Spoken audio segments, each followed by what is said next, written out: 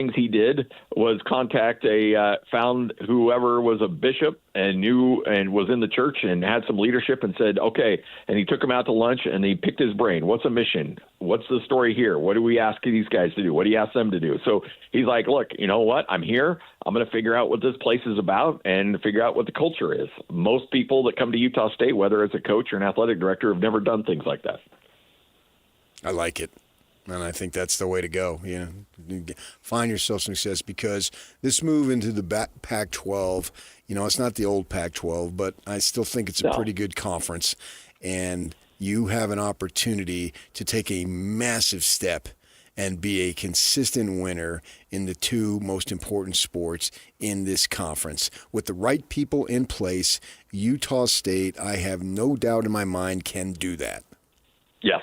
Yep. And they've done a fairly good job. They were behind the eight ball in NIL, and then now that they've made some efforts, they've gotten much better. They're right now probably third or fourth in the conference in football NIL payments, and that's their goal. Look, if you can be top third in this new Pac-12, in the top four of that conference or the top three in that conference in NIL payments in football and basketball, you have a chance to be competitive with Washington State and Oregon State and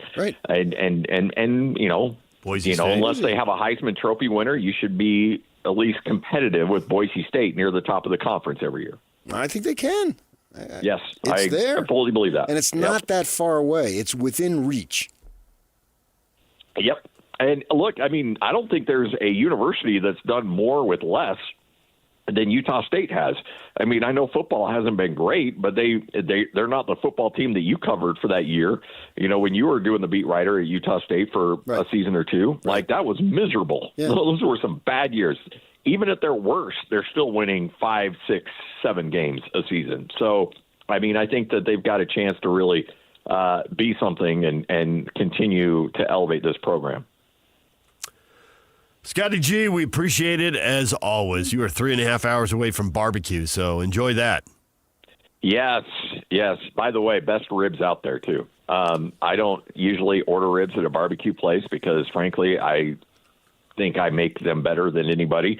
But this is one place where I had the ribs. I was like, oh, crap, these guys are better than what I can do. So, Kenny J's kills it. They're awesome. Here's Scott Gerard talking Aggies. When we come back, what is trending? The headlines are next. Take the Zone with you wherever you go. Download the KSL Sports app to get live streaming of your favorite shows. Downloading. Download the latest podcasts and get all the latest breaking news on the teams you can't live without. Everything you need delivered right to your phone. Let's go get them where we can get them. Just search KSL Sports on your app store of choice. Download it now. The KSL Sports app, presented by University of Utah Health. Hi, this is Derek Overstreet, president of the New Millennium Group and co-host of Stop Working, Start Living with KSL News Radio. Can you imagine what your life would be like if you could retire 3 to 5 years earlier than you thought possible? The things you could do, the loved ones you could spend time with, the memories that you could create. That's what our team at the New Millennium Group does. We'll walk you through the entire process every step of the way. If you'd like to get a copy of the 5-step proprietary plan that will help you retire 3 to 5 years sooner than you thought possible, give us a shout right now. 888-999-6370. That's 888-999-6370 or utahsfinancialplanner.com. Listen, most of our listeners right now have a tax problem, not a money problem. There's not enough money in Social Security Medicare as it is. Let us show you how you can significantly reduce your taxes. That's 888-999-6370, 888-999-6370, or utahsfinancialplanner.com. Looking for reliable home services you can actually count on? I've got just the team for you. Mountain Home Services. They've been serving Utah since 1954 with honest, upfront pricing and zero hidden fees. Plus, they back every job with a 100% satisfaction guarantee. With summer heating up, now's the time to get your AC in shape. Mountain Home Services delivers fast, expert air conditioning service to keep your home cool and comfortable. And don't forget, they also handle electrical and plumbing work with the same trusted care. And here's the best part. KSL listeners get exclusive limited-time specials, but you have to call and ask. These deals won't last, so don't miss your chance to save. Call 801-543-2222 today and tell them KSL sent you. That's 801-543-2222 or visit mountainhomeservices.com. Get the service you need and the deal you deserve. Tim Jr. here from RGS Exteriors. I want you to know that it's the little things that count. Any remodeler can say they treat customers right when it comes to siding, gutters, windows, and exteriors. It's hard to know for sure. If a contractor uses cheap generic nails instead of super grippy ridge shaft nails for your siding, would you even know? Or online at rgsutah.com.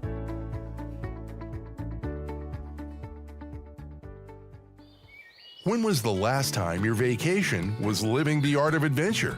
Discover it in Cedar City, Utah. Towering red rocks, epic trails, summer events, and world-class drama at the Tony Award-winning Utah Shakespeare Festival starting June 17th with Macbeth, Antony and Cleopatra, and more. Marvel at nature's masterpieces with just a short drive to Zion, Bryce Canyon, Cedar Breaks, and Kolob Canyons. Discover Utah's earliest artists at the Parowan Gap Petroglyph site. Head up to Bryan Head for chairlift rides that deliver endless high-elevation views.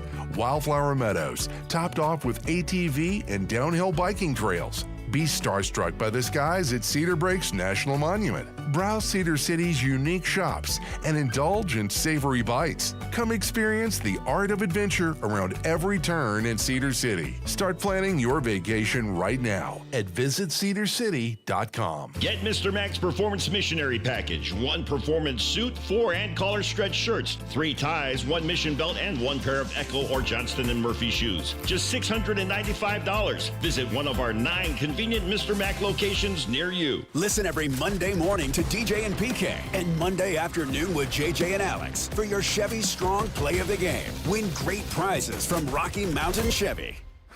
Broadcasting from the Mountain Home Services Studio, this is 97.5 KZNS FM Colville, 1280 KZNS AM Salt Lake City, and 102.7 KSL FM HD2 Salt Lake City Midvale. This is 97.5, the KSL Sports Zone.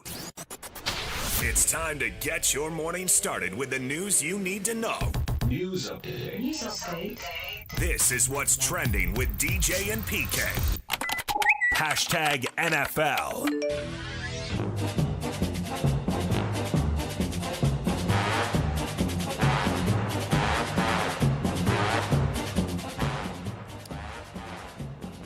The NFL plays its first preseason game. Chargers beat the Lions 34-7. Trey Lance, who's bounced around, he's been in San Francisco and Dallas. Now the Chargers backup quarterback, 13 of 20 for 120 yards and 2 TDs. Doesn't mean much to us, but that might keep him in the league for a while longer, PK. I guess so. Yeah, good for him. Washington Commanders wide receiver Terry McLaurin has reportedly requested a trade from the team. He's frustrated with the ongoing negotiations on the contract extension he's hoping to land. 30 years old, might be his last big chance to make money. Got a little leverage after he played really well last year and they went to the NFC title game. Can he turn his 5 consecutive 1,000-yard seasons into a new deal? Or into a new team and a new deal there? I would expect somebody's going to pay him in the long run. We'll see if that's Washington or somebody else. Me too. Ravens coach John Harbaugh praising his quarterback Lamar Jackson. Quote, he is a historically good passer, and that's really quite a statement because of the narrative that's been surrounding him ever since the beginning. Lamar Jackson can throw the football. He can throw it every kind of way. He can make every kind of throw the way you want. He's as good as any passer that's ever been, and I think now the numbers are proving that Lamar Jackson is, as a passer, is historically great. Why do we still have to stick up for him? I don't get it. Because he hasn't won a Super Bowl yet. I would think that's it. And so there's discussion around, how great he is and how much of it falls on the rest of the team. So Nick Foles has one more Super Bowl than Lamar Jackson. Lamar Jackson. Okay. Yeah. Former NFL tight end Shannon Sharp confirmed his exit from ESPN stemmed from a civil sexual assault lawsuit this weekend and issued an apology to his brother Sterling, who's getting inducted into the Pro Football Hall of Fame this weekend. I'm sorry I've staged you in this manner. That was never my intent. You've been my hero, my role model for as long as I can remember. Sterling introduced along with the other Hall of Famers at the Chargers-Lions game last night. You are who you are. DJ and PK. Hashtag college football. College Sports Commission has loosened its blanket prohibition on athletes receiving payments from NIL collectives, according to a memo the new enforcement agency sent to athletic directors yesterday. There's still the need for any deal with a collective to clear the NIL Go Clearinghouse's parameters. What? It sounds like it's a wild. Well, we've eliminated a blanket prohibition, but we still have to clear what the collectives do. Well, if you don't clear it, they're going to sue you. So we're back to the Wild Wild West. Are you sure? Yes. That mean they're going to win, though, just because I sue you? I'm going to win? I think they will win. I mean, it would have to be proven in court before you could be positive, but I would think they'd win. And I think that's why they've loosened the blanket prohibition. They think they would lose, so they're not trying to enforce it. Oh, okay. Stanford set to hire former Nike CEO John Donahoe as the school's new athletic director, and Cardinal football GM Andrew Luck will report to him and is rumored to be fully on board with the hire. He's been CEO at Bain Company and eBay in addition to Nike, and board chair at PayPal. So he's been at the top of a lot of expensive companies. Never heard of him and don't care since it's not in any league that I'd be following. Fremont High School four-star prospect Celessi Moa, son of former Utah tight end Ben Moa, committed to Tennessee. Picking the Volunteers over Utah, Michigan, Washington, and Michigan State. Isn't there like 13 Moas? Are they all... Is this guy the former tight end? He had a bunch of kids. Are they cousins, brothers? This is Ben's youngest son. Oh, what about the other ones? I mean, there's like 4 or 5 of them in there. Well, then Ice and Sione, who were at BYU, have both since transferred, are Ben's other sons. There's a bunch of them out there, yeah. Yeah. Well, don't they have another Moa running back? That's another Sione Moa, yes, and I think they're related at some level as well. Oh, like in a biblical sense? Sure. DJ and PK. Hashtag NBA. Knicks give a 4-year contract extension to guard Miguel Bridges. Set to pay him $150 million. Michael Bridges taking a slight discount from the max earning potential, as he could have gotten as much as $156 million in the deal. So there's a little financial flexibility. Maybe they can sneak another player onto the roster. They the favorite in the East right now with the Celtics. I haven't even begun to think about the NBA. Celtics and Pacers dinged. It's Cleveland and New York, baby. Okay, you go, basketball boy. DJ and PK. Hashtag Major League Baseball. That was a lot of moves. Only 3 games yesterday. We can get to that. But the trade deadline and teams wheeling and dealing. Carlos Correa back to the Houston Astros. Minnesota Twins dumping some payroll yesterday. So he's going to go to Houston and play third, where he's Rookie of the Year and a 2-time All-Star and helped him win a World Series. Twins, man, they just gutted their team. My gosh. 1, 2, 3, 4, 5, 6, 7, 8, 9, 10 guys. Well, of course, the next sentence, that's 10 players. I should have read that. The counting exercise was entertaining. Padres adding a bunch of players. Ryan O'Hearn at first base, outfield Ramon Laureano, closer Mason Miller. They get a left-handed starting pitcher in J.P. Mears. They also add Nestor Cortez, Will Wagner in the infield, catcher Freddie Fermin in a number of deals. They're trying to beef up their lineup, catch the Dodgers in the NL West, and be prepared for the playoffs. I mean, they're big money franchise. Yeah. They do it all the time. They've done this for 5 years now. Yeah. Yep. Any of those players going to be more important than the others? You got a hunch? I mean, there's several guys there who could be important. Miller makes the bullpen a lot deeper, I obviously. go to pitching. Yeah. And that's the difference. So, and then we'll look back in 3 or 4 years and see if these other guys that they traded, you never trade a top 5 prospect in the game, not in your minors, but in the game, and yet they did that. So that could be very risque. On the diamond, a few games, and oddity in the Braves and Reds game as both teams score 8 times in the 8th inning. And then Atlanta eventually wins in extra innings, 12-11. You score 8, you think you got everything all set, and then you give up 8. Oops. Crazy. Cal Raleigh hit his 42nd home run of the season. Mariners shut out the Rangers 6-0. So that 42 homers is the most home runs as a switch-hitting catcher. He's on pace for 62 home runs, so a lot of other marks will fall if he gets to that number. Giancarlo Stanton, who is back, hit another home run, and the Yankees beat the Rays in another game last night. And the Bees lose 6-5 to the Oklahoma City Comets. Game 4 in the series tonight. First pitch set for 6:05. Coverage on the Zone starts at 6 with Tony Parks on the call. DJ and PK. Hashtag RSL. Real Salt Lake back in action tomorrow night. Atletico de San Luis, America First Field, Leagues Cup action. That'll get underway at 7:30. Pre-game show at 6:30 here on the Zone. Pablo Mastroeni, RSL head coach, is going to join us coming up at 8 o'clock this morning to talk about this one. San Luis was in Portland Wednesday night and got blasted, got shut out. Portland scored 4 times and totally blew them out. And the way things are going, it looks like it'd be very hard for them to get out. See what kind of lineup they run out there against RSL. And RSL, we can talk to Pablo about this. He's probably going to have to make a bunch of changes because he's played the exact same lineup the last 2 games and will be playing for the 3rd time in 8 days. So expect a bunch of changes. Certainly Noel Caliscan looked like he left with a leg injury. A quad injury is probably the first candidate, but there's probably more. That is what is trending. Brought to you by Shamrock Plumbing. There's no job too big or too small. Get the personal touch with Shamrock Plumbing. Pablo Mastroeni is coming up at 8 o'clock. And then our conversation with Tiger Bachmeier, BYU wide receiver, transfer from Stanford. That's coming up at 9 o'clock. The question of the day is next. Stay with us.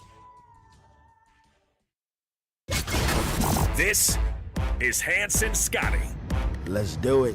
Kalani Sitake. What is the most you've paid for a concert ticket, and what concert was it? For me, MC Hammer. Oh, nice. I had the parachute pants, you know, all that stuff ready to go. I mean, don't get me started, guys. No, you we can won't. still listen to the stuff right now. It's good, clean, wholesome music. Exactly. You know, the whole family can have parachute pants and go out. That's true. And then do their dances and stuff like that. You know, Can't Touch This. I mean, he even had some slow songs, you know, songs about praying. Pray. You know, come on, man. Like, he's got it all.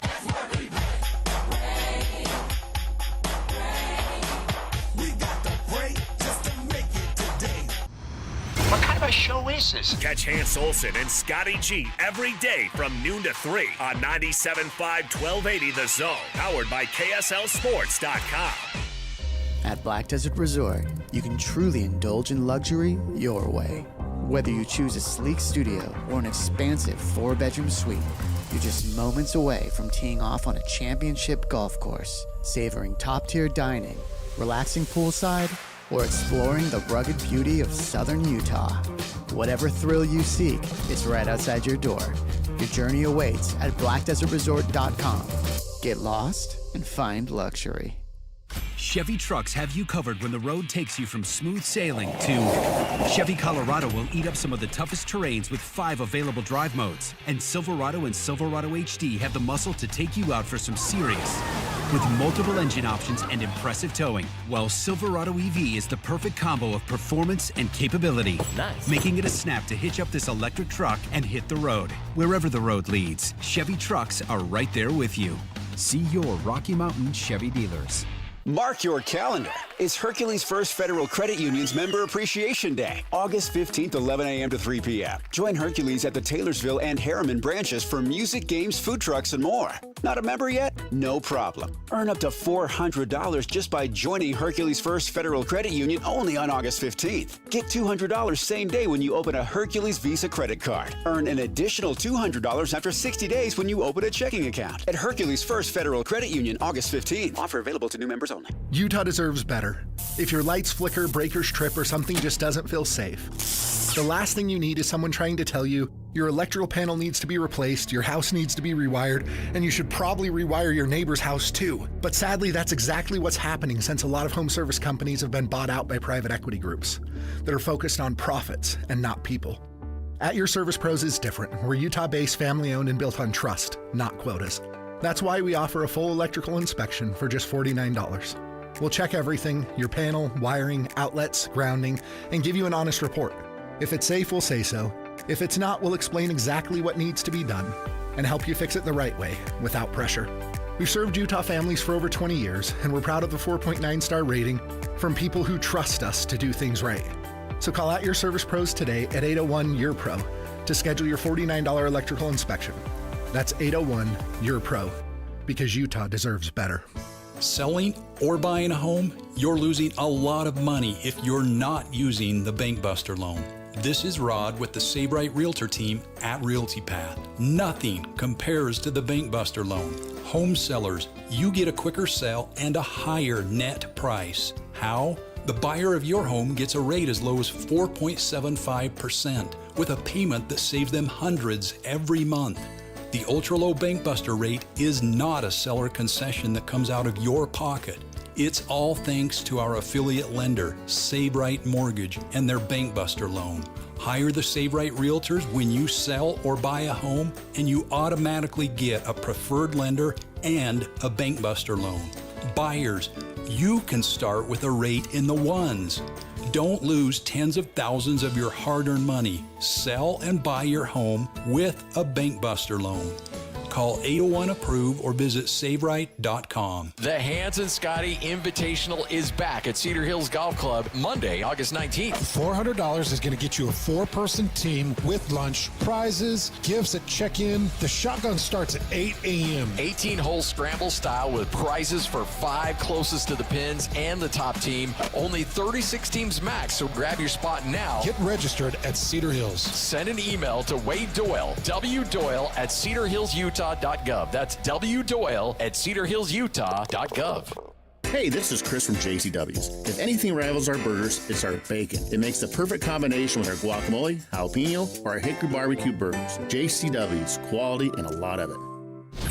Nobody brings you better coverage of the teams you're passionate about than these guys. Try some more. This is DJ and PK, presented by Black Desert Resort, Utah's premier golf resort, on 97.5, the KSL Sports Zone.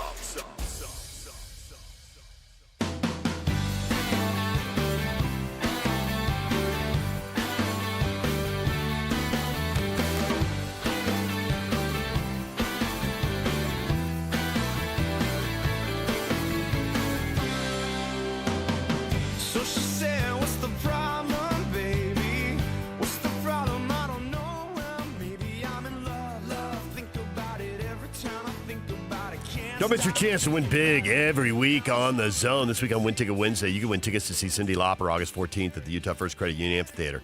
Don't miss Cyndi Lauper's Girls Just Want to Have Fun farewell tour. Get tickets now at livenation.com. Listen to Zone all day Wednesday for your chance to win. You think this is the farewell tour, as you say, that the girls did have fun? Yes, I believe they had fun.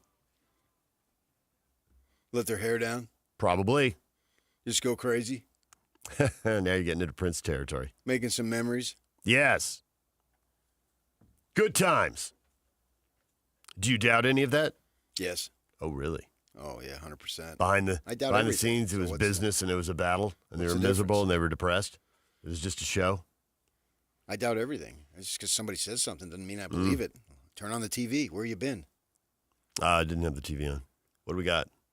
Any TV. Okay. Anytime. That wasn't a literal. That was a metaphorical, but I'm not surprised you didn't understand that. 24/7 football recruiting rankings have BYU at 19 and Utah at 50. How much do the rankings matter? You care about that stuff? Does that stuff get you nervous? Thinking, oh, man, the Cougs, what is this? Johnny-come-latelys to these types of players? Normally they don't get. Now they're getting them. And we're on the precipice, the cusp, the brink of a dynastic figure. Borrowing from the question liberally. Well done. There are so many starters available to the transfer portal that the recruiting rankings certainly don't carry the punch they used to. Do they matter? Sure, if you go out and, find a starter. I mean, did it matter to the Utes if they went out and found Spencer Fano, right? And so that matters. But at the same time, I do think the teams can rationalize, if they don't come up with somebody at a position, as long as they land somebody in the transfer portal, then it doesn't matter. Sure, but call up the recruiting rankings of the last, since the transfer portal started, yeah, and see who's at the top. That sounds good. Yeah, and I think that largely, not completely, but I think largely now that they're doing transfer rankings too, I think that they look a lot like the recruiting rankings, and not exactly, and there's some outliers. I'm talking about the final results in January. I'm not talking about the polls. Do those polls, do they reflect the teams that are in the playoff, the teams that are winning the conference titles, the teams that are competing for the national championship? You can say Largely. this and that. Well, then it does matter. Yeah. But I think the transfer... Then it's significant. But the transfer rankings, I think, also reflect the final Hence, poll. guys, that's why I said call up both of them. But the transfer portal poll is a little misleading because if I retain 21 of my 22 starters, who cares what my transfer portal ranking is? Right. If you really are starting 21 players that you recruited out of high school, your recruiting rankings and you're winning, then obviously recruiting rankings you don't matter a lot. necessarily. They could have transferred the year before or the year before that. Yep. Doesn't necessarily No, mean you've that. got multiple years to hit on The that. fact is, these rankings reflect the teams that are the best. So they do matter. We try to act like they don't matter, but they end up doing matter because the correspondence you can draw. To bolster your point, PK, there is a formula out there by a number of national pundits who say that if you have above 20% 4- and 5-star talents coming in every recruiting class, you are considered to be a true championship contender because it corresponds with winning at a higher level in addition to that. And the other point, DJ, on these transfer portal rankings, they're more and more factoring them into the overall recruiting rankings as well. They're kind of melding. If they blend them together, right? Yeah. So we want to dismiss it, but what is your program trying to achieve? Are you trying to achieve bowl eligibility? Are you trying to achieve competitiveness? Or are you trying to compete at a national level to have a shot at the Final Four of the playoff and then get to the Final Two and then obviously be the Final One? It's those teams at the top seem to be the same teams. So I can't say that, these things matter less now. I would disagree. I would argue they matter more. Why would they matter more? Because that's where the talent goes. And it didn't used to? With the transfer portal, I think it's different. Yeah. The fact is, everything you want now, it's harder to achieve. You could be in the Mountain West and play a mediocre schedule and still, BYU did it for years and back in the WAC. And Utah did it a couple of times. And then you have a couple of games and you win them, you're good to go. But then where do you go? Whereas these other teams, they've been doing it and they continue to do it. But we want our teams to be able to get at that level, and they, in their own programs, want to get at that level. So consequently, it would seem to me, maybe I'm wrong here, that you would need to take what the rankings are and get yourself into the category that Georgia and Ohio State and so forth, we know the teams, that they would, they're gonna be in that territory. They're going to be 1, 2, 3, 4, 5 in the recruiting rankings, and in the transfer rankings, and then they're going to end up with those seeds and be playing in the Final Four in the playoff. Yeah. And winning it all like Ohio State. And you ask, why is it harder? When is the last time we have had a 4 or 5-star kid from Utah go to Tennessee? Oh, that would be never. So clearly it's harder. How is it not harder? We have seen the elite kids from Utah start to go around the country. Not that maybe in the West.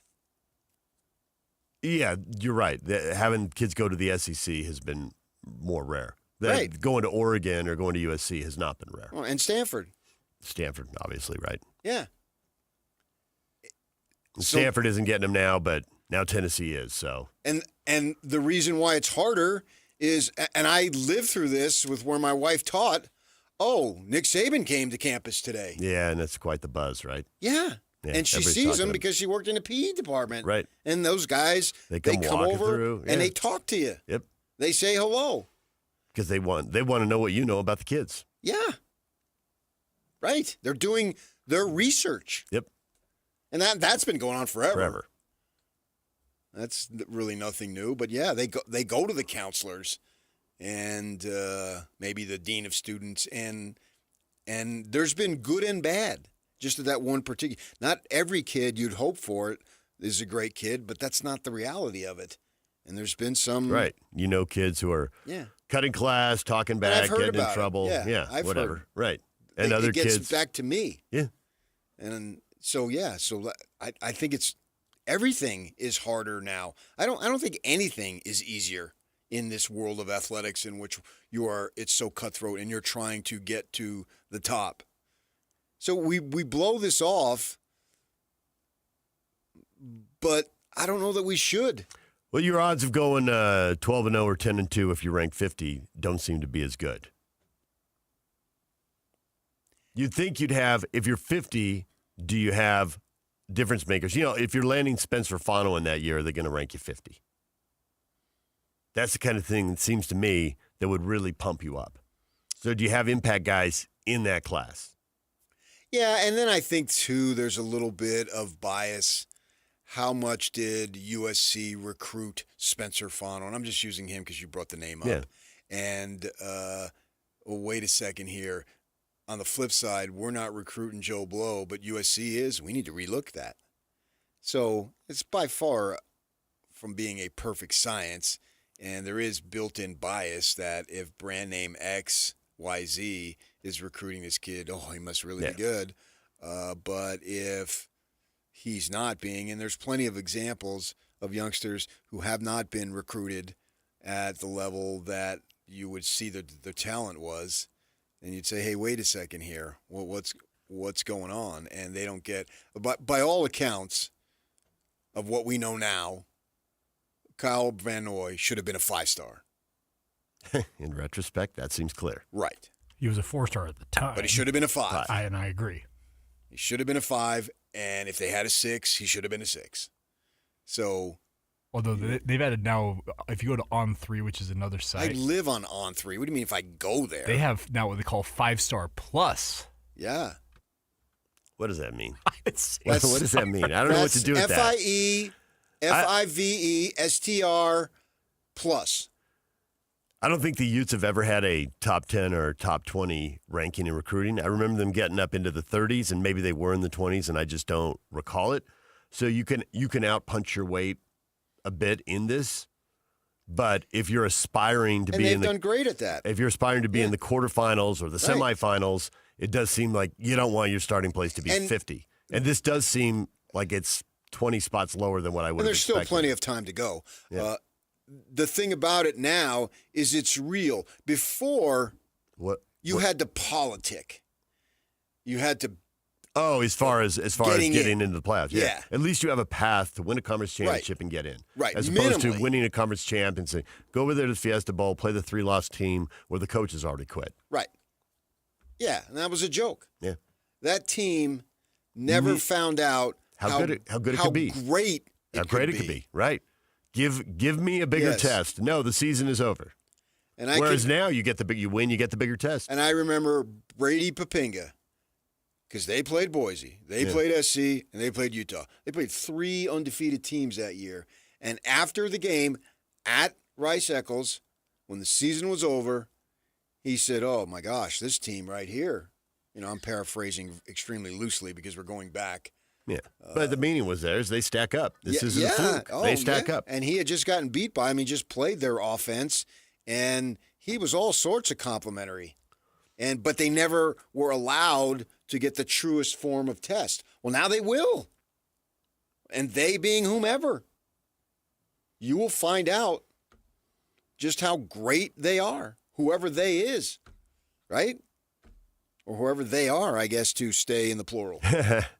Assuming you win games, you get multiple playoff tests, right? You can test yourself against multiple teams from the Big Ten and SEC that people are going to assume are better, and maybe they are, and maybe they aren't. Chris Hill used to say this. I heard him say it many times. Oh, I know where you're going. This quote's been out there. Yep. You come here and you play fill-in-the-blank sport.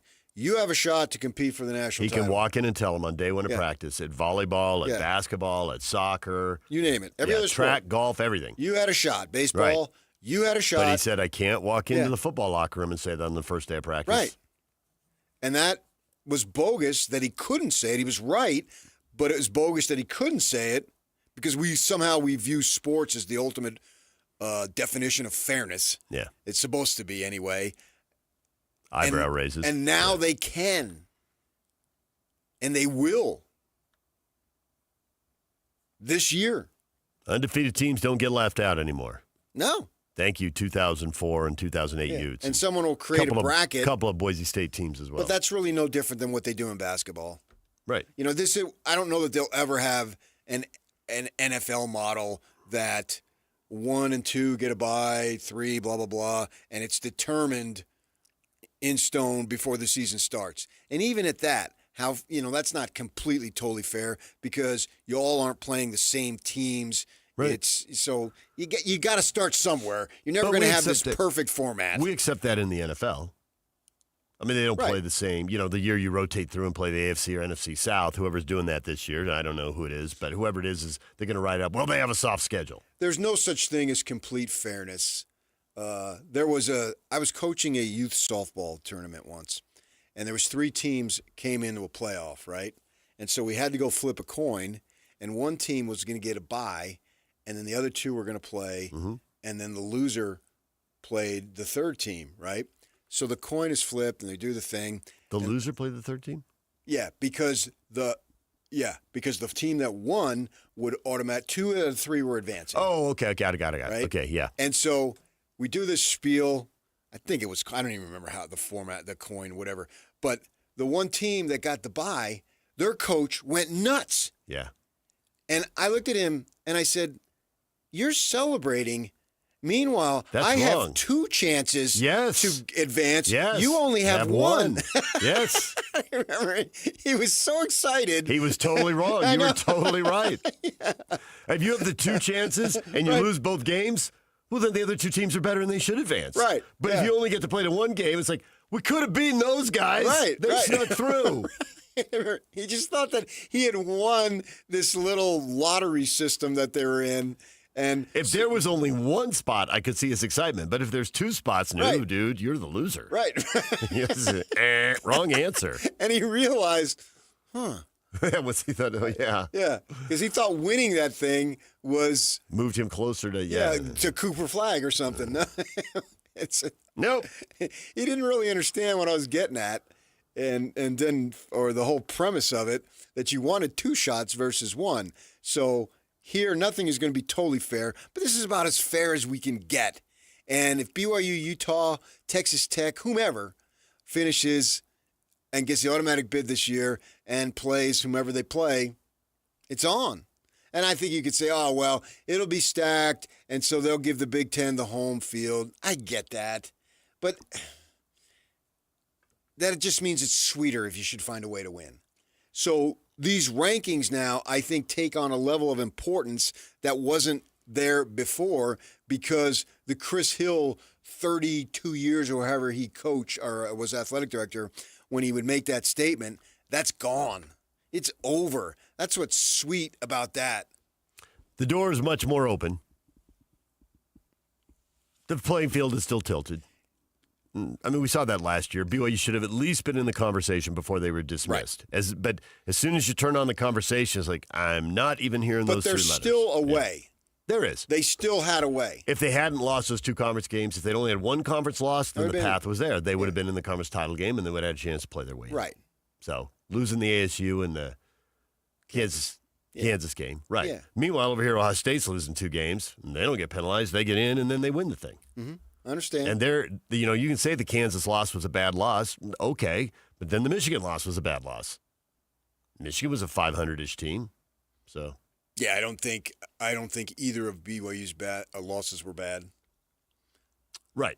They were devastating in the terms of trying to get to the conference final, but what the heck, man? You could have played there. Yeah, you could have played a bigger stinker than that. It's football. Yeah. And things happen. And the punt came down in a weird place. Right. Yeah. And that was and so I think the real question then from these recruiting rankings is if BYU is at 19, then their dreams should be within reach. I mean, you can't get too hung up on the literal number here, and you're the king of not getting hung up on the literal number. If your recruits are really that good, given who you can add in the transfers, and given and given that the rankings are never spot on, and so many things like injuries and how much you coach guys up matter, if you're a 19, that's good enough. Maybe one day expectations will be higher because, man, if Georgia or Ohio State was at 19, that would not be good enough. But given where BYU is, I look at 19 and think, okay, that's good enough. Well, Utah but that's only 1 year, though. You have to have it. Totally agree. And you have to have the transfers on top. And I don't know if this, to Yock's point, are they doing the blended thing or are they doing this is separate? Just the recruiting. Right now is just high school. 24/7 is doing just high school. Until the portal Right. really gets going. It won't because, be blended. Utah, you're going to say, well, okay, they didn't get this starting quarterback or the last starting quarterback as a high school kid. That transfer, you got to factor that in. But it does seem like 50, you're starting up the track a little bit. And it did seem like Utah had played their way into position over years, and Yock probably knows where to find these archived in the internet and could probably give us the exact numbers. But it does seem like I'd seen Utah up around 25, 30, 35 for a while now. Well, that's 50, why Kyle mentioned it. Yeah, and 50 seems like a step back, and how much of that is NIL? Yeah, but it's early. It is. There's still work to be done. And commitments now are not signatures. Nope. And doesn't really matter. Bachmeier or Bear gave them a commitment and a signature to Stanford, and he won't play a game for them. Right. So that stuff is extremely fluid now. In a manner, you practically needed a court order to get out of your letter of intent. Not now. Now, and essentially, hop in the car and drive away. It doesn't. Yeah. There's no weight to that thing, and that used to be binding, and you needed permission. And remember when Lohner got permission to get out of his deal at Utah, and then he went to BYU, and it was such a big deal, and blah, blah, blah, blah, blah. And no offense against Lohner, but he's a football player trying to make an NFL roster. Yeah. So how much did that really matter to any of the teams he played basketball for? Yeah, right. Ultimately, he's in an NFL camp. Right.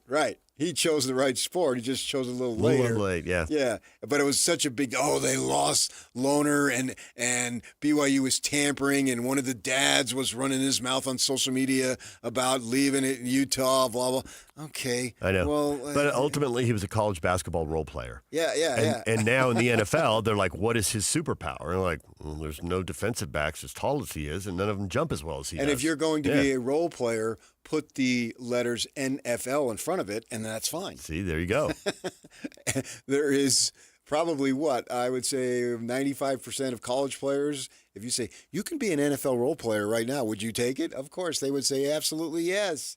That would be the goal, is to make it. But we made such a big deal about that at the time. Oh, and the world stopped turning there for a few days. Well, now you can just leave. I mean, this is unprecedented. And there's probably been other cases, but to think of a kid like Bachmeier, who graduates early, gets to the campus in January, participates in spring ball, and then leaves. Now, that Stanford, they had a crazy situation. You can see why he would investigate leaving. Oh, yeah. Because you're being told, first off, you don't get to play for the coach that you signed with. Right. Second off, the coach you're going to play for this year, you're not going to play for next year. Right. You're like, what are we doing here? So you're going, that's minimum 3 right there. Minimum. Yeah.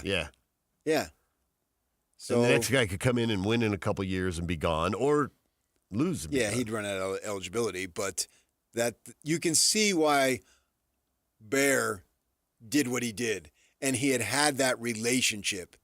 That's the thing that I think you brought that up yesterday, is that recruiting is it literally never ends. Finishing second used to be, so what? The only thing that matters, finishing second, is whatever. I don't know that anything mattered, but it was such, whoop-de-doo. And we know, I can cite examples of kids who listed school X as one of their top 5, even though they had no intention. They were doing that coach a favor. We heard that story by many times. Putting the school in to give that school some buzz. Right. Hey, we were in the mix. Second, the kid just unfortunately chose over here. Coaches who were in the second tier trying to recruit a top tier kid would give their left arm to get what you talked about. Yeah. And coaches at the third tier trying to get a second tier kid would do the same thing. Right. And I'm not saying this Moa kid included Utah because his father went there, but I know others have.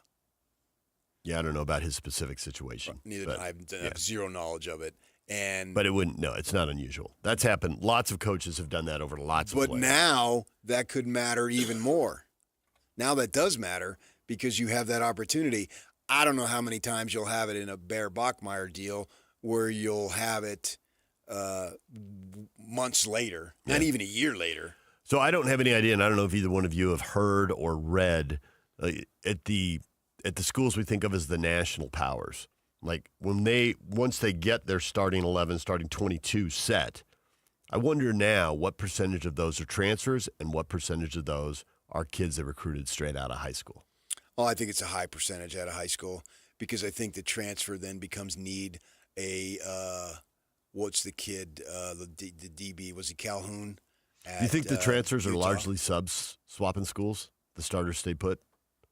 Not always. Well, not always. I mean, that's why he clearly. I said mean, obviously, largely. you're up on the hill. I mean, you're looking at starting quarterback, starting running back. That's We can why go he right down said the list. largely. Yes, Right. I do. But yeah. I'm just thinking, I'm wondering. If you have good, but you can get pilfered if I pay you more because obviously Keelan Marion had a spot. Yeah. He had multiple spots. He had a spot in the rotation as a receiver, and clearly he had a spot since he was All-American as a kick returner. Mm-hmm. But the word out of BYU, and maybe it's not exactly 100%, but the word out of BYU is that he wanted more money. There wasn't more money to be had, so he went to where there was more money. And so good on him for doing it. Does the outbid quote only work for basketball then, not for football?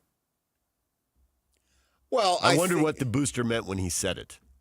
The top line, the A.J. DeBonces, and nothing against Keelan Marion, but he's not Jerry Rice. If he were Jerry Rice, not that Jerry Rice was Jerry Rice when he was in college, he wasn't, the point, but I do. Then if he were, if say he was Ryder Lyons and it was in the year 28, if man is still alive, that he goes to Kalani and says, well, SC is offering him more dough, and it's double. What do you want me to do? Have a good time in Southern California. I don't know about that, though. I think they might say, pony up? Yeah, let me make a call. Mm-hmm. Yeah. So I think. So the line moves. I believe it will. It will continue to move. And that Dole-Light or committee or whatever it is, they'll have to approve it. Yeah. Or face a lawsuit. And then they'll figure out a way. Well, I don't know if there'll be a slew of lawsuits, but I think what there'll be is a slew of loopholes. So you'll get it anyway. They'll just loophole it. Yeah. And you'll do that. And that does seem what they're doing here early on. I mean, they've already gone to that. All right, collectives can pay, They open the door. Yeah. They'll probably open the door again. Right. And if car dealer, LHM or Garf or whomever, just to use the two locals or whatever business, decides, we believe that is fair market value. Well, what are they going to do? Right. Keep fighting it? No, I just said I'm the one giving the money. I believe it is fair market value. So all sorts of gray area there that, and the coaches will tell you, Bronco gave a 6-minute explanation about it the other day at Utah State's local media day, and that's what you have there. But I think that probably would happen. It depends on how valuable you are to the team.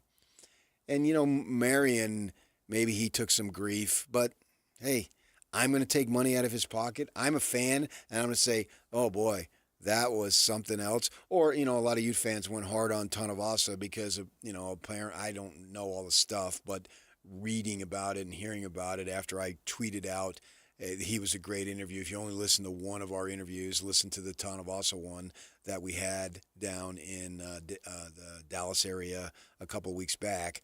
And then a bunch of people, he claimed God directed him to Utah or God directed him to BYU. It was cash.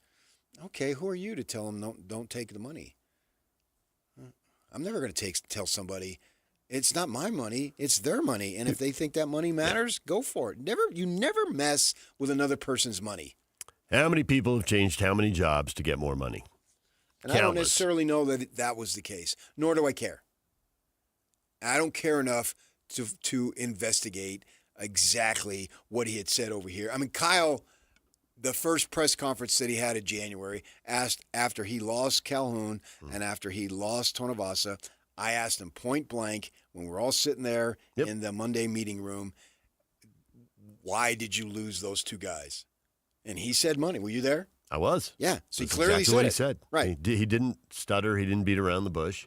He thought normally doesn't. I didn't say anything. And I think the quote was, I think NIL was a huge factor. Yeah. So be it, man.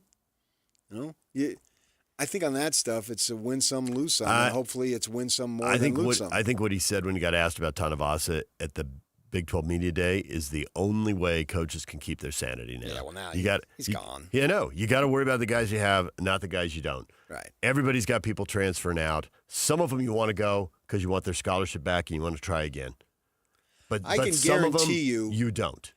And they're gone anyway. All football fans in Albuquerque, New Mexico are hoping for two things. That Utah State doesn't win a game and Utah doesn't win a game. And if they are old enough, they probably, just because that's what they did, hope BYU doesn't win a game. Because they always did that. May all those schools lose. Yeah. I do wonder how much schools can benefit, if you're further down the food chain, how much schools can benefit from being seen as a place like, I go there and it's a springboard. Oh, every place. Utah. Why? Utah's not down the food chain. Well, I think if you're talking about Georgia and Ohio State, they are. I get then that includes everybody but 7-8 schools. So that is everybody. Yeah, but when you're further down the food chain, maybe the move doesn't look as good, and they still only have so many roster spots and only so many guys can play on every snap. Nevertheless, Calhoun left and went to Alabama. Right. And Dalton Kincaid didn't. Right. But either way, the coaches were stressed and they were sweating. They had to put some time and energy into keeping him. So that includes, and I consider Utah to not be at that first tier because that's very exclusive. It is very. But I consider them at the next tier, which they have earned the right to be in that tier. They didn't. I'm not giving them anything that they didn't earn. Right. And every national person puts them in that tier too. Joel Klatt acts like last season didn't even happen. Every time he speaks on Utah, it's glowing. Well, you always talk about the gamblers and people put their money down, and you see where the odds are in the Utes, and they're a little different depending on where you go. But I've seen places where they're first. Now, I've seen places where they're seventh, too. The truth is, Yak, and you can record this for time and posterity, I love U of U football. I will hold on to that. And I make no bones about it. I'm not bashful. You and Joel Klatt. Yeah. JK and PK. When we come back, PK's down. He's got a complaint. Now, you can say he complains a lot, but you know what? I bet a lot of you agree with him on this. We'll get to that next, see if we can find an explanation. Stay with us. And now, a look at traffic from the KSL Traffic Center. Got a crash, I-15 northbound approaching 90th South. It's on the left shoulder, but traffic is backed up all the way to 114th South and Draper and stacking up quickly. There's also a smack up in the backup on northbound I-15 at 114th South, so be aware of that also on the right shoulder in that area. This update is brought to you by Deseret First Credit Union. DFCU is turning 70, and now it's their turn to say thank you with special member giveaways happening all year long. Visit DFCU.com to learn more. With your KSL traffic update, I'm Jake Hatcher on 97.5, the KSL Sports Zone.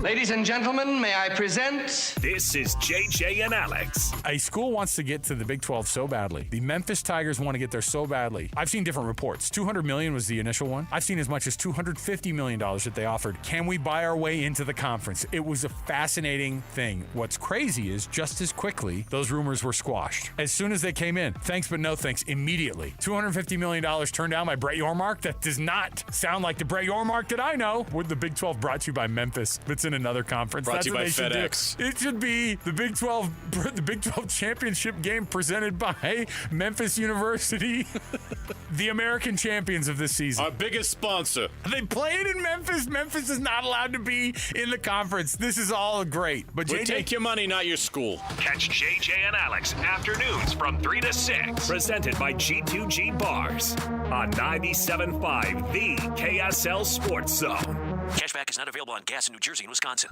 Hey, good morning. You're heading to the airport, right? Yep, thanks for checking. I like the car. How long have you been a rideshare driver? About 3 years now. I really enjoy it. Isn't it hard to make money these days with the price of gas being so high? Not for me. I use Upside, the free app that gives you cash back for every gallon of gas you buy. Wait a minute. Are you saying you actually get real money back when you get gas with the Upside app? Yep, I get real cash back every time I get gas. Does that actually add up to anything? I'll make around around $200 to $300. Wow, that's serious extra cash. I'm downloading the Upside app now. Download the free Upside app now to earn real cash back every time you buy gas. Use promo code HOOD for an extra 25 cents a gallon bonus on your first tank. You can cash out anytime right to your bank account, PayPal, or a gift card for Amazon and other brands. Just download the free Upside app and use promo code HOOD for a 25 cents a gallon bonus on your first tank. That's code HOOD.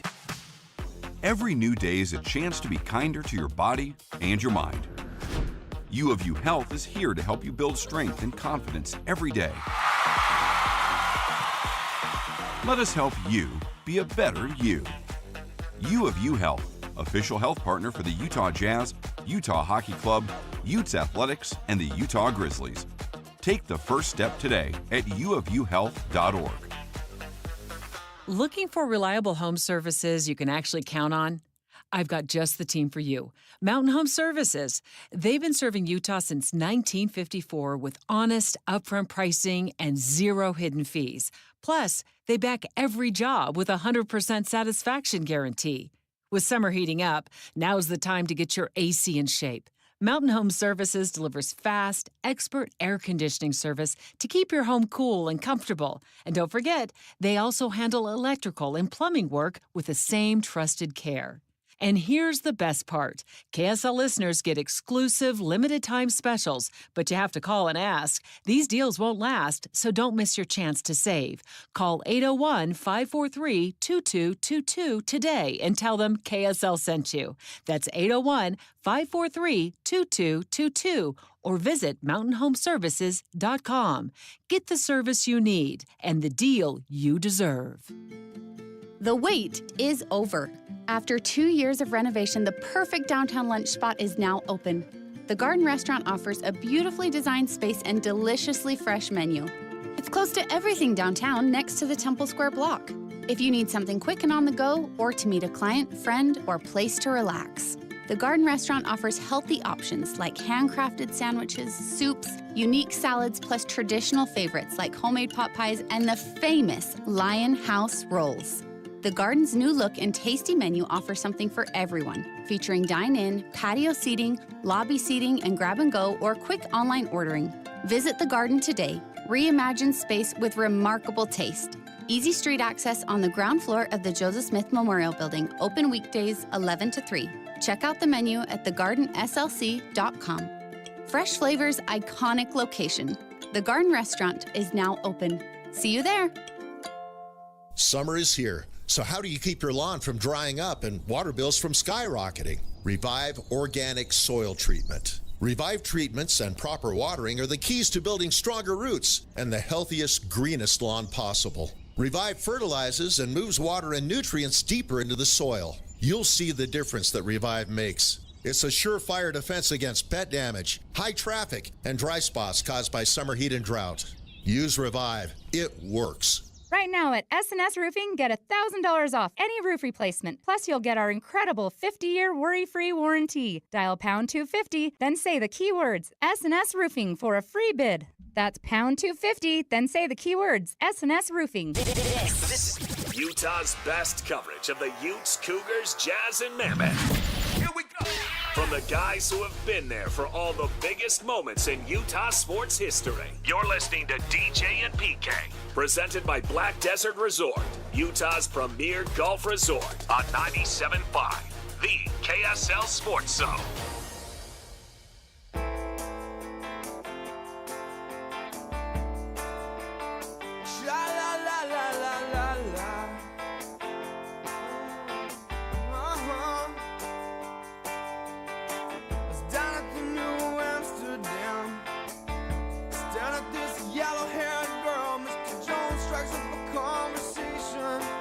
Band of the day today is the Counting Crows. Adam Duritz, who rides elevators with PK, celebrates his 61st birthday. Brought to you by Live Nation for all live concerts and events in 2025. Check out livenation.com. I wish I was beautiful. Uh-huh. I did ride an elevator with AD.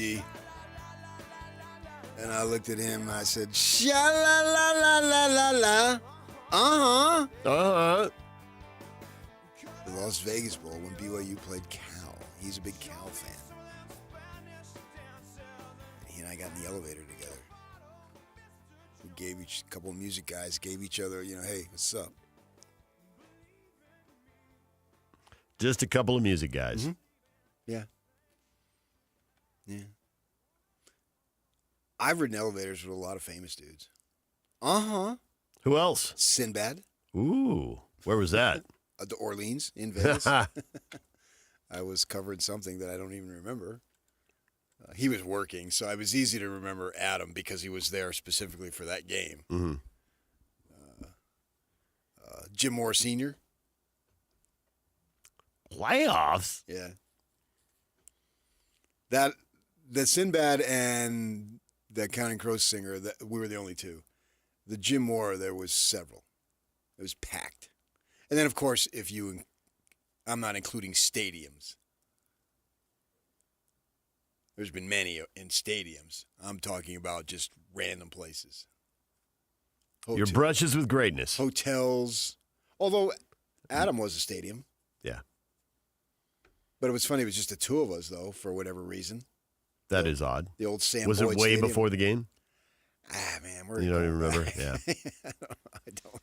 I don't know. The elevator I remember didn't have anything to do with celebrities. It was Pontiac Silverdome.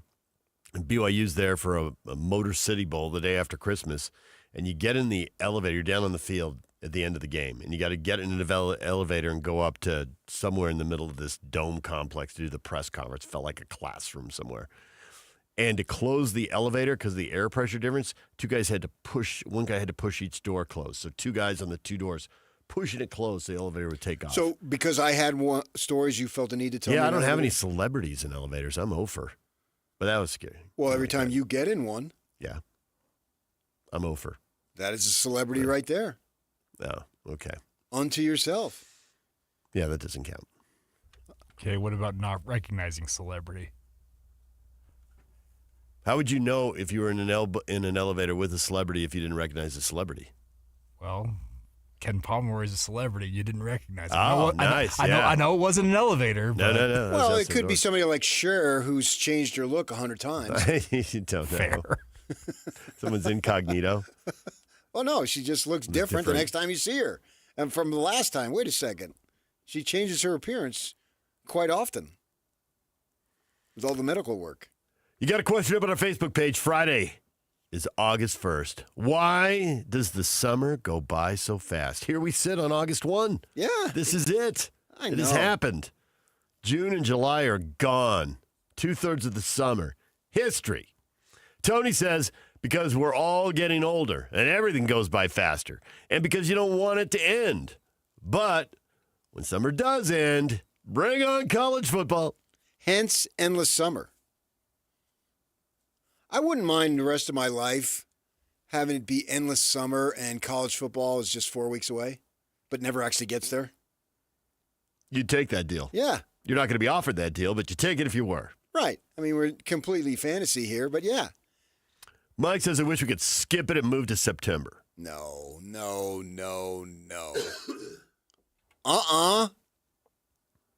Mike, no way. No freaking way. September will get here when it gets here. 31 more days. Get a taste of college But football. we'll have before football then. before then. August 23rd. Yeah, so we'll have it in 30th for the 22 full week. But and what, 29? Yeah. And then it becomes, I like the countdown. Because the longer it takes, it feels like time is time. It doesn't change. But the longer it takes to feel like something arrived, the sweeter it is when it arrives. Get satisfaction from that anticipation. It meant something to you. Like when you were a kid and you anticipated Christmas. Awesome. It seemed like a long ways away. But then when it got here, and in your case, the bountiful amount of presents that you received, I mean, it was just incredible. Then when it got there, that's something that often can live up to it. Some people don't like it. Mike, I wish we could skip it and move to September. And Eldon, I wish we could go right into hockey season. Accelerating time. No. Sitting out in the backyard on a summer night, I know. Eating froyo. Now you're talking. Playing with my yo-yo. Yeah. I don't want that time to go. You know? When we come back, RSL head coach Pablo Mastroeni joins us. The games are coming fast and furious now. We'll talk with Pablo next. Couple of new guys on the way in. Stay with us. DJ and PK, it's 97.5 The Zone. Stay up to date with everything Utah Jazz related with the new Jazz Notes newsletter. Get draft updates, analysis, and be the first to know about every off-season move. Visit KSLSports.com to sign up for the Jazz Notes newsletter. Win big every Wednesday on the KSL Sports Zone with Win Ticket Wednesday. This Wednesday, win tickets to see Cyndi Lauper August 14th at the Utah First Credit Union Amphitheater. Don't miss Cyndi Lauper's Girls Just Want to Have Fun farewell tour. Get tickets now at livenation.com or listen to the KSL Sports Zone all day Wednesday for your chance to win. Everybody knows that exterior remodeling salespeople are all about the high-pressure sell. Am I right? Windows, siding, gutters, those suckers are going to twist your arm and get you to buy, or they won't leave your house at night. Tim Jr. here from RGS Exteriors, and I want you to know we don't have high-pressure cells. In fact, we don't even have salespeople. Nope, we have estimators. That's a huge difference. Estimators are trained to look at the entire scope of the project, to see and know if there are any problems, like rotten wood, wood-borne insects, or construction issues specific to your house or your neighbors. Salespeople are more concerned about playing those silly price games. Buy one, get one free, sign today and get 40% off, as if they didn't just jack the price up to give you a fake discount. RGS Exteriors estimators are going to give you a great quote. No games, no tricks, no nonsense. Call RGS Exteriors to quote your exterior project. Our number is 801-280-3110 or visit us at rgsutah.com. That's rgsutah.com. Worried about market losses? If headlines are keeping you up at night, it's time to take control. Hi, I'm Jeff Jr. with Trajan Wealth, and I know you've worked hard to save. But in times like these, what if can turn into what now? If you're planning to retire or are in retirement, you need a strategy that helps protect your future. At Trajan Wealth, you can capture market gains, protect your account from losses, and guarantee income for life. Right now, you could receive a bonus of up to 30% or annual growth of up to 10% for retirement income. You heard me right.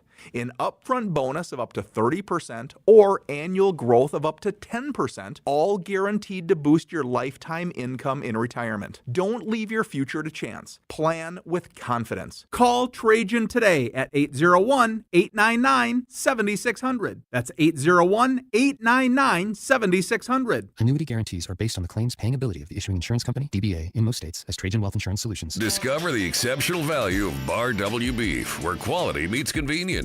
Bar W Beef's dry-aged beef, aged for 14 days, offers rich marbling and tender texture, perfect for grilling, roasting, or pan-searing. Enjoy the rich flavor and generous size. Shipped directly from the ranch to your door. Now hosting one-day pop-up events, go to barwbeef.com to find a pop-up event near you, or stop into the store in Nephi for weekly in-store specials. barwbeef.com. That's barwbeef.com. What if you could unlock over $1 million in personal and business credit? That's exactly what Ray Reynolds can do for you.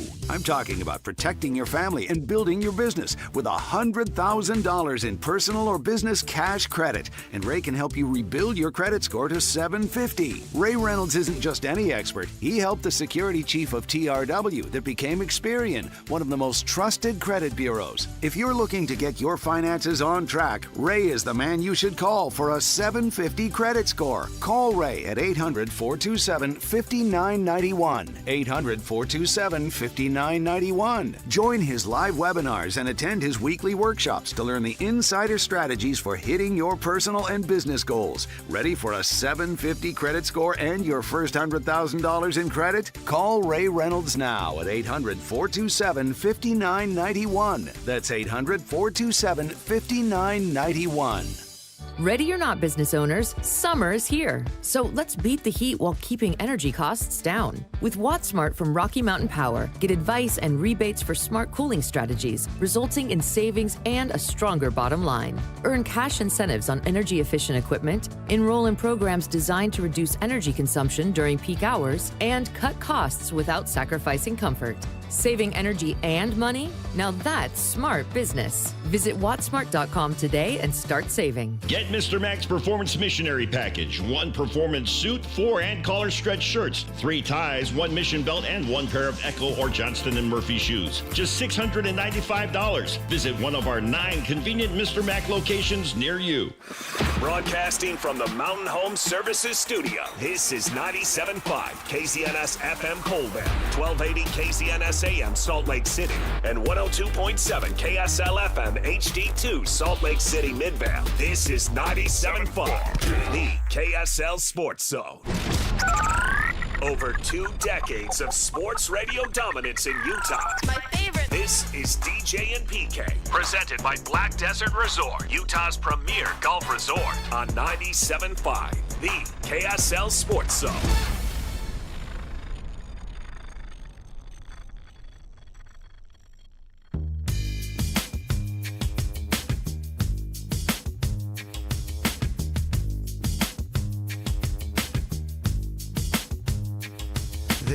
Paradise and put up a parking lot. Mountain Supply will be with Hans and Scotty today to talk about the Valley View Open Golf Tournament that raises thousands for the Giving Hope Foundation. Tune in today from noon to 3. DJ and PK, we're joined now by Pablo Mastroeni, RSL head coach. Pablo, good morning. Good morning, guys. Pablo, your life is such a roller coaster. How do you remain calm?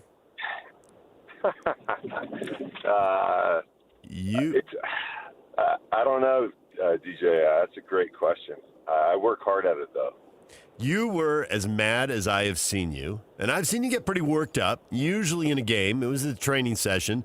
Somebody was shooting something they weren't supposed to be shooting. It's supposed to be a secret. You don't show football trick plays, halfback option passes and fake punts, and you don't show set pieces if you're shooting a soccer practice. You don't spit into the wind. You don't spit into the wind. You don't tug on Superman's cape. There's these rules, and one of them got broken, and you were just, oh. I mean, you were walking across the field and thinking, I never want Pablo Mastroeni to walk towards me with that stride and that gait and that set of his jaw. And then the game was such a roller coaster, but you come into the post game and you're pretty calm. So I guess for all the people who in our lives, we have to learn how, no matter where the emotions take us, now it's time to dial it back. That is easier said than done, and no one knows that better than me. How'd you do it? Well, just going back to the Friday session, we had guys recording our set pieces, and they were from a television station that was carrying that was also carrying the game, and I just felt like it was. It just didn't make sense, right? So when I saw it, I walked over and asked them, why they were filming our set pieces. There's nothing other than giving the information to our opponents. So it just felt a little bit wrong. But then afterwards, to be honest, DJ, I was a bit disappointed with the way, it's not that big of a deal, but it's just like, there's a code of conduct. And the one thing I learned playing international soccer is it's the jungle. There is no code of conduct. It's soccer warfare, and you're willing to do whatever it takes to win games, And so I had to go back to that mindset and understand where everyone was coming from. And but then on Wednesday, I thought, the guys played fantastic, and we're up against what could be the best team in all of CONCACAF, the region, Central and the Caribbean and North America. And these guys are a powerhouse, and just wanted to really see where we stood against these guys. And I thought the guys handled themselves with professionalism, with quality. They just played such a good game, and unfortunately, the game of football goes, you guys are so close, but we're going to have you concede a goal here in the last 15 seconds of the match. But then the resolve and the resilience to have such a low moment ending the game and then go in and win the penalty shootouts, I think speaks volumes of the mindset of the group. So, after all that, then it's just like, well, we got a game in a couple days, so we better prepare and take the emotion out of it. I'm going to tell you a quick story, so bear with me. When I was in high school, between summers, one summer, I had a job as a carpenter, of all things. It was out on the west side. I think it's like 59th and Peoria, and you would understand where that is. And, you know, I didn't know anything about that. So in the beginning, the guys just said, here, take these nails and pound them into this piece of wood, right? And as time went on, you know, I got a little bit of an idea. But the point I'm making is I took great satisfaction when we were done, and you can see the finished product, and you worked on it, and I could see how far, in a metaphorical sense, I had grown and stretched myself. And I'm going to compare that and ask you about your team. You take a look at the beginning of the season. You get waxed in the first, I think it was the first game, like 4-0 in San Jose. Then you come back a few months later and you beat them. I'm just wondering about, from that perspective, being able to see how far the mission has grown, because I think everybody wants to accomplish something, and you guys clearly have shown the ability to accomplish something over time if you work at it. Yeah. No, that's a great point, PK, and that's kind of how, you know, I coach. It's kind of how I've experienced life on my own, is that there, you know, to get to where you want to go, there's a ton of suffering, you know, and I think as a culture and as people today, what we're always trying to do is evade the suffering part. But we also know that going through adversity is the only way to evolve as a person, as a player, as a team. And so, you know, one of the things I said to the guys before the game is, like, we know who Club America is. We've seen them. We've seen them hoist trophies. I said, no one knows about who we are in this group, and no one knows how much we've suffered. And I think when you know, and the beginning of the season, I kept an even keel, just because, again, like, these are the paths we had to take being a young team to get to where we want to go. And so it wasn't an emotional outburst after those defeats. It was about being really clear on the things that we had to improve on. And if we do the work Monday through Friday on those things, it might take a bit of time and longer than what we all want, but we're going to get there. And I think now we're at a place where we've gone over so many phases of the game and the expectations for what that role looks like. And then you win a couple games, and now there's peer-to-peer accountability, right? It's no longer coach to player. When you start winning, it's peer-to-peer. And regardless of who's on the field, they have this real desire not to let their teammate down, not their coach, their teammate. And I think that's the most powerful thing, and I think that's where we find ourselves at the moment. With that peer-to-peer accountability, you came into the postgame and said, you know, that last goal was a great goal. There wasn't much we could do. I always go back and look at the goals and see where did it break down, where was an advantage gained. And I got to say that if I were, and I'm not out there running and sweating at training, but if I were out there running and sweating at training and haven't watched all the video and haven't heard everything you said, I think there's one guy who should have done better tracking the guy who scored the goal. And there's two guys who, not on the pass that set up the goal, but the pass that led to the pass, maybe could have done a little more to put pressure on the ball. Now, two of those guys, I think, were gassed, and they'd suffered a lot. But if they'd suffered for 30 more seconds, they might have gotten 3 points instead of 2. And one guy was a sub, and he should have been there. And I'm just wondering, how does that really work inside the group? Because, man, coaches will tell you in lots of sports, film doesn't lie, the tape doesn't lie, it's all right there. Yep. No, you're absolutely right. I think the one thing is understanding the moment, right? And I think then the next thing is being able to put aside the nervousness, the anxiety that comes with the last few moments of a game and making a clear-headed decision in that moment, right? So I look at that tape, and we had guys in and around the ball, which means they understand the moment, which is not a forward that's walking up front and doesn't care about protecting the goal. But then it's really about the details of that moment, and I think you're right. You said it. There's the communication piece is step up, put pressure on that ball. We need to get pressure on that ball. Well, it didn't happen in that particular play, and I think we have to get pressure on the ball in that phase of the game. And we'll go over that this morning, DJ, as a matter of fact, and we'll talk through it. That And I always had I had a lot of coaches over time, and one of the things I learned from one of them is that just because you have 11 guys behind the ball does not mean you're defending. Defending is an action. It's not a position, right? You need a good starting position, but then you need to defend. So there are some things that we could improve, but I just felt like, given even the fact that there wasn't pressure on the ball, the actual play from the guy holding the ball up to the guy setting it to the guy being able to release a shot from, a yard and a half from where it was set is really high level. That player that shot the ball, shot it from in between two lines that were like 3 yards apart. Right. So like there's a component of we need to do better, but there's also a component of tip your cap off to your opponent because they made a great play in that moment. So there's always something to learn, and we'll go through that this morning. Yeah, and in coaching in those situations, it's easy to go to the negative of what we got to do to get better, and depending on how bad it was to get better can determine the level of negativity. And it sounds like, in this case, it wasn't that much to get better as opposed to, man, you guys really screwed that play up. How do you balance all that to make sure you're teaching but also accentuating the good stuff? Yeah, I think the players now, PK, they feel that they've come a long way. They believe in themselves. They believe in the way we play. You got guys like Pablo Ruiz playing at a really high level, Rafa Cabral playing at a really high level, and so you just feel this.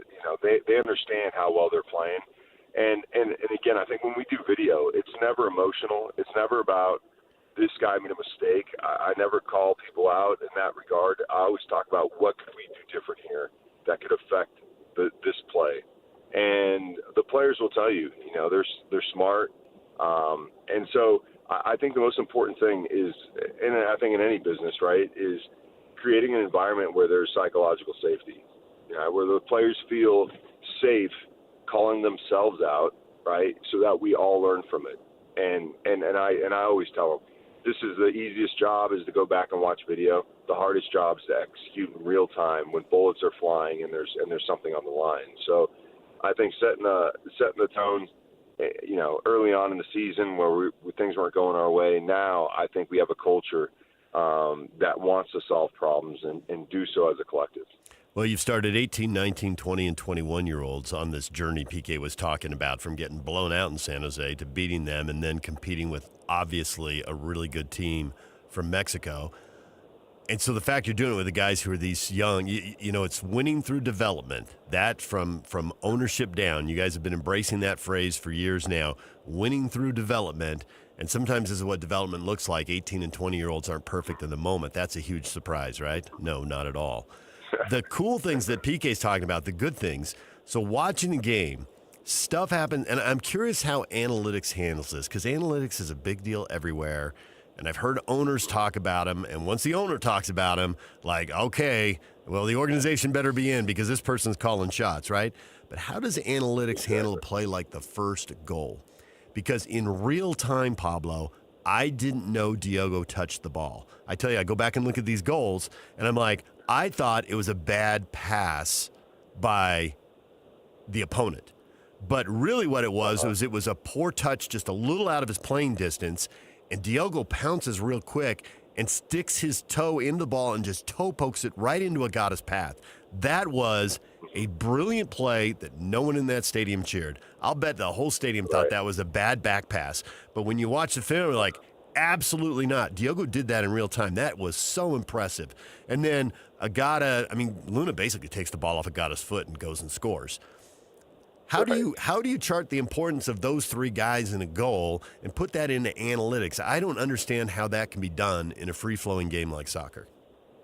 Yeah, and I think that's where it's a little bit, and that's the thing with statistics and data for me, DJ, is you'll have 5 or 6 different companies that give you the data, right? There's all these companies that track it, and they're all different. And so when the whole purpose of data is to be objective, and you have 5 companies that will give you different XGs, they'll give you they all have different metrics for the same statistic, so it's really subjective. and they have different metrics that decide whether this is an assist, whether somebody touched it. And so for me, it's really, in order to validate the statistics, you have to have the eye test. There's still a human being involved that has to go, well, in this phase, we did play really, really well. And then you look at the data, and it should have a semblance of what you saw with your eyes, But then the contrary, for me, the most important isn't XG. It's big chances created, right? Big chances essentially mean that you're one-on-one with the goalkeeper. And in this game, we had 6 big chances. So we could have put that, just from that stat alone, we should have put that game away if we were a bit more clinical in front of goal. To their one big chance, So it's really interesting how you extrapolate the information and how you use it. At the end of the day, the most important stat on game day is a score, and that's been around for hundreds of years. So, but I think from a coaching perspective, it's interesting to look at the data and say, hey, we gave up, X amount of shots inside our box. What are we doing to prevent that? And it gives you a bigger, 30,000 feet view perspective as to things that you need to continue to improve on to be a better defensive team or offensive team. How do you coach from an offensive perspective the penalty kicks for your guys? What are you telling them? So there's so many different ways of doing this, PK. Just from my experience alone, the way I look at PKs is it's a 12-yard pass, right? So the technique of the actual the shooting piece is probably 0.5% of a penalty kick, right? I think there's belief is probably 75%, and then the other 24.95% is the psyche that you have against the goalkeeper. So it's the way you run up. It's how you drop a shoulder. It's the game within a game. But I think the biggest thing is stepping up to the ball, knowing that you've already scored, the ball's hit the back of the net, and that's what I talk to the guys. So when we practice PKs, they get one shot, and we do it in a group, and we walk up like we would in a game, and it's just one PK.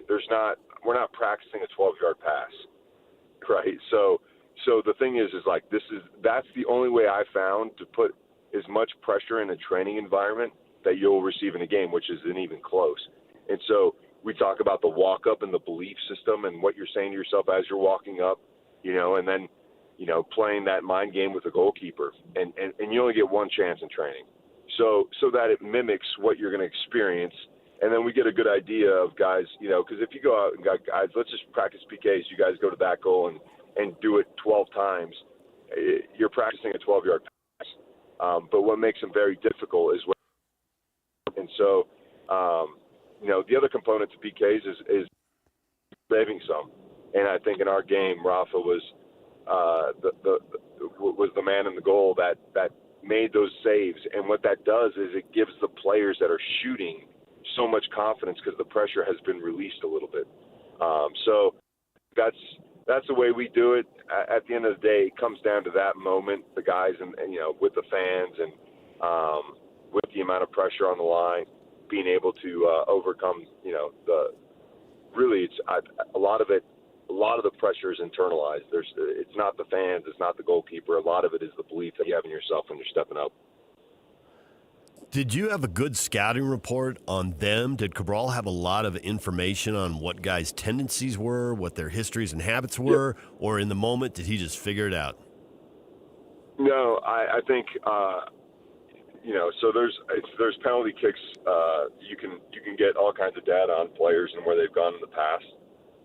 So our goalkeeper coach Mirza, prepares Rafa before every game, and so Rafa has a good idea. The interesting thing, DJ, in this game, in particular, the last couple that Rafa saved, and Mirza, it's so funny because Mirza's the coach and he's talking to Rafa about where these guys go, so he's got all the players memorized as well. And so the last couple that Rafa saved, he says, this guy's taken, 4 or 6 PKs, and he's gone 2 to the right, 2 to the left, 3 to the right, 3 to the left. He goes, Mirza calls it's goalkeeper's choice. And so the ones that he really knocked out were the ones where there wasn't enough information to go, okay, this guy goes heavily to the right or heavily to the left. So, credit to Mirza and Rafa for doing the studying, and then obviously the moment for Rafa making those unbelievable saves. Do you tell your guys what order they're going in, or do they figure that out? And is it just you figure out the first 5, and then if you have more, they figure it out at that point? How does that work? Yeah, that's exactly right. So, but the way the universe works, DJ, I think it was 2 of the 5 were taken out, right? So Diogo were 1 and 2, and so we took those guys out. And then there's also this component where I asked the guys how they feel about taking a PK, because I said, again, the majority of that is confidence and belief. And there was a couple guys that decided, I don't know if, they had a bit of doubt in their tone, which is completely normal. It's not like, what do you mean? Because it's not easy. And so we had to make 3 amendments to our 5, right? And we had a really good PK session. Imagine if we would have gone the way we wanted to, we probably don't win the game, right? So we do the first 5, make sure that they're on board, make sure they're full of belief that they're going to step up and nail it. And then after that, the guys from 6 to 11, that they're picking as they feel. They'll talk amongst themselves, but we want to get the first 5, and typically you want to get your first shooters super important. You want to get your best shooter in front of goal first to knock the first one down. And then there's a study years back that said the 4th is the next important shooter, which is really interesting. Because if you miss the 2nd and the 3rd, the 4th isn't really. So we try to we try to put the guys that we feel who they feel are the most confident, 1, 2, 3, and 4. And then the 5th one could be that, wheelhouse. But by then it's hopefully in a position where we're in position to win the game, and that becomes the least amount of pressure. But, in these things, it's always a roll of the dice. You never know. And it's really about the guys stepping up in big moments and making plays, and that's what the guys did. I don't think I'd ever want to ask Brian Vera if he had confidence in that situation, because I don't think I'd like the response I got. the amount of profanity that would be hurled at me in 2 languages. I'm telling you, when we practice PKs, the goalkeepers step out. He just hits the ball too hard. Yeah. And from 12 yards away, that's dangerous. So I've never seen a PK taken as Brian Vera does, and it looks so effortless too. It's like a perfect golf swing PK. I mean, this guy, it's like a lever, and it goes probably 70 miles an hour in 12 yards. It's a spectacle for sure. Yeah. All right, Pablo, we could talk to you all day long. You got a game to get ready for tomorrow night. Good luck. Thanks, guys. Appreciate it. Pablo Mastroeni, RSL head coach, joining us right here on The Zone. He's played the same starting 11 2 games in a row. He's going to have to rotate some guys through. We'll see what the lineup looks like tomorrow night. They got a chance to advance here, but, man, a lot of MLS teams won again last night. It was a terrible first night. Basically, it takes 3 nights for all 18 games to get played here. So they only gave up 1 point. It was a good performance. I thought it was their best one of the year, but only 4 teams are going to advance, so we'll see if it takes 7, 8, or 9 points to advance. Right now, I would bet on 8 or 9, but we'll see how it plays out. They certainly need to go get the full 3 tomorrow night. DJ and PK, it's 97.5 The Zone. Coming up at the top of the hour, Tiger Bachmeier, BYU wide receiver. We had a chance to talk to him after practice. He's a wildly entertaining interview, and we talked to him on the opening day of camp. You'll hear that interview coming up at the top of the hour right here on The Zone. And now, a look at traffic from the KSL Traffic Center. Got a number of crashes out there along the Wasatch Front, northbound I-15 in Bluffdale, southbound I-15 in Riverdale and in Orem, I-215 westbound at Union Park, and northbound Bangor near 5400 south in Taylorsville. The good news in all of that is all of them are on the shoulders, causing minimal slowing in each area, but be aware if you're traveling in any of those general vicinities. This update is brought to you by Advanced Window Products, factory direct affordable windows. Call today. They're on their way. Financing is available. Save now, pay later. Go to advancedwindows.com. With your KSL traffic update, I'm Jake Hatch here at 97.5. The KSL Sports Zone. This is Jake Scott and Ben Anderson. people expect Texas Tech to maybe be in the running this year because of the talent they've added through the transfer portal. I love that Texas Tech is getting all this run. I don't think they're going to be good. Maybe they're okay, but Bozo's going to bozo, dude. I don't know. I guess BYU basketball is an example where you can have a huge cash influx and really take a giant step, but football and basketball are different. And BYU's always had really good culture. But along those lines, I just think it's going to be difficult for Texas Tech to shake being the 4th or 5th team in line in that state. It's just always going to be the reputation. Well, they're going to be 4th or 5th in the league. I'd bet on it. Right. That's where they always finish. Right, that's what I think too. If you end up at Texas Tech, it's not like they're out recruiting Texas. Texas has had every advantage in the book. Yeah, it was finally good last year. And was good once in the last 20 years. So you're always going to kind of have that reputation as being lesser than, and generally I think you play that way. I think that university is dysfunctional. Hear Jake Scott and Ben Anderson every day from 10 to noon on 97.5 The KSL Sports Zone. Discover the exceptional value of Bar W beef, where quality meets convenience. Bar W beef's dry-aged beef, aged for 14 days, offers rich marbling and tender texture, perfect for grilling, roasting, or pan-searing. Enjoy the rich flavor and generous size. Shipped directly from the ranch to your door. Now hosting one-day pop-up events, go to barwbeef.com to find a pop-up event near you, or stop into the store in Nephi for weekly in-store specials. barwbeef.com. That's barwbeef.com. Register for Jazz Youth Camps and Clinics. Brought to you by PB Fit. Whether you're a beginner interested in learning basketball basics or an advanced player wanting to hone your skills and techniques, there's a camp for you. Let's go! All kids ages 4 to 17 are welcome. You'll get the chance to learn directly from Utah Jazz Camps and Clinics coaches and Jazz personalities at select camps at various locations throughout Utah. Even the Jazz practice facility. If you love the Jazz and the game of basketball, this is an opportunity you can't miss out on. Register for your spot now at jazzyouth.com. Jim Jr. here from RGS Exteriors. I want to tell you about our famous "You Don't Need a Warranty" warranty. That's right. It's a warranty you don't need, but we give it to you anyway. Let me explain. Most warranty problems for siding, gutters, and windows are caused by not installing stuff right in the first place. If you rush the work, cut corners, or use subpar materials, you're just begging for problems later. At RGS Exteriors, we don't tolerate careless workmanship. We slow down, focus on every detail, and use only the best materials. We prevent warranty work by doing the job right in the first place. That's why the 10-year everything guarantee we give you is also known as our "You Don't Need a Warranty" warranty. We absolutely will be there if you need to use it. But honestly, you probably will never have to. Done right the first time.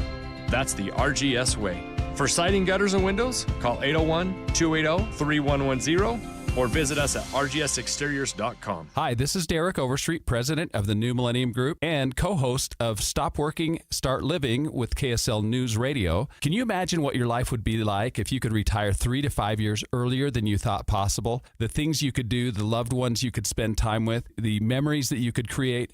That's what our team at the New Millennium Group does. We'll walk you through the entire process every step of the way. If you'd like to get a copy of the 5-step proprietary plan that will help you retire 3 to 5 years sooner than you thought possible, give us a shout right now. 888-999-6370. That's 888-999-6370 or utahsfinancialplanner.com. Listen, most of our listeners right now have a tax problem, not a money problem. There's not enough money in Social Security Medicare as it is.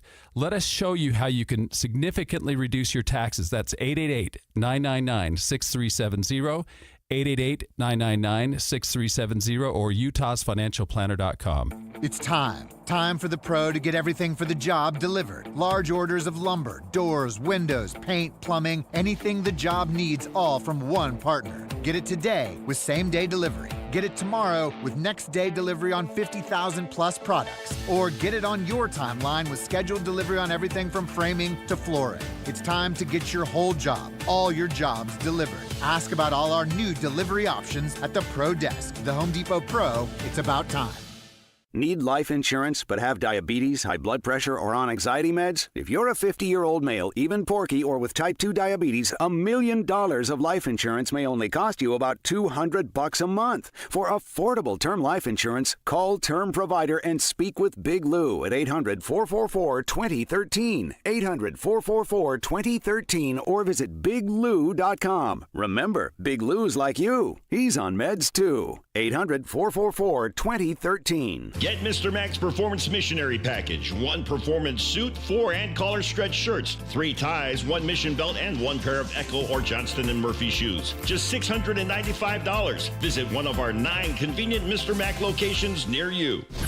Nobody brings you better coverage of the teams you're passionate about than these guys. Try some more. This is DJ and PK, presented by Black Desert Resort, Utah's premier golf resort, on 97.5, the KSL Sports Zone.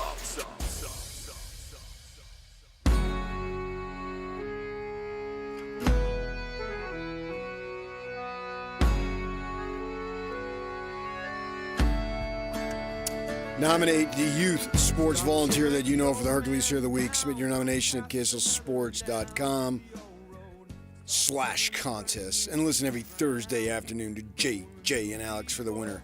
Help us celebrate the efforts of those volunteers making an impact with the Hercules Here of the Week, sponsored by Hercules First Federal Credit Union and Beehive Meals. DJ PK, it's 97.5 The Zone. Question of the morning. The recruiting rankings are out. Admittedly, this is midseason for recruiting. Commitments are coming in, but they're verbal and they can flip. But right now, 24/7 football recruiting rankings at BYU at 19 and Utah at 50. How much do the rankings matter? If I'm Utah with BYU ascending like they have, I think I try to get back in the new Pac-12. No. You don't really believe that. Guys, we want to come back. Well, they'd take them. But it's not They gonna happen. would, yes. They need another football team. They have filled it out finally. They have 8, so they have the bare minimum. But you can't have. You don't want to get by on the bare minimum. Exactly. No, I think they would take 9 and 10. Well, and also, 7 conference even- game versus 8. Yeah. Yeah. I mean, come on. Anybody who's willing to leave a Power 4 conference, I think they would take. You think so? I do. They take Rutgers? Probably not. You got me. Not Rutgers. But anybody. It'd be interesting to see how much they would stretch themselves geographically, because I didn't think the ACC would take Cal and Stanford, and yet they did. So I don't think the Pac-12 would take somebody from all the way across the country, but maybe they would. I mean, it's not going to happen. So clearly, they should take Ohio State and Michigan. Yeah, clearly. They would. That'd be a nice check. Checkmate. Take that, Big Ten. Auburn, Alabama. We're going to leave this league, and we're still going to win national titles. Oregon and Washington, we went out. Nobody's taking the pay cut. It would be interesting to see, though, how much they would you'd stretch get more money. themselves. Yeah. I mean, Memphis with that massive offer to the Big 12, and they talked with the Pac-12, but it didn't happen. Memphis wanted to buy their way in. How about that? Yeah. I think for BYU, though, man, they have this opportunity that I didn't think would exist for their athletic program, and particularly in football and basketball, which is the two that we talk about 99% of the time. But yet, whether it is through the money, and the money is so very important, but I think it's more than money. Obviously, I think that maybe what they have to offer and them pushing it to the highest levels has given some people some pause for thought. And it's maybe like, okay, maybe if I'm really serious about this, that type of environment with that type of honor code, which was usually viewed as those types of restrictions, right? It seems like that certainly hasn't gone away by any stretch. But it seems like just in the eyes of the young man and his family, that isn't as big an obstacle as we used to hear it. You don't hear about nearly as much. Oh, well, yeah, they got the honor code. How can you expect? They got the mission program and the honor code. That is tough to overcome. And maybe it's just my perception of it, but it seems like that's not that as big of a roadblock or an obstacle as it used to be just 10 years ago when we were doing the show, 20 years ago when we were doing the show, 30 years ago when we weren't doing the show. I don't know.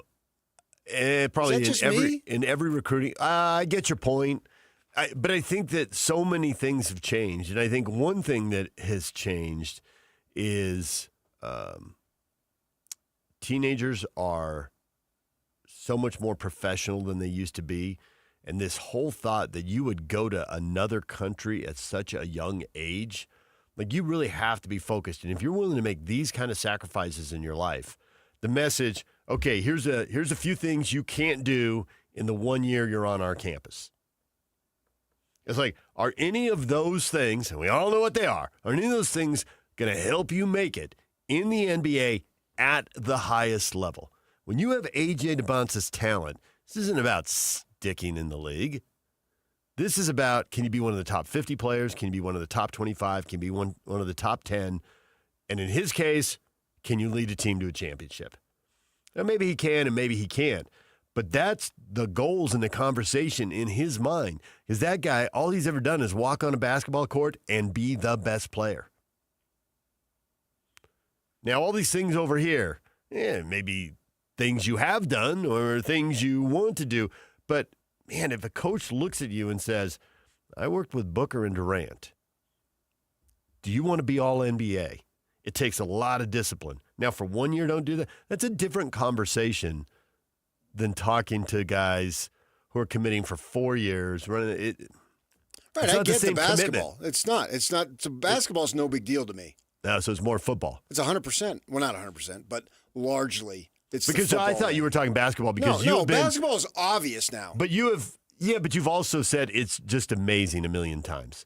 It's just amazing. They had the number one recruit. That BYU's getting the number one recruit when they used to have to beg LDS players who are high profile, right. Keep us in your final five, keep us in your final three. The longer we're in the mix, the better, which was 100% true. The pitch that Kevin Young has offered is so different. Is dramatically different from Mark Polk, Dave Rose, Steve Cleveland, on and on, right? And he has that ability, so it certainly looks like that was a 5-star hire.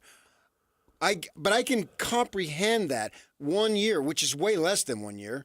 It's really not. We call a season a year. But the fact is, it's not 12 months. So I understand that. And they're letting them, and this seems so silly to me, but apparently it works. They're letting them wear earrings. Yeah. And they used to not let them wear earrings. And they're letting them, you see Bourget with a full beard. Yep. Where it used to be coaches, depending on when they'd speak, would know to shave that day. If they were going to be on camera. Yes. And I've told the story of a player, a prominent player, who was told 20 minutes before kickoff, you got to shave. Yeah. 20 minutes before kickoff. In football. It's ridiculous. And you're sitting, you can't see the guy's face barely. He's got a helmet on. But that's where they were then. And that's not where they're at now. I understand all that. And to me, it's still remarkable, but I think you can have a remarkability and understandability coincide. I can grasp both of those. But football, no, because you're probably, in a lot of cases, going to redshirt. You're not even getting on the field. And you're coming to this quote-unquote, at least different environment, if not strange environment. So now you're talking about at least a 3-year commitment. Yeah. If you're coming straight out of high school. Right. There are one-and-done transfers, obviously. Right. And talking to the coaches, they're going after these kids that they wouldn't put a whole lot of stock into. It was, why? Now it's, why not? And the public, and we're largely talking about non-LDS guys, and we're largely talking about black kids, African-American kids. That segment, that community seems to be more open to what BYU has to offer than the time that I've been here. Do you think it has to do with more professionalism? I think the message that BYU puts out has been resonating, and it's been resonating more. And you can come here and you can flourish. And if you're serious about it, that's the push is, Hey, if you want to go out and get wasted and party, and that's where you're at, You can go anywhere. don't come here. Don't come here. It's You not can go going to anywhere. work for you. Right. It's not going to work for me, and it's going to be a miserable experience. So don't do that. But if if you're a kid and you burn to succeed, who wants to be thought of, to quote the old J Slow, I just want to jackpot around the next 3 or 4 years and see where this takes me. Well, it ain't going to take you anywhere. Right. But if you want to bear down and be developed and be in a serious environment and have the opportunity to play in front of 64,000 and everywhere you go on the road, it's absolutely noticeable. I've been on the road with them a million times over, literally to all portions of this country. Yeah. And it's there.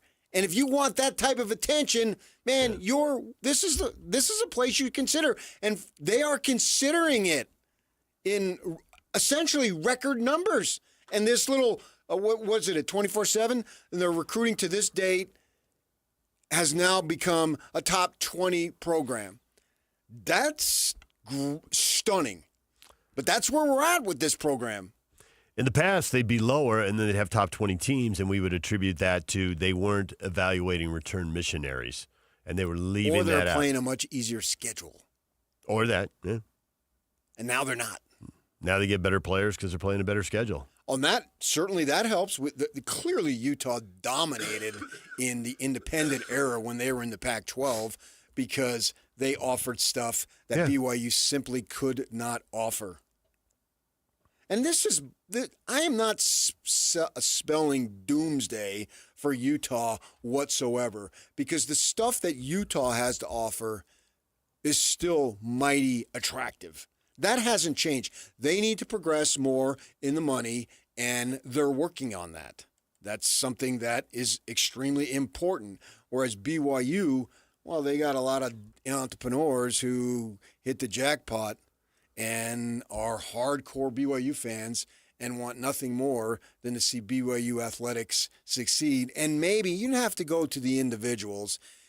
There's something involved with, well, if BYU succeeds athletically, the Latter-day Saint Church will succeed more so. And you have that combination there that, and I know Utah likes to say we want 1/3 of our kids are LDS, but there is not that. There's not a link connection. in the same way. Yeah. It just isn't. Right.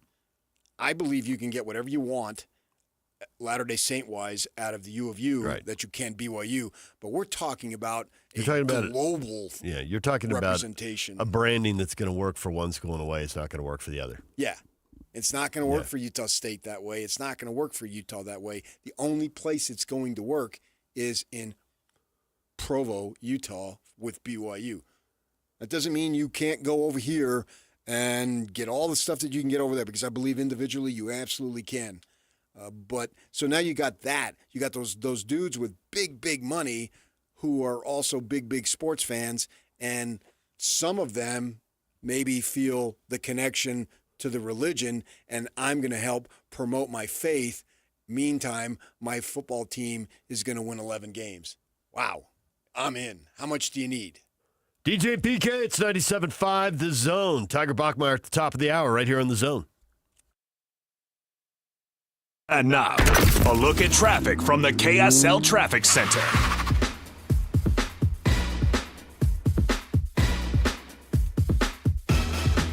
Got a new crash on the westbound 201 freeway at the top of the Redwood Road entrance ramp. The two right lanes are blocked, and obviously traffic's backing up all the way to 900 West currently. Also, a vehicle fire on northbound I-15 in Santaquin has been extinguished, but there's been slowing in the area as they've been dealing with that situation. This update brought to you by UTA. Try UTA and get more done while you ride. Game, work, books, shows. You'll be too busy to notice all the traffic you're missing along the way. Plan your trip today at rideuta.com. With your KSL traffic update, I'm Jake Hatcher on 97.5, the KSL Sports Zone. This is Hanson Scotty. Let's do it. Kalani Sitake. What is the most you've paid for a concert ticket, and what concert was it? For me, MC Hammer. Oh, nice. I had the parachute pants, you know, all that stuff ready to go. I mean, don't get me started, guys. No, you can we still won't. listen to the stuff right now. It's good, clean, wholesome music. Exactly. You know, the whole family can have parachute pants and go out. That's true. And then do their dances and stuff like that. You know, Can't Touch This. I mean, he even had some slow songs. You know, songs about praying. Pray. You know, come on, man. Like, he's got it all.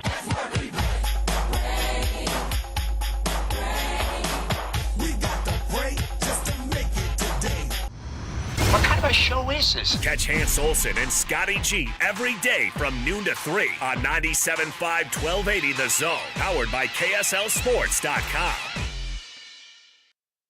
All right, people, turn the page on that wall calendar that you got in the kitchen, because we have left July behind and we're into August. Oh, my goodness. And we talk about Christmas for you. The point I'm making is time goes by, and you got to be prepared for it, because it's going to get there, and you want it to get there, particularly with your finances. That's the one thing, among others, that you need to prepare for.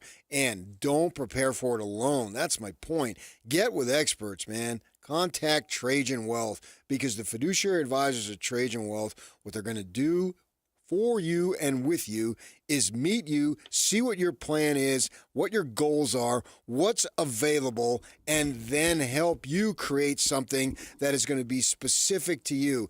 And there is so much that goes into retirement planning, right? The fiduciary advisors at Trajan Wealth understand that no two retirement plans are the same. They can offer guidance on a variety of financial objectives. Of course, here's two of the things that you would like. You want higher potential returns, and then how about the complex tax laws? Oh my gosh, trying to understand them. If you're like me, it's very difficult. Well, Trajan Wealth, the fiduciary advisors, they know about that stuff, because that's what they do all the time. So call Trajan Wealth today. And when you call Trajan Wealth, you can schedule a complimentary introductory meeting to learn more about all the stuff that's involved. Who wouldn't want peace of mind in your investment portfolio? I don't know that you can put a price on that. Trajan Wealth, give them a call. Local folk, local phone number, 801-899-7600, 801-899-7600, and the offices to meet with them located conveniently up in Farmington and down in Draper. Website's got a lot of information available right now. TrajanWealth.com is the website, TrajanWealth.com. Advisory services offered through Trajan Wealth, LLC, an SEC-registered investment advisor, paid advertisement. Hey, it's Mike Rohn. If I have a choice, I like to do business with companies that actually stand for something. That's why I switched from Verizon to Pure Talk. No offense to Verizon, I'm sure they stand for something. I just don't know what it is. Pure Talk, on the other hand, is a veteran-owned company that supports our military in a big way, and I appreciate that. Yeah, I also appreciate unlimited talk and text and plenty of data for half the cost of the big guys, and I do like being on America's most dependable 5G network for just $20 a month, but what I really appreciate is no contract, no cancellation fees, and Pure Talk's commitment to handle all their customer service in this country. I saw it for myself. I went to Georgia, I got a tour of their headquarters, I met their CEO, and I talked to the same customer service folks that you'll talk to when you dial pound 250 and say keyword micro. Switch today and save 50% off your first month when you dial pound 250 and say keyword micro. Pure Talk, a wireless company that actually stands for something. A couple years ago, I was in the bathroom at the airport when I dropped my smartphone in the toilet. Not smart. I was multitasking when I should have been focused on the job at hand. Embarrassing, but I'm not alone. According to Google, 7 million other multitaskers accidentally dropped their phones into the bowl last year. A gentle reminder that right now you can get yourself a brand new Samsung Galaxy A36 absolutely free with a $35 plan from Pure Talk. The A36 comes with scratch-resistant Gorilla Glass and a battery that'll last all day, along with unlimited talk, text, and data on America's most dependable 5G network. In other words, it's tough and smart. Something to think about next time you're multitasking in the necessary. Just dial pound 250, say keyword micro to get your free phone today. You can make the switch in just 10 minutes. That's pound 250. Say micro to switch to a no-nonsense smartphone and a company that actually stands for something. Pure Talk. An Australian hiker travels to the American West to walk a wilderness trail. Wasn't afraid to be out on his own. But Eric Robinson vanished in the high Uinta Mountains. I remember thinking, Eric, what were you thinking, mate?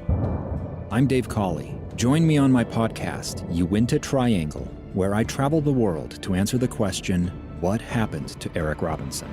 Follow Uinta Triangle. That's UINTA Triangle on Apple Podcasts or wherever you listen. Every new day is a chance to be kinder to your body and your mind. U of U Health is here to help you build strength and confidence every day. Let us help you be a better you. U of U Health, official health partner for the Utah Jazz, Utah Hockey Club, Utes Athletics, and the Utah Grizzlies. Take the first step today at uofuhealth.org. This is Utah's best coverage of the Utes, Cougars, Jazz, and Mammoth. Here we go. From the guys who have been there for all the biggest moments in Utah sports history. You're listening to DJ and PK. Presented by Black Desert Resort, Utah's premier golf resort on 97.5, the KSL Sports Zone.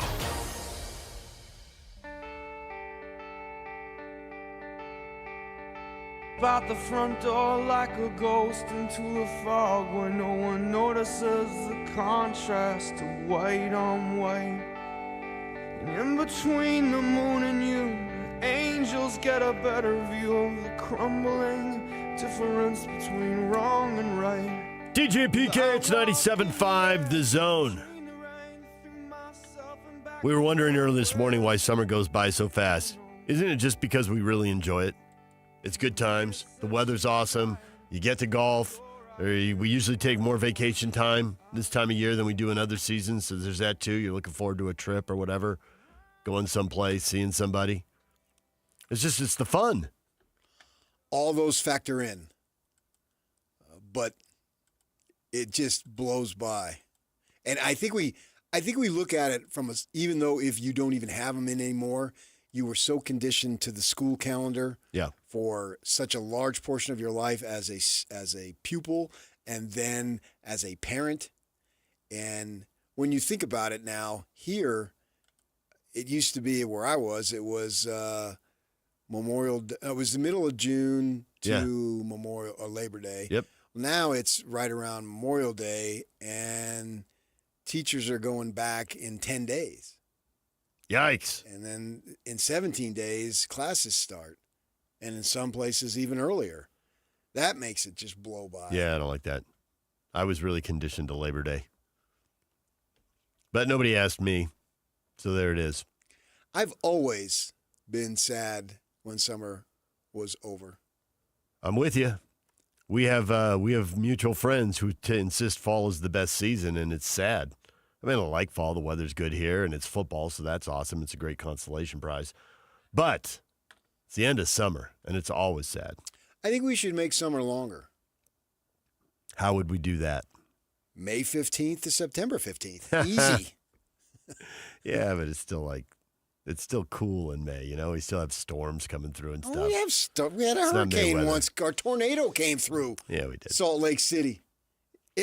Not the same thing, and you know it. It clipped me. Summer's 90-degree days. I was downtown in the old Tribune office on Main Street. And you look out the window and watch it all happen? Yeah, I was petrified for my life. You're under a desk. I was back at the Daily Breeze where numerous times, under the desk, because this room is shaking. Earthquake. Yeah, that happened 3 or 4 times. Yeah. And we had a townhouse in the L.A. area, and we were selling it. And I was there when a realtor brought some people over. Uh-huh. The townhouse isn't very big. You know, it was like 1,100 square feet. So there wasn't really, I couldn't leave. So I just kind of stood off to the side, right? And we had an earthquake right during that time. Wow. And then the realtor who, you know, they're trying to sell immediately pivots. Well, you know, that we know that this is earthquake-proof because we just had one, and that just shows you that if you buy this place, that you don't even have to worry. We just went right. Keep selling. Just pivot and keep selling. Yes. And a guy who has been able to be on his feet and talk himself into some pretty good things over the years. I just sat back. Bravo. Well done. Well played. Well played. Yeah. You handled that. That was aces. That literally happened while we were trying to sell that. And the funny thing is, it took a long time to sell. And I had a local realtor, and it didn't get the contract expired. And I get a message on my machine from a guy. He says, I'm Joe Blow representing Diamond Realty or whatever. And I could see he had a Northeast accent. I could hear it. Yeah. Right? And he's just, man, it's a tough market. I don't know if I can do it, but I'll try. It's going to be hard. It was so negative. Right. I thought, that's my guy. Called him up. Let's meet. He got the job done. He sold it. And before you signed him, did you tell him where you're from in Jersey? Did you bond with him? I probably did. Yeah, bond I with asked him, I said, where are you from? And he said, the Philly area. I said, yeah. I was almost positive. Yeah. And he got the job done and sold it. So, yeah, you got to make the best of it. But that's what you got. And summer, man, it is one of those things that, and then when it's over, it's over. And then you move on, and the good times become memories. No, I want the good times to become reality right now. I don't want memories. I want experiences today, right now. Yeah. That's what I want. I don't want memories and they show up on your phone. Oh, that trip we took or that activity. Sometimes it just, they categorize. I don't know how they do it on your phone, but it shows up and you think, oh, man, that's nothing but a memory now. I want experiences. I want the good times to last all the time. Or if they last all the time, would I not appreciate them as much? That's deep. We have to bring that up with Pablo next week. All questions for Pablo. Let's start making a list. The philosophical coach that he is. Exactly. One of the things he said today, I've believed completely. What's that? Is that he talked about the penalty kicks, and they try to put them in the moment in practice. And then he said, even though it's not even close. That was his direct quote. Yeah. So you can and do he that. said that multiple times. Yeah. He didn't just come up with that today. Oh, I'm sure he didn't. Right, yeah. And that's the thing is BYU quarterbacks, they're trying to go through this. But they can't. There's nothing. There's literally nothing. You can do anything you want, whatever you want, but it's not the same. And according to Pablo, whom I totally believe, it's not even close. Yeah. And that's why Brandon Doman ends up standing on the sideline for so long. They couldn't put him in the situation that he was most likely to flourish and star in. Right, and you're once making they a did, he split-second did. decision. Do I keep? Do I pitch? Right. But he never got to that moment because in practice, they always blow the whistle because they don't want the quarterback to get hit. Right. So you never see what he's able to accomplish out of chaos. Mm-hmm. Yeah. And he was so good at it that is like, that dude should have been starting 2 years earlier. Oh, yeah. Yeah. Yeah, absolutely. That wasn't even a question. Once you saw him do it, it was obvious. But it was funny because it was like I said when we had him on, I went back in the BYU Cougars, the .com, the website there, has the game story still archived. And you can read Lavelle's quote, and he doesn't know what's wrong. How does he not know? The answer's standing right next to him. But you don't get to see that in practice because that's not how practice is. Number 11, Brandon Doman. Number 1 in your heart, number 11 in your program. Oh, he's been number 1 in my heart for years. I thought so. I've known him a long time. You actually have. It's a small world, huh? Yep. When we come back, a guy we didn't know. We met Wednesday, Tiger Bachmeier. Great interview. BYU wide receiver, transfer from Stanford, graduated in 2.5 years. He's got stories, and you'll hear them next. Take the Zone with you wherever you go. Download the KSL Sports app to get live streaming of your favorite shows. Downloading. Download the latest podcasts and get all the latest breaking news on the teams you can't live without. Everything you need delivered right to your phone. Let's go get them where we can get them. Just search KSL Sports on your app store of choice. Download it now. The KSL Sports app, presented by University of Utah Health. Broadcasting from the Mountain Home Services Studio, this is 97.5 KZNS FM Colville, 1280 KZNS AM Salt Lake City, and 102.7 KSL FM HD2 Salt Lake City Midvale. This is 97.5, the KSL Sports Zone. The wait is over.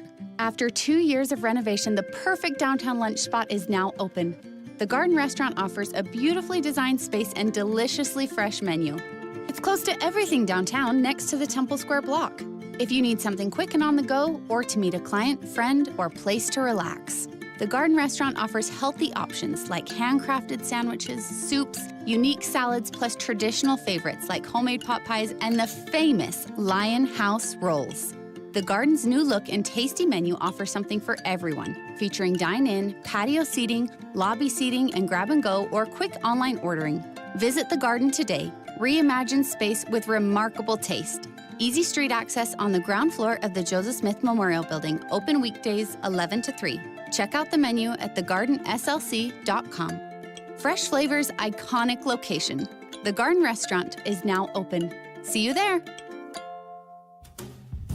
DJ PK and John from J. Brooks Jewelers.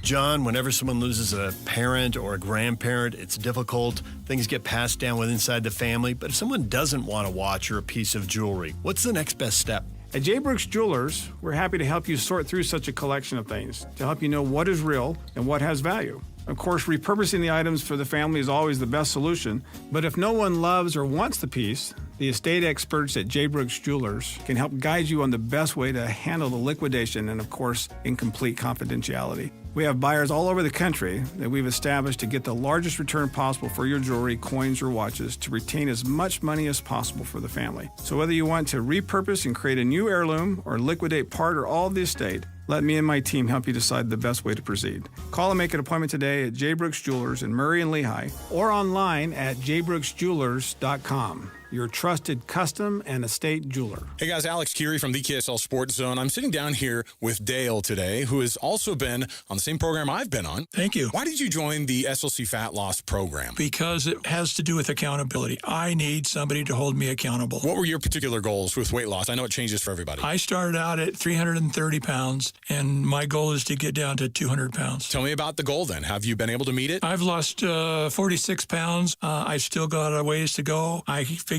I probably have 2 more sessions to go with it, so I'm going to stay in as long as it takes. What do you think helped you the most with that success at being able to drop the weight with SLC Fat Loss? Because I believe in it. I'm living it. It's a part of my life now. All right, so would you recommend SLC Fat Loss to somebody, and why? Absolutely. It's the best program I've ever been into, and I've tried lots of diet programs. Thank you so much, Dale. To learn the success of losing up to 1 pound of healthy fat a day and to start that own success story of your own, get a hold of the folks at slcfatloss.com. Here's the website again. That's slcfatloss.com. Results may vary. Ready or not, business owners, summer is here. So let's beat the heat while keeping energy costs down. With WattSmart from Rocky Mountain Power, get advice and rebates for smart cooling strategies, resulting in savings and a stronger bottom line. Earn cash incentives on energy-efficient equipment, enroll in programs designed to reduce energy consumption during peak hours, and cut costs without sacrificing comfort.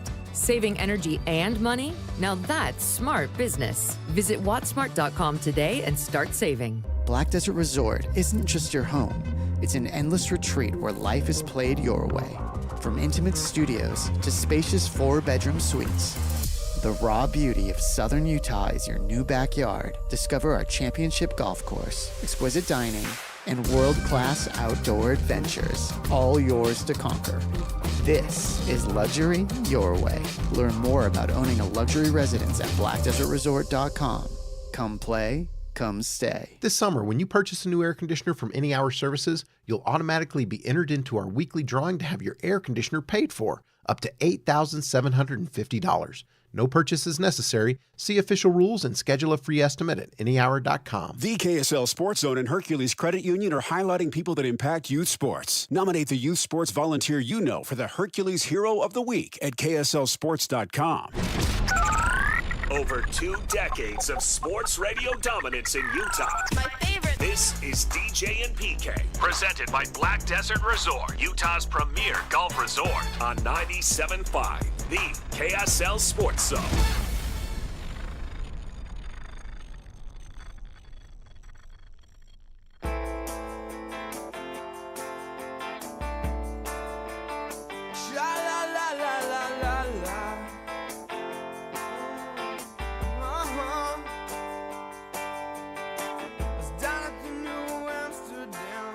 DJ PK, and we're joined now by BYU wide receiver Tiger Bachmeier. Tiger, you are very intriguing. Why does someone leave Stanford? How does that happen? How does that happen? It was tough to happen, actually. I was going through the process and having Bear transfer before me, and then getting to hear how BYU wanted me made it an easier decision, but having to kind of walk away from those connections, those Stanford connections, those Stanford friends, was really, really, really tough. But ultimately, kind of came down to knowing that my close friends at Stanford are still going to be my close friends out here and keep in touch with them. And so that made that process really easy. And it ultimately came down to that is, like, do I really feel like leaving those connections is going to benefit me? And so getting to come here and be introduced to the MBA program and hear about the connections that they have here, the network, really, really made me exciting and actually makes me think about having my Stanford and BYU connections both as my network, and it's going to be great. Okay, smart kid, obviously. I like it. You know, I'm okay with you transferring, but I'm totally blown away that you graduated Stanford in 2.5 years. What the heck? Yeah, it's not too much to it, just hard work, long classes, long hours. I'm not going to lie. It was a lot. It was a lot of hours. We went to UC Santa Barbara and Arizona State, so we're college grads, but we still think there's a lot to Stanford. You say there's not much to it. I'm like, okay. And obviously the football program in transit. We knew Troy Taylor when he was here at the U, and so we follow. So we follow that, and so a lot of transition there, and so we get all that.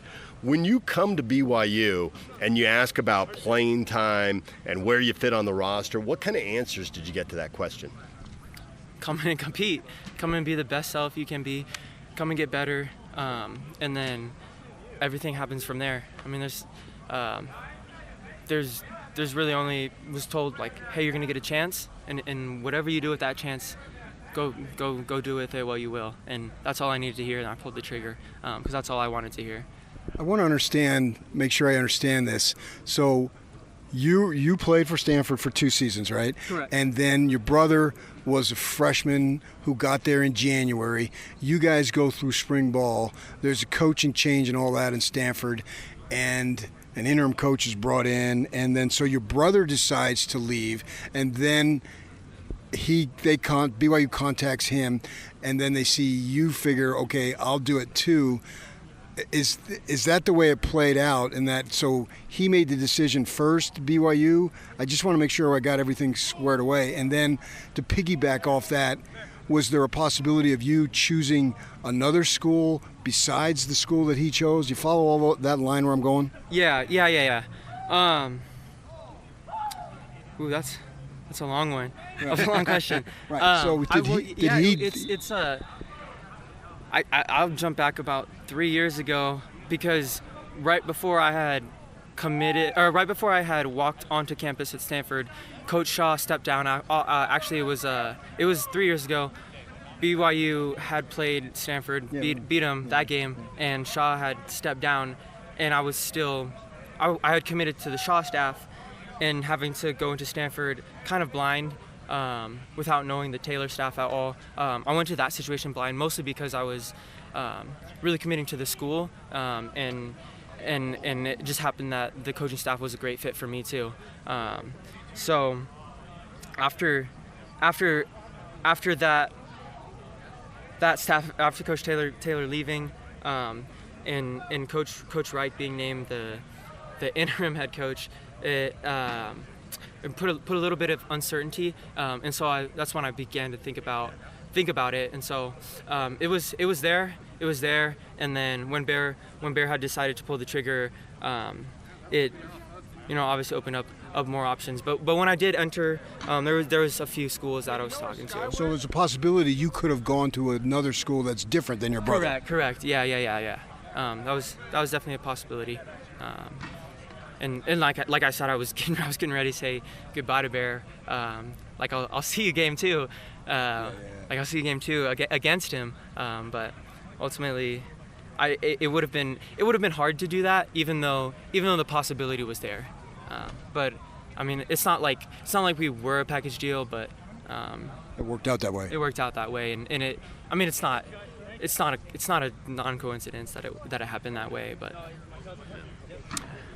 So talking to some people here about you, you've got the size to be a wide receiver, but if you were drawing up the perfect wide receiver, you'd probably draw up somebody who was 2 or 3 inches taller and 20 or 30 pounds heavier. You draw Chase, right? Right. But they said what you have is a little bit of an edge and a little bit of attitude, which made me wonder if along the way, and maybe you grew late or whatever, along the way, have you ever been told you're not big enough, you're not fast enough, and has that put a chip on your shoulder? Because they definitely think you played the game with an edge, and that's a positive, clearly, and they love that it looks like you bring that to the field. Yeah,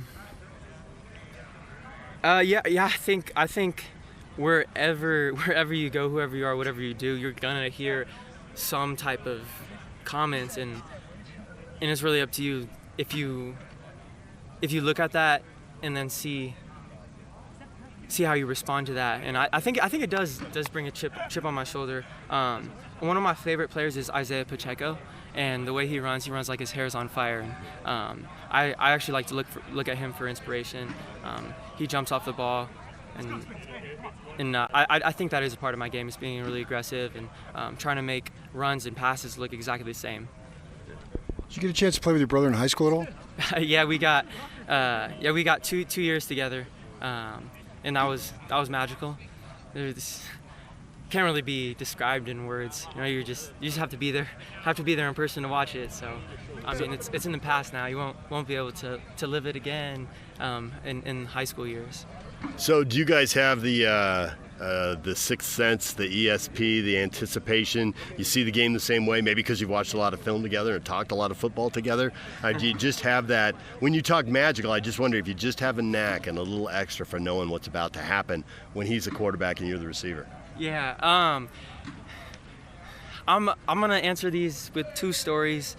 I have 2 memories of us playing basketball together, and must have been 7th or 8th grade, and he's dribbling down the court, and he's almost dribbling out of bounds, but he flips the ball over his shoulder, and I'm right behind him, and the ball lands in my chest, and then I put it up for a layup, and I think that speaks to that sixth sense. One other memory in high school, you can go look up this highlight, but it's against Bishop Amat. We have one other highlight that's similar, but he's running out to the left, and then we didn't really have this in the offense, but we just happened to put it in that week where I kind of sit back and he flips it over his shoulder, and then I catch it on the sideline and kind of run up the sideline like an option. And it was one of those backyard kind of plays, and speaking to that sixth sense again. But yeah, I definitely do think there's a little bit of chemistry there. So he got admitted to Stanford too, so he obviously must be smart, and you come from a football family. Yeah, but he didn't finish. He didn't finish. He didn't get a chance, but yeah. But he did get admitted, so you got to give That's good. Yeah, I'm giving him on that. I would have taken that. But you have to think about, it's actually an honor to say you dropped out of Stanford and started a company or whatever. But yeah, I dropped out of junior college, but that's another story. So you got your older brother Hank played quarterback. Remember him at Boise and all that stuff. Played here. How much do you think that your brother has been able to just learn about the position, throwing to you, talking to your brother, that's going to allow him to compete? Because obviously the starting job is open right now here at BYU. My older brother, love him. He literally just got engaged. Just got engaged. I think within like 2 weeks ago. He was out in Italy and proposed to Jenna, and that was. Really, she said yes. She said yes. Yeah. I think they were having a little argument before, like 5 minutes beforehand, and then he did it. But that was cool. But he texted me this morning. He said, "Love you. Good luck. Have fun at practice today." And probably call him later today. They all want to know what's going on. I have a little brother, my dad. And they just kind of want to know how practice is going. And so we'll probably talk about practice for 5 or 10 minutes, and then probably talk about other stuff. And I think that's a good thing, because he has been through it. He's been through six fall camps. So you don't think that being a freshman will impede your brother from competing for the starting job now? Yeah, I mean, I don't really think age or anything matters. Coaches have said that they're just going to play the best guy and leave it up to them. And I think A-Rod's got it going. One other thing, if you meet in the woods, who wins between a bear and a tiger? Ooh. Yeah, this is a long standing debate. It's been going for generations, but I actually think Tiger would win in an easy fashion. Okay, I don't good. think it's close. All right, to be there you honest. All right. Well, Tiger, we appreciate it. Thanks for a few minutes. No problem. Thank you for having me. In case you're wondering, PK, in a fight between a tiger and bear, the outcome depends heavily on the specific species involved and the environment. That's your AI overview. AI will answer anything for you these days. Will we have ever in the history of college football a Bachmeier to Bachmeier touchdown this year? Over, under, yes or no? Neither one's guaranteed playing time. Nobody's guess guaranteed I'd anything. Go no. Oh, I'm going yes. Okay. Well, but if I said yes, you would have said no. That's not true. That is not true. I would have said, finally, you're right. Yeah. I think we will. I think Barrow will play. Oh, yeah. Then the question is, Tiger will play. Does he throw touchdown passes to Tiger? Just one. I'm talking Just one. Yeah. Not two, not three, not four. Is the best bet the first game? Portland State. I don't know. Oh, they're going to play two quarterbacks in the first game, aren't they? They're going to win big. Two quarterbacks will play. Yeah, but I don't know what game. All I'm saying is I don't know what game. You want to go game one? Fine. I don't know. I think I'm saying it doesn't matter to me what game. No, I get that. Will it be something that we will hear? Has that ever occurred in BYU history? Where someone has thrown a TD to his brother? Romney to Romney? Did we? Do we have a Romney to Romney touchdown? We do. We have a Baylor to Gunner, yes. So then it's happened. Will it happen again? Is that the only one, Yuck? You got another brother quarterback, wide receiver, brother combination? Going through just different combinations. I'm going through different, and I can't think of anybody. Somebody would mention it. They would. Somebody hit us up. Hit us up on social media if you can think of somebody, you know. They would let us know if it's happened. So I think we'll see that. We might have a chance to see it often. More than one. It'd be interesting. This whole thing for BYU has just turned up a whole level of intrigue because of the situation at the quarterback spot. Who is it going to be? Everyone will be just waiting. And how will they announce it? Will they just put it out on a depth chart?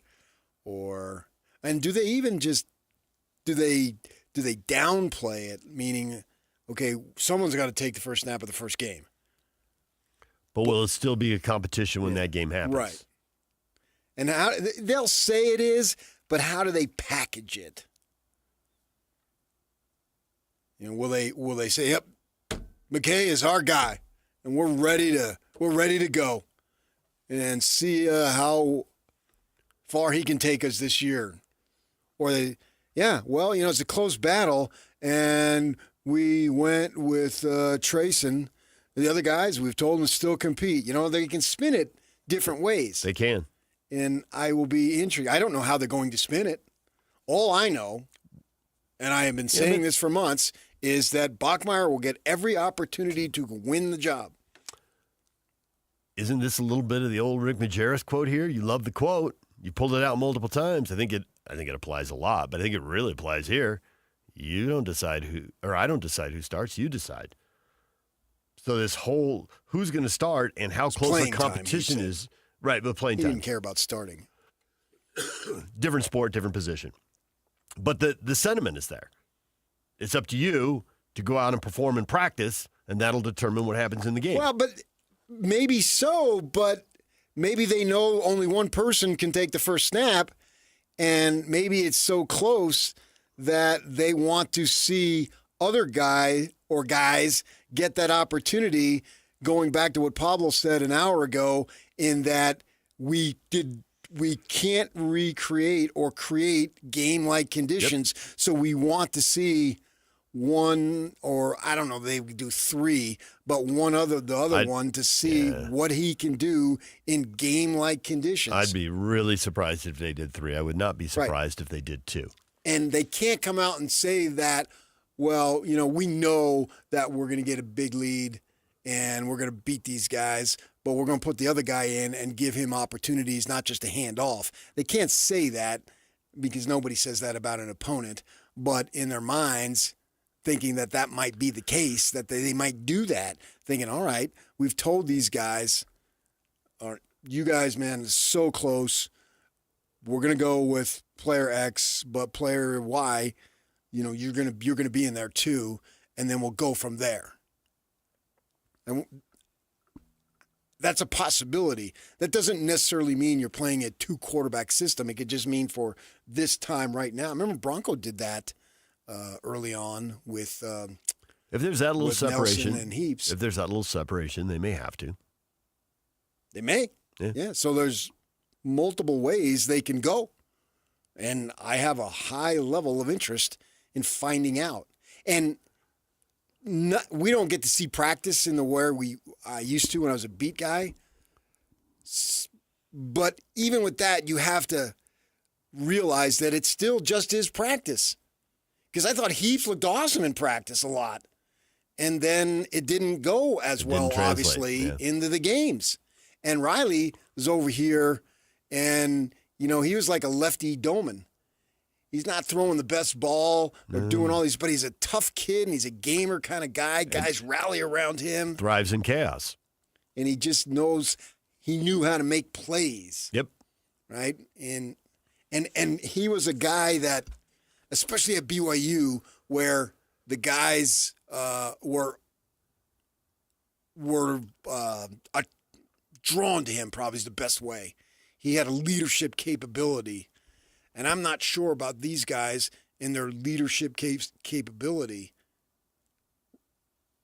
Not to say that they're not good leaders. I just don't know. Don't know. We haven't been around them, and who has emerged, and who the team would be drawn to. I think to a certain degree, there has to be some confidence in McKay in that regard, just because of the way Chase has talked about him. Chase must be seeing something because of the way he's talked to us about McKay. Now, whether that's a lot or a little, and whether 20 people think that, or 50 people, or 100 people think that in the building, I can't answer you that. But I think we have to trust Chase a little bit on that one. And I can tell you, the kid has had to deal with some real difficult issues in life, and he's been able to keep going. I mean, really, really hard stuff.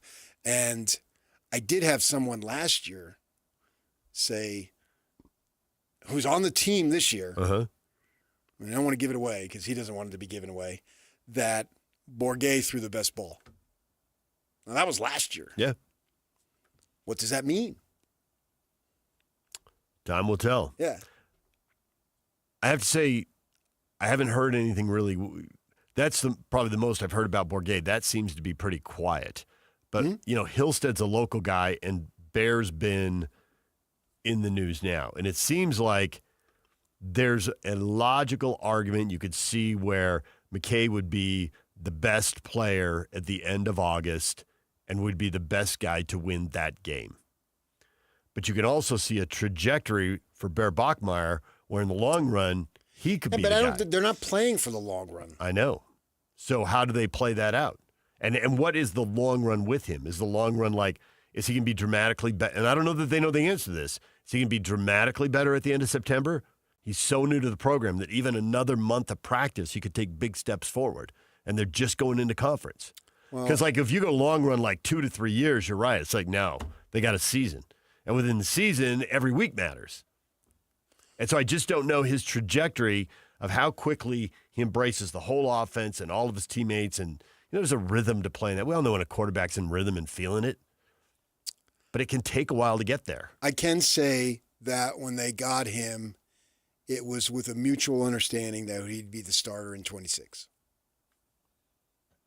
And that could simply mean being the backup in 25 and still redshirting, because now you can play 2, 3, 4 games in redshirt. Mm-hmm. Yeah. Or he could end up starting a significant part or all of this season. Although they're not concerned about the red shirt. I bet they aren't. And yet, nonetheless, it would be there. It would be there, but if quarterbacks they need him aren't to play staying in in the school 5th 5 game, years. they're not worried about it. No. They're not going to. They're preserving nothing with him. But that was the intent, and it's maybe the significant reason why he chose BYU. The path to starting was more available? Yes, because it was a senior who had the job. Yeah. And now, does that change? Because when he committed, and that was before all the other stuff with Retzlaff. And I haven't bothered to recheck on that because it doesn't matter. All of a sudden, 26 doesn't matter. The goal for him to come in, learn, and be ready to go in 26, that was in May. Well, that all changed in New June. story. Yeah. So that's irrelevant now. He may end up being a starter in 26, but that's not the plan now. DJ PK, it's 97.5 The Zone. We get you up to speed. The stuff you've missed. Next, right here in The Zone.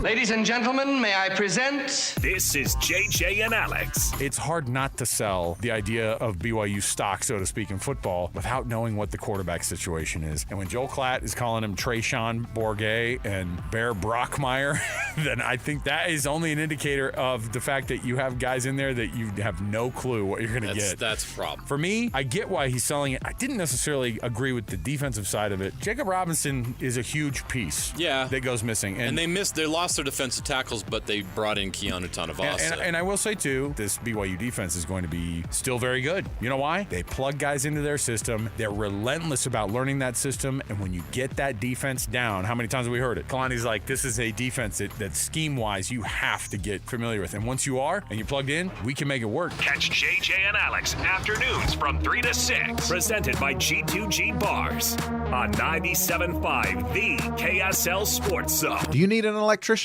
Any Hour Services has a team of licensed electricians that can help with any size electrical project around your house. Whether it's help troubleshooting, installing a ceiling fan, replacing smoke detectors, or upgrading your old electrical panel, the electricians at Any Hour Services can help. All you have to do is call Any Hour Services or schedule an appointment at anyhourservices.com. Help with electrical projects and repairs is closer than you think. Call Any Hour Services or schedule an appointment at anyhourservices.com. No one helps more homeowners than Any Hour Services. This summer, you'll be loving Howard London at America First Credit Union. Get new Visa credit cards with 0% intro APR for 6 months. Need a new ride? Get 90 days with no payments on new auto loans and 60 days no payments on RV and power sports loans. Our home equity loans start with an introductory 4.49% APR to refinance debt or take on that dream project. Start the summer fun now and your payments later. Apply today at AmericaFirst.com or visit a branch. Subject to membership, eligibility, terms, creditworthiness, and conditions. Federally insured by NCUA. Equal housing opportunity lender. I'm Matt Morgan of Morgan & Morgan. Your car steering wheel could be a ticking time bomb. At least 24 people have died and many more injured because their airbags fired shrapnel at them upon inflating. Tens of millions of cars have been recalled. If you suffered cuts that required stitches, hearing or vision loss, or broken bones, please contact us today. You could be owed money for medical bills and other damages. Morgan & Morgan. Visit us at badairbags.com for an office near you. Prior results do not guarantee a similar outcome. William is one of millions of Americans who uses GoodRx to save on the cost of their prescriptions. My oldest daughter, Camilla, 2 days old, she had to have open heart surgery. All of a sudden, she's on 5 different medications. It adds up at the end of the month. Me and the pharmacist got so tight. She said, GoodRx save you a lot of money. Saving that extra $200-300 a month. We're able to do all these extra activities, so it puts less stress on our household, and it puts less stress on our pockets. Download the free app or visit GoodRx.com and start saving today. GoodRx user compensated for their time. GoodRx is not insurance, but can be used instead of insurance. Right now at Tim Daly Mazda Southtown, you can get any new 2025 Mazda CX-50 for 0% financing for 60 months. Yes. Yes. Yes, 0% for 60 months. Or extended to 72 months for only 1.9%. You heard right, as low as 0% for 60 months. It's happening now during the More to Move You event at Tim Daly Mazda Southtown today. APR OAC, not available with any other offers. See dealer for complete details. If you're 55 or older and into that whole saving money thing, T-Mobile has an exclusive phone and internet bundle just for you. Right now, get 2 unlimited phone lines plus 5G home internet for just $30 each per month with autopay, plus taxes and fees. And with 5G home internet, setup is easy with just 1 cord and no technician needed, which is great if you're also into that whole keeping it simple thing. Switch now and experience the best mobile network in the U.S. Visit your local store to start saving. T-Mobile, it's better over here. Based on analysis by Ookla Speed Test Intelligence data Q4 2024 to Q1 2025, Ookla trademarks used under license. Unlimited on our network. Customers on voice plan may notice speeds lower than other customers and further reduction if using more than 50 gigs a month due to data prioritization. Video streams and SD on this plan. Home internet pricing after $20 in monthly bill credit plus $5 per line without autopay. Debit or bank account required. See 5G device coverage and access details at T-Mobile.com. Ready or not, business owners, summer is here. So let's beat the heat while keeping energy costs down. With WattSmart from Rocky Mountain Power, get advice and rebates for smart cooling strategies, resulting in savings and a stronger bottom line. Earn cash incentives on energy-efficient equipment, enroll in programs designed to reduce energy consumption during peak hours, and cut costs without sacrificing comfort. Saving energy and money? Now that's smart business. Visit wattsmart.com today and start saving. Hey, this is Chris with JCW's. Drop in for one of our delicious gourmet burgers made with 100% choice Grand Chuck. We're in Lehigh, American Fork, Provo, South Jordan, and Harriman. JCW's, quality and a lot of it. For all of you, less motivated listeners, it's time for your 9 o'clock. Where the heck have you been headlines? Where you at? With DJ and PK on 97.5, the KSL Sports Zone.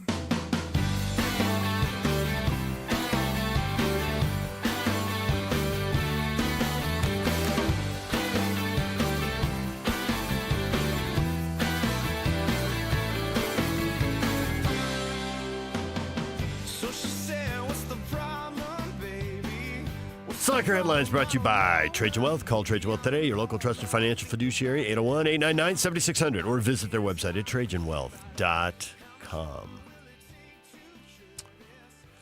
Topics on the table today included the first football game. My guess is you watched 0 plays live. Am I correct? I did not even know it was on. Oh, really? Right. Chargers beat the Lions 34-7. I had in my mind that the game was Saturday. Yeah. Trey Lance, high draft pick, didn't work out with the Niners, the Cowboys. Now he's with the Chargers. He stood out in a game that featured a lot of backups. 13 of 20, 120 yards, 2 TDs. Feels like they're mostly determined in the last 10, 15 roster spots and who's on the practice squad and who gets cut. But keep an eye on him in case you want to bring him back. Got to evaluate all of that. The longer the season gets, the deeper the talent pool needs to be. Sure, yeah. So, good for him, I suppose. That ought to keep him in the mix of NFL backup quarterbacks for another year or two. He'll probably get another chance or two here in the preseason. Washington Commanders wide receiver Terry McLaurin has requested a trade. 1 year left. He's had 5 straight 1,000-yard seasons. He's trying to hit it big one last time. That's a long career to get to 30 and still be grinding out 1,000-yard seasons. Probably underrated because the team's been so bad, but they were good last year, and he had a 5th straight 1,000-yard season as he went to the NFC title game. Yeah, and that's great and all, but they play so many games. Are you productive? But this is business too, you know? Yep. You got to take care of that end of it. Baseball fans, head spinning. So many trades yesterday. Which ones jumped out at you? We could be here the rest of the show talking about all of them. The trade deadline, that was wild. The trade deadline reminds me of when free agency starts in football, and 2-3 weeks, a month into it, you've had so many guys who moved that you can't name them all off the top of your head. And so I go and look at, they'll do winners and losers, those types of things. So the thing about it for me is who will fill a specific need at a specific time. I look at, I'm an old National League East guy, as well as the West for that matter. The Central I've always hated. Good. But you've got the Phillies and Mets there trying to outsmart one another. What happens there? And they both filled some needs. Padres made a lot of moves, and they want to be dangerous in October. And I think they have a good chance to be dangerous in October. It's so hard to predict who's going to win it because in this baseball is a sport that somebody you don't even know of comes up and gets a big hit or something. And, we saw that with the Giants many, many times over. These guys who, on their own, nothing. But Travis Iwakawa, Marcos Scutaro, these guys that nobody remembers. Scutaro, I had not thought but of they made Scutaro plays that needed to be made to help the team win a World Series. You need all those guys. On paper, it looks like the Padres did well, but they gave up a lot, man. They gave up now. We'll see. Giving up a top 5 prospect for a pitcher and a relief pitcher at that doesn't happen. Not top 5 in your organization, top 5 in the game. In the game. 18 years old. Will that haunt them for the next 15 years? Not if they win a World Series. Or will it pay off with the first World Series in club history? Yeah. And you can see where they're doing. I mean, they sell out virtually every game. 40,000 is nothing. Yeah. That's guaranteed. The only question is 42, 43, 44. Right. It's the beautiful weather, beautiful stadium, blah, blah, blah. And people there. My sister went to a Padre game this year. Of course, I was to see the Diamondbacks. That happens. Haven't gone to Padre games as a kid. There were always 3,000 to 5,000 people rooting for the opposing team. And if you're a fan of these teams like Seattle, they make 2 big trades with the Diamondbacks. Pushing your chips. In order to do it, you have to push your chips, but it doesn't mean that it's going to work. You can go out in the first round. Well, lots of teams pushing. I guess define pushing in your chips. How many teams went big? Padres, Mariners, Astros? I think Phillies, Mets. Yeah. Blue Jays took a fly on Beaver, who's, I think he won the Cy Young with Cleveland, and he's been injured now and been rehabbing and doing that stuff, so we'll see about that. Cubs and Tigers, very good teams, didn't do a whole lot. What does that mean? Twins just had a teardown. You trade 10 players. 6 games under 500. They just said goodbye to more than a third of the roster. Yeah. Although the Padres added at least a quarter of the roster. I think it was 7 guys. This is at least 6. I think it was 7. Yeah, they passed out name tags today. Right. Who are you guys? What are you doing in our locker room? A lot of them they know, obviously. So we'll see. It should be very, very interesting. You got some big-time competitive teams. Phil's, they lost, what was that kid's name? Alvarado got suspended. He can come back this season, but he can't go in the postseason, so they had to go get a closer. And they think they did that with the Twins. 2 months to go, and we'll see how everything plays out. We talked a lot about the recruiting rankings out. BYU 19, Utah 50. How much does it mean? Obviously, transfers are a factor now. You can't get too hung up on the number, but we saw when the Utes were 25, 30, 35 in the rankings, they had some great seasons. So BYU at 19, they lay in a foundation for a great season down the line. Now, these are the kids who are going to sign in fall, and then they wouldn't be freshmen if they go until next year. And if they go on a mission, we're really kicking the can down the road here. Oh, that's always the case with BYU. You've got to stack recruiting years. You have to. Yeah. And the Utes at 50, well, why aren't they where they've been in that 25, 30, 35 range? Well, if they're not, then that's where you can supplement and augment with the portal. That gives you that opportunity. I think we will need to do the exercise when the season starts because we hear this, Utah State's got 87 new guys, and Kyle has said, they were looking at close to 50 new guys. But I wonder how much of the transfers are at the bottom of the roster and how much of the transfers are in, the guys who play. And not just the starting 22 because we know at some positions you got to rotate guys through. Well, we know there'll be 2 at the top and running back and quarterback. That's for sure. But how many more will there be? We'll see when they get the 2 deep and get to the opener, and then we can do that and see really how big an impact are transfers having. How many roles are they filling? Mm-hmm. Yeah. I think for Utah, it's significant, even if it's just those 2. That's significant, yeah. Yeah, because they are the bulk of the offense. Not a bulk, the bulk.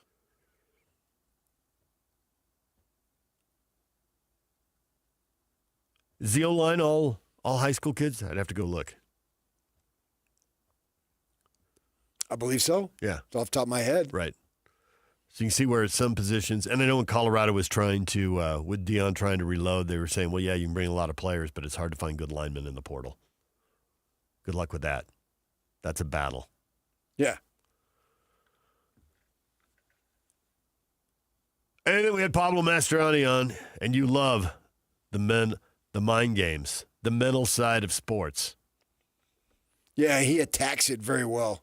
It seems like, and I don't know because I'm not talking to those guys, he would be a good man to play for. Yes.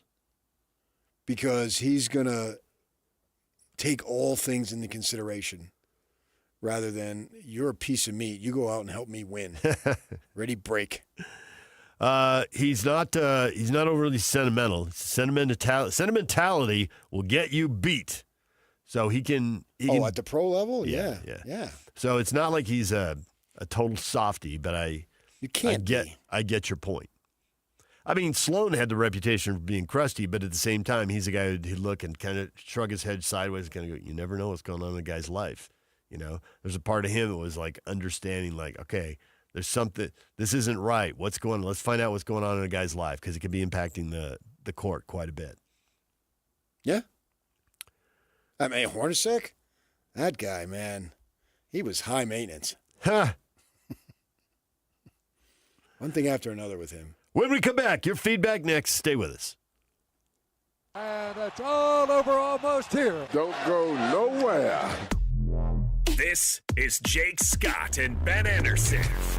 Hillstead has played. Bachmeier has not played. So you may not actually know how some of these guys look until they are taking live snaps in an actual game. Maybe Hillstead looks more experienced and seasoned, but Bachmeier's upside is higher. So maybe he gets to play the second half against Portland State, and then you end up with this bleeding into week 2. And I think that's always the danger there. There's no putting it to bed in week 2. It's going to be weak all year. I've seen it a zillion times. The star Frosch doesn't get the job. The guy that's a little bit more senior, but you're not really sure of. The conversation is always there until the Frosch replaces the upperclassman. And then you know what happens, Ben? The freshman struggles. Yeah. And then for the rest of the year, you're going, well, maybe we should go back to the other guy. Yeah. Tale as old as time, Ben. Hear Jake Scott and Ben Anderson every day from 10 to noon on 97.5, the KSL Sports Zone. So many commercials you encounter these days include generic people engaged in generic activities, frolicking in generic locations, accompanied by generic music and a generic voiceover. Pharmaceutical commercials are on the cutting edge of this phenomenon. In fact, I find myself less worried about the risk of lockjaw, intermittent loss of smell, or explosive diarrhea, and more concerned that the drug might turn me into a mannequin at Kmart. So what does this have to do with Shamrock Plumbing? Nothing, really. But if you find our commercials over the top, just remember it could be worse. They could be generic. At Black Desert Resort, you can truly indulge in luxury your way. Whether you choose a sleek studio or an expansive 4-bedroom suite, you're just moments away from teeing off on a championship golf course, savoring top-tier dining, relaxing poolside, or exploring the rugged beauty of southern Utah. Whatever thrill you seek is right outside your door. Your journey awaits at blackdesertresort.com. Get lost and find luxury. The wait is over. After 2 years of renovation, the perfect downtown lunch spot is now open. The Garden Restaurant offers a beautifully designed space and deliciously fresh menu. It's close to everything downtown next to the Temple Square block.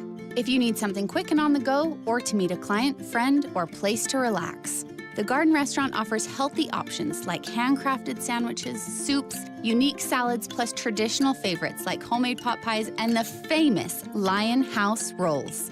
The Garden's new look and tasty menu offers something for everyone, featuring dine-in, patio seating, lobby seating, and grab-and-go or quick online ordering.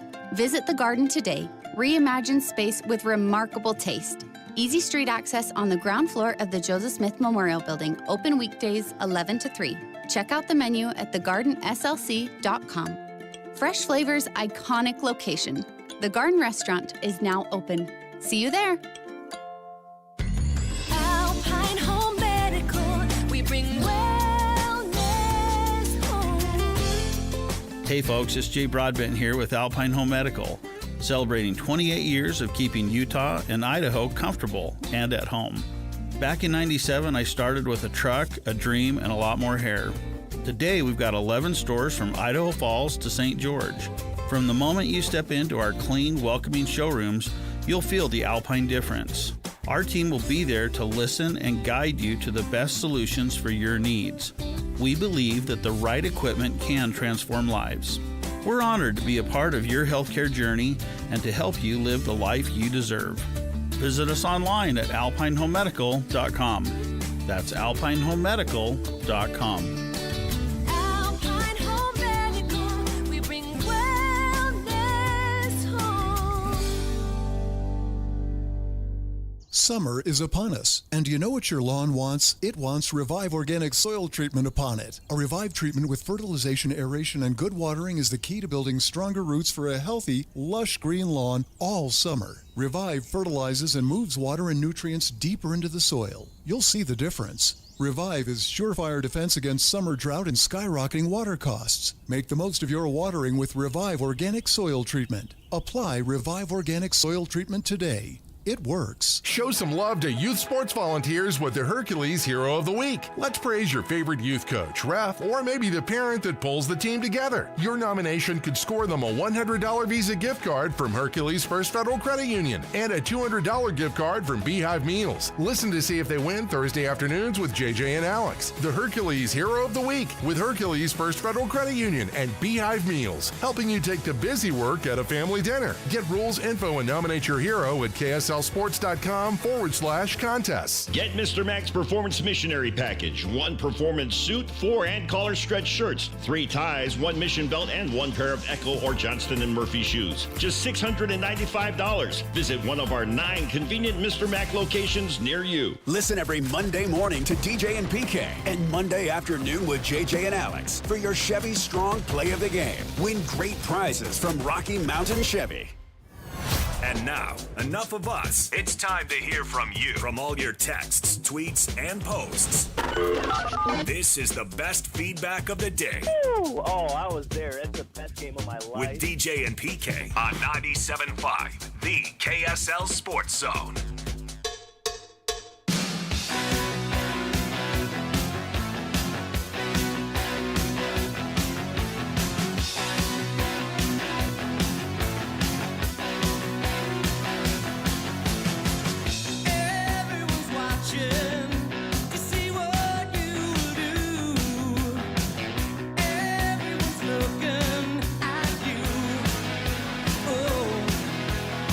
DJ PK, it's 97.5, The Zone.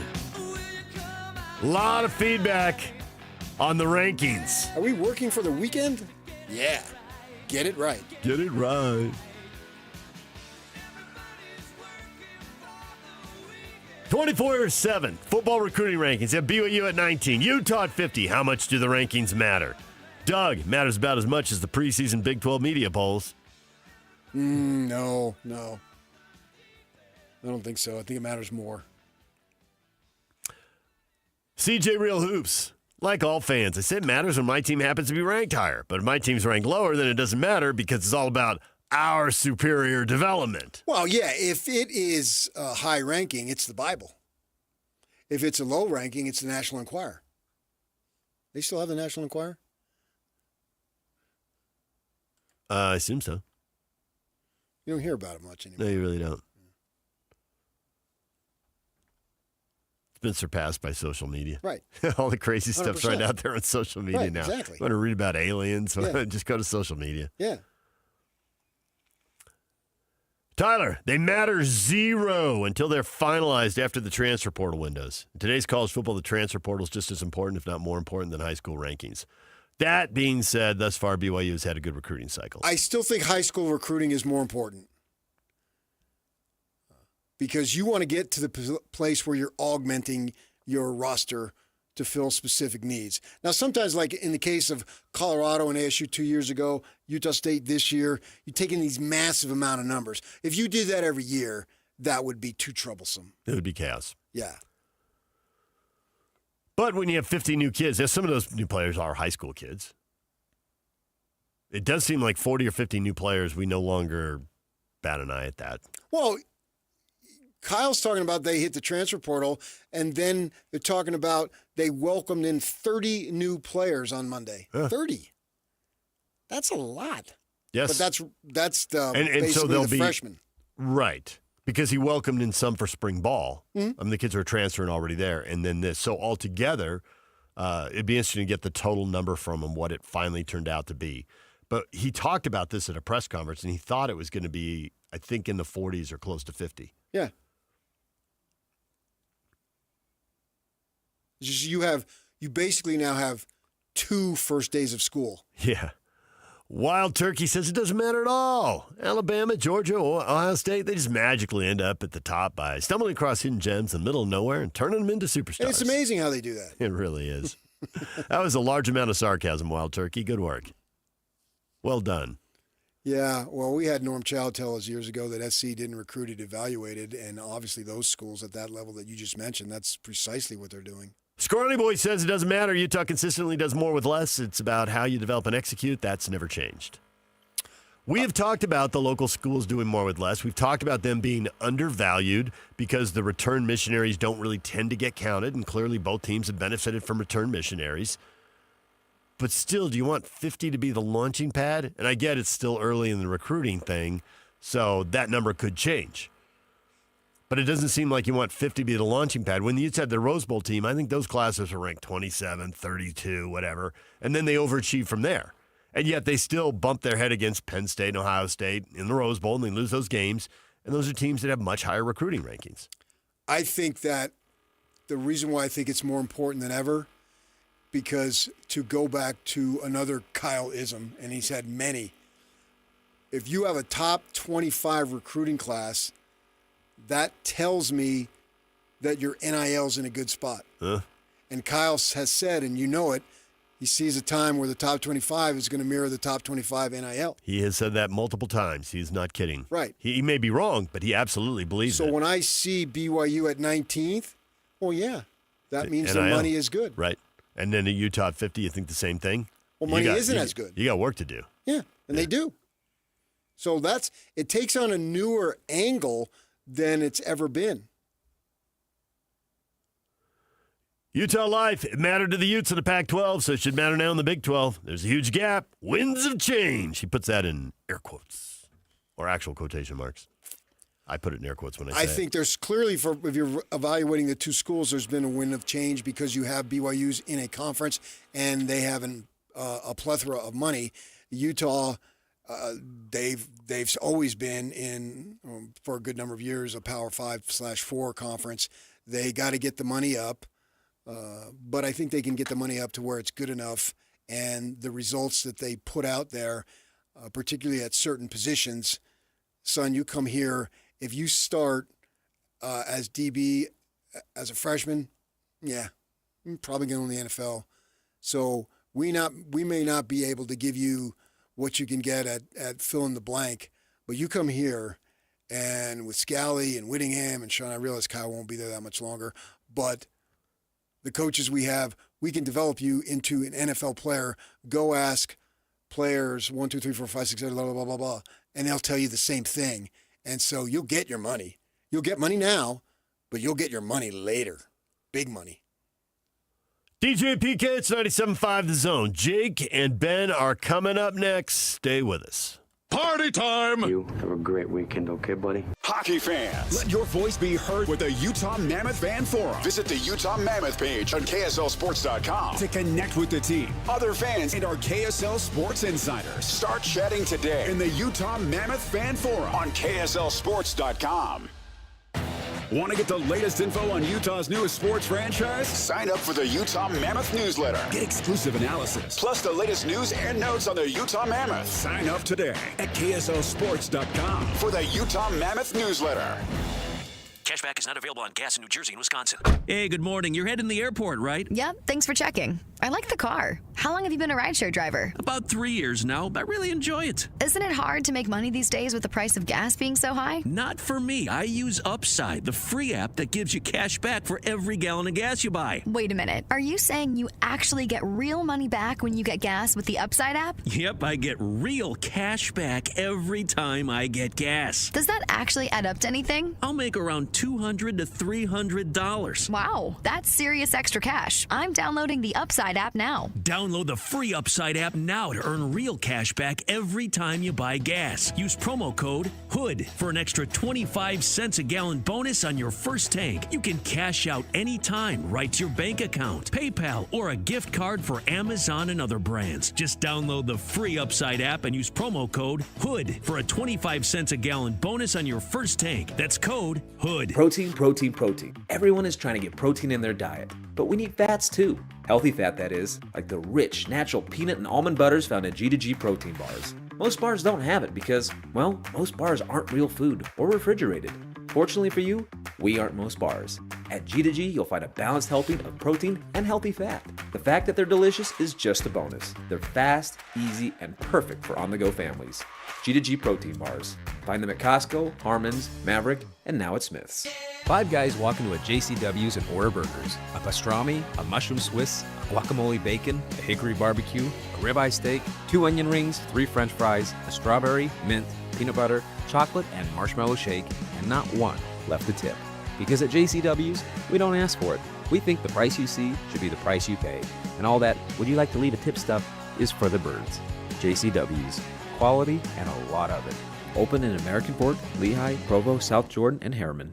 You worked hard for your 401k, but if you've left your job, your money might be sitting in the wrong hands. I'm Jeff Jr. with Trajan Wealth, and it's very possible that the 401k that you have had for years has hidden fees and limited investment choices. But if you're no longer with the company, that 401k may be at the mercy of your former employer. All of these things could be costing you thousands. Rolling over your 401k into an IRA can provide better investment options that align with your long-term goals. At Trajan Wealth, we're fiduciary advisors that are held to a higher standard with no hidden agenda and no hidden fees. Don't let your retirement dollars sit in an old plan, and don't roll it over to your new plan without consulting Trajan Wealth first. Call Trajan today at 801-899-7600. That's 801-899-7600. Advisory services are offered through Trajan Wealth, LLC, an SEC-registered investment advisor. The Hans and Scotty Invitational is back at Cedar Hills Golf Club Monday, August 19th. $400 is going to get you a 4-person team with lunch, prizes, gifts at check-in. The shotgun starts at 8 a.m. 18-hole scramble style with prizes for 5 closest to the pins and the top team.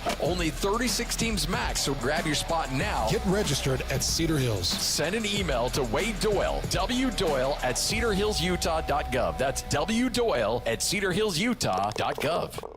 Hey, you got a second? That's all it takes to use your fire sense. Like the second you notice the campfire isn't completely cold, your fire sense says to douse it again. Or the second you notice your tires look worn out, your fire sense says to get them changed. Or even the second you think you might be towing more than your truck can handle, your fire sense says to make another trip. It only takes a second to use your fire sense. Protect your property, the land, and our great state. Use your fire sense. Learn more at utahfiresense.org.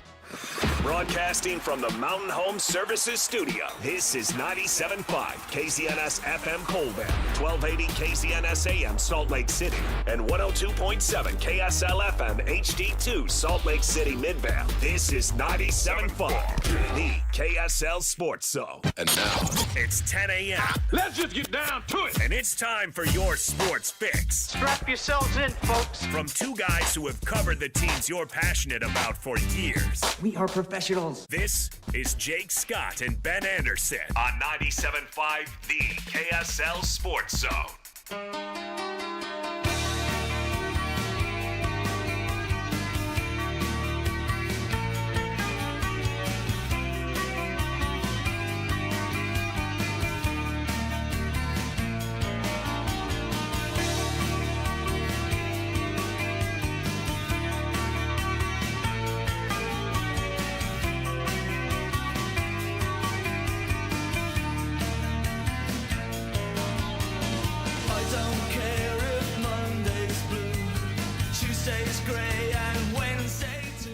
Jacob Ben, 97.5, the KSL Sports Zone. Jake Scott, Ben Anderson. Thanks for making us a part of your day.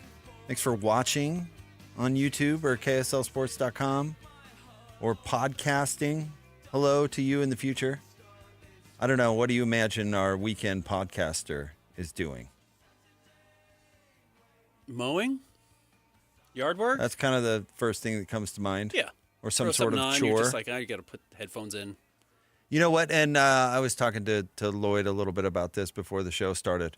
I bet you there's a lot of Jake and Ben podcast listeners that, you know, just got done listening to the Saturday show and then pop on Jake and Ben. Because they're big Christian fans? When they're rolling the minivan to baseball or whatever, Yeah, you know, soccer. or soccer. Yeah. Like my daughter's already started practice. There's like tournaments and stuff. Yeah. It's like nonstop. Yeah. So shout out to that listener. I'm imagining just one person doing that. I was going to say, I think our listeners are all pretty high-class people, so they're probably like out on a boat or a Think so. yacht or Boating. something.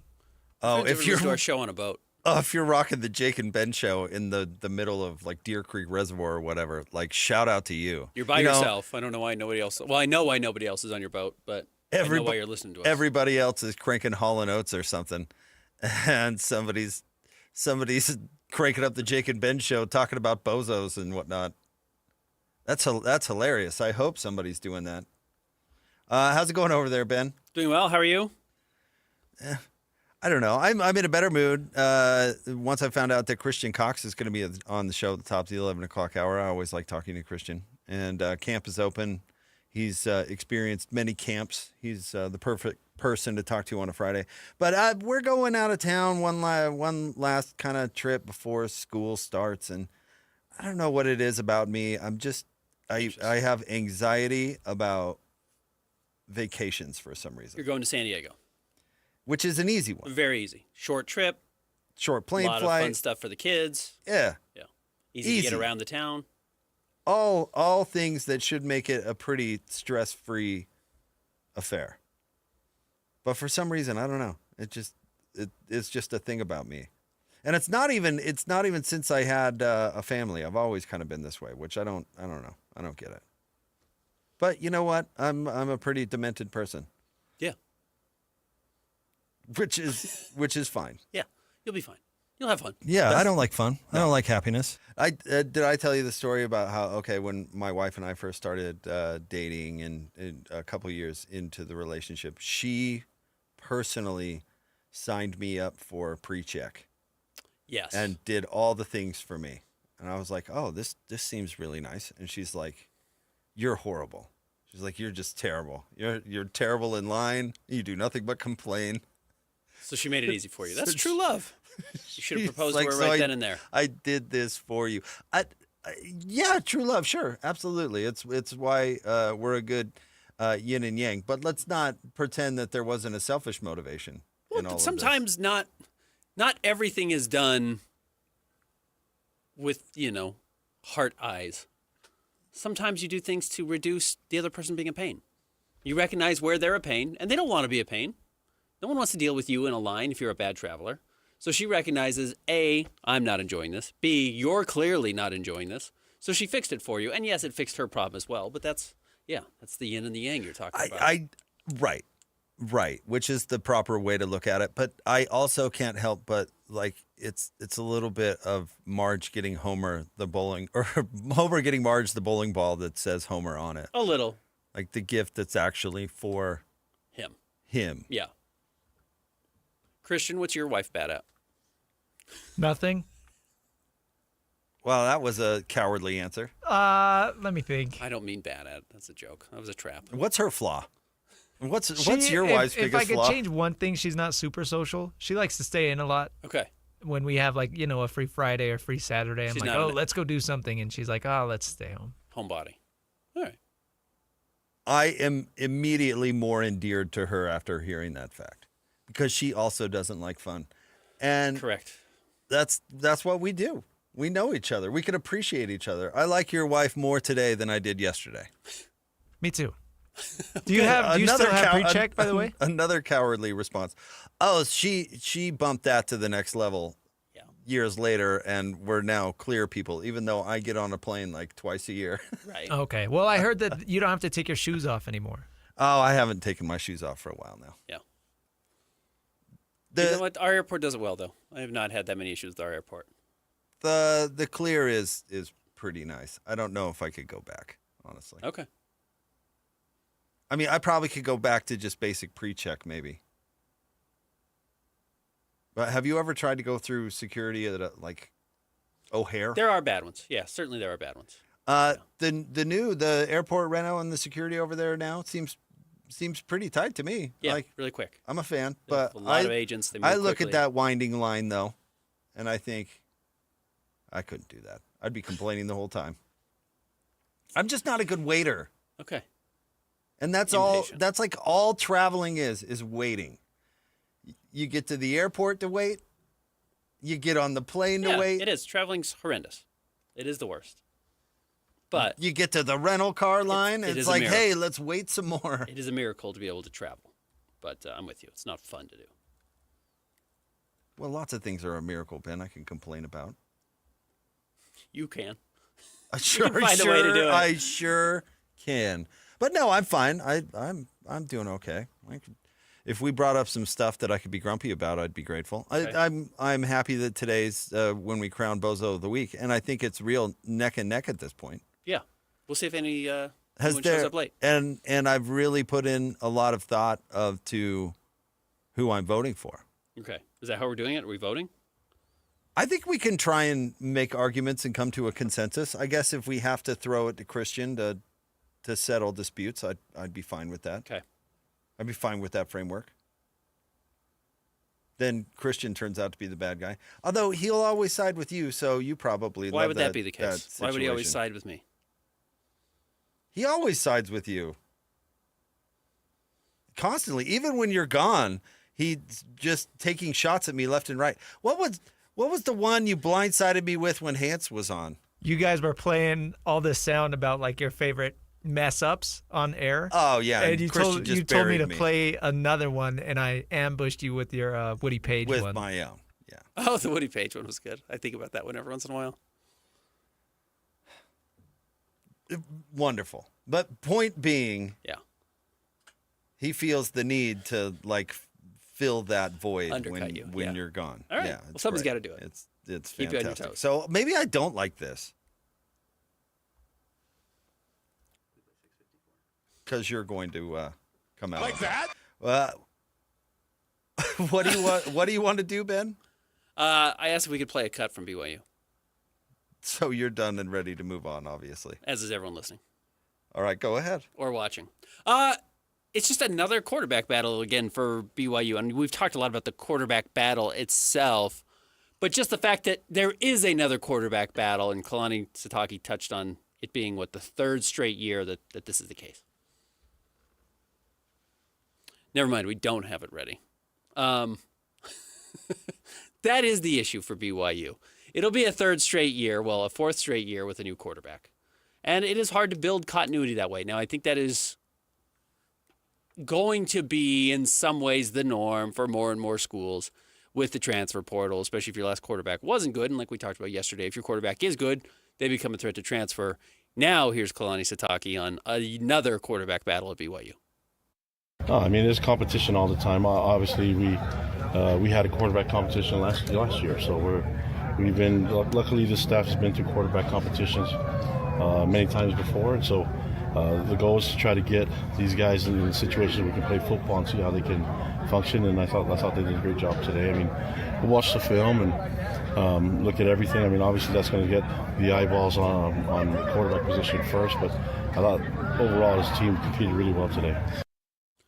I'm not a coach, obviously, but I can't imagine necessarily that having been in a quarterback battle before or having seen them necessarily makes it easier the next year, other than you may feel comfortable being more patient because you've done it. You said, well, maybe we didn't name somebody until the last week or 2 weeks before, and as long as we were in by then, we were okay. But I would imagine all of these are different because every quarterback's different. That's why quarterbacking is so difficult. Yeah, evaluating talent is a, what do they say? Like AI, the more it knows, the better it can be. I mean, that's evaluating talent, right? So I guess by sheer logic, you could say having to make multiple critical decisions on quarterbacks gives you more experience to make the next one. I would buy into that, I'd suppose. But the problem is, in my opinion, that the queue has been interrupted. And maybe the queue was less full than was thought, if this makes any sense. Like, why was BYU so good from the late 70s to the mid-90s? Because the next guy was always lined up?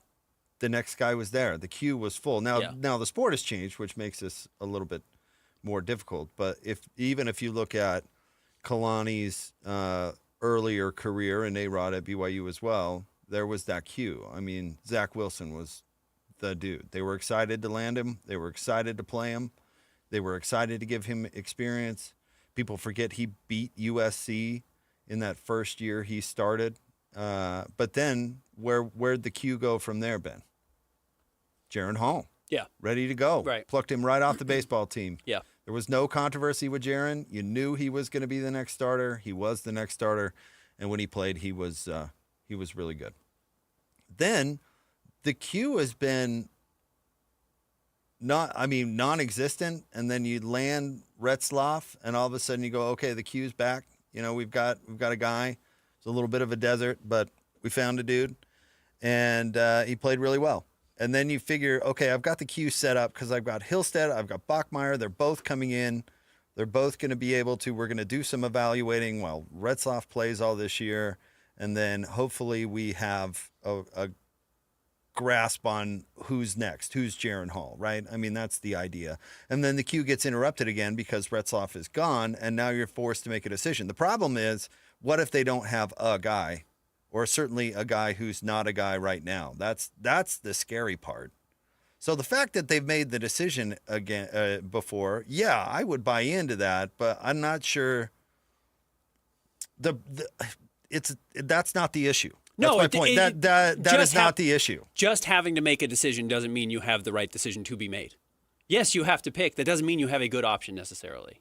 And you're right, with Retzlaff, they certainly had lined themselves up to at least give one more year to develop to some of these players that are already on the team. And maybe that's, Bachmeier, maybe it's Hillstead, whoever it is. Maybe it's Bourget, or they could have recognized, as you mentioned with AI, you get another year to recognize those guys, see how they play behind Retzlaff, and if you don't have them in the queue, as you like to say, you go out and get somebody different. But yes, you disrupted that, and you've robbed your ability to make that decision in a timely manner, or with better timing. Yeah. Now you have to make it rushed, and it doesn't necessarily mean you have to have the guy. I don't know why it reminds me of this, but have you ever gone to the store when you're going looking for avocados?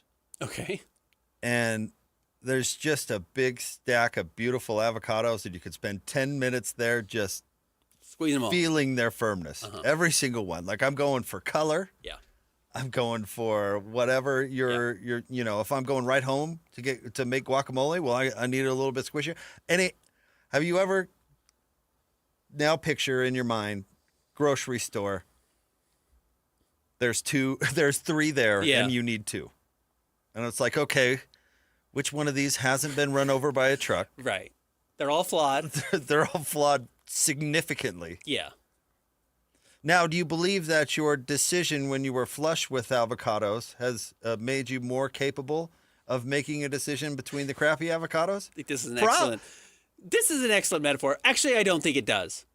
When you have 1,000 great avocados, right? Maybe it gets you a little bit better of recognizing what the last good one felt like when you picked it up, right? What it looked like. There's value there, but that doesn't mean that that's sitting there. That one of the 3 avocados doesn't have to be the good one. But if from previous experience, if I feel one and that thing is a boulder, and the other is borderline spoiling, well, I can make an educated decision on what my circumstance is that I need that avocado for. And that's not to say that maybe one of these isn't a good avocado at BYU, but just because you've bought a good avocado before doesn't mean with limited selection you're guaranteed to get one. Right. Yeah. It's all based on recruiting. It's all based on were you able to land a person who can get the job done? But the problem is that time now complicates things because none of these guys has had time to really experience what it takes to be successful, which, is valuable too, right? They're young players. John Beck wasn't that good as a freshman. That's the thing. To continue our avocado parallel, if you were buying one for tonight because you're making guacamole and one that you wanted to have ready on Monday night, you can get one that's not quite ripe that by Monday is going to look really good and you'll be ready to throw it on a burger or however you want to eat your avocado.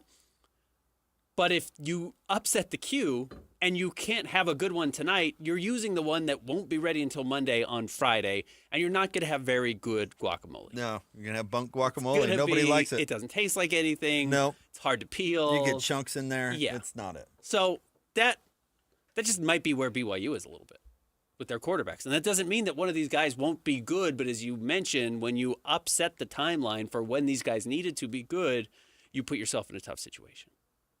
Which is why, and I'm thinking about our promo running on the station right now, which is why I think they'll make the safe decision and go with Hillstead because it's the safe one. It's the easiest to justify and the easiest to back off of. That's true. So, when you're making a decision where you don't have a whole lot of input, you're going to take the one you have more information on. I would guess. Or that's just easier because it's more of an upperclassman. It's another year of experience. But again, all these guys are so young, you have no idea.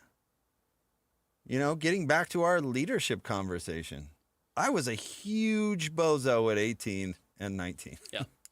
I wasn't leading anyone. I was the worst intramurals chair in my fraternity's history. I don't think I signed us up for anything. Yeah. Giant bozo material. But I knew guys that were I had buddies that were natural leaders and ended up leaders on campus and all this sort of thing. And it's like, okay, well, I didn't have that then. And I still don't have that. So maybe this is a really bad comparison. Forget everything I just said. Christian, can we cut that and start again? No, I think it's a good point, though. Like some people just aren't natural leaders. So where does that factor into the whole conversation? Again, I think that's a little overrated. It doesn't have to be. And having somebody who people believe in is important. But if I believe in you, you have to also be able to do it on the field. Yeah, I got you. But the team believed in Riley Nelson. The team was better with Riley Nelson. They did. You're right. Jay Keeps was a better quarterback. To Riley's credit, Riley could actually get it done at times. He won a lot of games. Yeah. It was kind of hard to watch at times, but they won a lot of games with Riley. He deserves his due. He's there in the BYU record books.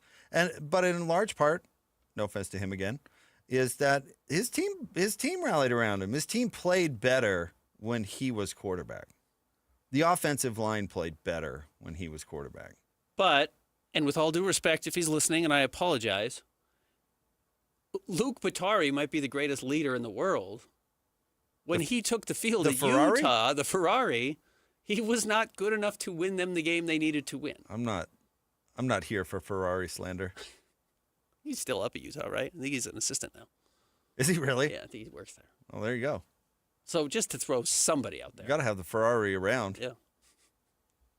Make that happen. But, yeah, you can be a leader and not be good enough to make it happen.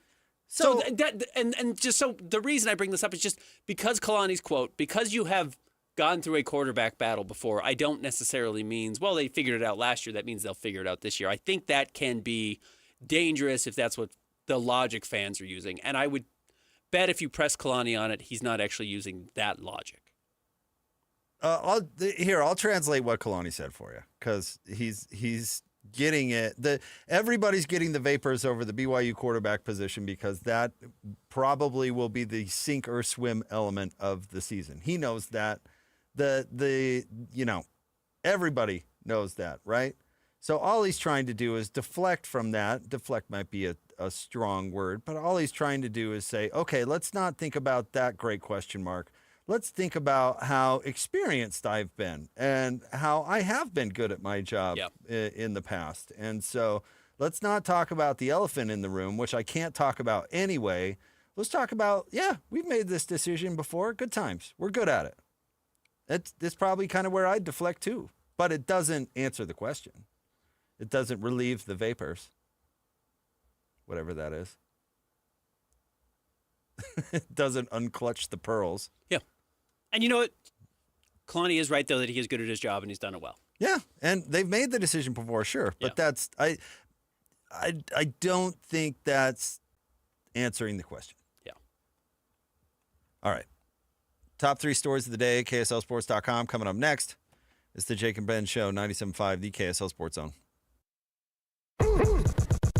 Ladies and gentlemen, may I present... This is JJ and Alex. A school wants to get to the Big 12 so badly. The Memphis Tigers want to get there so badly. I've seen different reports. $200 million was the initial one. I've seen as much as $250 million that they offered. Can we buy our way into the conference? It was a fascinating thing. What's crazy is just as quickly, those rumors were squashed. As soon as they came in, thanks but no thanks, immediately. $250 million turned down by Brett Yormark. That does not sound like the Brett Yormark that I know. Would the Big 12 brought to you by Memphis? It's in another conference. Brought That's to you what by they should FedEx. do. It should be the Big 12 championship game presented by Memphis University, the American champions of this season. Our biggest sponsor. They play it in Memphis. Memphis is not allowed to be in the conference. This is all great. But We'll take your money, not your school. Catch JJ and Alex afternoons from 3 to 6. Presented by G2G Bars on 97.5, the KSL Sports Zone. Show some love to youth sports volunteers with the Hercules Hero of the Week. Let's praise your favorite youth coach, ref, or maybe the parent that pulls the team together. Your nomination could score them a $100 Visa gift card from Hercules First Federal Credit Union and a $200 gift card from Beehive Meals. Listen to see if they win Thursday afternoons with JJ and Alex. The Hercules Hero of the Week with Hercules First Federal Credit Union and Beehive Meals, helping you take the busy work at a family dinner. Get rules, info, and nominate your hero at KSLSports.com/contests. The wait is over. After 2 years of renovation, the perfect downtown lunch spot is now open. The Garden Restaurant offers a beautifully designed space and deliciously fresh menu. It's close to everything downtown next to the Temple Square block. If you need something quick and on the go, or to meet a client, friend, or place to relax, the Garden Restaurant offers healthy options like handcrafted sandwiches, soups, unique salads, plus traditional favorites like homemade pot pies and the famous Lion House rolls. The Garden's new look and tasty menu offers something for everyone, featuring dine-in, patio seating, lobby seating, and grab-and-go or quick online ordering. Visit the Garden today. Reimagine space with remarkable taste. Easy street access on the ground floor of the Joseph Smith Memorial Building, open weekdays 11 to 3. Check out the menu at thegardenslc.com. Fresh flavors, iconic location. The Garden Restaurant is now open. See you there. Looking for reliable home services you can actually count on? I've got just the team for you. Mountain Home Services. They've been serving Utah since 1954 with honest, upfront pricing and zero hidden fees. Plus, they back every job with a 100% satisfaction guarantee. With summer heating up, now's the time to get your AC in shape. Mountain Home Services delivers fast, expert air conditioning service to keep your home cool and comfortable. And don't forget, they also handle electrical and plumbing work with the same trusted care. And here's the best part. KSL listeners get exclusive limited-time specials, but you have to call and ask. These deals won't last, so don't miss your chance to save. Call 801-543-2222 today and tell them KSL sent you. That's 801-543-2222 or visit mountainhomeservices.com. Get the service you need and the deal you deserve. A couple years ago, I was in the bathroom at the airport when I dropped my smartphone in the toilet. Not smart. I was multitasking when I should have been focused on the job at hand. Embarrassing, but I'm not alone. According to Google, 7 million other multitaskers accidentally dropped their phones into the bowl last year. A gentle reminder that right now you can get yourself a brand new Samsung Galaxy A36 absolutely free with a $35 plan from Pure Talk. The A36 comes with scratch-resistant Gorilla Glass and a battery that'll last all day, along with unlimited talk, text, and data on America's most dependable 5G network. In other words, it's tough and smart. Something to think about next time you're multitasking in the necessary. Just dial pound 250, say keyword Mike Rowe to get your free phone today. You can make the switch in just 10 minutes. That's pound 250. Say Mike Rowe to switch to a no-nonsense smartphone and a company that actually stands for something. Pure Talk. 5 guys walk into a JCW's and order burgers. A pastrami, a mushroom Swiss, a guacamole bacon, a hickory barbecue, a ribeye steak, 2 onion rings, 3 french fries, a strawberry, mint, peanut butter, chocolate, and marshmallow shake, and not one left to tip. Because at JCW's, we don't ask for it. We think the price you see should be the price you pay. And all that, would you like to leave a tip stuff, is for the birds. JCW's. Quality and a lot of it. Open in American Fork, Lehigh, Provo, South Jordan, and Harriman. Listen every Monday morning to DJ and PK and Monday afternoon with JJ and Alex for your Chevy Strong Play of the Game. Win great prizes from Rocky Mountain Chevy. It's time to break down the biggest stories of the day. This is the top 3 stories of the day on KSLSports.com. 97.5, the KSL Sports Zone.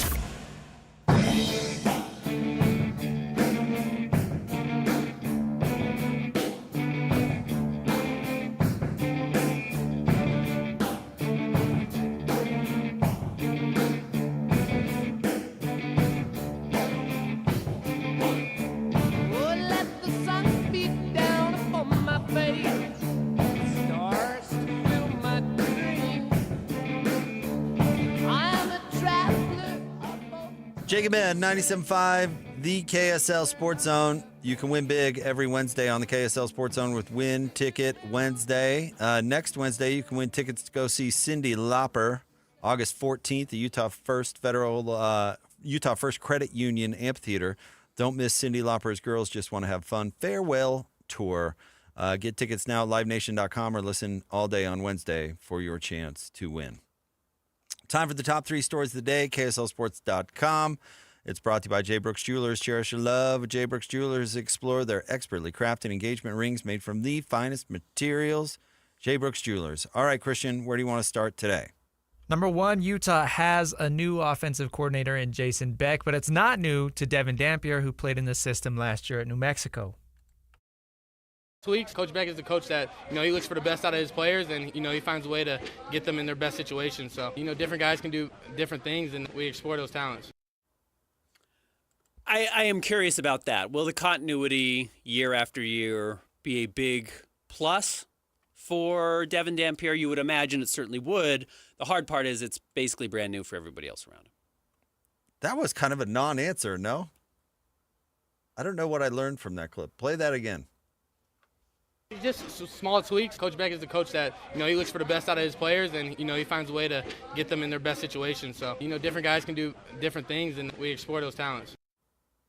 Okay, so he said small tweaks. Okay, that's answering the question. Yeah. Small tweaks. It's not really thoroughly answering the question, I suppose, but that would lead me, small tweaks, that would lead me to believe that if you want to see what Utah's offense is going to look like, truly go back and watch New Mexico last year. The difficult thing with that is if you watch New Mexico last year, a lot of their production And I didn't watch 12 New Mexico games last year. But when I did watch them, I think they played a week 0 game against Arizona. Am I right about that? Because I remember going back and watching that game. Ted McMillan had, I think, 300 yards. But Devin Dampier was just running all over them. And look, that's applicable because at least Arizona is a Big 12 school, and he was able to flash his brilliance against them. But I do worry sometimes about superior athletes, and Devin Dampier is a superior athlete, being able to run all over inferior teams, and then you get to the Big 12 and you can no longer just out-athlete everybody else. That's an interesting question. What is the gap between the Mountain West and the Big 12? That's what we're trying to learn. I mean, that's obviously subjective. I asked Kyle Whittingham, it's enormous. From the Pac-12, from the Mountain West Conference to the Pac-12, it was enormous. Yeah, that was convenient to sell at the time. It was. I'm not discarding that by any means, but yeah, I'm sure that was an adjustment. But we talked about Utah State basketball the other day. They have had very little problem adjusting to the Mountain West Conference.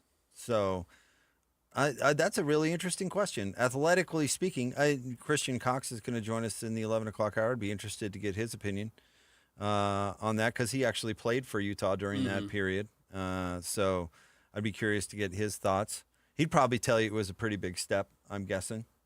But that's interesting. Like, he ran for 1,200 yards last year. If New Mexico were in the Big 12, would that have been 800? 600? I'm also curious what happened. Now, look, maybe it's because 3 of these games were non-conference games, though Montana State, and they lost to Montana State, so that's not a good outing. They lost to Arizona. They lost to Auburn, which is a good non-conference schedule. At Arizona, at Auburn is really tough for New Mexico. They went 0-3. And Devin Dampier was good. I mentioned he was great against Arizona. He had 130 yards on the ground. He had 260 yards through the air. He had 3 touchdowns through the air. Do you have any rushing touchdowns? I don't know. Yes, he had 2 rushing touchdowns. So he had counted for 5 touchdowns in that game. That's the one where he had like the fake pitch. Yeah. Right, that got everybody excited about him, and probably why he jumped onto radars immediately for next year's transfer portal and now ended up at Utah. Over his last 6 games, Devin Dampier went crazy running the ball. He went over 100 yards all but one game. That was at Colorado State in a game where they couldn't move the ball hardly at all, or at least they couldn't score. They lose 17-6, but he did put up big yards, 320 yards through the air, 51 yards on the ground, though. Clearly they felt like they could attack him through the air. But over his final 6 games, he averaged 130 yards on the ground. That's huge. That's a huge outing. Yeah. And 784 yards total. So I'm curious where the change was in that approach. He also had 11 touchdowns on the ground and only 5 touchdowns through the air against 6 interceptions. So there was a shift midseason for him to run more. And I wonder what that shift was. Oh, who was talking about this the other day? Maybe it was Bronco himself. Was saying that New Mexico, they thought they were going to throw the ball a lot last year because they had these stud receivers who did not turn out to be studs. It was Bronco talking with Scotty the other day. Yeah, he was saying they started out the season at New Mexico last year thinking like, oh, they've got some guys on the outside who didn't turn out to be guys, and then they leaned really into the run game and the zone read. So it'll be interesting to see, I guess, where they start at Utah as opposed to where they finish, which is true about any team. But maybe Dampier can throw it a little bit more than he got credit for last year because they leaned so far into the run. Maybe. Or maybe Bronco's a good coach and recognized what he couldn't do and stopped asking him to do it. Maybe. And maybe it was the receivers. I don't know. Maybe. Yeah, I don't know the bozo factor on the receivers. That's the thing. I'm just telling you what Bronco said. Yeah. I'm sure the father of said receiver would tell a different story. Yeah. But nonetheless, they were better going with more of the running approach, whoever's issue that was. Worth noting. Well, and look, correlation isn't causation or vice versa. Dampier's 5 best passing games, when he threw for more than 250 yards last year, they were 1-4. Yeah, see, there you go. And their one win was against Utah State, 50-45. So it real was just scorcher. It was a scorcher. But his best passing games, at least as far as raw yardage, they were not good. I would also say, and look, this is where I believe in the correlation. every time he threw for more than 250 yards, he also had 2 interceptions. Meaning when you let him throw the ball, he throws the ball away. He gives it away. Mm-hmm. That's not all that reassuring. That it's going to be a wide open, throw the ball over the field offense. And to that point, you're probably better off holding onto the ball and making a play with your legs than turning it over. Or just handing it off to your running back. By the way, in games when he had fewer than 250 yards passing, he had 1 total interception. Yeah, right. Over 7 games. That's a big deal. That's a big, big difference. Over 250 yards, he had 5 games, and he had 11 interceptions. I think you're overselling that, Ben, because Witt's fine with turnovers. Witt loves that. He's been fine with those Especially over the when years. his quarterbacks So I don't know how relevant that is. throwing the ball all over the field. What's next? Number 2, former Jazzman Johnny Juzang signs with the Minnesota Timber Jazz. According to Sham Charania this morning, it's a 1-year deal. I'll be curious if it's a non-guaranteed 1-year deal, fully guaranteed 1-year deal. You may not know about that. But good for Johnny. I don't believe you. What do you not believe? That you said good for Johnny. I like Johnny. You guys notoriously don't like each other. Do I not like Johnny? Well, you called him fat. I never called Johnny fat. To his face, and he didn't like it. I called George Niang fat. Oh, yeah, it wasn't Johnny. No, I'm mixing up George Niang. I don't know why I pictured George Niang in my mind. Oh, I don't good care for Johnny. I don't care where George Niang goes. I don't care where fat George Niang goes. Oh, no, where's George Niang? Go He's play in still Europe. in... He's in Boston. Yeah, he got that's traded right. for Kristaps. And they hate him. Oh, no, Johnny Juzang. No, I'm stoked for him. Johnny has other. Kyle, I don't know why I read things. that as I'm reading it right now, Johnny Juzang. I was thinking George Niang. No, you do not have a beef with Johnny Juzang. No, I like Johnny. I take that back. We actually talked to Johnny last year at camp. At camp. Johnny's a funny guy. No, he's a great story, too. Yeah. No, I'm cheering for Johnny Juzang. He is the most Southern California bro. He is pure LA. He's that guy. But he can really shoot the ball. And I actually think there's some potential. He's got great size. He's 6'7". He's 215. He's a high 30s shooter. And you know what? Good for Johnny. He has really evolved his game. Coming out of UCLA, he started at Kentucky. He was a huge recruit. Coming out of UCLA, he was like, I'm going to get to the mid-range and shoot over you. Kind of Cody Williams-esque. Uh-huh. And he's realized, like, well, my ticket is to just make threes, which is a little bit the boring part of the NBA right now. But he recognized it. He did not fight it. He embraced it. He did 2 probably really, really unexciting years in the G League, playing for the Stars. Got a much bigger chance with the Jazz last year on his 4-year deal that he signed. Only the first year was guaranteed. And then has turned it into another season, at least in the NBA. And look, I think the Timberwolves need him. I think they need a shooter like that coming off the bench. So that will be beneficial. He will look good there. Shoot. Like that? Play hard. And be pleasant to have around. Don't be a headache. Absolutely. And you know what? A guy like Johnny Juzang could certainly make it. When the Jazz acquired Jeff Green, it was really funny to look into his history because he's got size, skill, and you look that he never stayed with the same team 2 years in a row. Yeah. I think it's happened since, but at that point in his career, he had never stayed somewhere really 2 years in a row. I was like, God, I wonder why that is. And then a couple of months later, it's like you hear rumors like, oh, Jeff Green, this isn't working. Yeah. I mean, what did he last 3 months with the Jazz? Was it even that long? They just waived him. I think they waived. No, we were doing the show together. They waived him right before the Jordan Clarkson trade. Which was December 23rd, 2019. You and I were doing pre-half and post. That's right. And they signed Rajon Tucker that same night. And they got rid of everybody. They were just like, yeah, Jeff's gone. Ed Davis never going to play anymore. Oh, man, that didn't work. And who was the guard they signed? Oh, the dude who, why am I forgetting his name? The guy who, his story's amazing. He escaped from Africa. Who was that? Oh, yeah. High draft pick? Yeah. By the Nuggets. Anyway. Sorry, Ben. No, you're fine. I know exactly who you're talking about. He was super Emmanuel interesting. Mudiay. Yeah, Mudiay. He was super interesting, too. He was more enjoyable than I expected him to be. More than Jeff, I thought. Regardless. Oh, Mudiay, a different planet than Jeff. Good for Johnny Juzang. Yeah. We'll see if it works out for him and what type of money. Really happy Jared Butler got a camp invite with the Phoenix Suns. Oh, your favorite player meets your least favorite team. That's going to be an interesting conflict for you. Yeah. Who do I root for? I don't know. All right. What's next? Number 3. Did you guys catch that Hall of Fame game last night? I watched every second. Really? No. They fumbled the opening kickoff, went to a review immediately, and I immediately got the midseason NFL woes of just like, oh my gosh. There's so many reviews. It's so, I love football, and sometimes it is so chunky and so clunky. And look, every sport is. But when I don't have a rooting interest, which of course I didn't have a rooting interest, A, I don't have one in the NFL period, but B, a rooting interest in the Hall of Fame game, which I don't like the field they play on. It doesn't have the atmosphere that a traditional NFL game does. Obviously, it's a very small field that they play behind the actual Hall of Fame, right? So it already feels a little flimsy, and they immediately go into A, quality of player is not there, hence fumbling the opening kickoff. And then B, the review, which is these refs are trying to prove that they belong to. So it's like watching a summer league game. And my interest level dropped. Though Trey Lance played awesome. He looked really good. Surprised we didn't see Sione Vaki for the Lions. Yeah. That was a bit of a shocker, but. Can I ask this question? I didn't watch it. I couldn't generate the interest. Mm-hmm.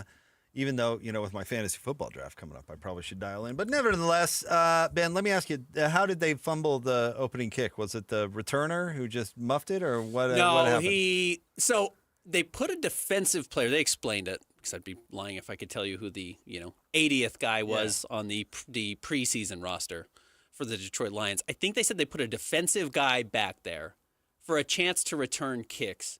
And he did catch it. But he got hit and ran right into the back of somebody and fumbled the ball. Let me ask you this, because this is totally. I mean, I'm not talking about review. That's an absolute disaster. Get review out of sports. But imagine, Ben, that you are trying to make an NFL team. The NFL team asks you to go do something completely unnatural. Now add into the fact that it's the first NFL game of the season. It's the Hall of Fame game. Yep. You're just trying to make the team, and they say go return kicks. Can you imagine how, 1, nervous you would be, and 2, how much more nervous you would be once you realize that there are 11 people running as hard as they can to take your head off? Fumbling in that situation, you may say like, oh, the quality of play wasn't there. I see your point. Completely forgivable, in my opinion. 100% understandable. I can't even imagine. They're like, hey, Anderson, go return kicks. Wait, what? I've never done. Get out there. This is the way you make the team. And exactly. I'd be so nervous. And that's the I hard wouldn't even part. be able to catch it. Are you kidding? Is that, A, it's probably smarter to just fair catch. We'll start the drive. But you're trying to earn a job. You're trying to make the team. I've got to make a play. I've got to show that I can make a play here. So not only do I have to bring this ball into play, I have to do something with it, which means I can't just angle for the sideline. I can't just trot, and they're never trotting into 15 yards. You're certainly not getting that. But, yeah, you're not playing it safe. So, yeah, you're out there trying to do something. And then, because you're playing with 10 other bozos on the field, you might not be the one who makes the mistake. There might have been a design for how to return that ball, and someone doesn't block the right person, and all of a sudden you're having to rearrange what your plan was.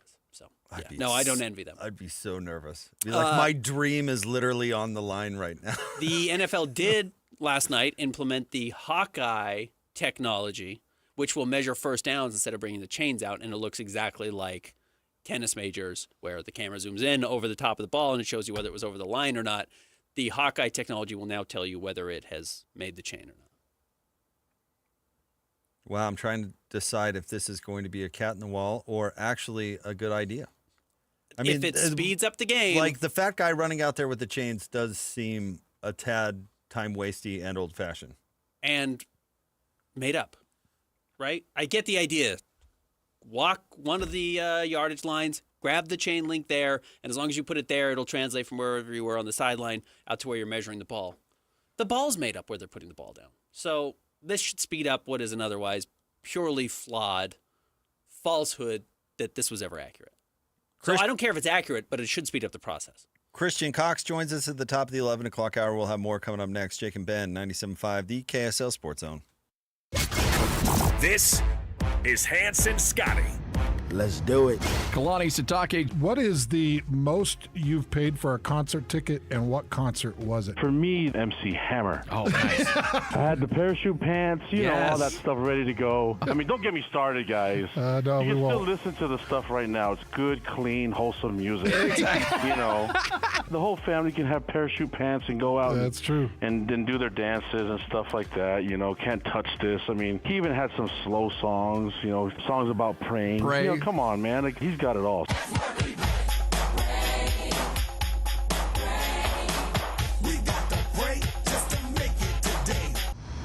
What kind of a show is this? Catch Hans Olsen and Scotty G every day from noon to 3 on 97.5 1280 The Zone, powered by KSLSports.com. Ready or not, business owners, summer is here. So let's beat the heat while keeping energy costs down. With WattSmart from Rocky Mountain Power, get advice and rebates for smart cooling strategies, resulting in savings and a stronger bottom line. Earn cash incentives on energy-efficient equipment, enroll in programs designed to reduce energy consumption during peak hours, and cut costs without sacrificing comfort. Saving energy and money? Now that's smart business. Visit wattsmart.com today and start saving. Right now at Tim Daly Mazda Southtown, you can get any new 2025 Mazda CX-50 for 0% financing for 60 months. Yes! Yes! Yes, 0% for 60 months. Or extended to 72 months for only 1.9%. You heard right. As low as 0% for 60 months. It's happening now during the More to Move You event at Tim Daly Mazda Southtown today. APR OAC, not available with any other offers. See dealer for complete details. This summer, you'll be loving Howard London and America First Credit Union. Get new Visa credit cards with 0% intro APR for 6 months. Need a new ride? Get 90 days with no payments on new auto loans and 60 days no payments on RV and power sports loans. Our home equity loans start with an introductory 4.49% APR to refinance debt or take on that dream project. Start the summer fun now and your payments later. Apply today at americafirst.com or visit a branch. Subject to membership, eligibility, terms, creditworthiness, and conditions. Federally insured by NCUA. Equal housing opportunity lender. Hey, it's JJ here. I love hearing from listeners that have also had success with Salt Lake City fat loss. I'm here with Blair. Thanks for coming in. Pleasure to be here. It's so great to see you. So how much weight have you lost? I've lost an amazing 52 pounds in just 60 days. That's incredible. How do you feel? Oh, I feel great. I have more energy, and the GERD and acid reflux is gone. Talk about the scale for a minute. Were you surprised at how quickly that number went down? It was astonishing to me as I'd get on the scale, even in the very beginning when I saw, 2-3 pounds drop off. But I ended up looking forward to getting on the scale to see how much I'd lost in the last day. Tell me about the biggest benefits that you've seen with Salt Lake City fat loss. I have much more confidence in myself, lots more energy, much more adventurous walks with my dogs. Thanks so much for sharing another great success story with Salt Lake City fat loss. Learn the secret of losing up to 1 pound of unhealthy fat per day and start your own success story at slcfatloss.com. That's slcfatloss.com. Results may vary. Thinking about buying a new car? You might want to pump the brakes. With prices climbing across the board, that new car smell is coming with a bigger price tag than ever. It's no wonder more people are choosing to keep the cars they already own, and Maaco is here to help make those cars feel brand new again. Whether your vehicle's rocking a faded finish, carrying around a few dents from daily life, or your bumper's seen better days, we've got you covered. Maaco specializes in high-quality, affordable paint jobs and light collision repairs that bring your car back to life without the sticker shock. You'll be surprised how far a fresh coat of paint and a little bodywork can go. It's fast, affordable, and makes your car look great without blowing your budget. Don't wait. Book your free estimate online or visit your nearest Maaco today. Appointments fill up fast, and your car deserves a fresh start because now, more than ever, it just makes sense to invest in what you already have. Uh-oh. Better get Maaco. 10 years ago, Les Olson IT set out to do more than fix copiers and printers. We set out to become the IT team Utah businesses count on. Today, we're proud to celebrate a decade as Utah's managed IT service provider, trusted by thousands of local companies for secure, reliable tech support. Thanks for trusting us. Here's to the next 10 years of innovation, protection, and partnership. Visit lesolson.com to learn more. Les Olson. Olsen IT. This summer, when you have Any Hour Services give you an estimate to replace your air conditioner or you purchase a new AC from Any Hour, you'll automatically be entered into our weekly drawing to have your air conditioner paid for by Any Hour Services. No purchase is necessary. See official rules at anyhour.com. Who's got it better than us? Your home for the best sports coverage in Utah. You're listening to Jake Scott and Ben Anderson on 97.5, the KSL Sports Zone.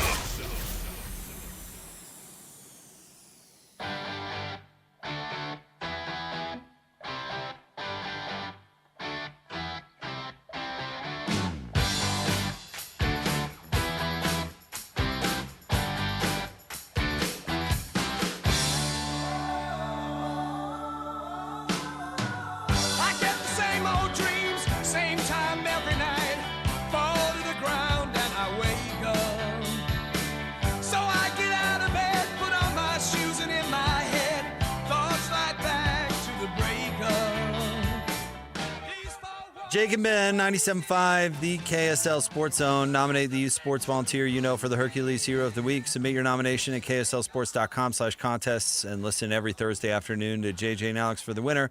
Help us celebrate the efforts of those volunteers making an impact with the Hercules Hero of the Week. Sponsored by Hercules First Federal Credit Union and Beehive Meals. Hey, Ben, things have been pretty rosy with the commies since they got new ownership there in Washington. Yep. And last week, wasn't it President Trump who was telling them to change the name back? He was. And holding their new stadium hostage. Yep. Well, bad news today, Ben. Wide receiver Terry McLaurin has requested a trade, according to Adam Schefter. And, well, probably rightfully so, right? He is not he's not being paid like a top 20 wide receiver, maybe top 15 wide receiver, but he is certainly a player of that quality.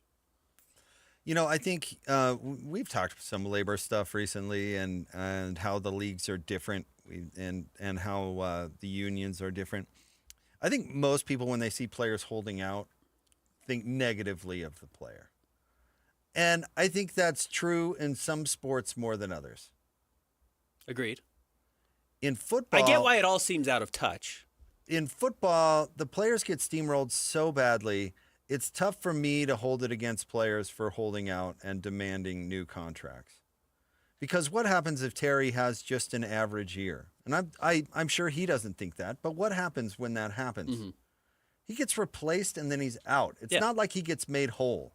In the NBA, if you have an average year, you're still going to get that contract. So if an NBA player is holding out and demanding, and it's interesting, we don't see holdouts in the NBA basically at all anymore since they created the rookie scale, because it always used to be the rookies holding out, if you remember. Mm-hmm.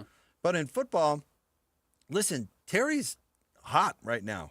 Speaking of my illustrious fantasy football team, I had him last year. Oh, okay. I followed him closely, okay, yeah. And he was awesome. Yeah, he's good. I mean, we can give Daniels a lot of credit, and he was terrific as a rookie. But McLaurin was awesome. He had a great year. Go get it. You got to and do it now, because the commies have got to pay somebody because they're not paying Daniels, so they don't really have that big time excuse. You know, like the Chiefs could part ways with Tyreek Hill in part because they're like, look at what we're paying Mahomes, dude. We gotta figure out, you know, how we're going to invest our salary cap or whatever. McLaurin needs to go for it now. I don't blame him at all. By the way, the commies have said they're not going to trade him, and he's been put on the physically unable to perform list, so it means he's not getting fined because he did report to camp, but he's like not participating. He's like signing autographs and stuff. So the commies are saying they'll shelve him. McLaurin is now saying he requests a trade. No way he leaves Washington, but I'll be surprised to see. I'll be surprised if the commies don't cave in some way, shape, or form. They will come to an agreement. I agree with you. I'd be surprised if they move him.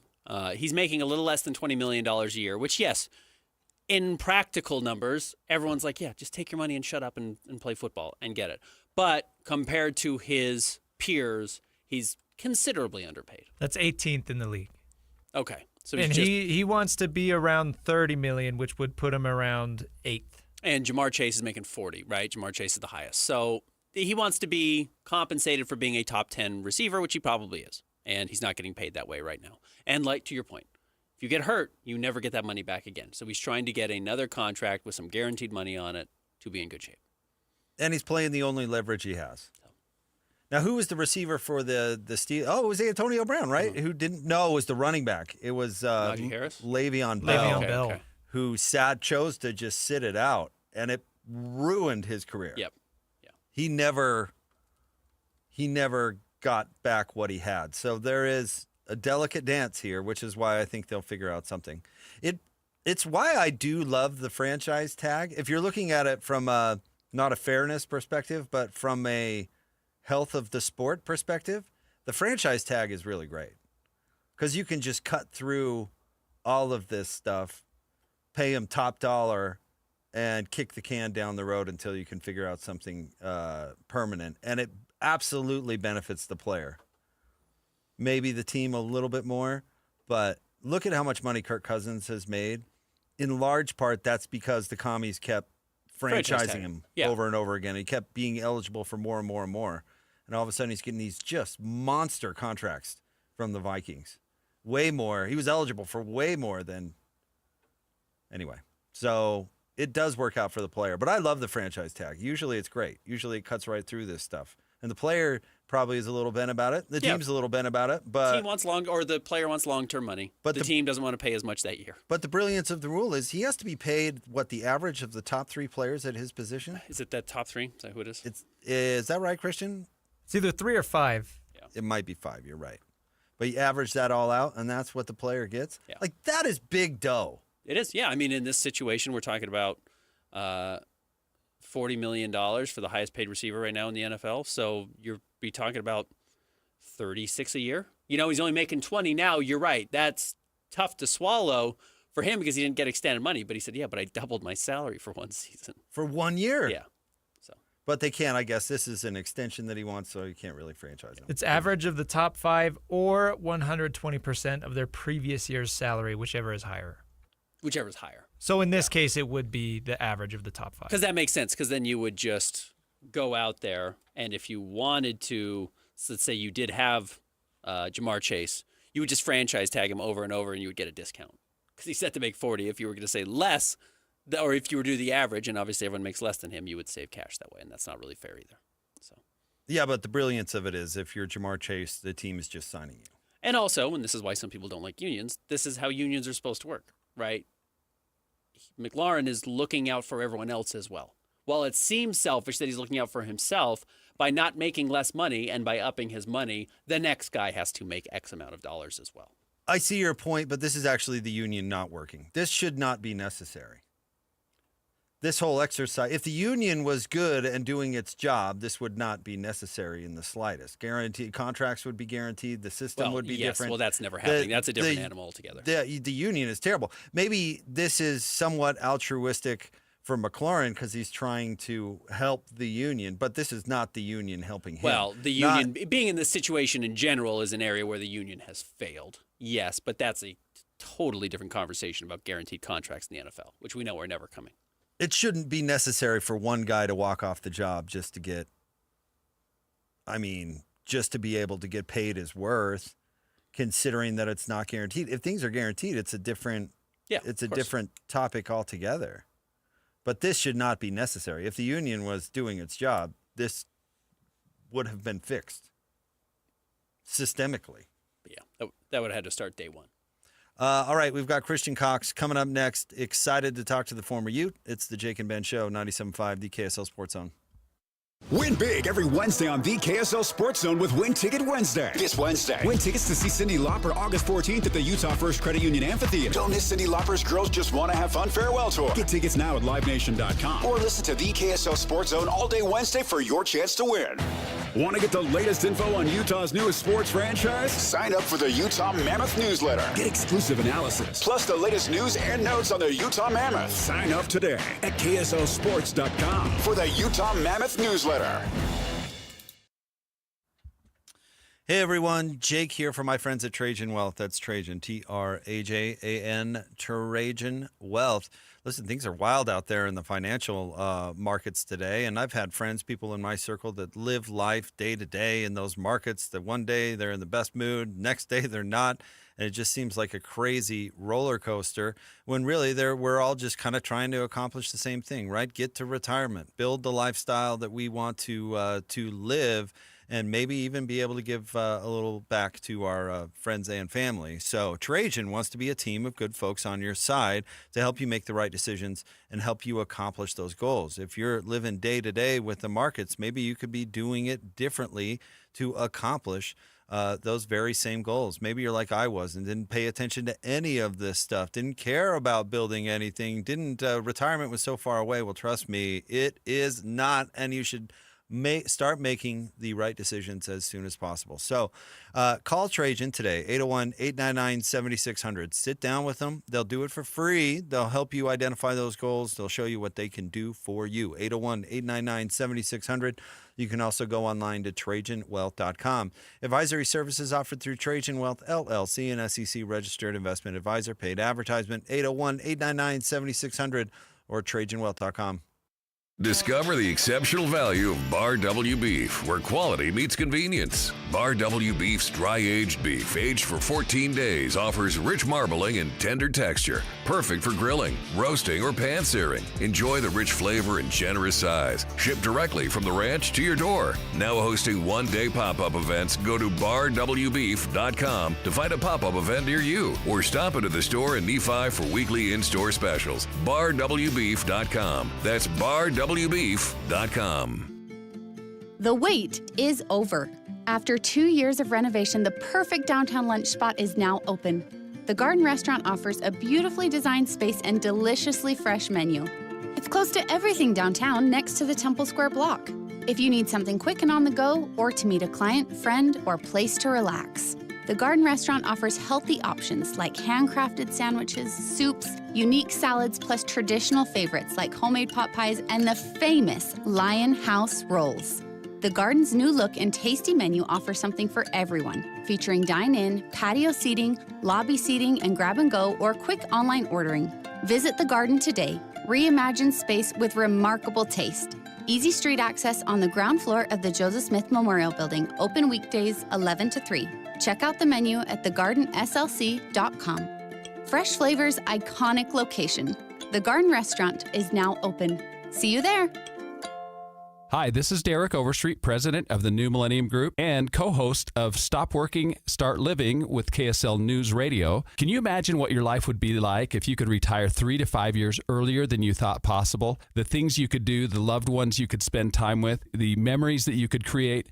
That's what our team at the New Millennium Group does. We'll walk you through the entire process every step of the way. If you'd like to get a copy of the 5-step proprietary plan that will help you retire 3 to 5 years sooner than you thought possible, give us a shout right now. 888-999-6370. That's 888-999-6370 or utahsfinancialplanner.com. Listen, most of our listeners right now have a tax problem, not a money problem.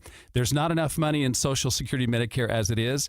Let us show you how you can significantly reduce your taxes. That's 888-999-6370, 888-999-6370, or utahsfinancialplanner.com. Right now at S&S Roofing, get $1,000 off any roof replacement. Plus, you'll get our incredible 50-year worry-free warranty. Dial pound 250, then say the keywords S&S Roofing for a free bid. That's pound 250, then say the keywords S&S Roofing. Listen every Monday morning to DJ and PK and Monday afternoon with JJ and Alex for your Chevy Strong Play of the Game. Win great prizes from Rocky Mountain Chevy.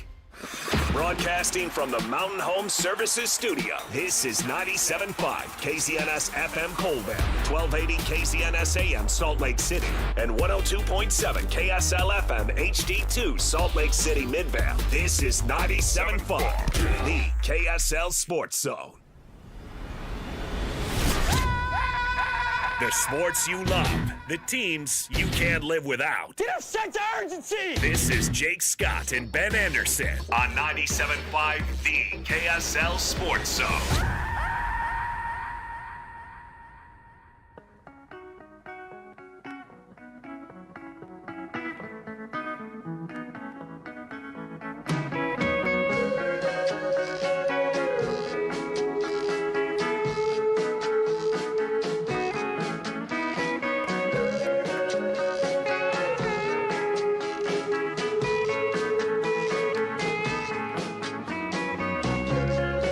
Jake and Ben, 97.5, the KSL Sports Zone. Jake, Scott, Ben Anderson. Time to talk some college football. We could talk some NFL, too. He's our good buddy, of course. Ute legend, former Patriot, our good friend Christian Cox. What's going on, Christian? What's going on, Jake? How we doing? Good, buddy. How about yourself? I'm doing pretty well. Just another busy summer with a lot of children, so life's pretty good. Christian, we were talking about this yesterday. It's different than when you played. How quickly can a transfer quarterback come in and become a quote-unquote leader in a locker room the way Utah has preached Devin Dampier has? It's a whole different world. It's kind of odd to me. It's 2025. I'm 15 years removed from college football, and now I really sound like the get off your lawn kind of guy, the old man who's hasn't played in forever, but it's completely different. I think in this circumstance, Devin had played in the system, and so his OC is who brought him. So someone like that would obviously acclimate a lot faster. And, with the leadership structure at Utah and filling the void of Cam Rising, I think the quarterback room and the quarterback is the leader, right? I had the privilege of, watching the Brian Johnsons of the world, and even Jordan Wynn was a great leader. And you look to your quarterback for strength. And as I look at, Jordan Wynn, Brian Johnson, and even Terrence Kane, who's a JUCO transfer, is a little more quiet. Brian, of all three of them, and Jordan actually had this. He had a charisma about him, and he had some shoulder issues. But Brian commanded that team. He had a lot of years. But he had a deep understanding of Andy Ludwig's offense back in 08, 09, and 07, 08. And so as you look at Coach Beck and Devin, there's a marriage there. And I think these players want a quarterback because they've been missing. They've just had for the last 2 years this Cam Rising saga and cloud over them for the last 2 years. They're just looking for someone to look to lead them. And from all reports, it sounds like Devin is doing a great job. And you get in spring and start spinning the ball and making good throws. And it's really easy to win over a locker room if you are the guy. And it'll be really easy to see as you hear in interviews, but you hear more in fall camp because it's going to be more revealing in the ones and twos and the ones-on-ones in fall camp on how good Devin is scrimmaging. But they don't really have another choice, and I think it's awesome that he is such a good leader and blending into the team, but it is very clear that this whole Utah team, not just the offense and defense, they're looking for a leader, and Devin seems to be fitting the bill for that. Ben and I were talking about what Dampier did at New Mexico and whether it would translate into a league like the Big 12. And it led me to think, what is the gap as far as, competitive performance between the Mountain West and the Big 12 right now? Ben actually brought up Utah transitioning into the Pac-12 as a comparison. And I'm curious to your thoughts on, whether he can do at the Big 12 level what he did in the Mountain West. Yeah, and it's a fair question, right? You look at like a guy like Shedeur Sanders. I think he played FCS level before going to Colorado. He had a good college career. I think you could go look at statistics against Auburn on the road, an SEC team, of how well did he play. I don't have those off the tip of my tongue, but does he have the making of it? I think what's odd in today's football game is just there's a lot of FCS players that are thriving in the NFL. There's a lot of overlooked players that, move into different leagues and are successful. But my draw would be Shedeur Sanders made the jump really well. I'm not saying he's Shedeur, but there's plenty of quarterbacks who, given the opportunity at a higher level, it really comes down to, it sounds dumb, but can he limit his turnovers? Is he matured as a person?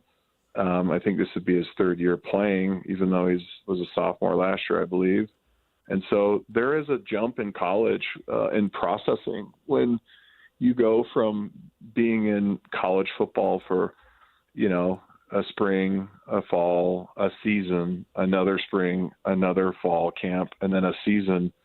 You kind of have a good sense of how the speed of the game, you know how to operate, you know how to take care of your body. And personally, I made a massive jump from sophomore to junior to senior year, and that's just where guys get a lot better. So I don't know. We're going to see. I guess that's the most exciting part. You know, he's on the road against UCLA to start. Cam Rising surprised us if you actually think back to his career. Like, he got hurt early against USC, and then he sat out and bounced around and had a little chip on his shoulder. And, you know, when he was fully healthy on the road against Florida and you saw that offense move up and down the field, it was exciting. And I think Utah fans are just, what we've been through the last, 2 or 3 years, we haven't had an explosive offense. And the quarterback position is so important in today's game, and you have to score points. You can't live in the Iowa days of just playing great defense and hope you win with good defense and special teams. You need a good offense, and those were when we played Caleb Williams and USC in the Pac-12 championship. That was one of the neatest games ever. If you think about the score of that, I think it was like 55-28 or whatever. It was explosive plays, and offense actually won the game.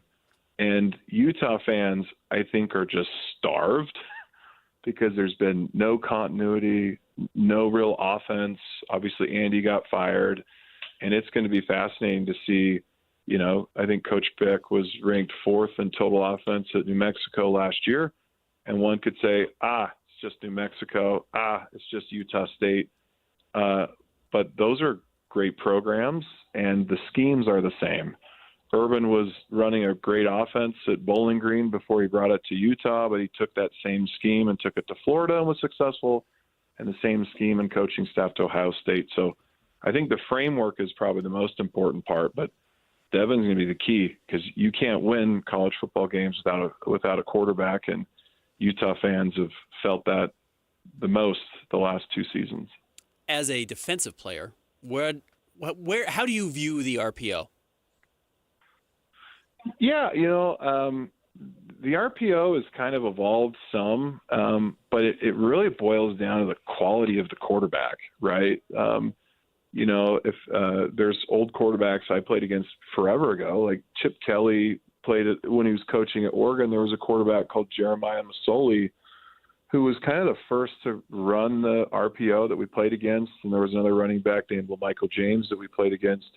And it was confusing, but it wasn't that hard to stop if you played sound defense. TCU in its heyday with Andy Dalton, they were running the RPO way well advanced. And why it was so good, Andy Dalton was 4 years in that program as a starter.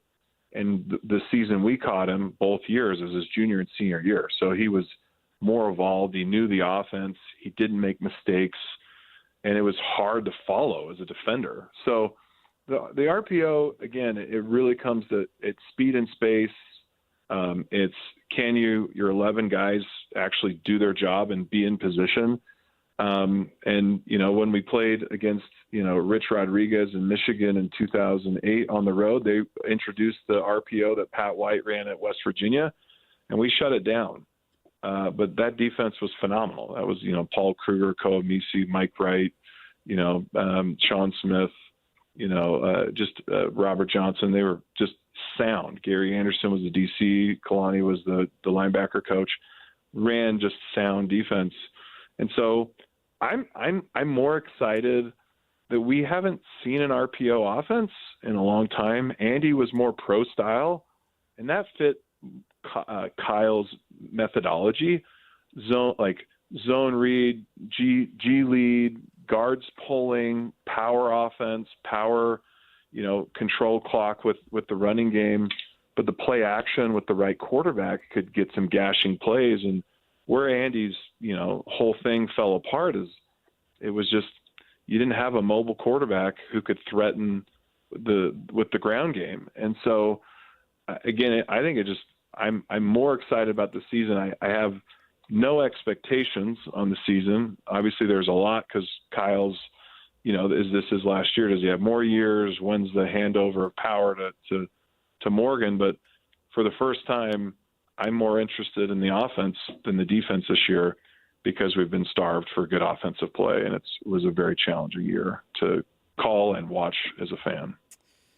In a lot of ways, the Big 12 is a new league, right? New teams together. And after watching Utah's first year and in year two for BYU, what's your impression of the league? What kind of league do you think this is going to be? Yeah, it's kind of interesting because I felt like when it all came together, I was like, this is more a basketball league than a football league, right? Because you're like, you got all these good basketball schools packed together in Kansas and Texas Tech, and Utah's basketball program is not on the up and up. It's on the down, but hopefully Alex Jensen can fix that. But football was a surprise, right? Like you get schools like Arizona State that, if you remember the Arizona State-Utah game, that was kind of a pivotal game because that's where Cam got re-injured. And you didn't know how good Arizona State really was. And the Scadaboo kid was a good runner, and they ran a good scheme. But they ended up having a great season. You thought Iowa State would be better, and they were okay. BYU had a phenomenal year last year. Can they repeat that this year? You don't know. Baylor, who's been historically good, they started out terribly, and I think they won like 7 games to end the season and got bowl eligible or whatever it may be. And Kansas State, who you thought would be good, they've kind of had a great year and then fell off the map. And TCU has been historically awesome, was just kind of okay. So it kind of feels like unknown. It feels like Yahtzee, really, because the powerhouses you thought would be great last year actually were terrible, like the Oklahoma States, and Utah ended up, falling way short of expectations. And so I don't know. And I think that's what's exciting. It's a conference of a bunch of quality football programs, but you don't know who's going to come out on top. Kansas, surprised, had an okay year, and I think it's a little arrogant, and I think we all fell victim to this as Utah fans to say, oh, we're going to come into this from the Pac-12 and we're just going to own the market.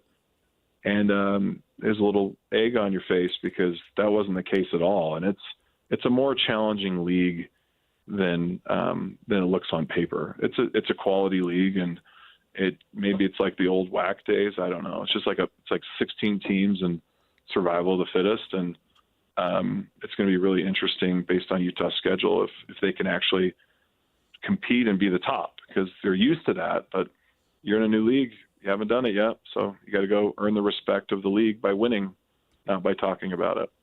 Who was the best tackle you ever lined up against, and what makes Spencer Fano and Caleb Lomu so good? Oh, you know what? We'd have to look him up. There was a couple guys, but there was an Iowa State tackle I played against. The Raiders picked him up. I think it's Osamele. This was 2010, so we'd have to look up the stats on this, but it was the only tackle legitimately. I think this guy was 6'7" and 335 and played in the league for a lot of years. I legitimately couldn't move. I wiggled around the guy, and it was almost like I was Danny DeVito and this guy's Arnold Schwarzenegger, and I just was held with one hand, and I couldn't get around him. And we played on the road against Notre Dame and played against a lot of good tackles, but going back off memory, that guy was maybe the strongest and freak athlete and had a lot of years in the league. But yeah, I think he was 6'7" and 240, but I didn't know how good he was because he was a junior and he'd kind of come out of nowhere. I think he was a JUCO transfer and then end up playing a league for a long time. So we'll have to go look that one up. But yeah, that guy was freak athlete. But as you look at Lomu and Spencer Fano, they're athletic. They can move. They're not just straight strength. And I think as you look at the offensive line, that's one of the things that Devon's going to have a great advantage is they have basically a full returning cast, and these guys are not, stiff soldiers that you can just bend around. They have strength and speed, and that's why they're going to be, draft picks in rounds 1 through 3 if they can stay healthy and have good seasons this year. All right, last thing for me before we let you go, Christian. What was your last year playing for the Patriots? What year was that? That was 2011. So Like, we're talking, I'm old. I'm like almost 40, I guess. Who knows? So if I were to ask if I were to tell 2011 Christian Cox that in 14 years, Bill Belichick will be dating a 24-year-old adult novelty item heiress and the head coach at North Carolina, of all places, what would you have said? Feels like a baited question. I would have never believed you in a million years. This feels like a bait and switch. It feels like there's a book that was written, and then all of a sudden it's like, hey, chapter 59 and 60 are not even close to the theme or the story. It's like you're like, I don't even believe the sequel. It's really wild, and like it's odd because I obviously interacted with Bill for months, and then he was injured and was rehabbing, and still see him and talk. Like, he's just so old school, and it just feels uncharacteristic. But end of the day, like, he's his own man. He can do whatever he wants, I suppose. But the fact that he missed coaching is clear. The fact that he's like, yeah, I'll go take a job in college. And North Carolina is lucky, I guess, to have him, but you never know for how long. But it does have a lot of appearances of this could be a train wreck. I don't know. I can't speak to the guy who's won 8 Super Bowls between the Patriots and Giants, and maybe he's really good at coaching, and I don't know. It's a little odd, but to each their own. I thought it was funny at the Tom Brady roast that Gronk was basically like, this is the guy who told us to button it up all those years. He's out here like running around. Oh man, what a wild turn! What a wild turn. Maybe he runs such a tight ship. He's just like, I'm throwing out the playbook. I'm going to do whatever I want, and maybe who knows? We're going for it. Yeah, good for him, I suppose. Christian, thank you very much. It's always good to talk to you, dude. Thank you. No problem. It's good to hear you. Thanks Jake. Good done. See you, buddy. That is Ute legend Christian Cox and former Patriot. Yeah, I always thought that would be funny. Did you ever have somebody in your life, Ben, who would tell you to button it up and keep on the straight and narrow? I don't know. Maybe it was a parent, but it could have been a neighbor or a coach or something who was an influence in your life to make, disciplined decisions. Government officials, all of them. What, like social workers? Do this. I'm going to do something different. But anyway, I have somebody pictured in my mind, and then imagine that person a short 15 years later is like off the rails. Off the rails. Yeah. Yeah, teachers, whatever, that you realize like, oh, I'm not going to say anything. I had a teacher one time that, I just saw like 10 years later, and I was like, oh, yikes. Like that went tough. But Bill Belichick's telling all his players for years, like, keep it a button up, guys. Yeah. Don't have a noisy personal life, all this stuff. And then all of a sudden, that's the guy dating the adult novelty heiress who's significantly younger than him. And she's also a PR person who's doing a real bang-up job. And now she's running a football program. Tickets are sold, man. People are going to go see North Carolina play football this year. Who's the big winner in this is certainly Bill's kid. If he gets the job. Well, that's what the deal was, right? Things change. All right. Stay tuned. We'll have more Jake and Ben coming up next. 97.5, the KSL Sports Zone. Hey, bro. You hear us every day with our crazy opinions. Hey, what you doing? Well, now, it's time to hear from you. Hey, great show. Download the KSL Sports app and fire off your thoughts with the call-in tab on the bottom of your screen. Your show is fantastic. It's the one that captivates me the most. You can tell PK to stop singing. Cheap bass! Cheap bass! Let Jake and Ben know what you really think of the Jazz. Woo! Tell Hans and Scotty about your favorite barbecue spot or what color of tie JJ should be wearing on TV. The best entries will be played on the air. Download the KSL Sports app now and hit the call-in button to let your voice be heard. I think you guys do an incredible job. This is 97.5, the KSL Sports Zone. It's time. Time for the pro to get everything for the entire job, all from one partner. To get access to over 3 million products, including many products you won't find in our stores. It's time to get delivery on your schedule or next day on over 50,000 products. And time to get dedicated support on the job site or in our stores. From ordering to planning, we've got you. One partner, Any job, all in. Ask about all we can now do at the Pro Desk. The Home Depot Pro, it's about time. After I came home from Iraq, I could still hear the booms. Makes it hard to be a good mom. As America's veterans face challenges, DAV is there. I'm Naomi Mathis, Air Force veteran. DAV helps veterans get the benefits they've earned. Thanks to DAV, I was able to begin to heal. With the right support, more veterans can reach victories, great and small. My victory is being able to be here for my children. Support more victories for veterans. Go to DAV.org. Hey, it's Ryan Reynolds here from Mint Mobile. Now, I was looking for fun ways to tell you that Mint's offer of unlimited premium wireless for $15 a month is back. So I thought it would be fun if we made $15 bills. But it turns out that's very illegal. So there goes my big idea for the commercial. Visit mintmobile.com/radio. Upfront payment of $45 for 3-month plan equivalent to $15 per month required. New customer offer for first 3 months only. Speed slow after 35 gigabytes if network's busy. Taxes and fees extra. See mintmobile.com. This message comes from Viking, committed to exploring the world in comfort. Journey through the heart of Europe on an elegant Viking longship with thoughtful service, destination-focused dining, and cultural enrichment on board and on shore. With small ships that bring travelers closer to the destination, there's more time to explore. And every Viking voyage is all-inclusive, with no children and no casinos. Discover more at Viking.com.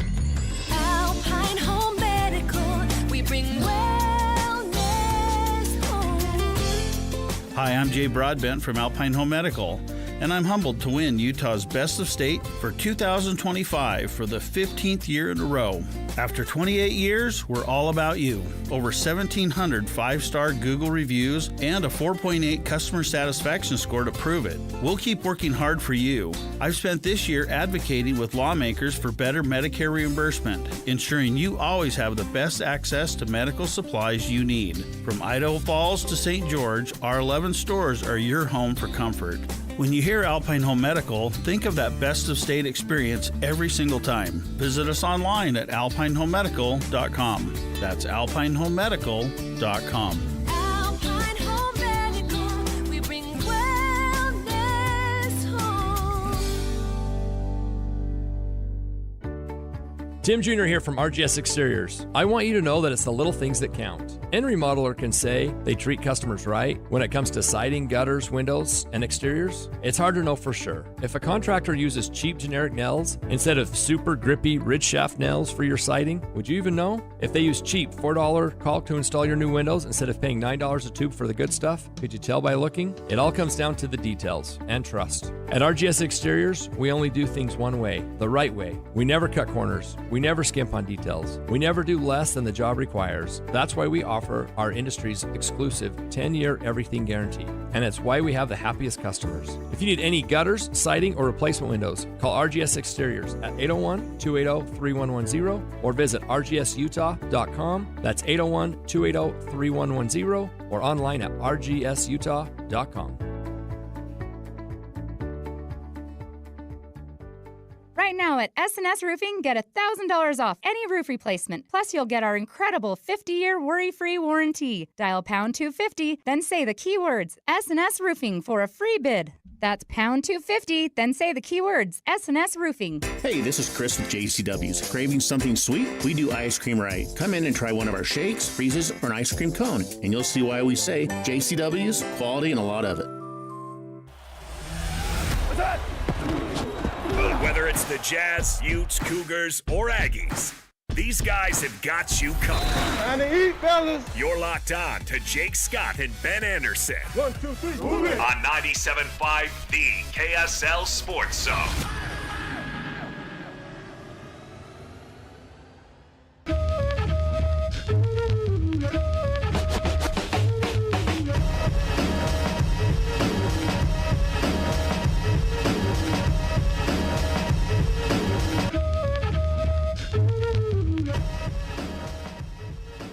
Jake and Ben, 97.5, the KSL Sports Zone. Jake Scott, Ben Anderson. Want to remind you, Hans and Scotty are going to be hanging out with good folks from Mountain Land Supply. They're going to be chatting about the Valley View Open Golf Tournament. Raises thousands for the Giving Hope foundation. So make sure and stay tuned for that coming up.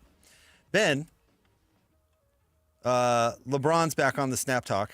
Can I complain about that? Well, actually, can you interpret this for me? Okay, he sends out a picture of him working out. All right. And the caption is, say whatever you want, but you damn sure won't be able to say I didn't put in the work. All caps on work. We'll see what happens when I no longer exist. Man, F this. Shh. All right. So he's saying like he still works hard. He's looking forward to, I guess, not doing all this when he's out of the league. I don't know.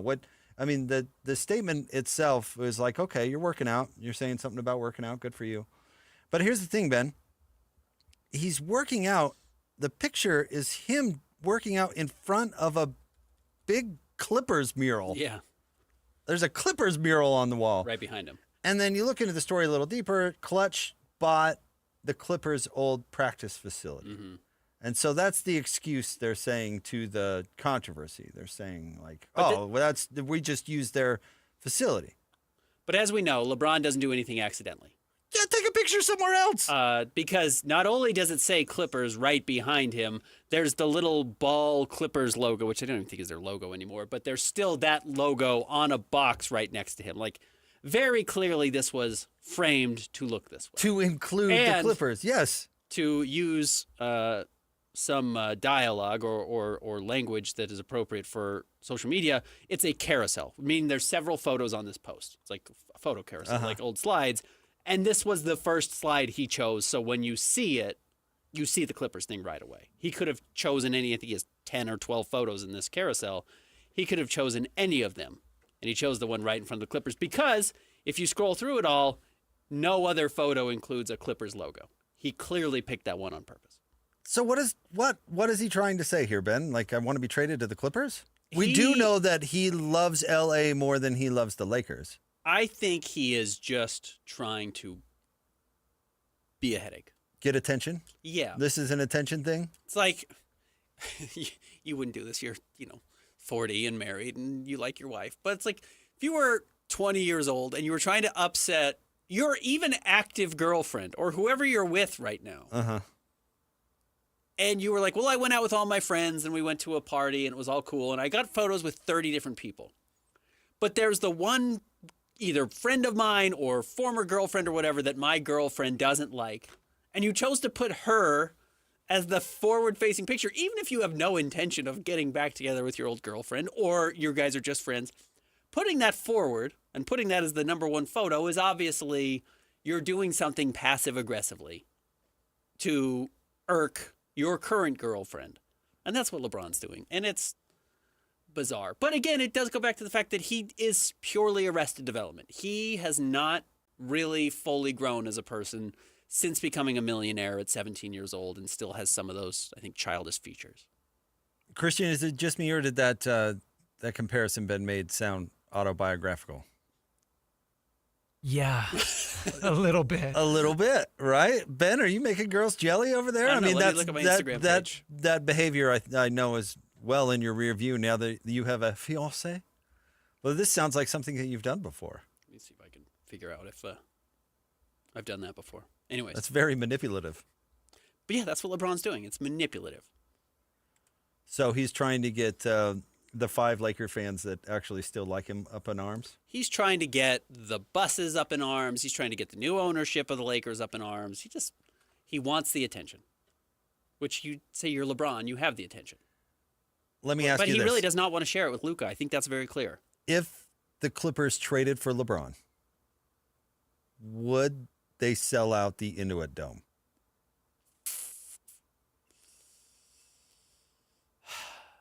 Probably not. I don't think so.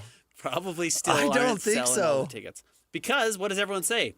Luka and the Lakers, man. They're right down the street. Luka and the Lakers. Yeah, we're going to crypto. Yeah, the Clippers don't register. And this is what will be interesting with LeBron, because LeBron has his fans. You were saying today your For You page is all Kobe stands. You know what I mean? Yeah. People moved on. With all due respect, Kobe left, and then they became a LeBron organization. And when LeBron leaves, they're going to be a Luka organization. And when Luka leaves, You know, and they did it with Kareem, and they did it with Magic. Well, they did Jerry West to Kareem. They did Kareem to Magic. They did Magic to Shaq. They did Shaq to Kobe. They'll do Kobe to LeBron, and they'll do LeBron to Luka. I don't know if they ever did move on to LeBron. That's an interesting. LeBron's been somewhat controversial in LA because everybody thinks it's Kobe's stolen valor, and laughs at the Mickey Mouse title. Did you see that noted bozo? What's his name from Philadelphia? Come out and cast doubt onto the Mickey Mouse title. Yeah, I did. He was like, if I would have won that title when he was with the Rockets, Daryl Morey, thank you. When I was with the Rockets, if I would have won that title, I would have certainly waved it in everybody's face. But since I didn't, that thing is worthless. Yeah. It would be interesting to see what LeBron's legacy would be if they did not win the Mickey Mouse title. It would be a lot different. He's spent more time with the Lakers than he has anywhere else now. Is that true? At one time. Sure. I guess his total years with the Cavs would be more, but at one time through one stretch of his career. And he's made it to one Western Conference Finals and won the Mickey Mouse title. And that's it. Yeah. It now he wants to go to the Clippers. Carries a lot of weight. Now he wants to go to the That championship carries a lot of weight for LeBron. And they were a good team that year. You know, I don't think they just won only because they were in the bubble. They were good, but as bizarre as that was, it is a championship that maybe carries more weight than any other in the NBA right now. But the bubble unfairly, well, I don't know what was unfair about that wild time, I guess, but like it absolutely benefited older players. Yeah. Because you had the discipline to stay in that unique environment and you had 3 months off to get healthy going into it. And you give street clothes 3 months off. He's coming in ready to roll. Yeah, you traded everyone but the Suns, because remember the Suns went 8-0 and still missed the play-in, or they still didn't make the playoffs. They did. That's when they instituted the play-in, right, for the first time. The Suns went 8-0 and still did not qualify for the playoffs. But maybe that's why they made the play-in. I can't remember. But everyone else kind of treated it like a preseason because they played back-to-back-to-back games for the first time in NBA history. They were playing 3 straight nights just to make up some of the games. But yeah, you could go back to the hotel. You didn't have to travel. You're never getting on a plane. You could jump to the ice tub immediately and stay there all night. Yeah, it did benefit some of the older teams. It benefited older players. And the Lakers, as a result, treated it as a preseason to warm up for the playoffs, and then they were healthy. And LeBron was super disciplined. I mean, if you remember the bubble and all the chaos that was going on, the Lakers were the team that didn't have the chaos. They were super disciplined. But I still don't give them any credit for winning that title. I don't give the Dodgers any credit for winning the World Series that year either. All right. But they won. They've won since. The Lakers have not. The Lakers have not. The Dodgers have. Well, last year, right, is the only time. Anyway, Daryl Morey casting doubt on it I thought was pretty hilarious. But yeah, what's LeBron doing? So you just think sowing chaos. Yes, and that's what all of this is. And that's what LeBron has unfortunately devolved into, which I think is relatively uninteresting. Look at me, guy. Yeah. He's always been look at me, guy. But we do look at you. You're LeBron. You're arguably the greatest player who's ever lived. Just like have some grace about it. Now, and I like LeBron. This is not that flattering. Now, if he really were funny, he would work out in front of another team's banner today and have it be like the Pelicans. Well, he did do the workout in the Cavaliers hat or whatever. That's true. It was. He played golf in a I'm home hat or whatever. Welcome home. But it can't be a destination. It needs to be like the Jazz. Yeah. That's why the Denver thing was weird. Well, that had something else to do entirely. Creating a traveling basketball show. Sure. I also think he works on multiple levels. I think he recognizes all He's of playing 4D chess? Yes. LeBron? As well as he knows how. All right, stay tuned. We'll crown Bozo of the Week. I'm curious to see where the votes fall out. But this doesn't bode well for the Lakers. None of this bodes well for LA. Well, no, they're going to stink next year. Yeah, it's going to be chaotic. Because LeBron has squandered all their resources for years to come. Yeah. Jake and Ben, 97.5, the KSL Sports Zone. This is DJ and PK. Here we go again. Joined now by Hans Olsen. What is your timetable as far as approaching the quarterback deal? Whether they say it or not, PK, they've already got their guy kind of circled. And inside the first week, if he doesn't answer that circle, then they'll uncircle him and they'll open it up a little bit. Right now, I assume it's McKay Hillstead. Everybody's kind of looking at, like, let's make sure that he's the guy. He'll be with the first team, but then we'll sneak a couple first team reps in for Bergay, and we'll sneak a couple first and second team reps in for Bachmeier, and we'll make them feel like we're opening up this competition. I don't think it'll be announced for 3 weeks. I mean, we might not get an announcement until the week of game preparation for Portland State, but I know that Roderick knows who he thinks it is, and we'll just see if he keeps the circle around his name. Catch DJ and PK mornings from 6 to 10. Presented by Black Desert Resort, Utah's premier golf resort on 97.5, the KSL Sports Zone. Black Desert Resort isn't just your home. It's an endless retreat where life is played your way. From intimate studios to spacious 4-bedroom suites. The raw beauty of southern Utah is your new backyard. Discover our championship golf course, exquisite dining, and world-class outdoor adventures, all yours to conquer. This is luxury your way. Learn more about owning a luxury residence at blackdesertresort.com. Come play, come stay. An Australian hiker travels to the American West to walk a wilderness trail. Wasn't afraid to be out on his own. But Eric Robinson vanished in the high Uinta Mountains. I remember thinking, Eric, what were you thinking, mate? I'm Dave Cawley. Join me on my podcast, Uinta Triangle, where I travel the world to answer the question, what happened to Eric Robinson? Follow Uinta Triangle. That's UINTA Triangle on Apple Podcasts or wherever you listen. Looking for reliable home services you can actually count on? I've got just the team for you. Mountain Home Services. They've been serving Utah since 1954 with honest, upfront pricing and zero hidden fees. Plus, they back every job with a 100% satisfaction guarantee. With summer heating up, now's the time to get your AC in shape. Mountain Home Services delivers fast, expert air conditioning service to keep your home cool and comfortable. And don't forget, they also handle electrical and plumbing work with the same trusted care. And here's the best part. KSL listeners get exclusive limited-time specials, but you have to call and ask. These deals won't last, so don't miss your chance to save. Call 801-543-2222 today and tell them KSL sent you. That's 801-543-2222 or visit mountainhomeservices.com. Get the service you need and the deal you deserve. Thinking about buying a new car? You might want to pump the brakes. With prices climbing across the board, that new car smell is coming with a bigger price tag than ever. It's no wonder more people are choosing to keep the cars they already own, and Maaco is here to help make those cars feel brand new again. Whether your vehicle's rocking a faded finish, carrying around a few dents from daily life, or your bumper's seen better days, we've got you covered. Maaco specializes in high-quality, affordable paint jobs and light collision repairs that bring your car back to life. Without the sticker shock, you'll be surprised how far a fresh coat of paint and a little bodywork can go. It's fast, affordable, and makes your car look great without blowing your budget. Don't wait. Book your free estimate online or visit your nearest Maaco today. Appointments fill up fast, and your car deserves a fresh start because now, more than ever, it just makes sense to invest in what you already have. Uh-oh, better get Maaco. Hey, you got a second? That's all it takes to use your fire sense. Like the second you notice the campfire isn't completely cold, your fire sense says to douse it again. Or the second you notice your tires look worn out, your fire sense says to get them changed. Or even the second you think you might be towing more than your truck can handle, your fire sense says to make another trip.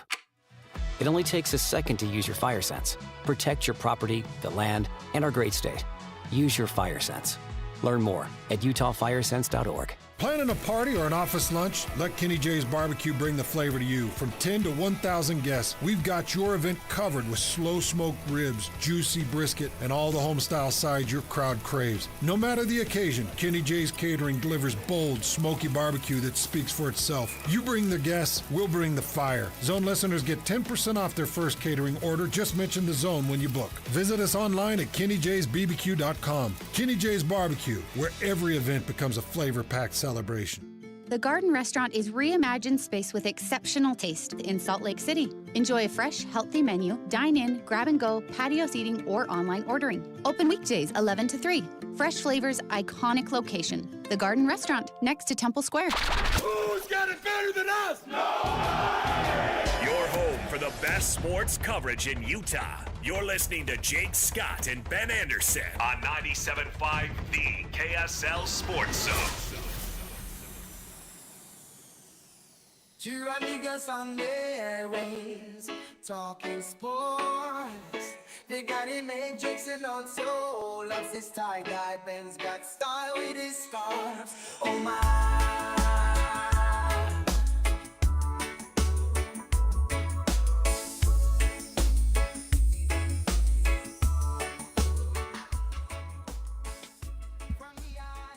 Jake and Ben, 97.5, the KSL Sports Zone. Jake Scott, Ben Anderson, wrapping up another week. Hans and Scotty are coming up right around the corner. But, Ben, it is Friday, and so we've got to award the Bozo of the Week. Okay. This is a new bit Ben and I are launching. We are collecting nominees throughout the week, and then we award the winner on Friday. This week, we have two real contenders. It's our first ever split decision. Yeah, really, split decision. We've got Marcus Morris, who was arrested for fraud because he was trying to scam casinos out of money, or just wrote a bad check. I don't know. It bizarre. How much money did you say it was for, Ben? It was like 300 grand, yeah. 250 grand. Yeah, 115 with one, 140 with another, something like that. Remarkable bozo behavior, only to be maybe outdone by Gilbert Arenas, who was our other nominee, who was running an illegal poker game inside of a house he rented. And was renting out. I think it was a house he owned that he was renting out. Is that what it was? Anyway, he got arrested along with several other nefarious characters, including at least one with a significant connection to organized crime. So there, Ben, did I leave anything out on the two nominees? No, I think you're right. Where is your mind at? What are you thinking in this judgment moment? Because this is a tough one. I'm happy to explain my line of thinking. The latest update, quickly. Okay. With Gilbert Arenas is he says he's not going to jail. This is a quote from Gilbert Arenas. Good luck in court. I'm pretty sure I ain't going to be there when it's starting to go because, yeah, I'm snitching. So he says he's going to rat these guys out so he doesn't end up going to jail. The 43-year-old, this is from our friends at TMZ, the 43-year-old bailed out on Wednesday after posting $50,000, which is not a huge bond. Remember, Marcus Morris did not get bond because he wasn't, either was a flight risk or whatever the reason he didn't They have had the to money. send him back to Nevada. He got extradited. Has he been released since? He has. Yeah, so that was what that is. But he did spend 2 days in jail. Gilbert Arenas revealed authorities took his passport before springing him, although he says you have to have two passports. You think I'm dumb? That's a crime. Yeah, I think that is a crime. Yeah. That's going against a court order. So, there's some... Gilbert... Did he literally say, you think I'm dumb? Yeah. Yes, I do, actually, Gilbert. Yes, I do. Who am I most worried about? No, who's the biggest bozo? Not who you're worried about. This is how I'm trying to parse this out a little bit. I actually think the person who's going to be in the most trouble here, or the person who this reads is actually in the most trouble, is Marcus Morris. Because, again, do you not have $250,000, which, who among us, but none of us played in the NBA for 10 years and made $100 million like you did. So how would you not have $250,000 right now? That's my fear for Marcus, is that this is a sign of much bigger things. Truly, this is par for the course for Gilbert Arenas, and he does always seem to wiggle out of things. So my vote is for Marcus Morris, though historically, Gil is the much bigger bozo. And likely, not likely, we know faces much more serious charges. He could do 15 years in jail if this goes against him. We're pretty close, actually. Okay. We're pretty close. Yeah, the more egregious crime is probably Gilbert Arenas. Yeah, absolutely. If he did more than just rent out his house.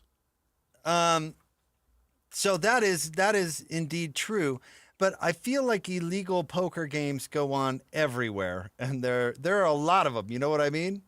And maybe it's true bozo behavior that he's the one who got caught. So maybe that's something to think about. But I'm going with Marcus Morris as well, because just the sheer bozo factor of thinking that you can scam a casino, of all places. You know what I mean? Of all places, you think you can scam a casino. Their whole existence is about preventing scams. You know what? Like it's about taking your money. They pour more resources than any other industry in the world into preventing scams. You know what I mean? Yes. And there's actually significant legal oversight to make sure that not only are the gamers not scamming, but the casino itself is not scamming. Yes. Like they go to great lengths to make sure that all sorts of things are accounted for. So to think that you could scam a casino is true bozo behavior. What I worry about for Gilbert, however, when he says, and maybe he did just rent the mansion and hosted them there. I don't know if he I reading up on it, it does sound like he rented the mansion for these, which is worse than this is my mansion and somebody was using it and I didn't know what they were doing. A la Carlos Boozer and Prince, and not knowing that Prince was remaking his entire house. But according to this release, on the poker tables themselves, it read Arenas Poker Club. Yeah. That's hard to say. Yeah. I didn't have anything to do with this. I didn't know what they were doing. I'd be willing to bet. See what I did there? Nice. I'd be willing to bet that Gilbert may enjoy making a wager from time to time and may have found himself indebted to some nefarious characters. Okay. And that's how guys get roped in with this sort of thing a lot, right? Is they borrow money from people that you probably don't want to be borrowing money from, and then you end up owing favors, and then you end up in the world and in the scam yourself. That would be my guess. And you know what? I have no idea. I will admit I've broken the law before. When I was probably 20 years old, I got invited to I think $5 buy-in poker tournament at a friend's house. And I went and I played one time. What there was not there was hired armed guards like there was apparently at the mansion for Gilbert Arenas. Oh. Is that illegal? It's not. Well, I think what makes it illegal is if like the house is profiting. Okay. Right. They're skimming. Right. They're doing a take off the game. That was not happening I don't think at the place I went to. But no, if you're doing a high stakes poker game, which means that there's millions of dollars in cash that is at one location, and you did not have armed security, you'd be an idiot. Well, then you deserve whatever you get. So correct. I'm not necessarily gonna hold that one over anybody's head. But this is not, to the point, the casual, let's get together and smoke cigars and have a night away from whoever, so we can just play some poker and unwind. But thinking this is more an argument for Morris, too, because if you think of armed security and what Gilbert had going there, that's the business casinos are in. That's their life 24/7. Yeah. You think you can rip them off? I don't think it's happening.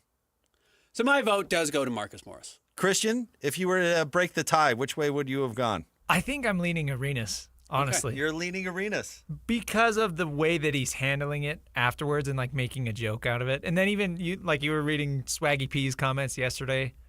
Oh yeah, Swaggy's taking over the podcast. You're laughing at the federal government and joking about having 2 passports. I think that's a slippery slope.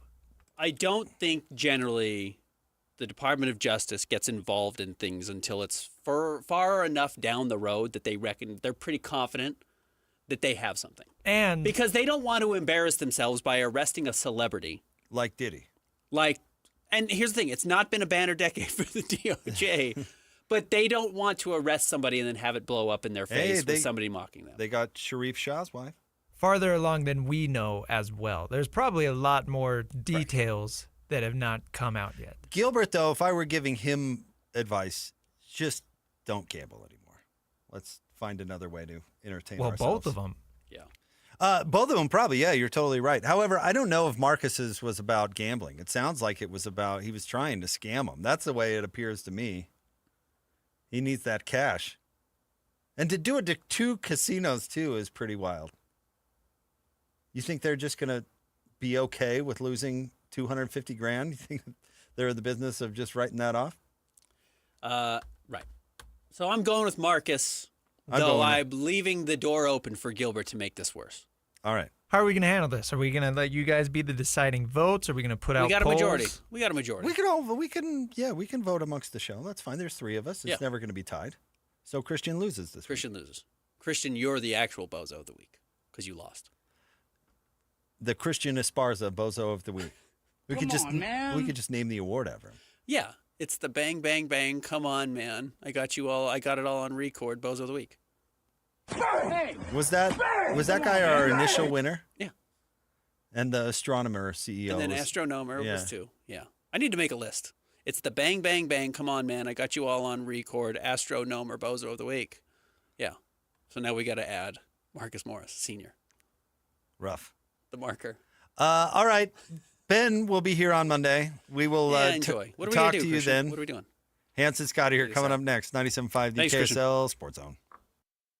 Take the Zone with you wherever you go. Download the KSL Sports app to get live streaming of your favorite shows. Downloading. Download the latest podcasts and get all the latest breaking news on the teams you can't live without. Everything you need delivered right to your phone. Let's go get them where we can get them. Just search KSL Sports on your app store of choice. Download it now. The KSL Sports app, presented by University of Utah Health. Worried about market losses? If headlines are keeping you up at night, it's time to take control. Hi, I'm Jeff Jr. with Trajan Wealth, and I know you've worked hard to save. But in times like these, what if can turn into what now? If you're planning to retire or are in retirement, you need a strategy that helps protect your future. At Trajan Wealth, you can capture market gains, protect your account from losses, and guarantee income for life. Right now, you could receive a bonus of up to 30% or annual growth of up to 10% for retirement income. You heard me right.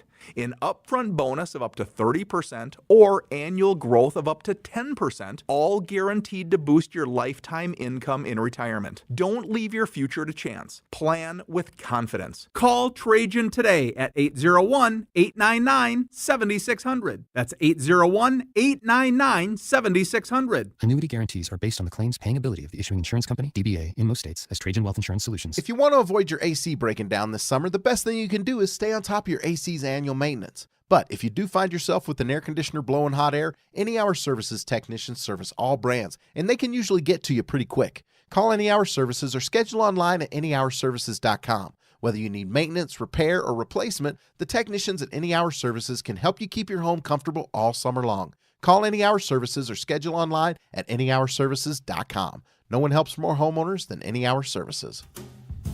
DJ PK and John from J. Brooks Jewelers. John, you refer to yourself as a full-service jeweler. What does that mean? Once upon a time, before national stores and online sites flooded the market, your local family jeweler was the expert in your life that handled all your jewelry and watch needs. J. Brooks is that full-service jeweler today, where everything is handled by us, including appraisals, jewelry repair, watch repairs, as well as general service of all Swiss brands, and the most beautiful custom creations, including our new JBJ Bridal Collection. We can take your existing jewelry and freshen it up, or we can repurpose it completely with a fresh design using all of the sentimental parts that you already own. And of course, if she's ready for the upgrade you always promised, we can help you with a selection of a new larger diamond to say I love you more than ever. So whatever your celebration is, let J. Brooks help you any way you may need. J. Brooks Jewelers, Murray and Lehigh, and online at jbrooksjewelers.com, where women know what women want. This summer, you'll be loving Howard London at America First Credit Union. Get new Visa credit cards with 0% intro APR for 6 months. Need a new ride? Get 90 days with no payments on new auto loans and 60 days no payments on RV and power sports loans. Our home equity loans start with an introductory 4.49% APR to refinance debt or take on that dream project. Start the summer fun now and your payments later. Apply today at americafirst.com or visit a branch. Subject to membership, eligibility, terms, creditworthiness, and conditions. Federally insured by NCUA. Equal housing opportunity lender. Spring has sprung, and you probably got a lot to get done before Memorial Day. Tim Hughes here again with my friends Greg and Mike from Replenish Landscape Garden Products. Of course, you hear us talk about Replenish Compost being so much different than anything else that's out there on the market. Greg, why is that? Well, it's a great balanced material that's been around for 31 years. It's dark, it's rich, it feeds the plants, it works as a great mulch to suppress weeds and retain water. The other thing is, it just looks great when you put it down. A lot of people use it just as a top dressing. You can, of course, come by here in Murray and pick it up yourself, or you can have it delivered, right, Mike? Yeah, we can deliver it in a super big bag or in bulk or in the small bags. They've been beautifying Utah 1 yard at a time, and yours is next. Give them a call today at 801-262-5142. You'll find them at 4660 South 200 West in Murray or online at replenishcompost.com. Replenish. It's good stuff. This is DJ and PK. Here we go again. Joined now by Hans Olsen. What is your timetable as far as approaching the quarterback deal? Whether they say it or not, PK, they've already got their guy kind of circled. And inside the first week, if he doesn't answer that circle, then they'll uncircle him and they'll open it up a little bit. Right now, I assume it's McKay Hillstead. Everybody's kind of looking at, like, let's make sure that he's the guy. He'll be with the first team, but then we'll sneak a couple first team reps in for Bergay, and we'll sneak a couple first and second team reps in for Bachmeier, and we'll make them feel like we're opening up this competition. I don't think it'll be announced for 3 weeks. I mean, we might not get an announcement until the week of game preparation for Portland State, but I know that Roderick knows who he thinks it is, and we'll just see if he keeps the circle around his name. Catch DJ and PK mornings from 6 to 10. Presented by Black Desert Resort, Utah's premier golf resort on 97.5, the KSL Sports Zone. This is Jake Scott and Ben Anderson. You know, I've been hearing people tell quarterbacks to run less forever, but then all of a sudden they turn into below average quarterbacks. Yeah. The reason that they're D1 starting quarterbacks is because they run. Yes. You can say, hey, we're going to need you to go out there and sling it and hand it off more, but that's not what makes him good. That's not why he's the quarterback at the University of Utah. He's the quarterback at the University of Utah because he can throw well enough and he ran for 1,200 yards. He's capable of that. I mean, get ready for it. I think the coaches are cheering for him to have 1,200 yards, I would guess. Huh. Yeah, why not? Go be dynamic. Go get 1,200 yards for a quarterback. Yeah, of course. If you Think do Michael that, Vick in college. Yeah, right. No, I get it. If he is getting 100 yards a game on the ground and can do anything through the air. Hey, we're going to need you to be less productive, pal. No, of come on, course that's not. crazy. No, They're of course absolutely rooting for that to happen. Hear Jake Scott and Ben Anderson every day from 10 to noon on 97.5, the KSL Sports Zone. Broadcasting from the Mountain Home Services Studio, this is 97.5 KZNS FM Colville, 1280 KZNS AM Salt Lake City, and 102.7 KSL FM HD2 Salt Lake City Midvale. This is 97.5, the KSL Sports Zone. The noon hour is here. Check it out. And you're locked on to Utah's highest rated, most listened to sports radio station. It's my station. It's my station. This is Hans Olsen and Scotty G on 97.5, the KSL Sports Zone.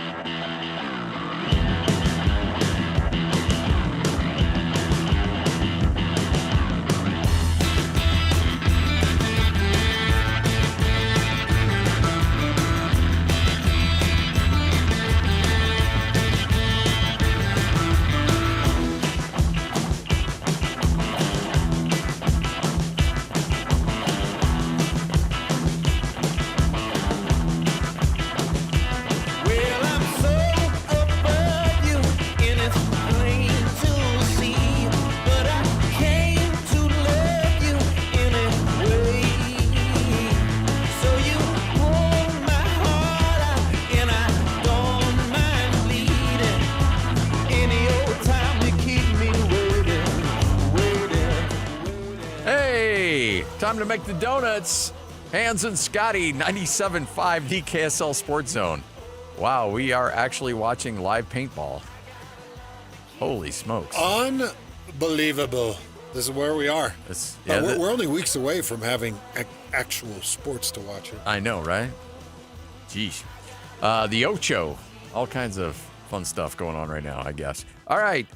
We got a busy show for you. Fired up. It is August 1. And this is a big moment, folks, because August 1st, I know we had NFL preseason last night, if you want to call that preseason, or if you want to call that football. But, Hans, we will have actual meaningful football games this month. In 4 weeks from tomorrow, we will kick off the college football season here locally. Well, that's some good news that puts a smile on my face after a bad night. All right. And I'm gonna do the best I can to be the bigger man and not be a bum all show. But let me just tell you, I did not want to come into work today. Do we got the housekeeping? We haven't played this in a while, but we got some house cleaning to do, and I am beyond excited that this has nothing to do with me. I'm so happy I did not get roped into this at all. It is your anger, your frustration, everything, your loss of a quality birthday was directed towards one person. Destroyed my birthday. And one person only. That was Lloyd Cole. Lloyd Cole wasted my time. He wasted my money. Yes. He wasted my wife's time and money. Yeah. And you could have saved us. You're not going to put that on me. I told you from the beginning, I'm interested to see your response to it because I told you I only liked the throwback songs. I didn't like the added songs. It was so terrible. By the way, in my defense, they had a different cast. He had a different cast than what I had. Yeah, but it wasn't even. It's the same play. The cast was terrible, with the exception of maybe one character. That you saw Ariel that's a different Ariel from the Little Mermaid. No, a different Ariel. So the Sarah Jessica Parker part was the only decent part. That was it. Other than that, everybody else was miscast terrible. The dancing was garbage. The song was horrible. Music was terrible. Even the ones you knew. There was one song that was all okay, and it was Almost Paradise. Because it was just, it was love and kissing and looking each other eyes. Let's be honest, it's pretty hard to screw that one up. Yeah. All right, so we haven't played this in a while, but I think after seeing the drama last night explode between you two, I think it's worth the open. I need you to help me clean up this mess that I've made. Airing our dirty laundry since 2014. Something funny's going on here. It's time for some house cleaning. Down in the dirty. With Hans and Scott on 97.5 1280 The Zone and The Zone Sports Network. That's a little crusty. I might need to redo that one. I honestly almost took the day off because I was just disgusted. I was disgusted with Lloyd. By the way, I was taking his anger text messages while just coming out of anesthesia. So I'm seeing his text messages and I'm like, oh, what? Hey, don't try to go sob story here. Anger doesn't wait for recovery. You got to take your medicine on this one. I don't deserve any of this. Anger and disappointment doesn't wait. Do I come off as somebody that's, I don't know, well-diversed in the arts? No. Lloyd. Scotty mentioned that yesterday. Okay, scale of 1 to 10. 80s movies? You want to talk to me about 80s movies? Fine. Scale of 1 to 10. What did you think of that musical, that production? 1 to 10. Oh, I'd give it like a 4. See, you could have said that yesterday. If you would have said a 4, I would have sold my tickets. You were going for your birthday, and I would have sold my tickets because you've always got the Christmas musicals that are coming up, and I didn't want to wait till Christmas to use. Would that have really stopped you? Yeah, it would. Still would have. That was your birthday plans. That was what Mama was taking you to. If you'd have said, "Hans, it's a 4. The music's not good. It's just not." And I mean, the casting wasn't good either. I want to be fair, but the casting wasn't good. Ren wasn't good. Willard wasn't good. Apologies, by the way, if there's local people that are involved in that. Well, we're not going to get real specific on it. But y'all stunk. We won't even tell you where it was at. But it was rough, man. And the whole time I'm sitting there like, Lloyd could have prevented this. Oh, please. I didn't know how to handle it with you. I told you. Let me ask you one thing, and please tell me you did this, because I've been on the receiving end of this. Please tell me you had Amanda call Lloyd on the way home. Please, please, please, please, please, please, please tell me you did that. So I'm Okay, by the way, I did some damage last night food-wise because I went all day without eating yesterday. So I'm sitting there getting ready to dig into a giant ribeye steak. And I go to cut. All of a sudden, my phone vibrates. I'm like, Yes. So I answer it, and I'm sitting here, and I'm like trying to eat, and he's like, Amanda was ticked. By the way, you sent me a picture of Amanda, and she looked like she was into it. No. That picture says otherwise. She looked like she was hitting turbulence in an airplane, needing a barf bag. That's what she looked like. She was ticked. Oh, you ruined my birthday. You ruined her week. Because you know what? Fine. Look, whatever. There was one time that, actually twice. One time, it was a movie that I had not seen yet, but I said was getting good reviews.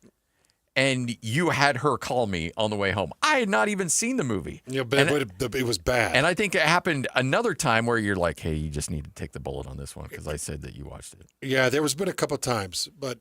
And that's fine. That's what friends do. Lloyd... I'm willing to take the bullet every now and then. But when Lloyd comes on the air and says, yeah, man, my toe was tapping all throughout that play. I said on one song my toe was tapping. You said on lots of songs. No, I didn't. False. Go check the tape. False. Go check the tape. I said there was 2 songs. Do you know, going back through all... And that was it. All of the productions I've watched in my life, which go into the hundreds. There's tons. Like, and it goes into La Boheme and Madame Butterfly, and like it goes deep. Like it goes really deep into musicals. And then it goes surface level, stuff like Ghost, the musical. Yeah. Where they took the movie Ghost and they made it a musical. It was wonderful. It was very gleeful. It was a little bit mystical and fun. I've never not enjoyed a production. And you can take something out of it. Yes. Like there's something there you're like, okay, you know what? There was this at least. I couldn't enjoy this production. Whoa. Wow. You said you did like the what do they paid homage to? Almost Paradise. 80s. Yeah, Almost Paradise was okay, but it still was not sung. And you had all the E.T. and wait a minute, E.T.? Oh, that goes back. They did an 80s homage. Yes, where they have it's like if E.T. comes down in the middle, I'm like, well, geez, I might have to watch Rocky this now. Balboa, and they had Superman. Rocky, and, you had Back to the Future. You had McFly. It turns out really Karate weird. Kid. They're in a burger diner dancing, and all of a sudden, like Marty McFly comes in, and that was the only way, by the way, dancing. they could save that scene because the burger scene was on rollerblades was terrible. It was horrible. And he's wearing that hat, and I'm like, oh. Danielson comes like karate kicking off of like the upper deck, and then the next thing you know, all of a sudden a bike with ET on it starts floating up, and you're like, oh my God, that's ET. I don't know. Scotty, like I went to a production called Urinetown. Oh, I know. Yeah. I've heard of that. Yeah. I went to a production called Urinetown, and I laughed, and I had a good time. And it was at least creative. I went to a play in the Eccles Theater called Kinky Boots, which is all about a shoe company that makes shoes for gentlemen that want to wear high heels. Oh. And it was fantastic. No way. I laughed my butt off. The music was awesome. That's crazy. I know, right? That's crazy. If you just told somebody that, you'd be like, that's the weirdest thing I've ever heard. It was great. I went to Little Shop of Horrors. That was... Horrors. Yeah, that was fantastic. It was great. How did they blew up Audrey, and they sent all these springs out to the audience, and one hit me in the forehead, and it was like, yeah. Amanda hated that too. Yeah. She can't stand production, but this one especially. Yeah. But altogether, I just couldn't believe that Lloyd didn't just call and say, hey, sell your tickets and go to a different production. Because you could have traded them in and got this something. Theater doesn't miss. No, they usually are spot on. They're usually dead on. Yeah. But see, I thought tough times on the Hans and Scotty show. Lloyd, you could have saved me money. You could have saved my birthday. All sorts of types, and I was like, why do you think I said? I was like, I'm interested to see what you think of this. I didn't know how you would react. I think maybe you were knew going to that like this it. was going to be the reaction. I actually did. I really did. He wanted good like content is what he wanted. And I think Lloyd, to a certain extent, I think Lloyd likes it when I'm miserable. No, I think that's false. Lloyd, I don't like when you're miserable because it makes me miserable. I'm miserable when you're miserable. I don't even like that it's 61 degrees in there right now. Actually, it's quite warm in here today. Good. That makes me happy. Is it 68? That's what the old. It's as warm as it's Is the been in heater here. on? I don't know. Hey, and to anybody that's a part of the production, I see your effort. Like I saw the effort. They're hustling. Yeah, you're on camera, so you don't shake your head. Yeah, no, they're hustling, and don't sell out the camera. There were some beads of sweat, but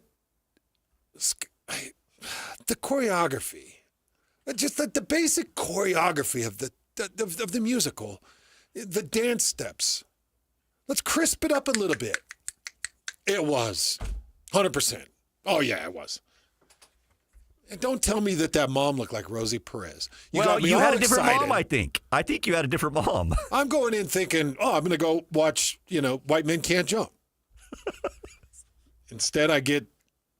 Because apparently, by the way, the White boyfriend. Men Can't Act. White Man Can't Jump. The stage play would be awesome, by the way. The abusive boyfriend, my guy, he was like 6'5", 230. He was huge.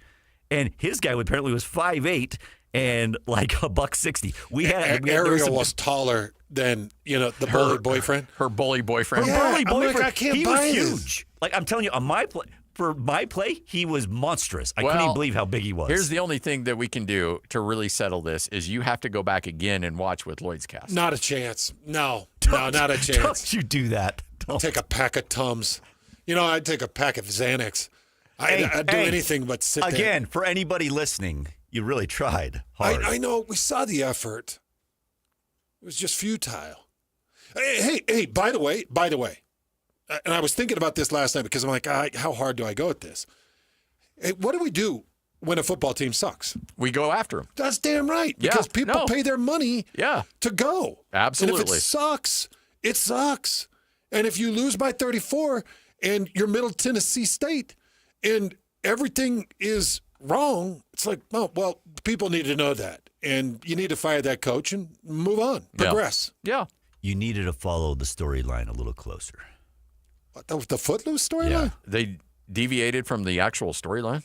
Sort of. I thought you were telling me I needed to follow. No. I know what you mean. It's Footloose. You got to stay with it. You got to, you got to find different ways. Don't change it too much. Don't the songs are what amazing. I want to see you didn't get the moment in where he's all upset and he starts just beating up the bug and he's all doing his gymnastic stuff. You didn't get that. Yeah. And I need that. Needless to say, Scotty, Lloyd does need it. I'm so happy about all of this. Needless to say, Scotty, save your money for a different production. You know what? It was funny. I would have gone to A Christmas Carol. I want to go to the Christmas Carol at that theater because I've heard it's great. You can't get a dang ticket in there. I was very close to buying tickets and going with you and Amanda with me and Jenny, but Jenny had to work. Oh, you would have been more mad at Lloyd than I am. Is it that because you like musicals as much as I do? I love a good musical. Dude, I went to Brigadoon. I went to frickin' Brigadoon, which is about a dreamy land of Irish people that grant wishes, and it's like two separate worlds. It's the dumbest storyline. I liked Brigadoon. I went to The King and I. I went to the frickin' King and I, and sat there with eyes wide open, and a tear in the corner of my eye at the back end of that movie. Yeah, or that production. Mm-hmm. I mean, I've seen some really funky stuff, like more funky than Urinetown and Kinky Boots. Kinky Boots. By the way, I think you would really like Kinky Boots. If it ever comes back, I'm going to grab tickets and we're going to go to that. I'll go. I mean, if you think I like it, because I do like it. I like good You want production. some good music, some good acting, a couple good A laughs. little bit of comedy. Yeah. The one play that I've been to that everybody was always talking about how great it was, and it was the most miserable experience of my life, Cats.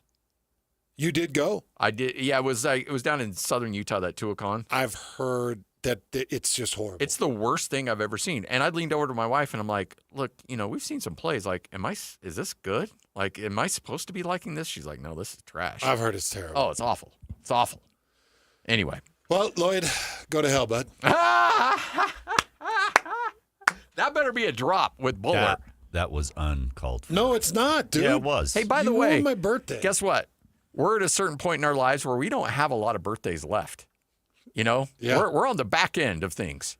And you took a beautiful birthday for our guy and crushed it up. I was the key lime pie. Okay, you were the key lime pie. Let's see. I'm living till 55. But my expected date of death is 50. I'm 55. So I just turned 38. Yeah, so you only have 17 more of these left. Or 48. Oh, my gosh, I'm under 10 years left. I've got fewer than 10 birthdays, Lloyd, and you send me to that? You should be ashamed. You know what? You didn't like it. Now it's noted. Can you give me a big I'm sorry? I am sorry. Oh, there you go. I'm sorry Buried. that you didn't hear. No. I'm sorry that you didn't hear the words that were coming out of my mouth. Lloyd, when I that's said not an apology. I'm very interested to see what your thought, because maybe you might like it. I don't know. I'm really excited for you to see this because my toe was I tapping. did not say that. Take that back, You did Scotty. say my toe is tapping a ton. No, I didn't. I said during a couple songs. And I told you it was only the 2 throwback songs they had. And that's all they had. The written songs they added in were terrible. Okay. Almost Paradise is a great song. So I am sorry that you had a bad birthday, but it's kind of on you. I am, by the way, my Dopey production. So dopey. I am the age. I might not do another one of those. I told you this morning when after you were berating me last night in front of my ribeye steak, I was thinking to myself, like, you know what? I wish they would do a production of The Breakfast Club. No. Yeah, that would be good. I think it would be I'd awesome. like it. I think okay. Because of the personalities. If they can do it right, yeah. If they can do it right. Like if there's it's like this, no. There's a Back to the Don't touch Future. my 80s. There's a Back to the Future play. I didn't know that. Yeah, I think it's at Eccles going on this upcoming season, and I'm like, I don't know if I want to see that. It'd have to be good. Yeah, because if you go and it's trash, you're just going to be in a horrible mood. You know what I did think when I was watching it? How much they nailed Rin in the actual movie. Because if you've got a weak Rin, yeah, like it takes a guy that's a little bit spunky, a little bit scrappy, a little bit Chicago, a little bit athletic, but definitely a punk. Yeah. And man, did they hit that with Kevin Bacon or did they hit that with Kevin Bacon? Most iconic role in his career. By far. Yeah. And to be able to carry that role out, because I'm watching this kid that was doing it yesterday, and I'm like, man, this seems like a great kid. Tries hard. Yeah, and he's got grit, and he's a bit athletic. Like he did a cartwheel, and he's a bit athletic. And I'm like, geez, man, it's whiffed. It's whiffed.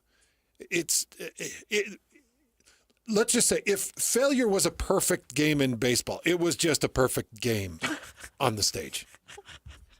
It was just a perfect game. Like the failure won. Misery won. Guys have an ERA of 81.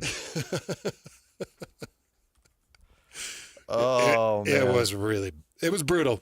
But we've got a lot to get to. Camps are rocking and rolling. Man, we got NFL action last night. The Detroit Lions back on a football field, which I'm sure everybody's excited about. Yeah, and Chargers are going to the Super Bowl, apparently. Let's overreact over a preseason game. Hey, come on, though. Let's be honest. Trey Lance looked good. Oh, the redemption tour of Trey Lance. Yes. Jeff Stoddart joining us. Mountain Land Supply, the big golf tournament going on, I think, as we speak. Correct, Jeff? Hey, Jeff. Yep, as we speak right now. Pros teed off this morning, and the amateurs are going this afternoon. You guys always knock this out of the park. So many great things with this tournament, and we'd love to be up there. For some reason, it's like the death circle. Like we cannot broadcast live from that golf course. So we're down here in our studios, but you guys do such a tremendous job, and you raise a ton of money as well. Yeah, it's so much fun. I mean, we've been doing this tournament, I think, 9 years now, and we have our Giving Hope charity that a lot of the proceeds go to primary children's and stuff like that. So we love supporting the community and the golf community here in Utah with Mountain Land Supply, and it's a great time. It's open to the public today and tomorrow, so go up there and watch some great amateurs and some superintendents and pros out golfing. Out of Valley View? Out of Valley View, yep. That's such a great course. Beautiful. Every time we had a chance to go out there, even though we couldn't get the mics to work, it was so much fun. Yeah. Like that course is just gorgeous. So get out there, enjoy it, walk around and enjoy the outdoors in the evening, the summer evenings. But I want people to understand that Mountain Land isn't just about helping you with your plumbing needs. Mountain Land is about helping the community. Yeah, and absolutely. I love what you guys do. First and foremost, the fact that you guys are employee owned. I think it's so unique for a business as large as Mountain Land to be employee owned. I think it just makes it special. Yeah, it's awesome. It's fun to work for a company that you know you have a piece in it, and you're building something for your future. So it's great to be a part of. Love it. And remember, if water runs through it, you guys take care of it. It could be outside irrigation, it could be inside plumbing, and there's so many other divisions that you have at Mountain Land too. But tell you what, you guys are just. If you need something, go to Mountain Land, because chances are you're going to find somebody that's going to be able to help you. Yep. Yeah, we've got the best in the industry in all of our verticals or divisions, as we call them. So I want to give a shout out to the Orem location because I went in there at the start of the summer. I had a leak in my backflow. Yeah. You know that backflow manifold? Yep. That pipes out of the ground. Do you have one of those? You probably don't because you got pressurized. Yeah. But it was leaking. It's been leaking for like 3 years. So I pulled it off the pipes, took it down to the Orem location, and there were 2 guys there in the Orem location that were like, oh, yeah, this, and happens. And I bought gaskets and tried replacing gaskets, still leaked, came back, and they were like, well, we got the full unit. So if you're dealing with sprinkler issues or you've got faucet issues and you're finding soft water is building up and you're a do-it-yourself guy like me, Mountain Land is the way to go. Yeah. It is a do-it-yourself dream. Yep, absolutely. We're here to help in any aspect of what you need inside or outside the home. You know, the great thing is you'll have guys there that will walk you through everything and provide all the information you need. And then you go home and just say, oh, yeah, I knew how to do this. And you do it, and your wife thinks you're a superstar. Oh, yeah, that's awesome. Go to mountainland.com, find the location near you, mountainland.com. This is 97.5, the KSL Sports Zone. A couple years ago, I was in the bathroom at the airport when I dropped my smartphone in the toilet. Not smart. I was multitasking when I should have been focused on the job at hand. Embarrassing, but I'm not alone. According to Google, 7 million other multitaskers accidentally dropped their phones into the bowl last year. A gentle reminder that right now you can get yourself a brand new Samsung Galaxy A36 absolutely free with a $35 plan from Pure Talk. The A36 comes with scratch-resistant Gorilla Glass and a battery that'll last all day, along with unlimited talk, text, and data on America's most dependable 5G network. In other words, it's tough and smart. Something to think about next time you're multitasking in the necessary. Just dial pound 250, say keyword micro to get your free phone today. You can make the switch in just 10 minutes. That's pound 250. Say micro to switch to a no-nonsense smartphone and a company that actually stands for something. Pure Talk. Hey guys, Alex Curie here. You've heard us talking about SLC fat loss for a while, and I'm sitting down here with Jeff and Angela, who have also been on the program. How are you guys doing? Thanks. We're glad to be here. Well, you look awesome. Tell me how much weight you guys have lost and how long it's taken. I lost 36 pounds in the 60-day reduction phase, and I've lost an additional 6 pounds on maintenance. So 42 pounds total so far. And I've lost 59 so far. Tell me exactly what's changed about that health now that the weight has been lost with SLC fat loss. I immediately started sleeping better. I also quit craving things late at night that I knew were sabotaging my diet. I don't have to take a deep breath to tie my shoes anymore, and I can actually stand up after I've been kneeling on the floor without feeling like I was going to pass out. What would you tell somebody who is like you guys and maybe wants to start losing some weight about SLC fat loss? Don't wait another day. This plan will change your life. Just get a hold of the folks at Salt Lake City Fat Loss. Just go to their website, slcfatloss.com. That's slcfatloss.com. Results may vary. After 30 years of plumbing experience in Utah, we've compiled a list of items we plumbers commonly find in sewer systems. First off,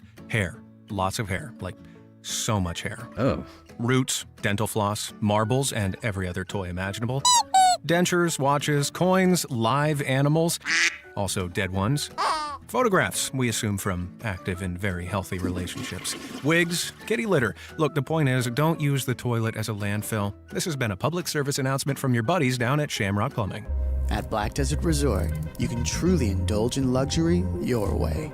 Whether you choose a sleek studio or an expansive 4-bedroom suite, you're just moments away from teeing off on a championship golf course, savoring top-tier dining, relaxing poolside, or exploring the rugged beauty of southern Utah.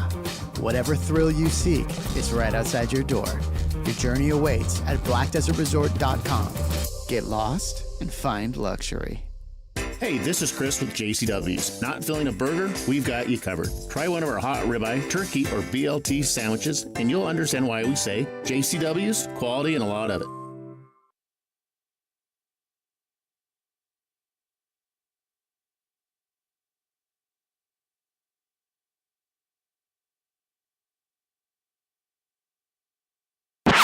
Looking for the latest on the Jazz, Utes, Cougars, and Aggies? Yeah. We've got you covered. This is Hans Olsen and Scotty G on 97.5, the Sports Zone.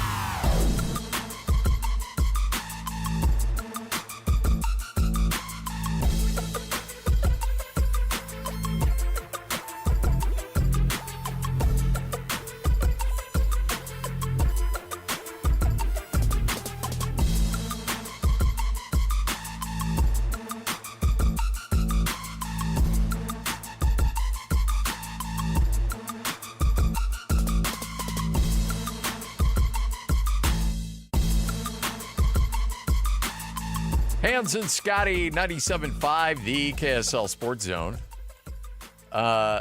Here's the thing about Lloyd is that not only did he take a beating from you and the missus last night verbally over the phone, but your kidneys took a beating yesterday too, right? Minor. We're good. You got good. Got them taken care of. They got blasted. Yeah, they got blasted. Kidney stones are all gone now, right? All gone. By the way, that first relief is it is a crime scene when you let that loose. Really? I'm not proud of it. So I went all day yesterday without eating. I was starving when I got done. B. Oh, B. Oh, B. Well, I wasn't proud to say. So that it felt good though. Yeah, I'm feeling all right. I'm feeling okay. Well, buddy, I'm so glad you're feeling better. Yeah, Lloyd. I'm feeling a little bit better. I'll just have a little bit of discomfort. You went to town on a ribeye then? So we're sitting there, and it was it was 8:00 at night. I'm still sitting there in the recovery, and I told Jessica, I said, I'm so hungry. I need to eat something because I was eating some crackers. That's all they had was some graham crackers. And she's like, well, what do you want? I said, let's do a steak. Ooh. So we ordered a steak, like a ribeye. From the hospital? No. We went to takeout from Texas Roadhouse. Oh, okay. Really? Okay. Right. I did a ribeye.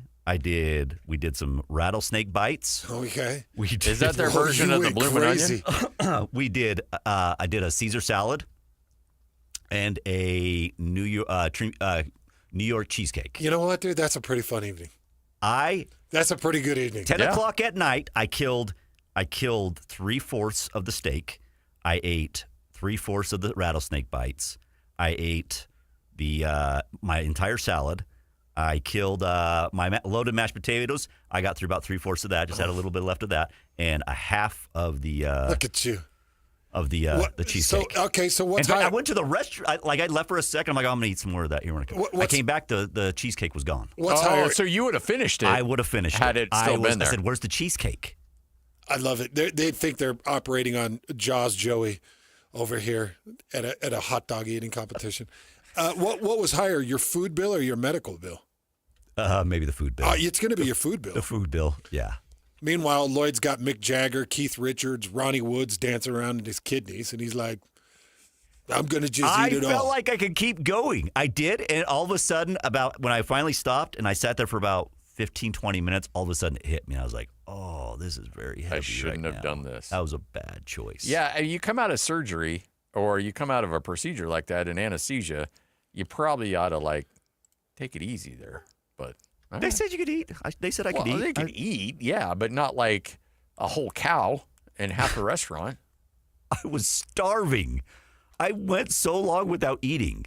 Never do an afternoon dill. Never do it. You didn't get your... I couldn't get the morning. You couldn't get your 12 o'clock Hot Pocket.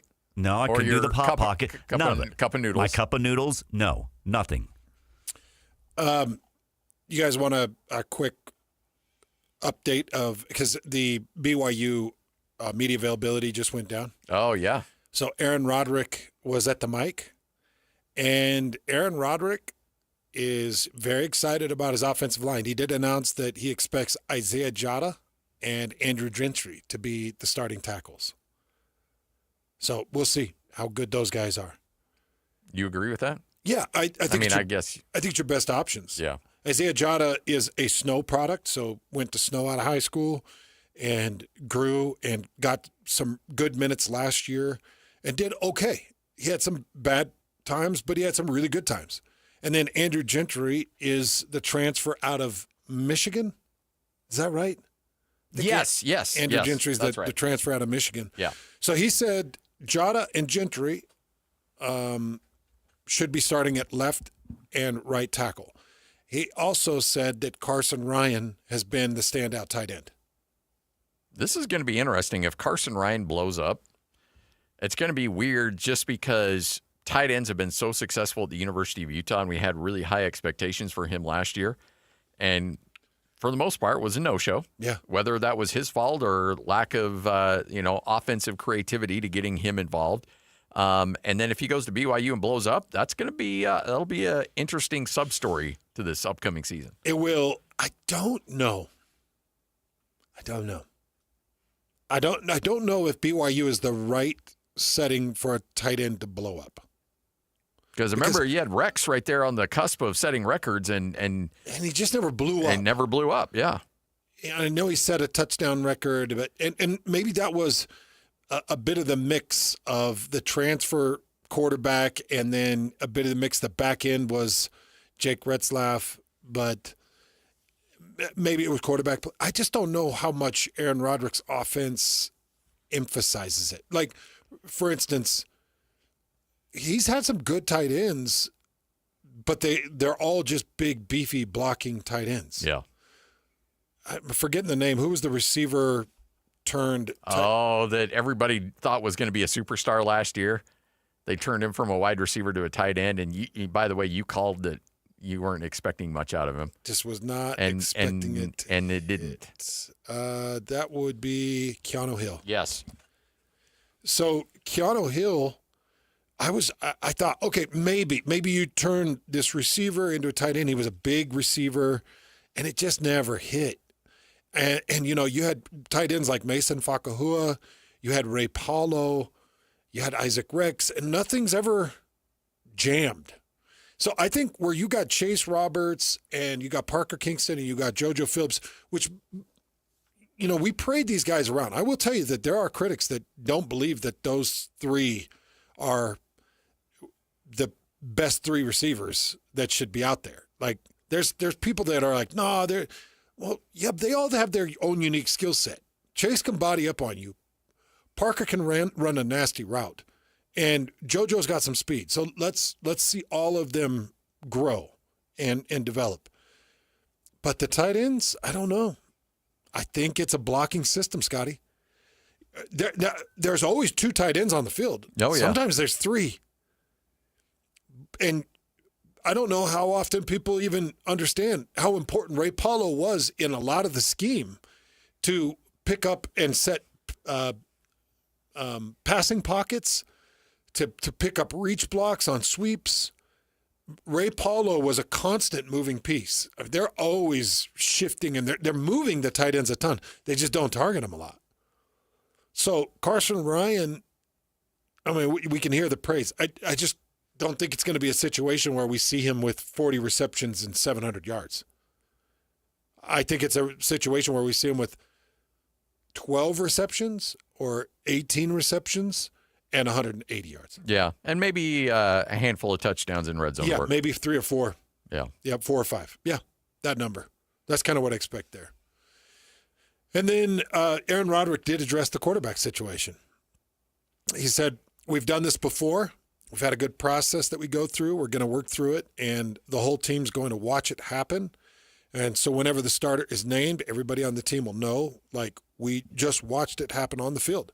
And so we'll just keep working our way through it, just as we've done in the past. We've been through this before, and we'll do it again. So he has had some quarterback competitions. I do think that the Bohannon / Retzlaff situation last year was more open than I think some might think. In fact, you remember week 2 of camp, it felt like Bohannon may be taking the reins.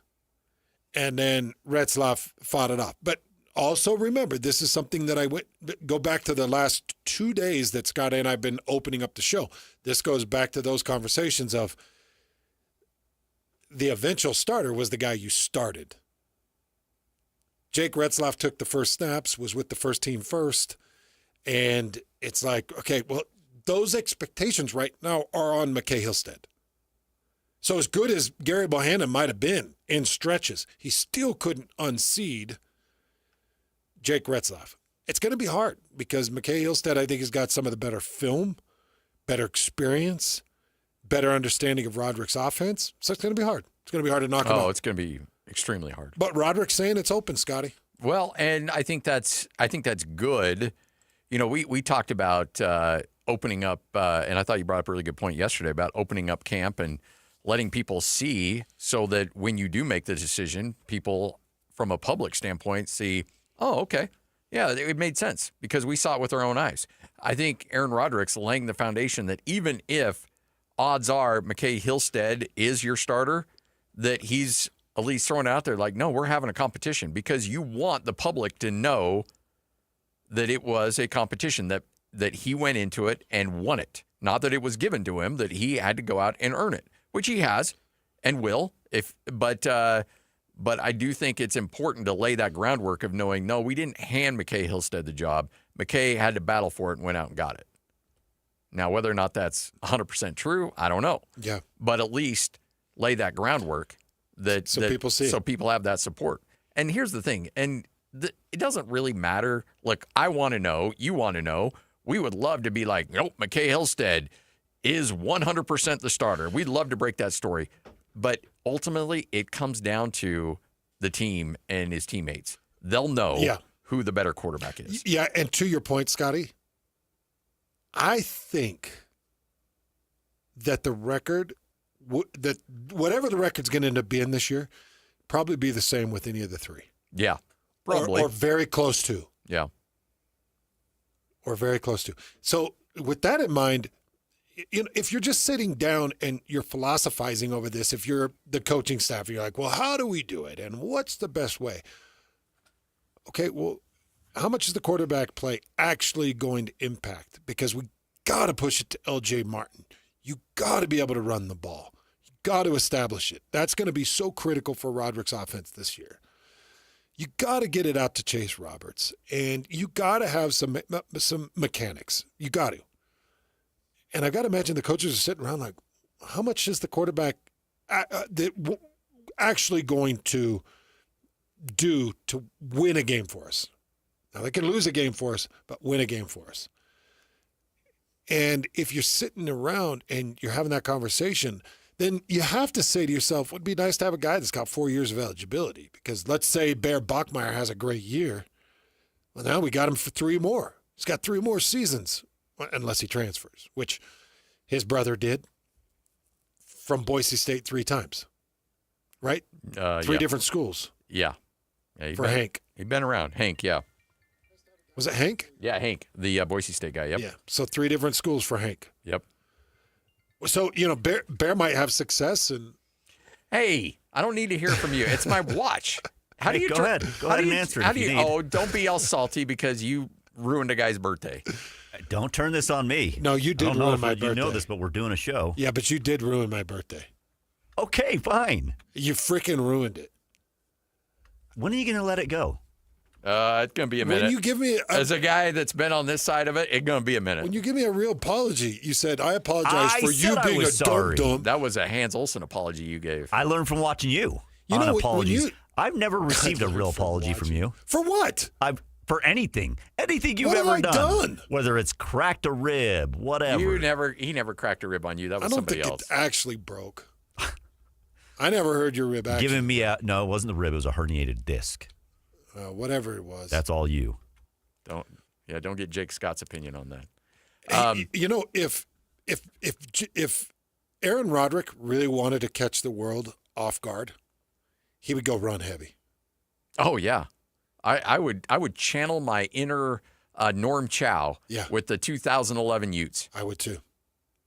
Because I think between Sione Moa and LJ Martin, I think you've got great rushing options. Yes. And everybody's up in arms about Pokai Haonga not being out at practice or not being on fall roster or whatever. Relax. Haonga's okay, but you've got Nawahine, you've got 3 other guys that are going to be good. And you've got a 1-2 punch that through spring was awesome. Those 2 in spring were so good. And if I'm Aaron Roderick, I'm like, you know what? You remember Rocky, let's see. Would it be Balboa? Please might be Balboa. Yeah, I think it's Balboa. When he gets back in the gym and they're like, how are we going to do this? And they're like, unrestricted, unrestrained power. Yeah. You remember that big speed? Yeah. Was that Balboa? I think so. Yeah. And he's like, we are going to go sheer power. We're going to put beef on you, and you're going to punch right through the block. I'd love to see Aaron Roderick do something way outside the box and just be like, hey, this year, we're not going to mess around with the quarterback stuff. Go single T. We're just going to power the hell out of you. Because they do got big beef up front. You know, when you look at Sonny Makasina, Austin Leusa, Bruce Mitchell, Joe Brown, when you look at Wayne Lapuahu, you know, these guys are all 6'3", 2350. Fine, man.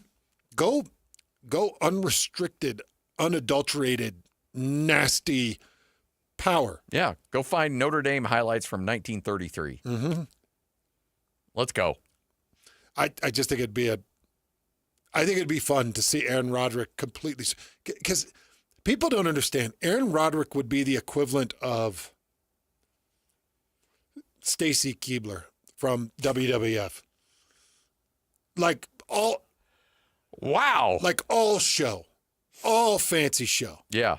You know what I mean? Like, oh yeah, coming out in the crazy outfits and high flyer. Remember, Keibler do stuff off top ropes, and she took like the pile drives, all those things. Aaron Roderick is that in college football. He's a showman. His deep intent is original BYU Lavelle Edwards style football. Yeah. Throw it, lob it, bootleg it, run all kinds of naked actions, fly sweep it, fly sweep reverse it, fly sweep reverse to downfield fly route pass. Like, that's Roderick. Aaron Roderick's sign of a good day at the office is him walking by the opposing coach's booth and hearing them like, where was that on film? Why didn't we see this? Yeah. Where did this come from? Yeah. Yep. That's exactly it. And winning a football game off of 2 crazy gadget plays that worked. Yeah. He loves that stuff. Yeah. And I love that he loves that stuff because it's entertaining to call. Yeah. And he does roll the dice, and you're like, oh, man, sometimes he hits, sometimes he doesn't. But it's fun. It'd be kind of fun to see Aaron Roderick call up Norm and Norm show up and just be like... A-Rod was on staff that year. Yeah. And be like, TJ Woods, come in here. Oh, line coach. TJ, come in here. Hey, Coach Gilbride, tight ends coach, come in here. We're going to do something different. I don't know. It'd be fun. You got Chase Roberts like, can I come in? No, we don't need you. Chase. Sorry, buddy. How are you at tackling? You may want to play safety. How would you like to? Hans and Scotty, 12:51. What you may have missed coming up next. This is Jake Scott and Ben Anderson.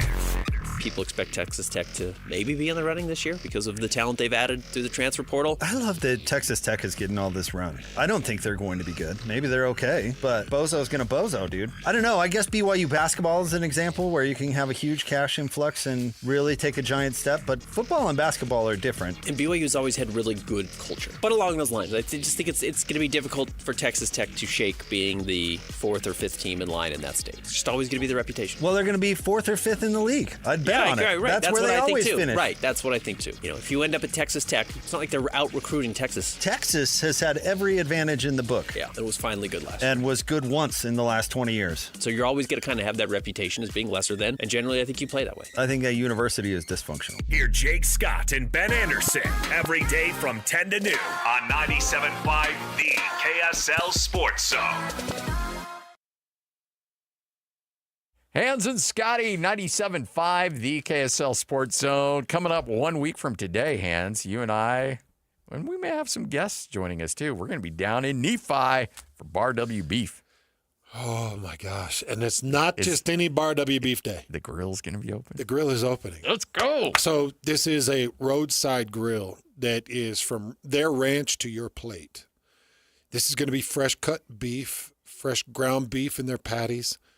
It's going to be all the best sides and fixins. And by the way, you're probably thinking to yourself, Nephi, Utah, what'd they do? Buy a shed and fix it up? Oh, geez. Oh, my gosh. They went state-of-the-art, brand-new building.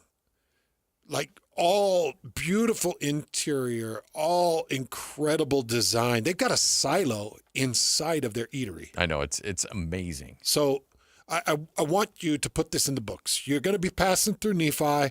Well, come by, hang out with Scotty and I, starting at 12 o'clock, 1 week from today. If you can't get there, you can get to barwbeef.com, and you can order yourself the best beef in the business. barwbeef.com. Remember, they'll ship it anywhere in the state of Utah for free on an order over $150 or more. You can go grab some great specials at the Nephi location. Make sure to follow them on social media. They've got pop-up locations. There's no reason you can't get some of that Bar W beef right here on 97.5, the KSL Sports Zone.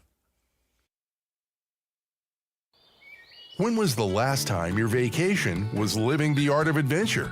Discover it in Cedar City, Utah. Towering red rocks, epic trails, summer events, and world-class drama at the Tony Award-winning Utah Shakespeare Festival starting June 17th with Macbeth, Antony and Cleopatra, and more. Marvel at nature's masterpieces with just a short drive to Zion, Bryce Canyon, Cedar Breaks, and Kolob Canyons. Discover Utah's earliest artists at the Parowan Gap Petroglyph site. Head up to Bryan Head for chairlift rides that deliver endless high-elevation views. Wildflower Meadows, topped off with ATV and downhill biking trails. Be starstruck by the skies at Cedar Breaks National Monument. Browse Cedar City's unique shops and indulge in savory bites. Come experience the art of adventure around every turn in Cedar City. Start planning your vacation right now at visitcedarcity.com.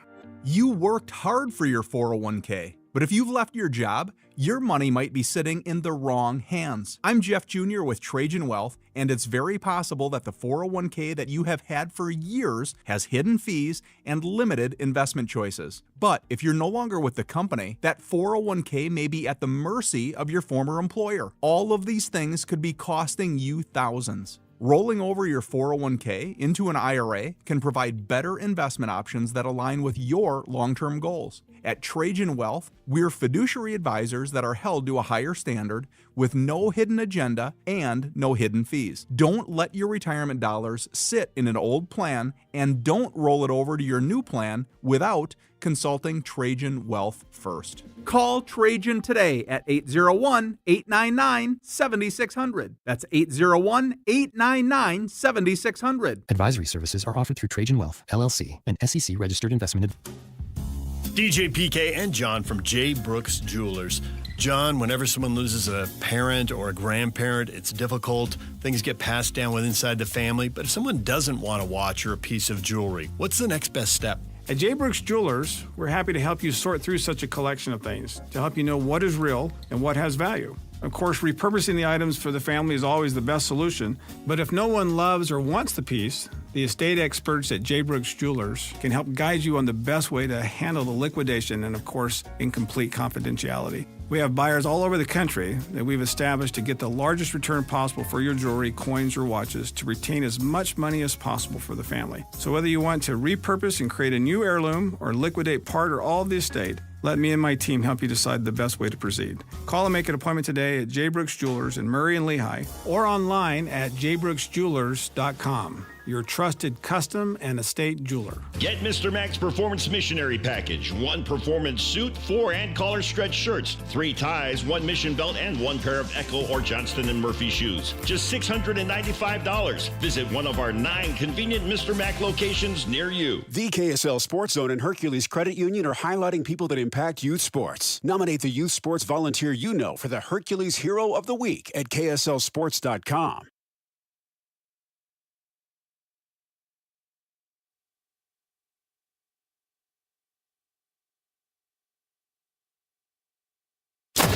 Number 1. Miss any part of the show? Every moment of every show is available in podcast form by searching Hans and Scotty on your favorite podcasting platform or online at KSLSports.com. This is Hans Olsen and Scotty G on 97.5, the KSL Sports Zone.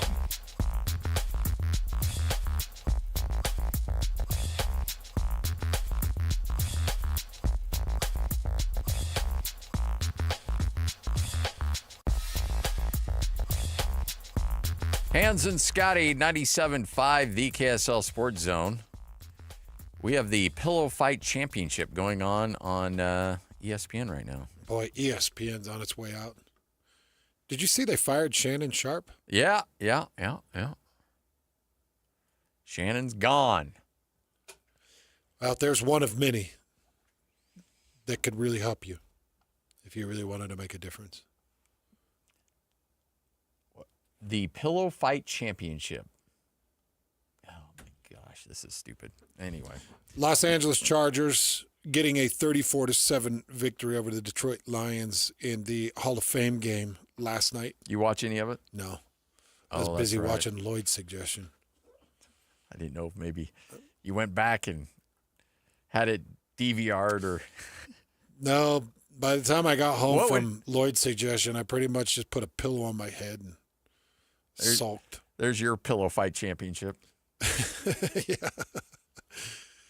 Yeah. Nothing really to report on this game. Take that back. Trey Lance. Oh, Trey Lance? Trey Lance, folks. Trey Lance, the legend.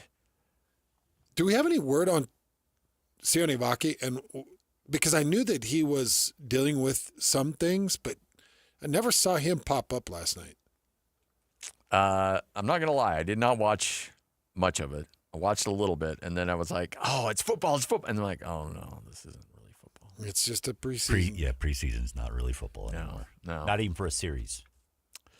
All right, Hans and Scotty. Jeff Stoddard joining us from Mountain Land Supply as we, you guys have a great tournament, and we love Mountain Land. And Mountain Land's been, we love being partners with you guys for a long time, but this is a tournament that has been going on, what's this, the 9th year? 9th year, yeah. And every year it keeps getting bigger and bigger. You guys raise more money, and you got some competitors out there, too, that take this thing very seriously. Yeah, absolutely. I mean, it's the second highest purse in the state of Utah as far as a pro-am out there. So we love that we're giving thousands of dollars back to our Giving Hope charity through sponsoring this tournament. It's so fun, and it's so great. Scotty and I have been a part of this, I think, every year. Seems like it, yeah.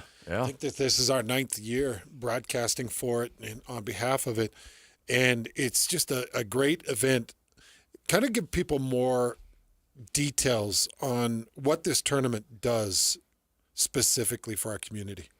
Yeah, so I mean, it gives us a chance for our local pros, seniors, and amateurs to have a path into where they want to go with golf. So it does that, but it also, again, we're bringing in money. All of our tournaments that we hold, which let me check my notes. We have 9 customer tournaments that we hold through all of our verticals throughout this summer. So We had 2 this week for our landscape and irrigation customers, and then plumbing and waterworks as well. But during those tournaments, we raffle off prizes and do other things to bring in that money for our Giving Hope charity that is part of Mountain Land Supply. But again, benefits Primary Children's Hospital. That's our main one. But other things, we're putting it back into the community and helping our local communities wherever we're at. If somebody wants to get involved with the Giving Hope, is there any way that they can? Yeah, so the easiest way is either to call anybody at Mountain Land Supply, or we have a Facebook page, Giving Hope. But that's the easiest way. Send us an email, give us a call. We'll give them the information they need. I love it. Mountainland.com. If water runs through it, they're going to get you squared away. Indoor plumbing, outdoor irrigation, whatever you need. If you are a do-it-yourselfer, you need help getting in contact with somebody that can help you. You guys can arrange all of that. Yeah, absolutely. We sell to the landscape professionals specifically for my division, but all of our stuff, we have contractors at the ready to help you. Let's go. Mountainland.com. Find the location near you. That's mountainland.com right here on 97.5, the KSL Sports Zone. Win big every Wednesday on the KSL Sports Zone with Win Ticket Wednesday. This Wednesday, win tickets to see Cyndi Lauper August 14th at the Utah First Credit Union Amphitheater. Don't miss Cyndi Lauper's Girls Just Want to Have Fun farewell tour. Get tickets now at livenation.com or listen to the KSL Sports Zone all day Wednesday for your chance to win. Hockey fans, let your voice be heard with the Utah Mammoth Fan Forum. Visit the Utah Mammoth page on KSLSports.com to connect with the team, other fans, and our KSL Sports insiders. Start chatting today in the Utah Mammoth Fan Forum on KSLSports.com.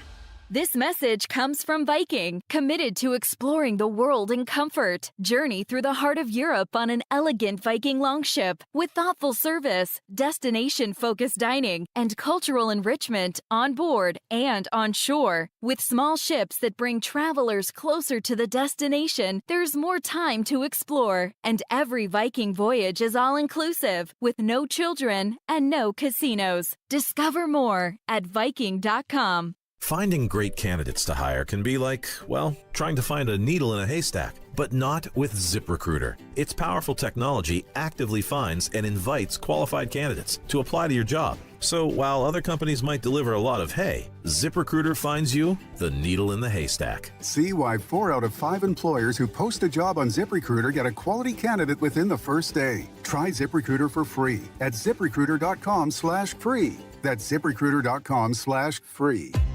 If you're 55 or older and into that whole saving money thing, T-Mobile has an exclusive phone and internet bundle just for you. Right now, get 2 unlimited phone lines plus 5G home internet for just $30 each per month with autopay, plus taxes and fees. And with 5G home internet, setup is easy with just 1 cord and no technician needed, which is great if you're also into that whole keeping it simple thing. Switch now and experience the best mobile network in the U.S. Visit your local store to start saving. T-Mobile, it's better over here. Based on analysis by Ookla Speed Test Intelligence data Q4 2024 to Q1 2025, Ookla trademarks used under license. Unlimited on our network. Customers on voice plan may notice speeds lower than other customers and further reduction if using more than 50 gigs a month due to data prioritization. Video streams and SD on this plan. Home internet pricing after $20 in monthly bill credit plus $5 per line without autopay. Debit or bank account required. See 5G device coverage and access details at T-Mobile.com.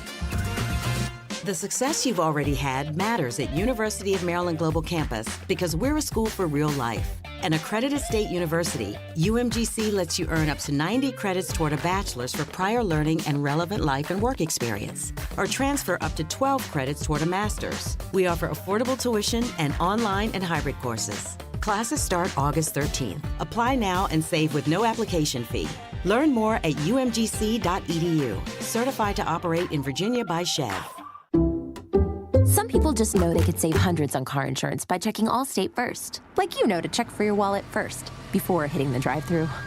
$6. Sorry, forgot my wallet. I have change, though. Here's 40 cents, another 40. Ooh, a bicentennial. What's that? Oh, gosh. Checking first is smart. So check Allstate first for a quote that could save you hundreds. You're in good hands with Allstate. Savings vary. Subject to terms, conditions, and availability. Allstate Fire and Casualty Insurance Company and Affiliates, Northbrook, Illinois. Listen every Monday morning to DJ and PK and Monday afternoon with JJ and Alex for your Chevy Strong Play of the Game. Win great prizes from Rocky Mountain Chevy. Broadcasting from the Mountain Home Services Studio, this is 97.5 KZNS FM Colville, 1280 KZNS AM Salt Lake City, and 102.7 KSL FM HD2 Salt Lake City Midvale. This is 97.5, the KSL Sports Zone. You're locked on to Hans Olsen and Scotty G. That's right, yeah! On 97.5, the KSL Sports Zone.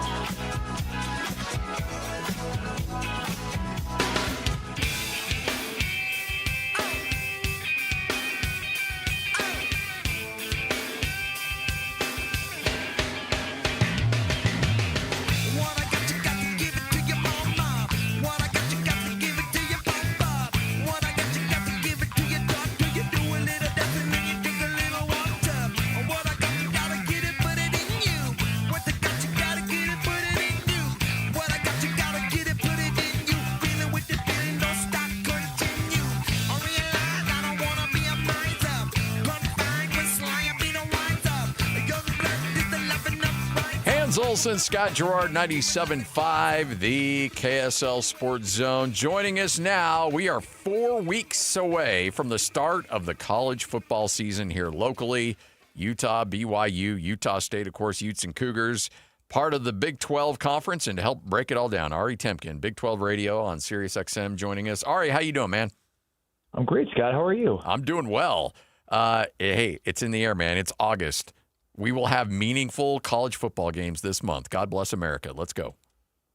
Let's go. I mean, we had a semi-meaningful game last night, meaning in that it was a football game. Yes.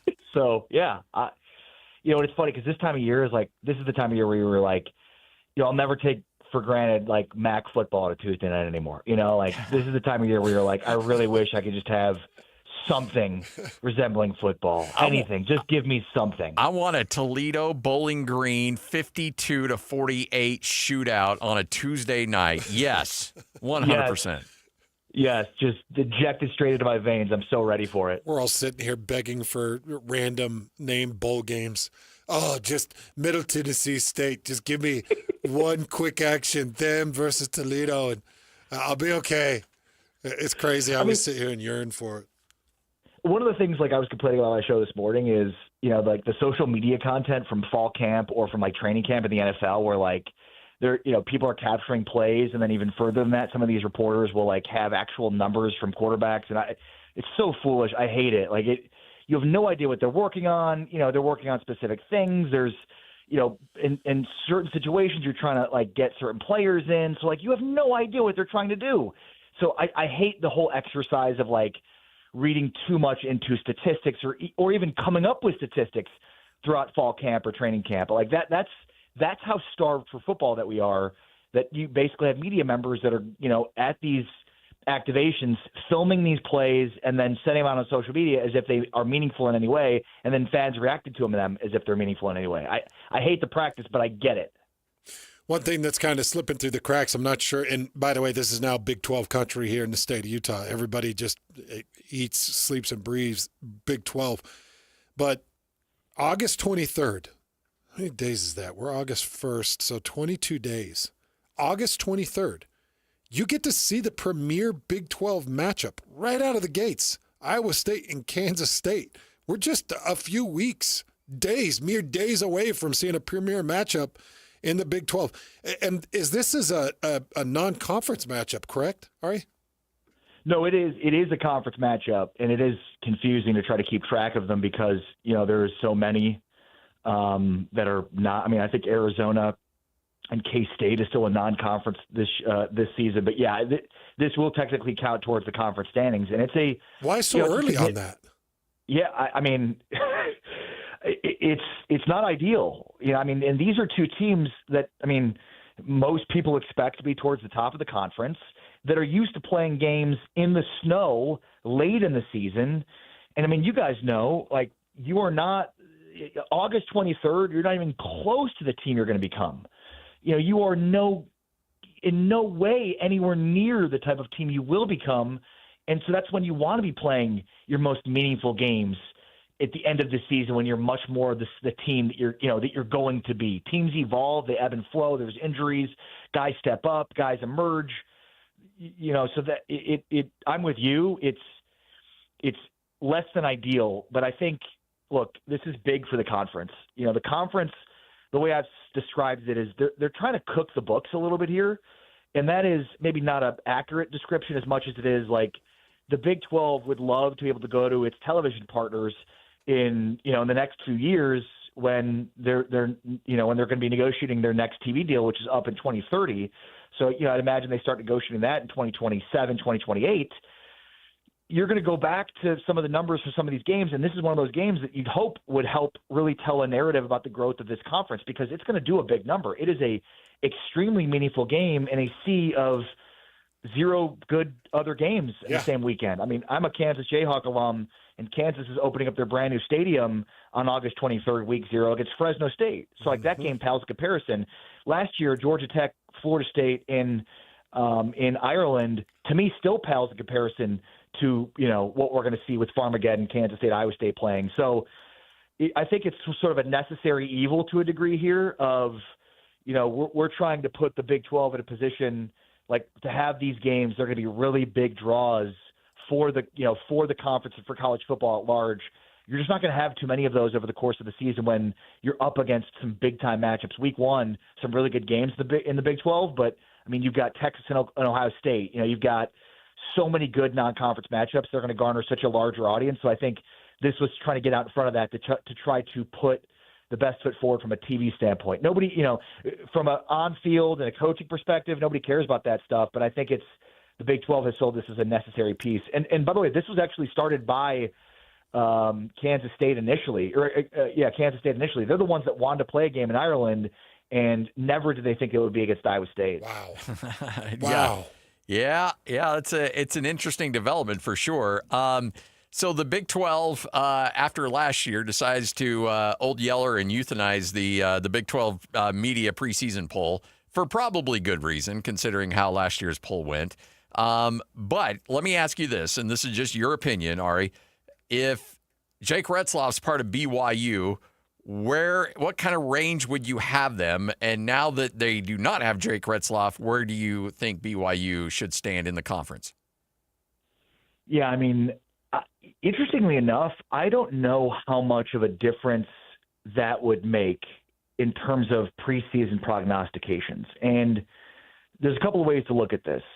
So number one, I think we can all agree that Retzloff was not the same quarterback at the end of the year that he was at the beginning of the year. And, I said earlier, I'm a Kansas alum, like watching that KU-BYU game in particular, like if Retzloff makes a throw, BYU wins that game.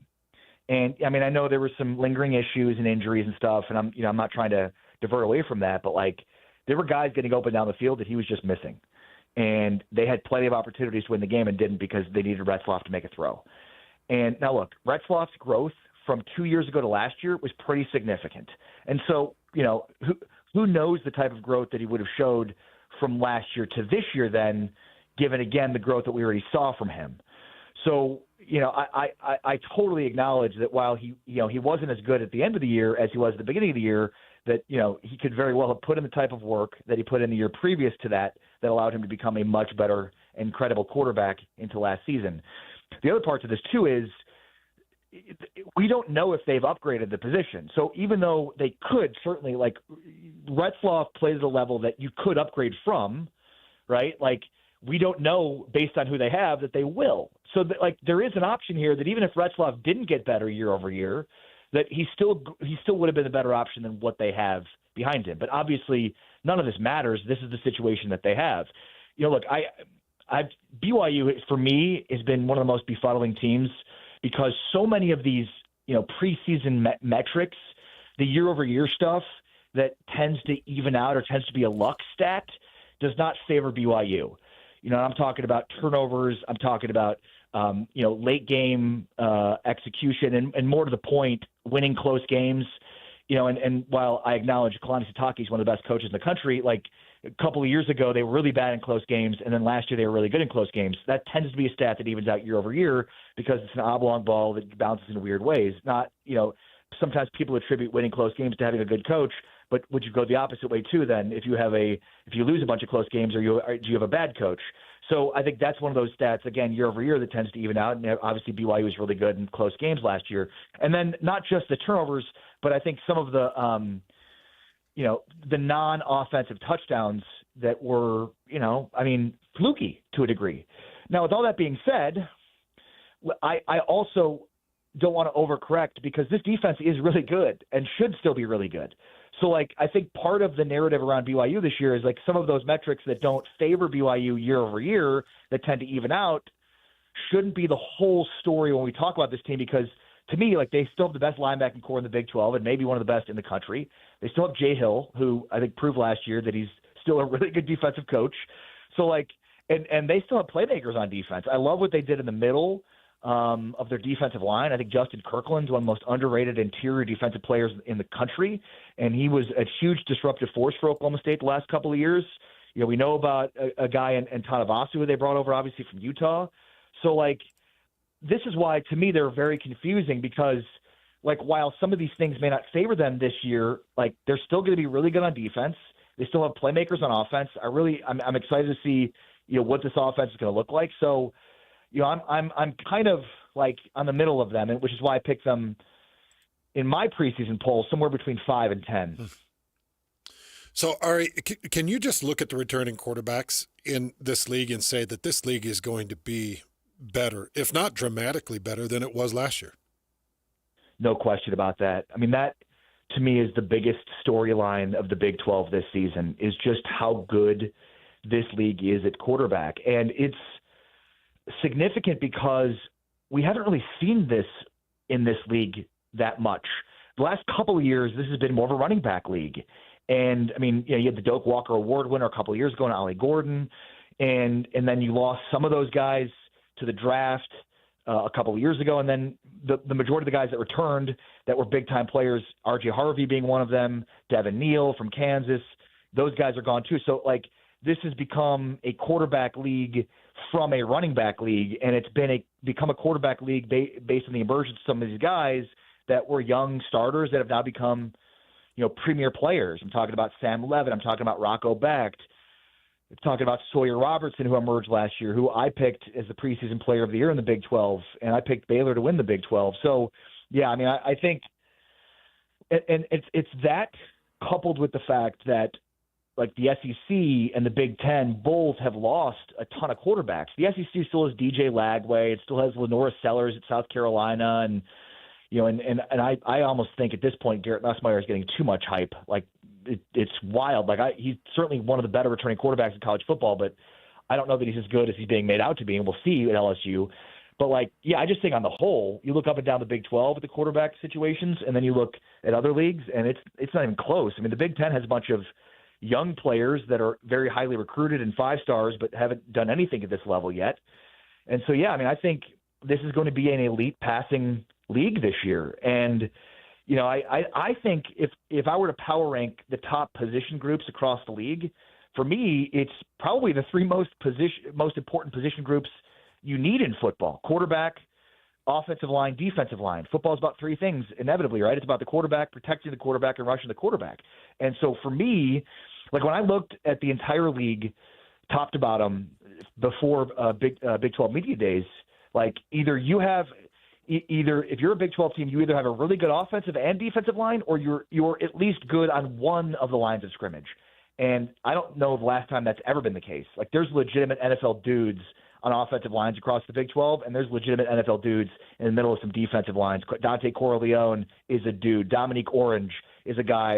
I think, again, BYU's got some guys in the middle of their defensive line too. So, I think ultimately the league has a strength of positions at the most important positions in football.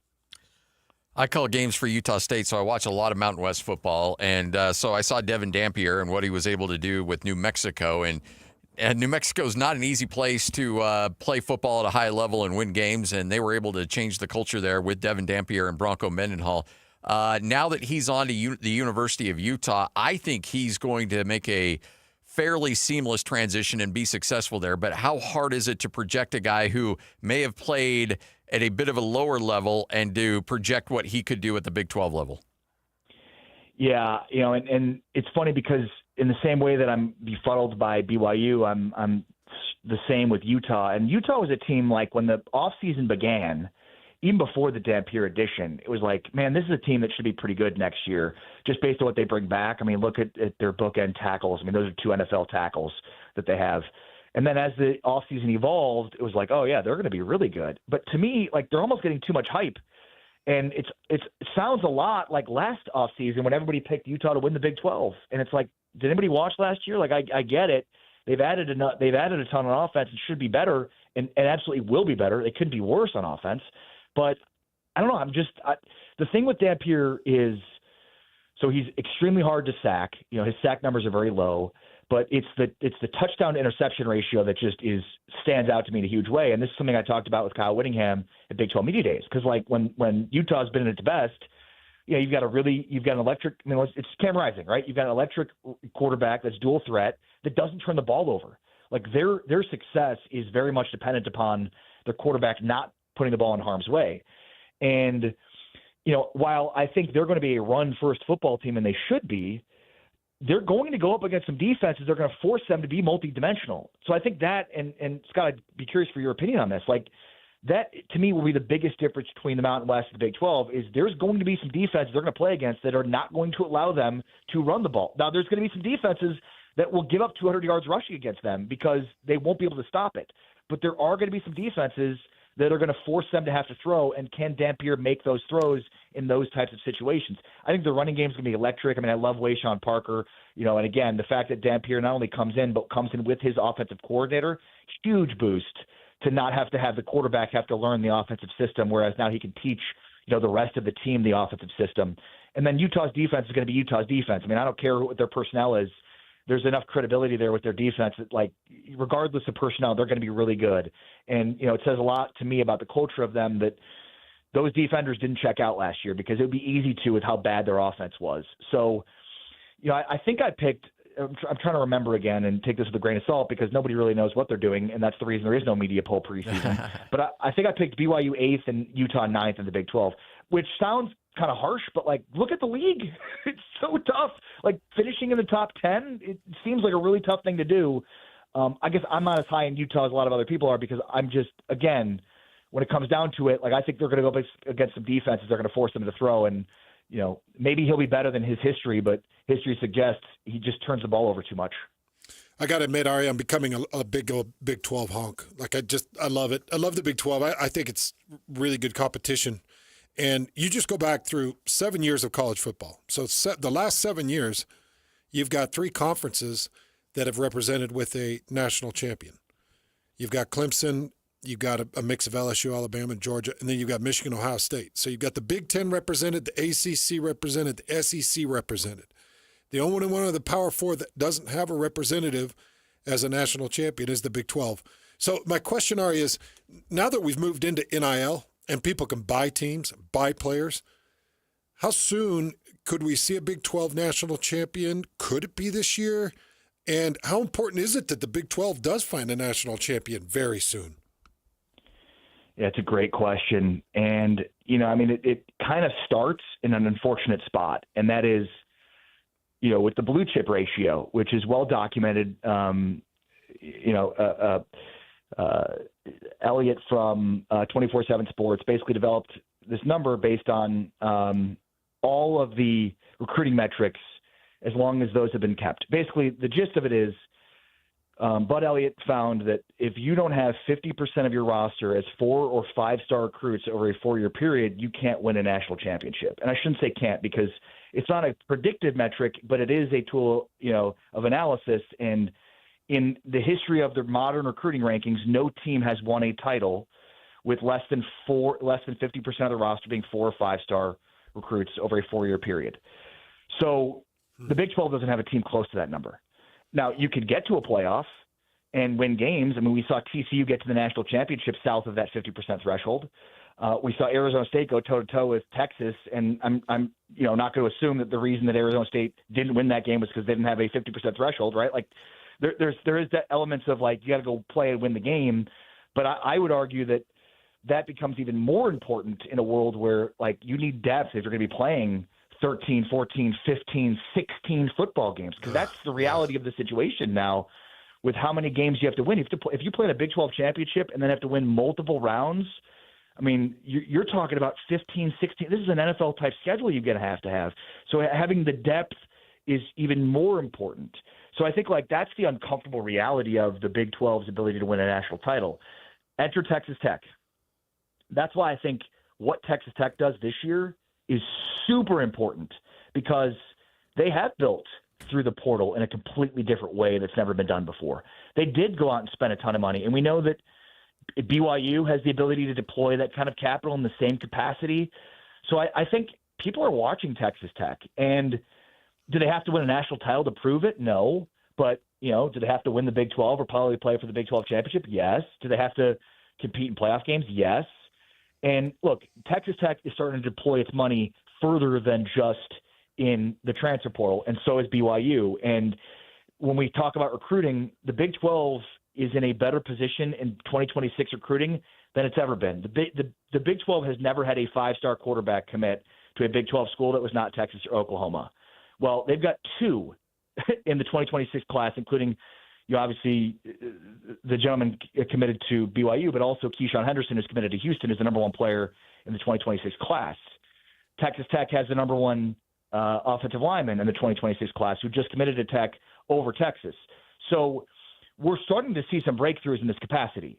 Is it 50% or that threshold? No. And it's going to take multiple years of that in order to break through. But again, it's not a predictive metric, so it can be broken, and we'll see if that happens. And then the second part to that, too, is let's see what Texas Tech does this year, because if they do have a breakthrough, and win the Big 12, win a playoff game, I think the way people believe you could build national championship winning teams will change a little bit. Well, we certainly appreciate your time, Ari. Great work, as always, with Big 12 Radio, and look forward to catching up with you again here soon. You guys take care. Appreciate having me on. Be well. You absolutely. Ari Temkin, Big 12 Radio, right here on 97.5, the KSL Sports Zone. Fun conversation. A lot of questions. That's what this time of year is for, is to, project, speculate, ask questions. But pretty soon that will be in the rearview mirror, because we'll actually have football games. I am with you, Hans, though. I think it is an absolute travesty by the Big 12 to have this game as a week 0. It's wild, man. I can't even believe it. When you just pull up the NCAA football category and you're just looking at the different games that open up, he's absolutely right. Like, you get Idaho State on August 23rd. You're going to get Sam Houston and Western Kentucky on August 23rd. You're going to get Hawaii that's mixing it up with Stanford, 2 teams that are probably going to really struggle. And then you get a couple of, like, Stony Brooks in there and a mixture. And then right in the middle of that, by the way, playing in Ireland is Ireland? Yeah. Playing in Ireland is it's kind of the premier Big 12 matchup of Iowa State and Kansas State. That's crazy. So we're going to take a conference game between 2 Midwestern schools and make them play over in Ireland. Yeah. Now, yes, which is wild. But how sweet is this going to be, fellas? Let's see, so tomorrow is the 2nd. So in exactly 3 weeks from tomorrow. Oh, yeah. 10 o'clock in the morning, we wake up. 10 a.m. 10 a.m. And we get an Avery Johnson showdown with Rocco Becht. We get 2 of the premier quarterbacks in the conference, 2 of the premier head coaches, 2 teams that could win the conference, and 10 o'clock in the morning, August 23rd, exactly 3 weeks from tomorrow. Hey, Lloyd, I have an idea. Send you guys out to Ireland? I think because it is week 0 and Hans and I do not have commitments, we cover the Big 12 and nobody talks better Big 12 football than this show. Road trip? I am thinking it's a show road trip to Ireland to watch a show. Plus, it's Hans and I getting back to our, Northern European roots, too. I'm collecting the mileage. Yeah, I don't think you guys can handle the temps out there. In Ireland? I think we'll be all right. In Ireland? We'll layer up, man. I don't know. I'm fine. starting to question. You can't handle the temps these days. Once I put on my clogs and my kilt, I'll be just fine. And you know our guy's not wearing anything underneath that kilt either. And I know the Irish people are going to be like, what are you doing with clogs and a kilt? I don't think he's wearing anything above the kilt. I think he'll be shirtless. We're not Sweden and we're not Scotland. So why don't you take off the clogs and the kilt? And put a shirt on. And they'll be like, I'll fight ya. I'll fight ya. What are you doing? I love when you go to your accents. So dumb. I mean, you're down in Bermuda. So dumb. Wanting to arm wrestle people. I wonder if that'll fly in Ireland. Oh, I'll take it. You might run into a ringer there. I'll throw a good arm out there. Yeah, I might run into Conor McGregor. You rip that arm off. Lick it up and ticked off, looking for a fight. Oh, my gosh. Hans and Scotty, Jeff's with us from Mountain Supply. Jeff Stoddard. And Jeff, unfortunately for him, has to slum it with us here in studio, whereas Tim and the rest of the crew are out there playing golf right now and enjoying things at Valley View. But let's talk a little bit more about the charity and what you guys are doing to raise money and where that money goes and how it's helping people in the community. Yeah, so again, on our 9 golf tournaments that we hold throughout the year, this summer here in Utah and Idaho, we have people that come and they have the opportunity to donate to get, mulligans or whatever. But all that money does go to Primary Children's and other local charities, and we have a board of directors that kind of oversee that, and they're out there looking for opportunities. And as employees, we're asked to bring opportunities and what we can do for our local communities. So it's actually really cool to be part of.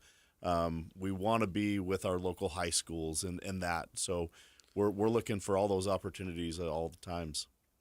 The one thing too about when people hear golf tournaments and they think, oh, it's just a corporate event, for the customers. And you guys do that, as you mentioned. But this is a high-quality tournament where you've got a lot of really great local competitors in this thing. The best in the state. Yeah, the best in the state. And a couple of them have gone on to play, in other tournaments and stuff like that. And a couple of them played in Black Desert last year. Yeah. So it's really kind of fun to see the local talent here. And a free event. Go up there and you can check it out today and tomorrow. It's a little warm, but go walk around a golf course. It's kind of fun to see this talent out there. And even the amateurs are awesome to see. There's some high school kids that can hit the ball, man. Yeah. Yeah, that are extremely good. Yeah. Yeah, I know.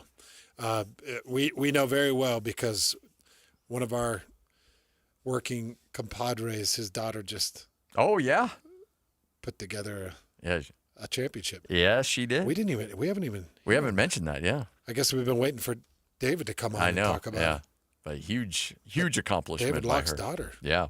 What a big one. By the way, Mountain Supply here to help you out. You've got so many different, that's the thing. We've known Mountain for so long for irrigation and plumbing, but boy, there's so many branches now of Mountain. You guys have got your toes into a lot of different waters right now. Yeah, when people ask me to name them all, I don't know if I can. I think we have 14. We have power equipment, truck outfitters. I mean, there's so many things out there that we do. It's easier to probably say what we don't do anymore. And the answer, if we're going to get into it, I don't know. Maybe. I don't know. Maybe. And if somebody around Mountain Land's like, hey, do we have this? No. All right, well, let's start it up. Absolutely. You're in charge. Go. Yeah. Mountainland.com. Find a location near you. Mountainland.com. This is 97.5, the KSL Sports Zone. This is Jake Scott and Ben Anderson. Hillstead has played. Bachmeier has not played. So you may not actually know how some of these guys look until they are taking live snaps in an actual game. Maybe Hillstead looks more experienced and seasoned, but Bachmeier's upside is higher. So maybe he gets to play the second half against Portland State, and then you end up with this bleeding into week 2. And I think that's always the danger there. There's no putting it to bed in week 2. It's going to be weak all year. I've seen it a zillion times. The star Frosch doesn't get the job. The guy that's a little bit more senior, but you're not really sure of. The conversation is always there until the Frosch replaces the upperclassman. And then you know what happens, Ben? The freshman struggles. Yeah. And then for the rest of the year, you're going, well, maybe we should go back to the other guy. Yeah. Tale as old as time, Ben. Hear Jake Scott and Ben Anderson every day from 10 to noon on 97.5, the KSL Sports Zone.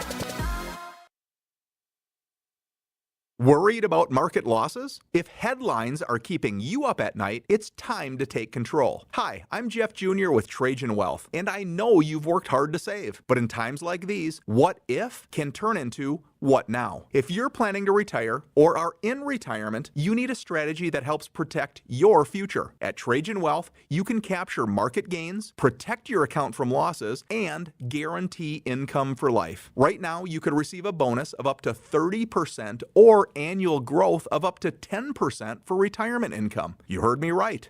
An upfront bonus of up to 30% or annual growth of up to 10%, all guaranteed to boost your lifetime income in retirement. Don't leave your future to chance. Plan with confidence. Call Trajan today at 801-899-7600. That's 801-899-7600. Annuity guarantees are based on the claims paying ability of the issuing insurance company, DBA, in most states as Trajan Wealth Insurance Solutions. Are you having trouble hearing? Hearing loss can devastate the quality of your life. Now, there's an affordable fix for you or your loved one. Rated the best hearing aids of 2025 by Forbes Health, Audion Hearing has the highest quality hearing aids at the lowest prices, starting at just $98 a pair. I actually like them better than my old $5,000 hearing aid. I could not believe how my hearing and life changed. Join over 1 million happy customers by going to audionhearing.com. That's AUDIEN hearing.com. Finding great candidates to hire can be like, well, trying to find a needle in a haystack. But not with ZipRecruiter. Its powerful technology actively finds and invites qualified candidates to apply to your job.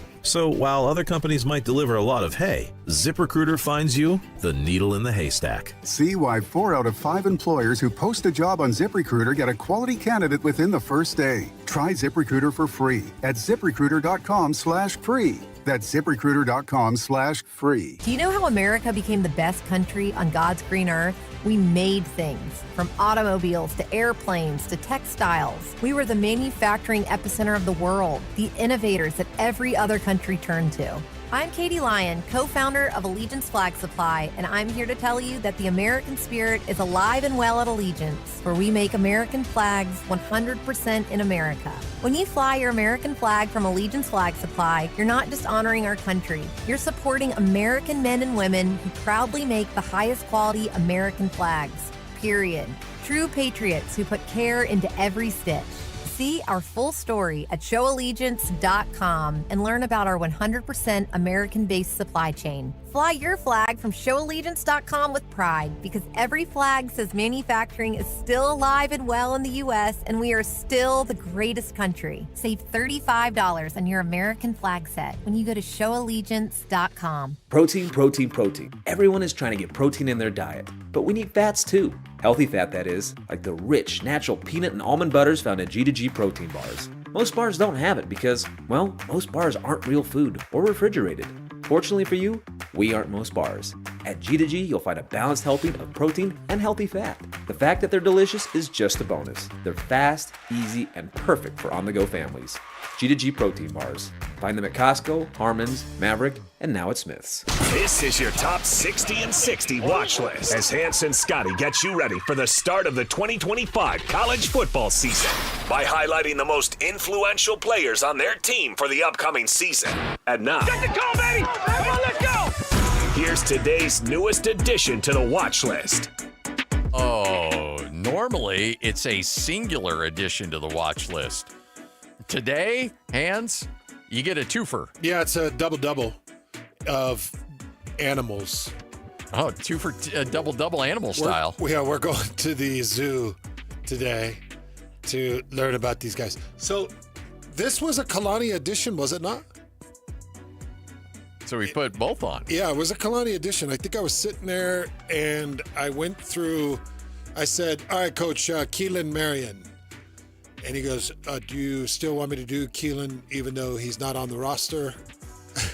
Do you have that? We don't need to talk about that. Yeah, but do you have? I'm not ashamed. Because what had happened, we wrote up the list before. Yes.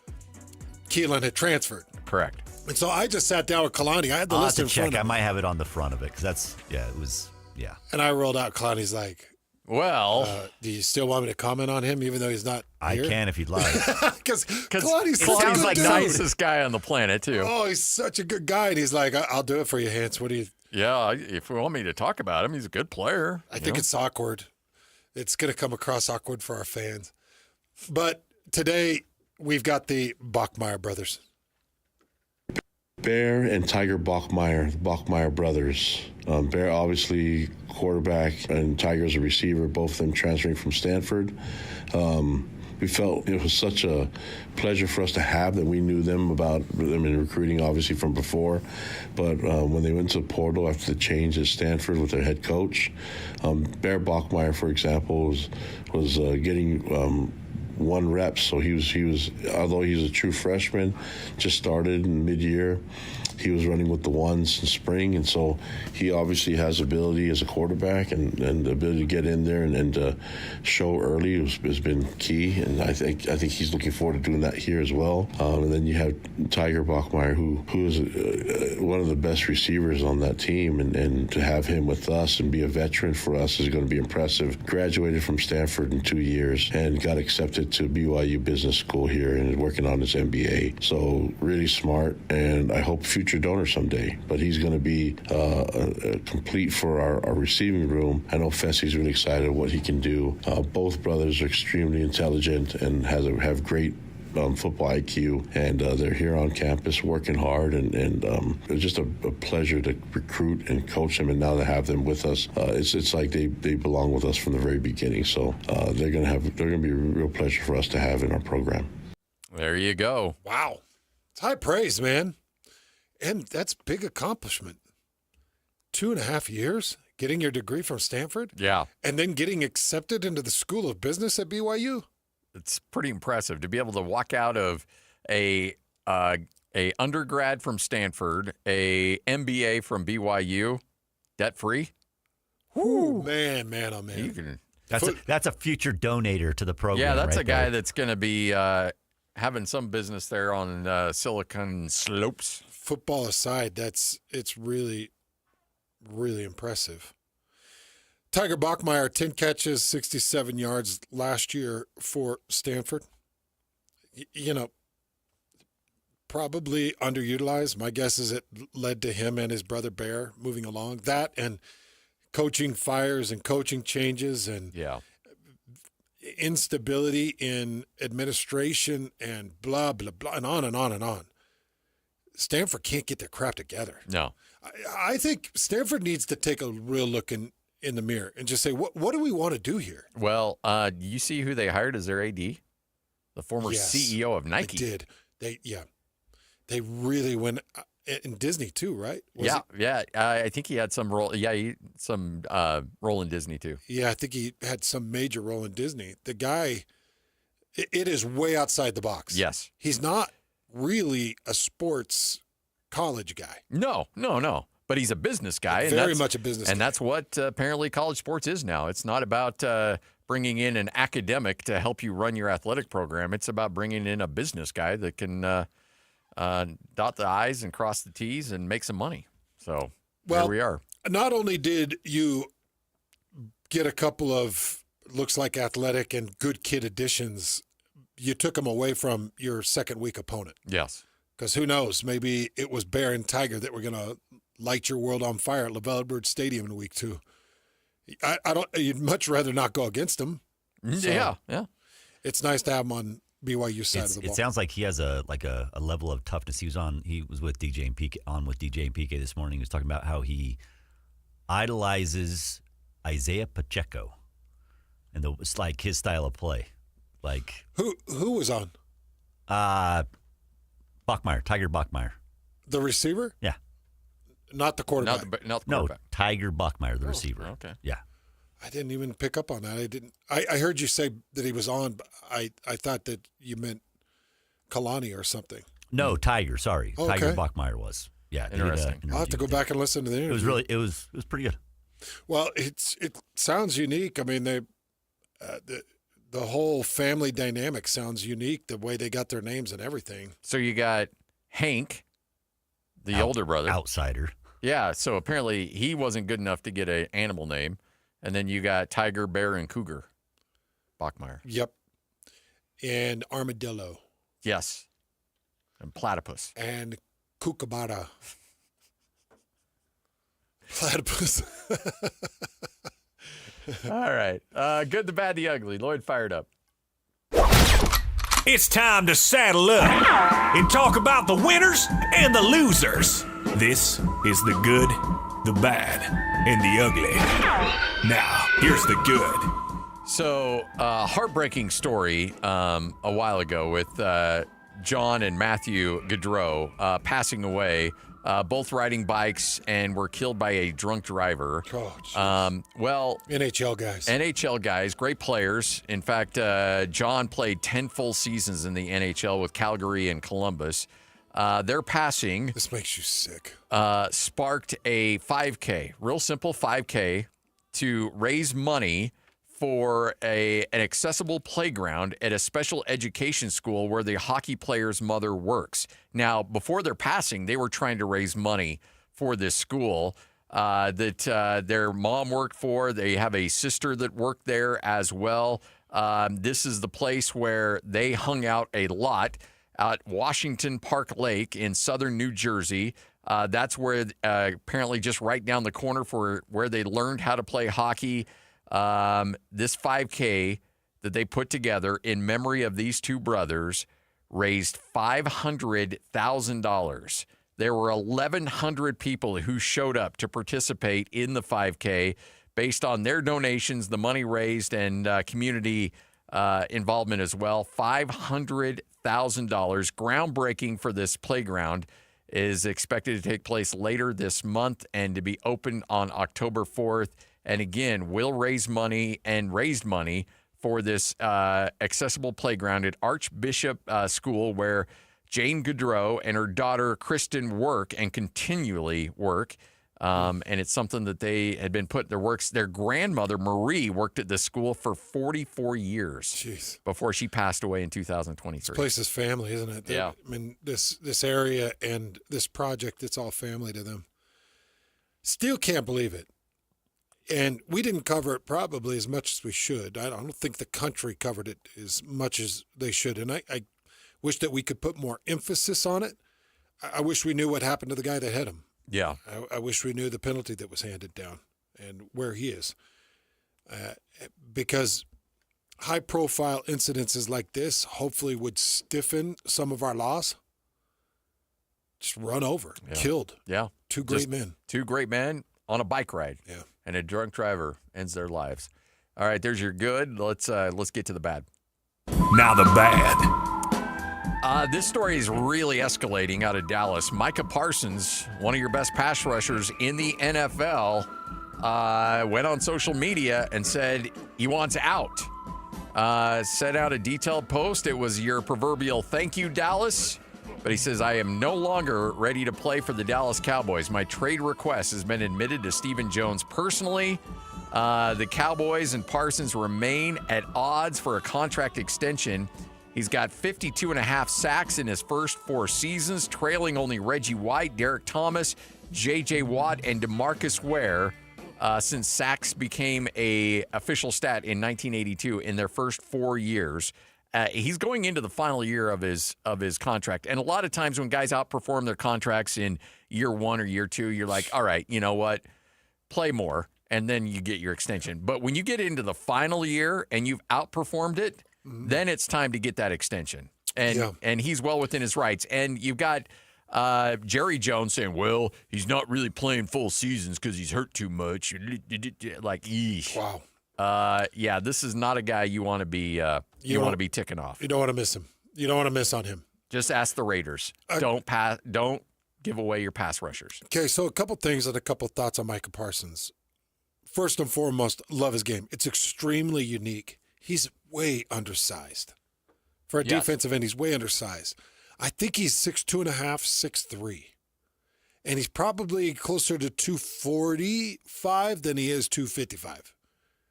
That's a small dude for the NFL. Yes. And playing on the exterior. Now, sometimes you can get a 6'3", 258, 260 D tackle plays on the inside that has low and great leverage. But anyways, Micah Parsons is kind of unique in that way. But he had 12 sacks in the time that he played last year.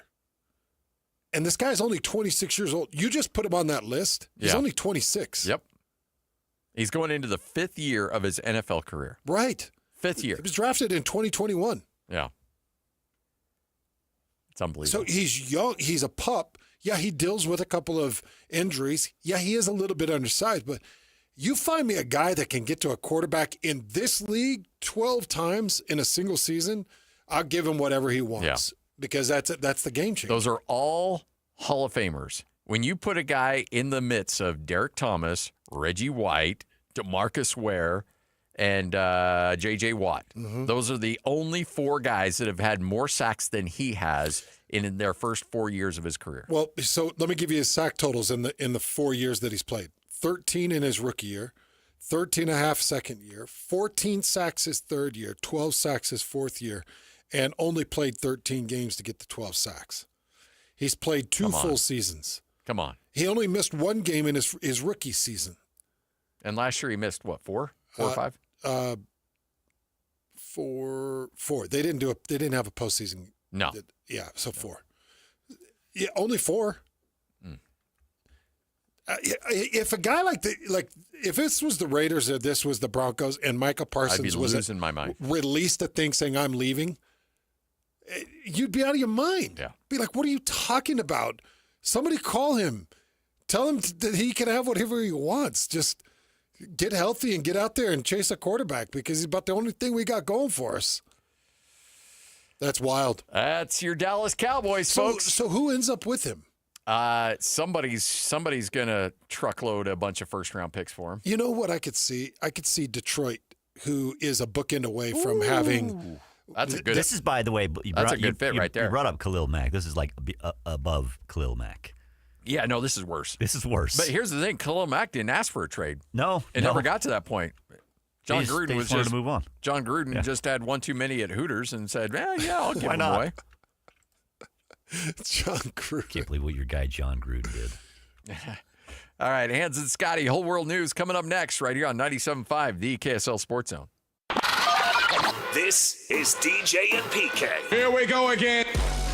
Joined now by Hans Olsen. What is your timetable as far as approaching the quarterback deal? Whether they say it or not, PK, they've already got their guy kind of circled. And inside the first week, if he doesn't answer that circle, then they'll uncircle him and they'll open it up a little bit. Right now, I assume it's McKay Hillstead. Everybody's kind of looking at let's make sure that he's the guy. He'll be with the first team, but then we'll sneak a couple first team reps in for Bergay, and we'll sneak a couple first and second team reps in for Bachmeier, and we'll make them feel like we're opening up this competition. I don't think it'll be announced for 3 weeks. I mean, we might not get an announcement until the week of game preparation for Portland State, but I know that Roderick knows who he thinks it is, and we'll just see if he keeps the circle around his name. Catch DJ and PK mornings from 6 to 10. Presented by Black Desert Resort, Utah's premier golf resort on 97.5, the KSL Sports Zone. Hans and Scotty, 97.5, the KSL Sports Zone. Hey, we've got the Hans and Scotty Invitational coming up August 19th at Cedar Hills Golf Club.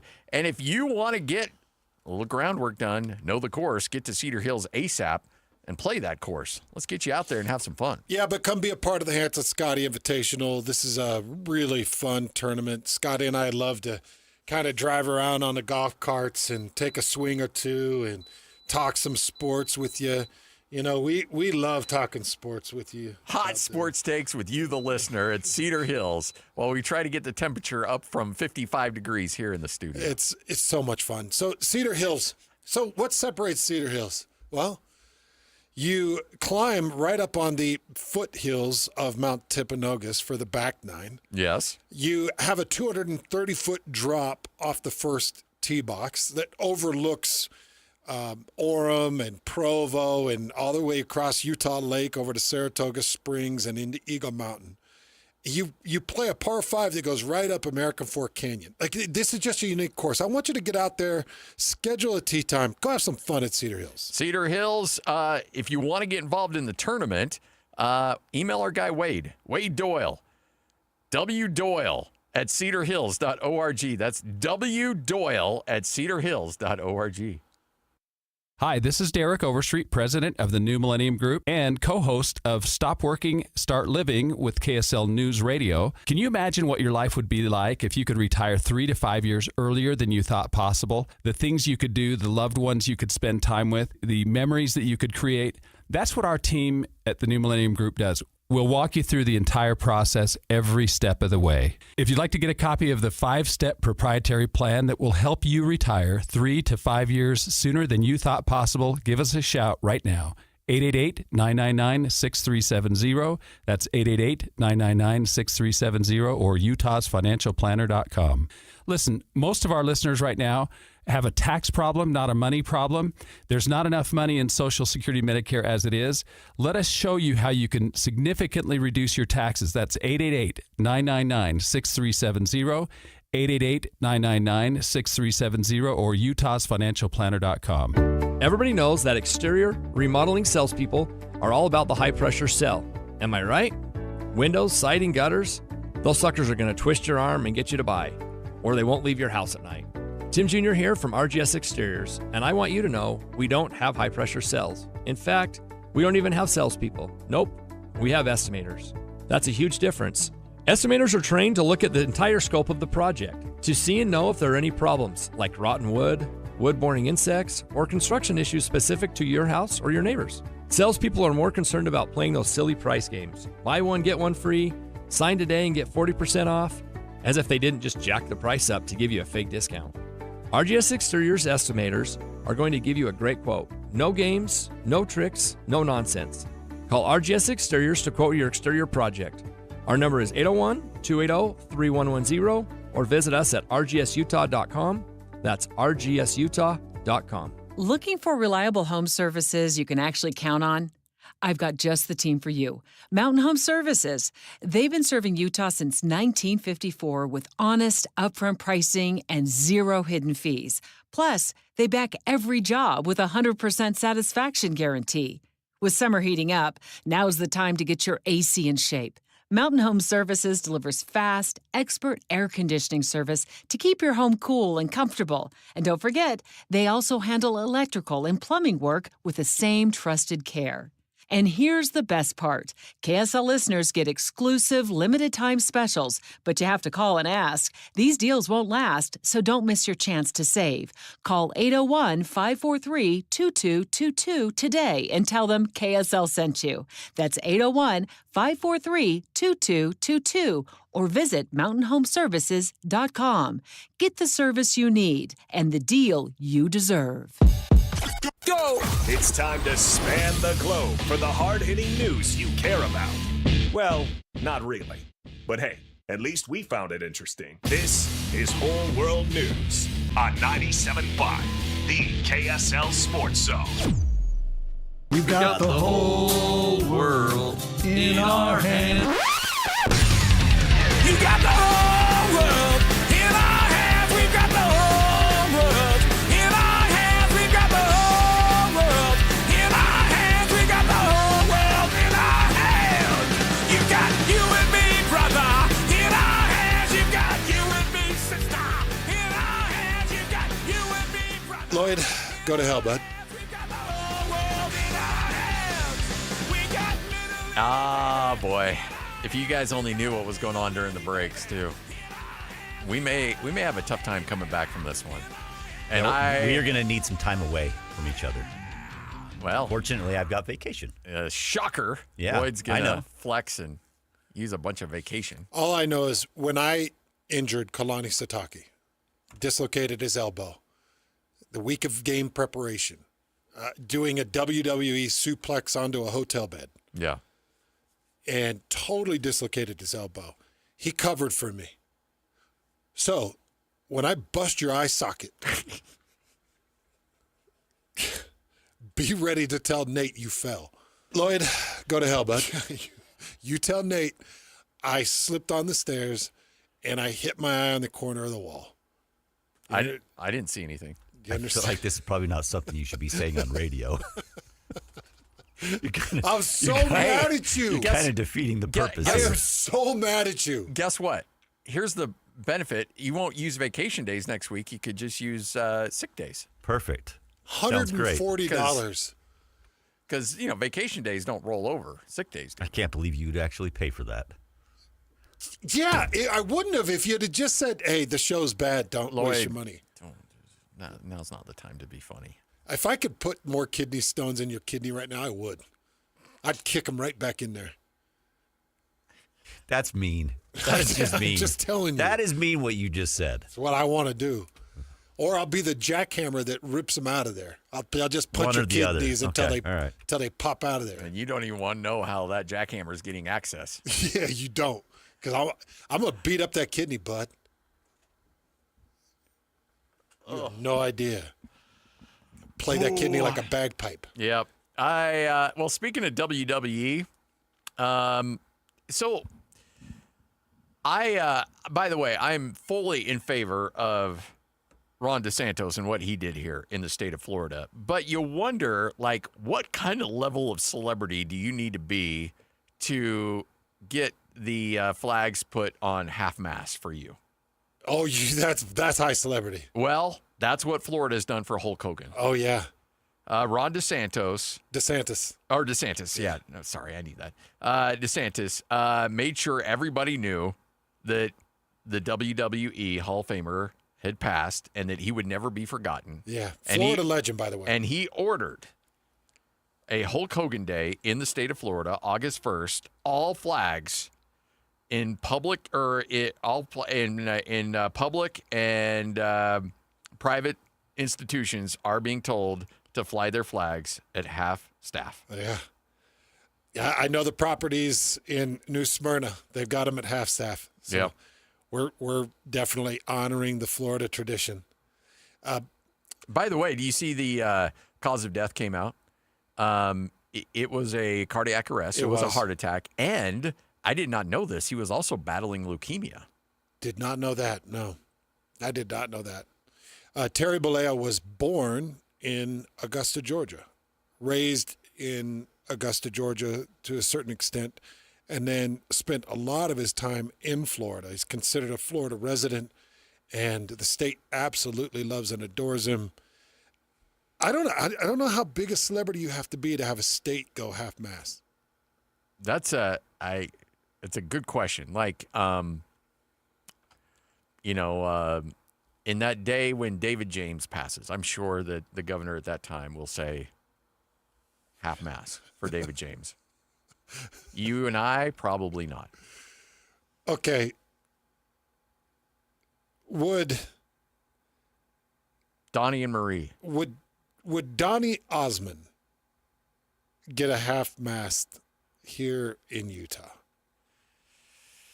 You know what? We should get the governor on for that. I wonder. I'll tell you this.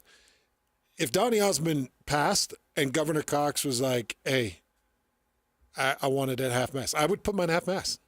I would go. I would do it. I'd be like, yeah, way to go, Donnie. I mean, he put Utah on the map. There was no half-mast for Merlin. I think the Pioneers put Utah on the map. Yeah, they did, Lloyd. You're right. It's my bad. Jerry Sloan didn't get half-mast. No. Should have. Should have. Absolutely.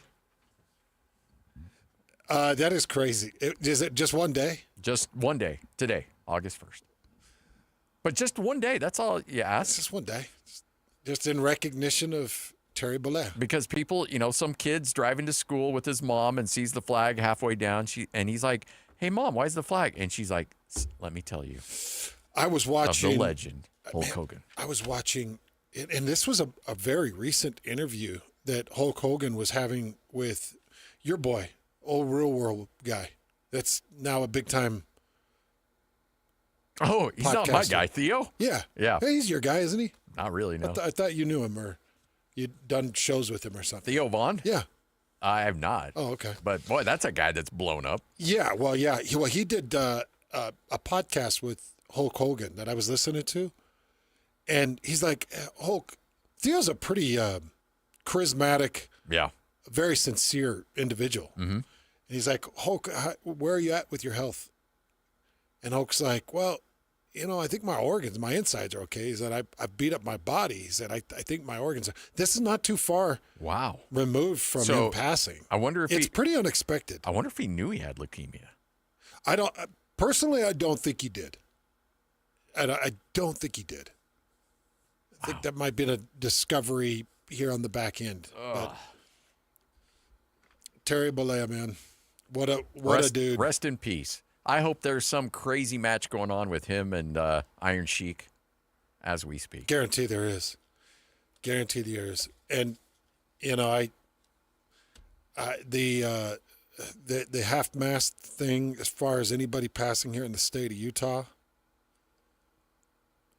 I don't think if Jerry Sloan didn't get it, if Larry H. Miller didn't get it, then I don't know if anybody gets it here. Well, if that's under an old regime, shame on you.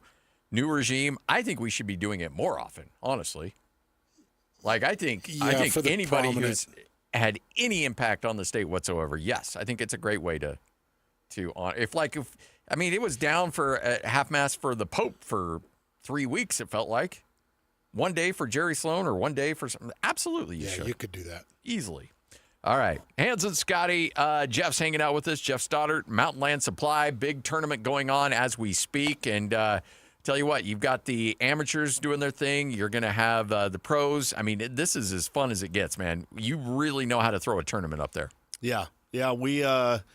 We like to sponsor these guys and bring out, some swag, some drinks, some snacks as they're out there on a hot day golfing on this course. So, yeah, the amateurs should be teeing off right now. So it's a good afternoon. Hopefully got some really good amateur high school kids and others out there trying to make it happen. And I think Tim White's part of that. So, oh, really? Shout out Tim White. Hopefully you don't hit two balls. That's his nickname, old two-ball Timmy. Is it? It is. Yeah. First one's in the air, and the second one's out of his pocket and ready to go. Queued up and ready. Second one's always better than the first. It is. He fixes it immediately. That is classic. One of my all-time favorites and a legend here on the Hans and Scotty show, Tim White with Mountain Land Supply. I wanted to ask you, Jeff, do we got a new location opening up out by me in Eagle Mountain? We do. That's awesome. I saw the infrastructure on this thing. Scotty, this thing looks like it's huge. It might be the biggest mountain land. It just barely smaller than our Nephi one that just opened about a year and a half ago. So, it's about 3 minutes from my house. So I'm excited for this to be out there. But the community is begging for this. I mean, we're bringing all of our divisions, our HVAC, our plumbing, our waterworks, our irrigation. Out to Eagle Mountain. Yeah. I mean, what do you have out there? You have some other smaller stuff, but again, we're the professionals. We're coming out to help Eagle Mountain to Saratoga Springs, Lehigh, making it easier on them. You guys go where the people are, and that area is just blowing up. Yeah, it's awesome. It'll be just short of city center off the main road into Eagle Mountain. I'm sure there's plenty of great infrastructure to get people in and out of there, too. Let's not talk about that. Oh, boy. Does our city council need to be shredded? Man. It is the worst roads and infrastructure. They should be embarrassed. Nobody can even get in and out. Look, I can't get a building permit issued out in the middle of nowhere, San Pete County, because of a road situation. Yet Eagle Mountain's like, oh, yeah, 45,000 building permits. Yeah, we'll go. Go. But it is awesome. Scotty's right. The people are out there. Yep. And so we need Mountain Land to be out there. So I'm excited about that. But if you need access right now and you're out in Utah County, the Orem location is my go-to. Awesome. It's my go-to. Yeah, it's a great campus. We have 3 different buildings there, irrigation only, plumbing and waterworks, and then an HVAC building. And, yeah, we're packed all the time. Well, if you're not down in Eagle Mountain, you need to find the location nearest you. Go to mountainland.com and find that location. Such great people that know exactly what you need and can get you the answers to help you out every step of the way. It's mountainland.com right here on 97.5, the KSL Sports Zone. Are you out there, Jeff? Broadcasting from the Mountain Home Services Studio, this is 97.5 KZNS FM Colvin, 1280 KZNS AM Salt Lake City, and 102.7 KSL FM HD2 Salt Lake City Midvale. This is 97.5, the KSL Sports Zone. Get the latest Utah sports headlines delivered to your inbox with the KSL Sports Newsletter. From the Jazz, Utah Hockey Club, BYU, Utah, Real Salt Lake, and more. Be in the know of all things sports in the state of Utah. Visit KSLSports.com to sign up for the KSL Sports Newsletter. Want to get the latest info on Utah's newest sports franchise? Sign up for the Utah Mammoth newsletter. Get exclusive analysis. Plus the latest news and notes on the Utah Mammoth. Sign up today at KSLSports.com for the Utah Mammoth newsletter. When was the last time your vacation was living the art of adventure? Discover it in Cedar City, Utah. Towering red rocks, epic trails, summer events, and world-class drama at the Tony Award-winning Utah Shakespeare Festival starting June 17th with Macbeth, Antony and Cleopatra, and more. Marvel at nature's masterpieces with just a short drive to Zion, Bryce Canyon, Cedar Breaks, and Kolob Canyons. Discover Utah's earliest artists at the Parowan Gap Petroglyph site. Head up to Bryan Head for chairlift rides that deliver endless high-elevation views.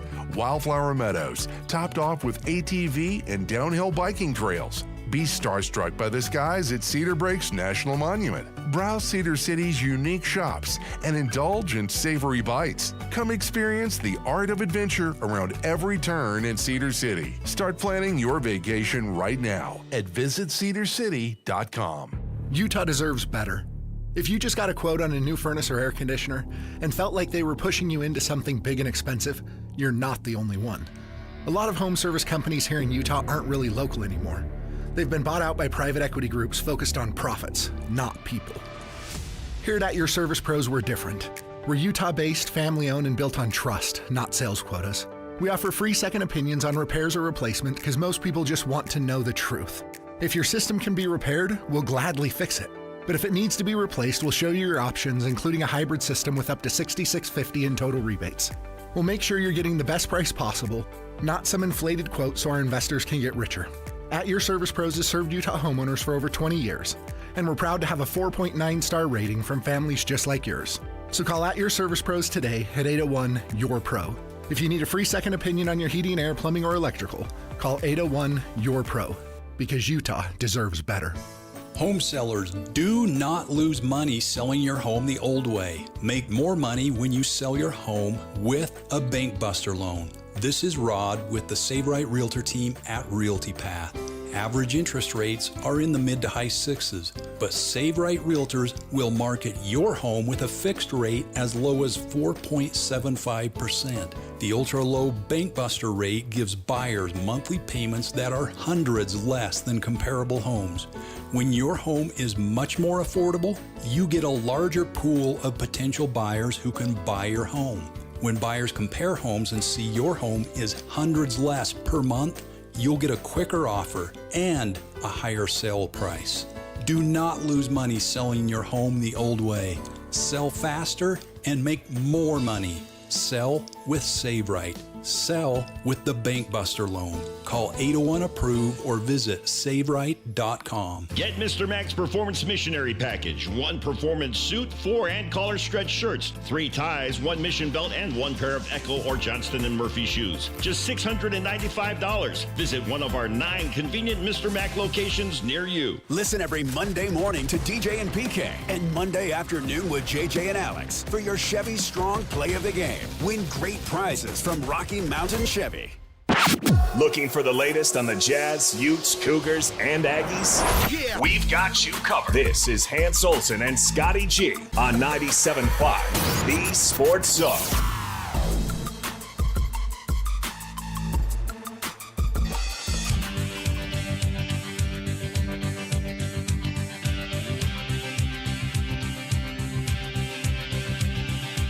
Anytime I need to see a face, I just close my eyes and I am taken to a place where your crystal mind and magenta feeling take a shelter in the base of my spine, straight like a chicken cherry cola. I don't need to try to explain, I just hold on tight, and if it happens again, I'ma move so slow. Hans Olsen, Scott Gerard, 97.5, the KSL Sports Zone. Takes you back to 1996, 7, around there. It's the Chicka Cherry Cola? Yeah. Jeez. Who is this? Savage Garden, right? Yeah. I love your ears for music. You're pretty on. Both of you guys are pretty on. Sounds a bit like what, Styx? Oh, I can see that. Yeah. Savage Garden. They did a slow jam too, didn't they? Yeah. Yeah, I'm sure there was a little over the close stuff with you back in the day with that song. Was it I guarantee you have it in the system there, Lloyd. I can hear. I have too. You think one of them's it? Da, da, da, da, yeah. Da, da, they only had 2 songs. Yes, this is it. Yep. That's it. There's only 2 songs that they had that was worth a darn. Didn't you say over the close? Better than what he could have said. Certain games. Young Scotty G and some petting. I said for you. I'm grateful to think that you think that could have happened through a young Scotty G, but no, that wasn't in the cards. Declo petting. That's awesome. Did you just say Declo petting? Yeah. All right. Hey. Or So, go ahead. No, because it involves you. And oh, wait, what? Don't. Oh, in that case, go ahead. No. Just talking about like a big gathering, a get-together. Yes. Maybe friends and family. Long time family, friends. All right. Put on some of that Savage Garden, will you? Not the fast one, the slow one. The slow one. Got 2. Hey, Aaron Roderick addressing the media. You touched on a couple of these comments. Listen in if you want a little good O-line breakdown. Mm-hmm. Makes a couple big announcements there and addresses his quarterback. How concerned is he about the quarterback battle? One thing I want you to pay attention to, just listen to the tone of voice as he's talking about the quarterbacks and see if he gets more excited when he starts talking about one. There you go. Here's Aaron Roderick addressing the media. Ready to name a starter for the quarterback? No. Not ready. Need more time. Yeah. What has been your initial assessment through 3 days? We're giving equal reps to 3 guys, and you guys know who the 3 are, and they're doing a good job. It's too soon to, try to measure any separation or anything like that. I think we need to give everybody more opportunities before we start to try to make any kind of decisions. It's going to be a minute. What did Bear show you in summer that said he warrants being in a 3-man race with guys that have been in the program already? It wasn't really about summer. It's just what he was in high school and just how quickly he's been able to learn. He's very smart, very, very smart, and so he's up to speed. He needs reps as far as like chemistry with his teammates. But in terms of knowing what to do, he's been dialed every play. Coach, with LJ, what do you see as touches-wise? How many touches would you like LJ to get per game? A lot, yeah. I don't want to I don't have an exact number, but we want him to touch the ball a lot this year. And you don't have a governor on him as far as... He's one of our best players. He's in great shape. He's really changed his body. I don't know if you guys have seen him, but he's leaned out a little bit, and he's one of the best players on this team. Haunga's not on the roster today. Can you update us on what his status is? Yeah, the only thing I can say about that is has some personal issues and not going to be with us this year. Will you be getting Hinckley Rapati back? Hope so. Yeah, we're waiting. We've appealed to the NCAA for another year, and from what I know about it, I believe that he should get another year from what I know about the case, but I don't know if that will happen or not.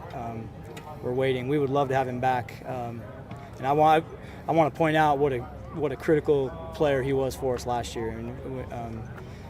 We won 11 games, and he was a huge part of our success, and we would love to have him back. Is the appeal centered around medical year or the JUCO? It's a variety of things. Yeah, it's mostly. I don't want to go into all the details, but you guys know he had a variety of injuries. He's a junior college guy. You've got the COVID year involved in there too, so he's we're hopeful. How's your offensive line looking so far? I know that you finally put the pads on today, so you probably get your first real look at it. Good, yeah. Today was first day in pads, but we feel like we have depth there, and we should be able to run the ball. Gentry and Jada are kind of the two guys that tackle. Have they been what you expected them to be? So far, yeah. I expect those two to be our starting tackles, Gentry at right and Jada at left, and I have a lot of confidence in both of them. In the tight end room, is there anyone that's kind of stood out? I know it's early, but Carson Ryan, Okay. yeah, he's really stood out, as he did in spring ball. Yeah. And then there's some other good players there. We're just working through how that will shape up, but I like that group's improved for sure. Yeah. You're no stranger to structuring quarterback battles, but how challenging was this? When you have your whole outlook of the position change in the summer. Well, it's always a challenge, but I've been through this enough times. I hope that people will have some confidence that we can get this done. We've done it before, and we have a good process that we go through to basically what we're going to do is we're going to work through it, and the whole team's going to watch it happen. And so whenever that starter is named, everybody on the team will be, we'll know, oh yeah, of course, we just watched it happen on the field. And so we'll just keep working our way through it, just as we've done in the past with Jaron and Baylor, Zach and Jaron and Baylor, etc. Right? We've been through this before last year with Gary and Jake, and we'll do it again. Do you have a timeline in your mind at all, or you should let it play out however long it takes? Well, no, there's no deadline, but the sooner the better. I mean, I would prefer not to be naming a starter on game day, but you have to let it play out a little bit too. If you rush it, then you can create some other issues as well. So we need to let them compete for a little while. I know you guys are going to keep asking me every time, but I have to let them compete for a little while so we gather enough information to make a good decision. We saw a pick from Bear today and then a pick from Trace on day one. How are they taking care of the football and turnover? What's that number? Good. The one Bear had was kind of silly because we asked him not to scramble today. He's just a tiny bit, just a little something that we're like, hey, don't scramble. He's taken every rep, he's practiced, and he kind of should have just held on to the ball and kind of jogged his scramble. So that's a good lesson for a freshman. But taking care of the football is number one. That's number one job. How is Bear coming along with the playbook? As I already mentioned, he's brilliant. I mean, he's very smart and he knows the whole offense already.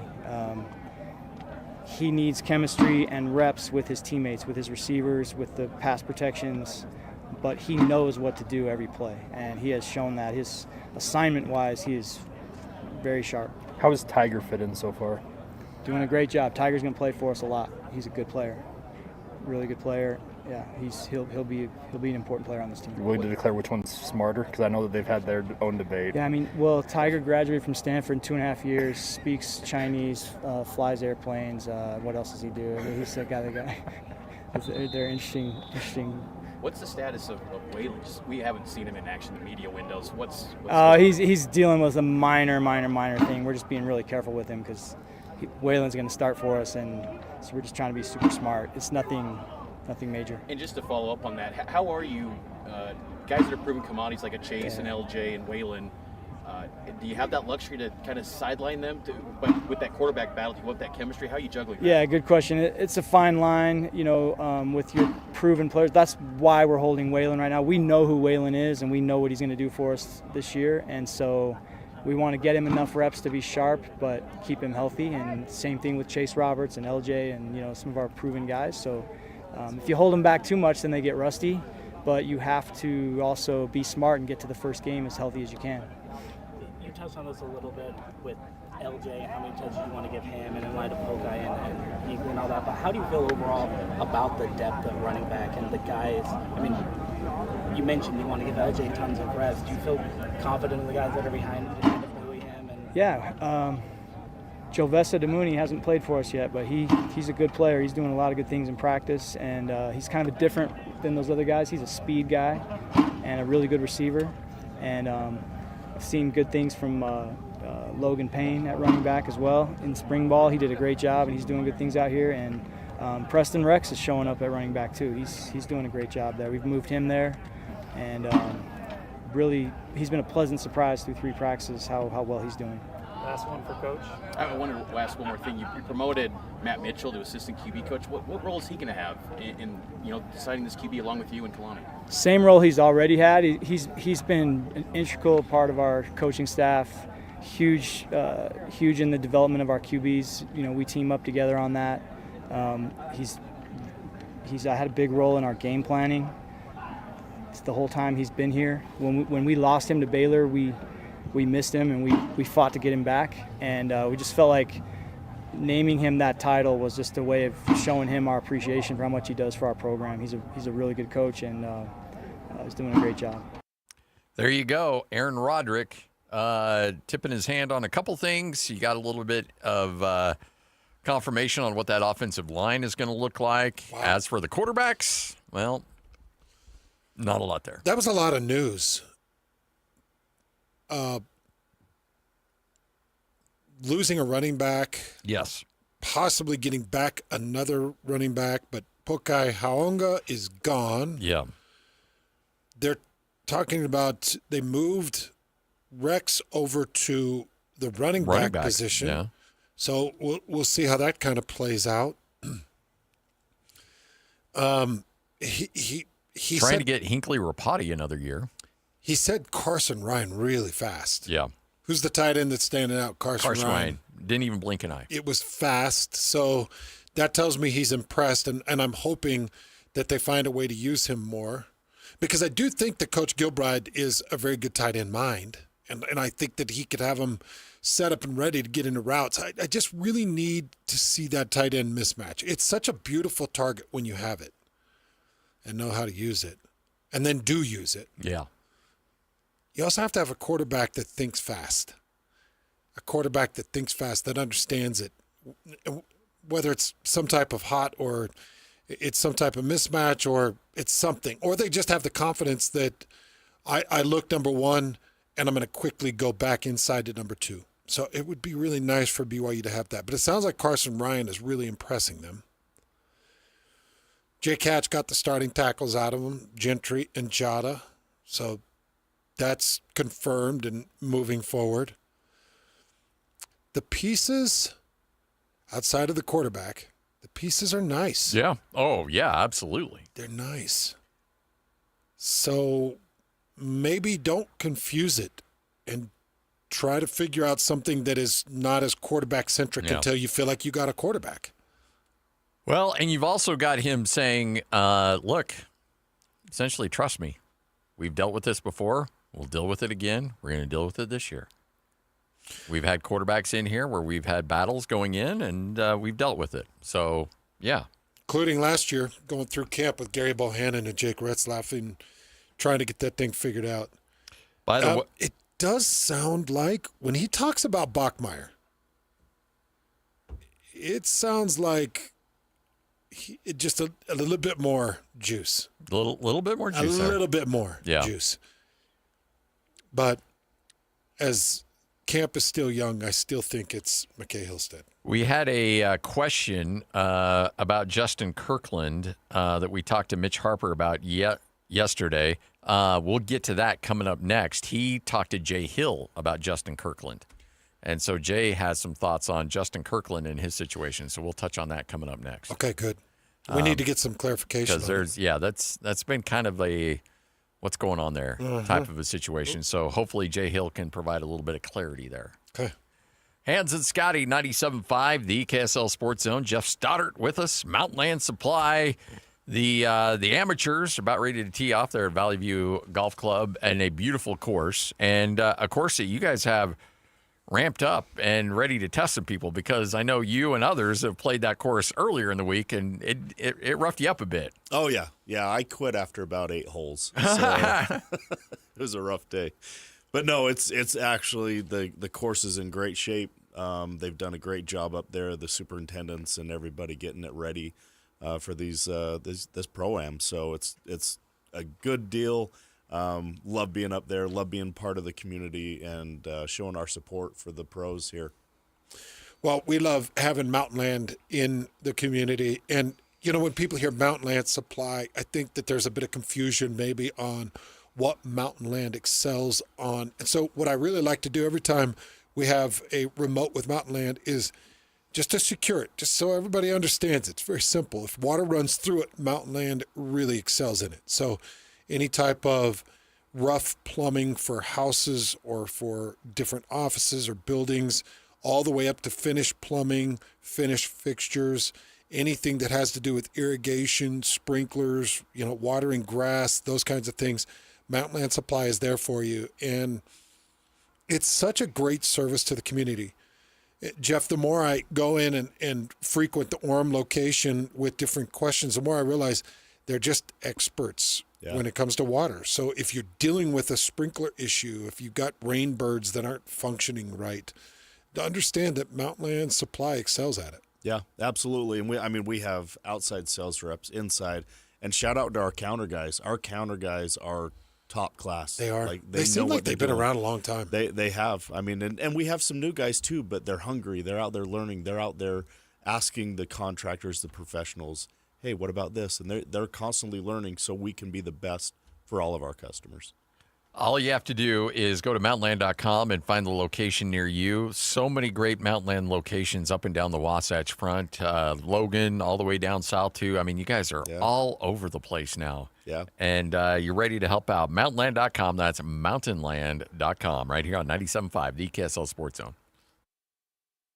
Hey, bro. You hear us every day with our crazy opinions. Hey, what you doing? Well, now it's time to hear from you. Hey, great show. Download the KSL Sports app and fire off your thoughts with the call-in tab on the bottom of your screen. Your show is fantastic. It's the one that captivates me the most. You can tell PK to stop singing. Cheap bangs! Cheap bangs! Let Jake and Ben know what you really think of the Jazz.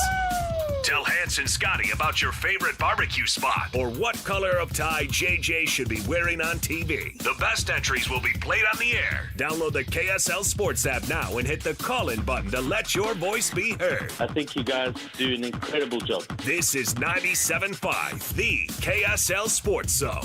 The IRS finally caught up with Louie. I hadn't paid my taxes in 8 years. I owe the IRS a lot of money. Louie was in deep trouble. We're going to take your house, put a lien on your bank account, garnish your pay. They don't care. They're going to take your paycheck. Louie found out about Optima Tax Relief, the leading tax resolution firm. A-plus rated by the Better Business Bureau, they've resolved over $1 billion for their clients. Optima Tax, they help me. They calm me down. They make me feel comfortable, and I trust them. Louie has a lot to be thankful for. I don't owe the IRS anymore, and I'm able to live a comfortable life, a lot better life. It was because of Optima Tax. For tax help you can trust, call Optima now for a free consultation. Take it from Louie. If you owe the IRS, don't go it alone.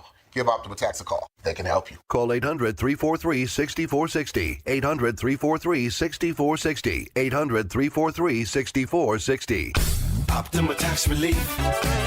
Testimonial from an actual client. Some restrictions apply. For complete details, please visit OptimaTaxRelief.com. At University of Maryland Global Campus, we give our students credit where credit is due. Credit for deciding in the middle of rush hour traffic to go back and get their bachelor's and a promotion. Credit for managing 3 kids, 2 dogs, and a full-time job to pursue an MBA. And credit for serving in the military by day so they can study cybersecurity at night.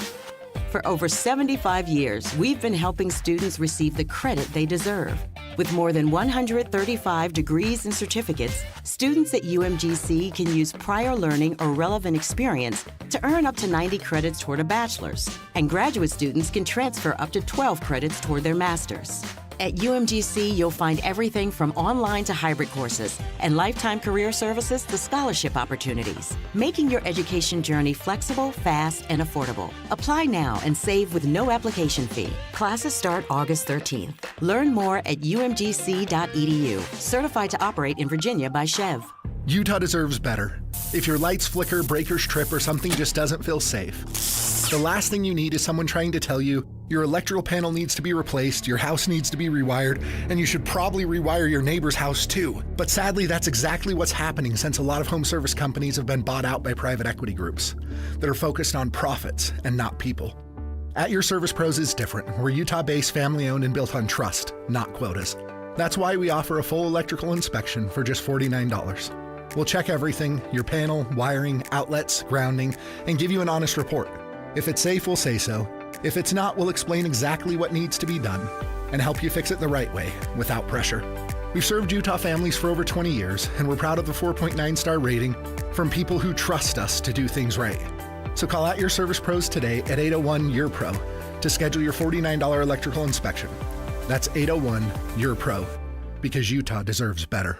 Ready or not, business owners, summer is here. So let's beat the heat while keeping energy costs down. With WattSmart from Rocky Mountain Power, get advice and rebates for smart cooling strategies, resulting in savings and a stronger bottom line. Earn cash incentives on energy-efficient equipment, enroll in programs designed to reduce energy consumption during peak hours, and cut costs without sacrificing comfort. Saving energy and money? Now that's smart business. Visit wattsmart.com today and start saving. The KSL Sports Zone and Hercules Credit Union are highlighting people that impact youth sports. Nominate the youth sports volunteer you know for the Hercules Hero of the Week at KSLSports.com. The wheel is loaded, and it's time to talk some sports. This is Sports Roulette with Hans and Scotty on 97.5, the KSL Sports Zone.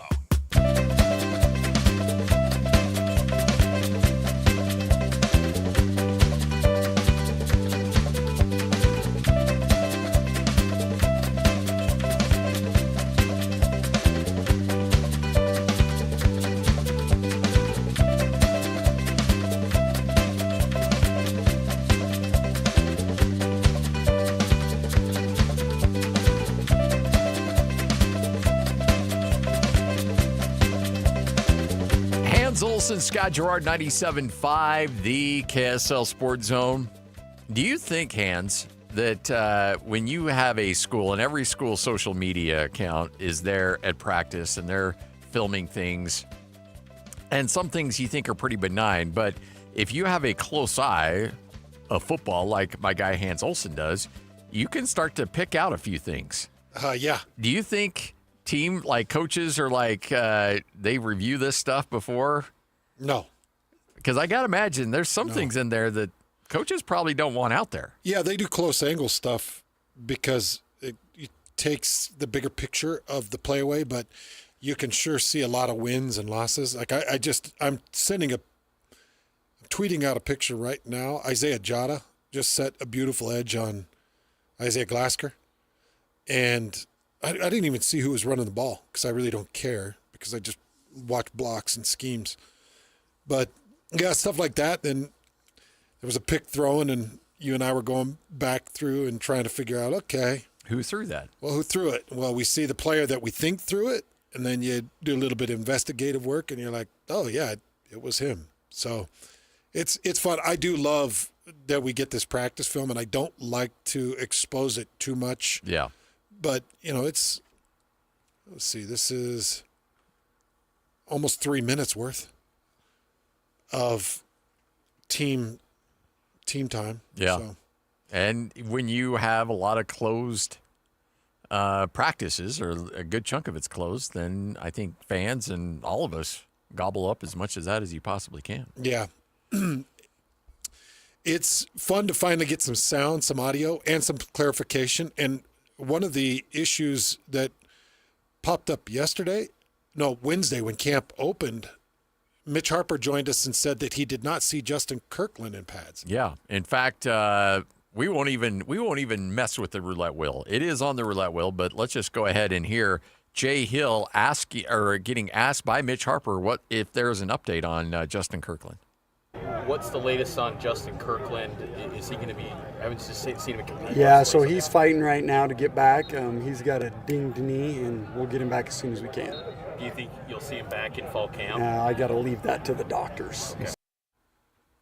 I'll leave that to the doctors. So some clarification, but a little mystery. Yeah. My concern is when I hear the word knee. Yeah. And I look at his size, because he's 330, 340. Yeah. So that's a lot of weight to be putting on a knee. And if you've watched any film of him, he is his movements, it's not a smooth movement type of player. He's a very hard, choppy player. He jams legs into ground, and he really pushes hard on those joints. He's not like a smooth flow guy. So I've got some concerns there. But good job by Mitch trying to get to the bottom of it. And that would be a shame. I would put Kirkland up there. Well, considering who they lost, yeah, absolutely. As one of the top 10 guys you cannot lose. Not top 5, based on who he's trying to replace. Maybe top 5. And what Scotty means is he's trying to replace a John Nelson. He's trying to replace a Blake Mangelson. He's trying to replace a Tyler Batty. The production, you've got to have Blake would, well, remember, they were on odd fronts. They were playing Tyler Batty inside. On odd fronts, they were playing Blake Mangelson inside. They're going to run odd fronts this year. So, you'll need a guy like Justin Kirkland to run nose techs and maybe 2-gap or whatever you're going to ask of him to do defensively. Yeah, you got Keanu Tanavasa. I don't think I'd put him in the top 5. My top 5 would be Jake Retzlaff, who you've lost. LJ Martin would be in my top 5. Yeah. Keanu Tanavasa would be in my top 5. Chase Roberts would be in my top 5. You know what, though? He's not far out of it. No, I'm with you. Not top 5, but top 10. But top 10, easy. Yeah. So we're going to have to pay attention to that one. Because, you not only did you lose those 3 guys that I was just talking about, Batty, Mangelson, and Nelson, who were fantastic, but you had another one that jumped in the portal post-spring. Josh Singh. Yes, there you go. Good pull. Josh Singh jumped into the transfer portal. Yeah. And he was starting or rotational starter. Heavy rotation. Through parts of spring. Yeah. So it's just tough. I hope he's okay. Yeah, that interior, that's going to be a concern. Again, we got complete coverage of camp. Utah, BYU, we've got it. We're all over when it comes to the Utes and Cougars this year. Again, go to KSLSports.com. You'll get updates from Mitch Harper and Steve Bartle. We'll have your camps covered from every angle as we get you ready for the start of the college football season, which here locally will be 4 weeks from tomorrow. Man, it's got a good ring to it. We are just 4 weeks away, folks. I still can't believe that 3 weeks from tomorrow, we wake up and at 10 o'clock in the morning, we wake up and watch a premiered, high-level Big 12 matchup in Iowa State and Kansas State. I know it's crazy it doesn't even make sense. It's like, well, what did you do? Is that like a Big 12 exhibition? That can't be a conference game. You're not going to take a primary critical conference matchup like Iowa State and Kansas State, throw it overseas, put it at 10 o'clock in the morning on opening week, are you? Oh, yes, we will. I mean, okay, I'll take it. I mean, I'm happy for it, but if I'm one of those 2 schools, I'm not happy about it at all. Right, because as Ari was talking about, they will not look anything like they will. No, but yet you're going to be judged by it. Heavily. When's BYU and Utah going to open up in you Scotland? imagine? Man, Lloyd, I'm going to tell you, dude, your suggestion isn't an ugly one. That is kind of intriguing. You know what, though? They would send it to the land of the return missionaries. You'd be playing in Brazil. There you go. You know what a good idea is let's see if we could get it on the White House front lawn. Utah versus BYU. Yeah. I mean, hell, if the USC is showing up on the White House front lawn, why not Utah-BYU rivalry? Hey, I'm down. Build a football stadium. Yeah. I mean, do something crazy. Yeah, clear out that dopey rose garden, and put 100 yards of sod on there, and let's go. Oh man, don't hate it. Oh man. All right, Hands and Scotty. We'll wrap up this bad boy coming up next. Get you ready for JJ and Alex straight ahead. This is 97.5, the KSL Sports Zone. Ladies and gentlemen, may I present... This is JJ and Alex. It's hard not to sell the idea of BYU stock, so to speak, in football without knowing what the quarterback situation is. And when Joel Klatt is calling him Trayshawn Bourget and Bear Bachmeier, then I think that is only an indicator of the fact that you have guys in there that you have no clue what you're going to get. That's a problem. For me, I get why he's selling it. I didn't necessarily agree with the defensive side of it. Jacob Robinson is a huge piece that goes missing. And they lost their defensive tackles, but they brought in Keanu Tanavasa. And I will say, too, this BYU defense is going to be still very good. You know why? They plug guys into their system. They're relentless about learning that system. And when you get that defense down, how many times have we heard it? Kalani's like, this is a defense that scheme-wise you have to get familiar with. And once you are, and you're plugged in, we can make it work. Catch JJ and Alex afternoons from 3 to 6. Presented by G2G Bars on 97.5, the KSL Sports Zone. Have you seen those turtle billboards up and down I-15? Well, it's just a fun way to get you to visit anyhour.com to learn about our coolest summer sweepstakes. Every week this summer, Anyhour is giving away an air conditioner to one lucky customer. When you get an estimate to replace your air conditioner or purchase a new air conditioner from Anyhour Services, you're automatically entered into our weekly drawing. If your name is drawn, Anyhour will pay for your air conditioner up to $8,750. No purchase is necessary. See official rules at anyhour.com. Discover the exceptional value of Bar W Beef, where quality meets convenience. Bar W Beef's dry-aged beef, aged for 14 days, offers rich marbling and tender texture, perfect for grilling, roasting, or pan-searing. Enjoy the rich flavor and generous size. Shipped directly from the ranch to your door. Now hosting one-day pop-up events, go to barwbeef.com to find a pop-up event near you, or stop into the store in Nephi for weekly in-store specials. barwbeef.com. That's barwbeef.com. Selling or buying a home, you're losing a lot of money if you're not using the Bank Buster loan. This is Rod with the Save Right Realtor team at Realty Path. Nothing compares to the Bank Buster loan. Home sellers, you get a quicker sale and a higher net price. How? The buyer of your home gets a rate as low as 4.75% with a payment that saves them hundreds every month. The ultra-low Bank Buster rate is not a seller concession that comes out of your pocket. It's all thanks to our affiliate lender, Save Right Mortgage, and their Bank Buster loan. Hire the Save Right Realtors when you sell or buy a home, and you automatically get a preferred lender and a Bank Buster loan. Buyers, you can start with a rate in the ones. Don't lose tens of thousands of your hard-earned money. Sell and buy your home with a Bank Buster loan.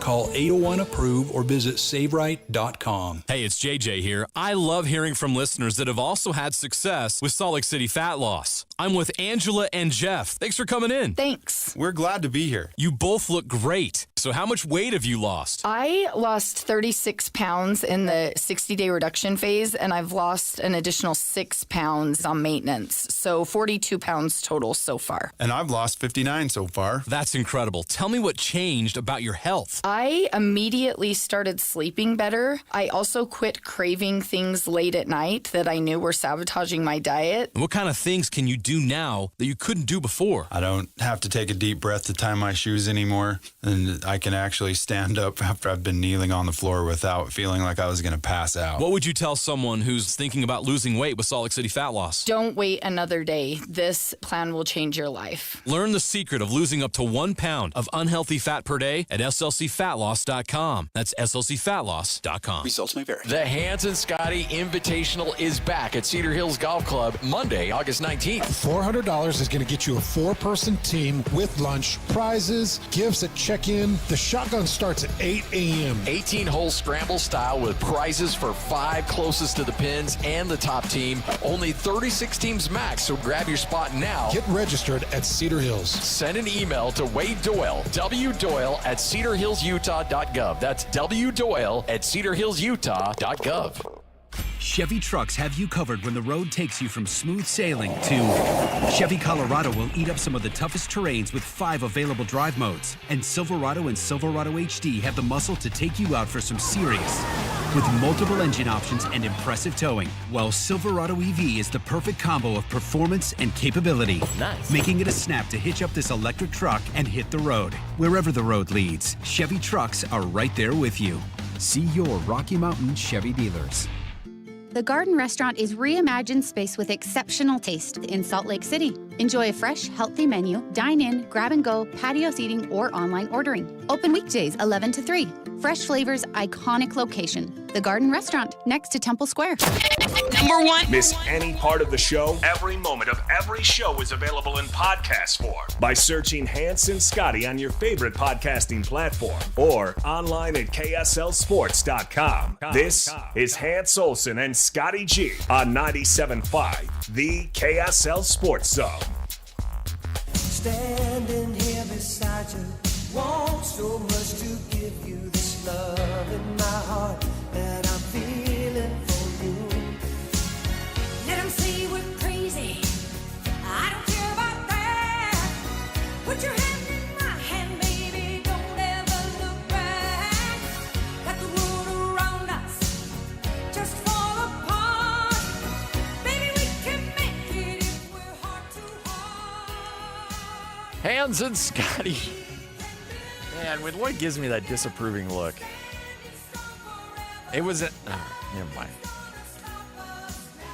Wrapping up another edition of the show. Hans Olsen, Scott Gerard. What are we going to do here? Okay? Stop! Why would you do this? This is a guy that's going on vacation for a week. That's what he's doing. He's such a dirtbag. Exactly. You ruin my birthday. You waste my time. You waste my money. $140. $140. Gone. So the whole time I'm like, you know what? We'll just get to the end dance scene because I'm sure this is going to be a real dinger. Yeah. They're going to bring in a break dancer that, when that dude comes in at the end of Footloose. And he's doing that shimmy across the floor and does the whole robot for a minute. It gives you chills. And I'm like, oh, for sure they're going to have something that's a real banger to knock this thing. It's lame. Horrible little. They had it was like you're at Billy Bob's down in Dallas, Fort Worth, and they're doing a little line dancing. Hey. It's like, hey, everybody come out in the crowd and just do a line dance here to finish this off. It's rough. It was a terrible play. It sucked. And it's heartbreaking to me because I love theater so much. And I was so excited. Mind you, I've had these tickets for 4 months. Oh, yeah. You told me about this a long time ago. I was like, I'm so excited to go watch Footloose. It's going to be a great production. I called Lloyd because Lloyd's like, I'm going. What day are you going? I'm like, I'm going to go July 31st on my birthday. And Lloyd's like, I'm going today. I'm like, great. Give me some updates. Lloyd's like, it's a real toe tapper. Yeah. I didn't say toe tapper. Tapped my toe during most of the songs. I'm just glad, by the way, I told him I was going that day, and he goes, well, let me see if I might be able to see. I'm going to see if we can switch our tickets. I'm so glad he didn't. And go there, because I would have had to deal with that. No. That would have been better for you. Go to hell, bud. I'd have chucked you down on the stage. I do not use the F word. I just don't. And especially. Well, you did last night, several times. In my lady's company. Yeah. But that might have come out with your name. The fact that Jessica actually had to hear you use the F word towards me was not fun. Oh, she did not. Oh, was not fun. Now, I did say some terrible things on text that you may have documented. But, dude, you wasted my time and my money. That's $140. Can we read some text messages? This is the greatest day of my life. Don't do that, Lloyd. Don't. Well, hold on. Let's see. That's just because I woke up from. That's just going to hurt you, Lloyd. Let's see. Lloyd, I don't think it's good. Mind you, Lloyd ruined my birthday, wasted $140. If this show sucks, I'm going to spit on your stupid grave. Wow. Well, that was preemptive. So that was before the show started. Wow, before the show even started. Before it even started. You readied yourself to hate it. You readied yourself to hate it. So what you're saying is that you liked it, though. No, I'm just saying he readied himself to hate it. I never readied myself to hate theater because I love theater. Especially if you shell out $140 for it. I'll never forgive you. Because I could have canceled and picked a different show. Yeah, that's true. I won't forgive you. At what point did you say? And I said, don't you dare put this on me. You'll never work in this business ever again. That's down the list. That's down on here. Don't come in tomorrow. Did I say that? You said don't even think about coming in tomorrow. You probably should just quit. If you just let me hit you square in the face one time, I'll forgive you. Just let me punch you square in your face one time. No, I'm not letting you punch me. I think that's fair. This is not a Punch Lloyd segment. We can put it all behind us. Yeah. Like if you get one good square punch on him, and then you promise never to bring it up ever again. Yeah, and I want to come straight down the pipe on your nose. Amanda is livid. I want to You feel. said something in there between, but I want to feel your nasal cartridge explode between my knuckles, and then I'll forgive you. Can't read that one. I want to deviate your septum, and then I'll forgive you. I can't even edit that one. Huh. You can't even edit. You've read maybe 3 of probably 20. There was a torrent. I'm furious. I'm still furious. I think we can tell. 1, 2, 3, 4, 5, 6, 7, 8, 9, 10, 11, 12, 13, 14, 15, 16, 17, 18, 19, 20, 21, 22, 23, 24, 25. You suck. 26. 26 text messages. That's a little bit out of hand. I was hot. And then I felt bad because my wife's precious ears heard me say something terrible. So you're going to blame me for that. That is on you. That's kind of on you. Yeah, whatever. Ruined my birthday. Sorry, your birthday. I would say I hope you had a great birthday, but obviously you didn't. At least when he thought I sent him to a bad movie, it wasn't on his birthday. At least it was good in the morning. I hope you burn your eggs around your campfire while you're out next week. I hope you burn your eggs. I hope you make rubber eggs, and your kids and everybody doesn't like it. That's what I hope. I hope you hope my back is really sore from an air mattress. Yeah, I hope your air mattress goes flat. I hope on a rock. I hope one of your 4 cabins burns down. He would just move to his other one. Yeah. Well, that's unfortunate. That's so horrible that we have to get all of our clothes out of this one. Let's drive to the other side of Island Park. Yeah. All right, joining us now, Jeff Stoddart. Sorry, Jeff, that you've had to witness sorry this. about that, Jeff. That's amazing. Our toxic work environment over here. Tell you what, though, you got a great work environment at Mountland. You guys do such good work. And, one thing, you guys are all in on the golf world. Not only do you have the great tournament going on as we speak right now, but, Black Desert is turning into an absolute goldmine of a golf course. And you guys have a big, big role in what they've built down there. Yeah, absolutely. We're part of the Reef Capital founding partners for the PGA and the LPGA championships down there, and we're the main title sponsor of the agronomy team down there, taking care of the course. Beautiful course. If you haven't golfed it, head down. It is absolutely amazing. It really is. Yeah. I got to imagine with all that sponsorships, you guys should be able to get on that course. Well, I got to wrestle them away from somebody. Tim, yeah. Tim. I wasn't going to say his name, but yeah, Tim. Yeah. You're not wrestling those away from Tim. No. That's impossible. Maybe you can slip in as one of his 2, but there's no way you're getting those away from Tim. If a bunch of people cancel on him, maybe. Maybe. Yeah. Any project that you've got going on at home, if it's involving plumbing, understand you can get it through Mountainland Supply. And Jeff, one thing that I did want to mention, you do have showrooms that are set up. So if people are into finished plumbing, or you're thinking about a new toilet system or toilet set, or you're thinking about a new tub or shower, or whatever it is, you guys have showrooms where you can go in and you can find all the latest and greatest in fixtures. Yeah, it's awesome. You'll walk in there and walk out with a steam room. It is absolutely great. I mean, we do cold plunges and everything else. And we're starting to add some more of our outdoor stuff in there as well. So it's kind of fun to be part of that and to send people in. And it's high quality. Like, you're going to be taking care of our showroom associates there. Do a great job. Take care of you.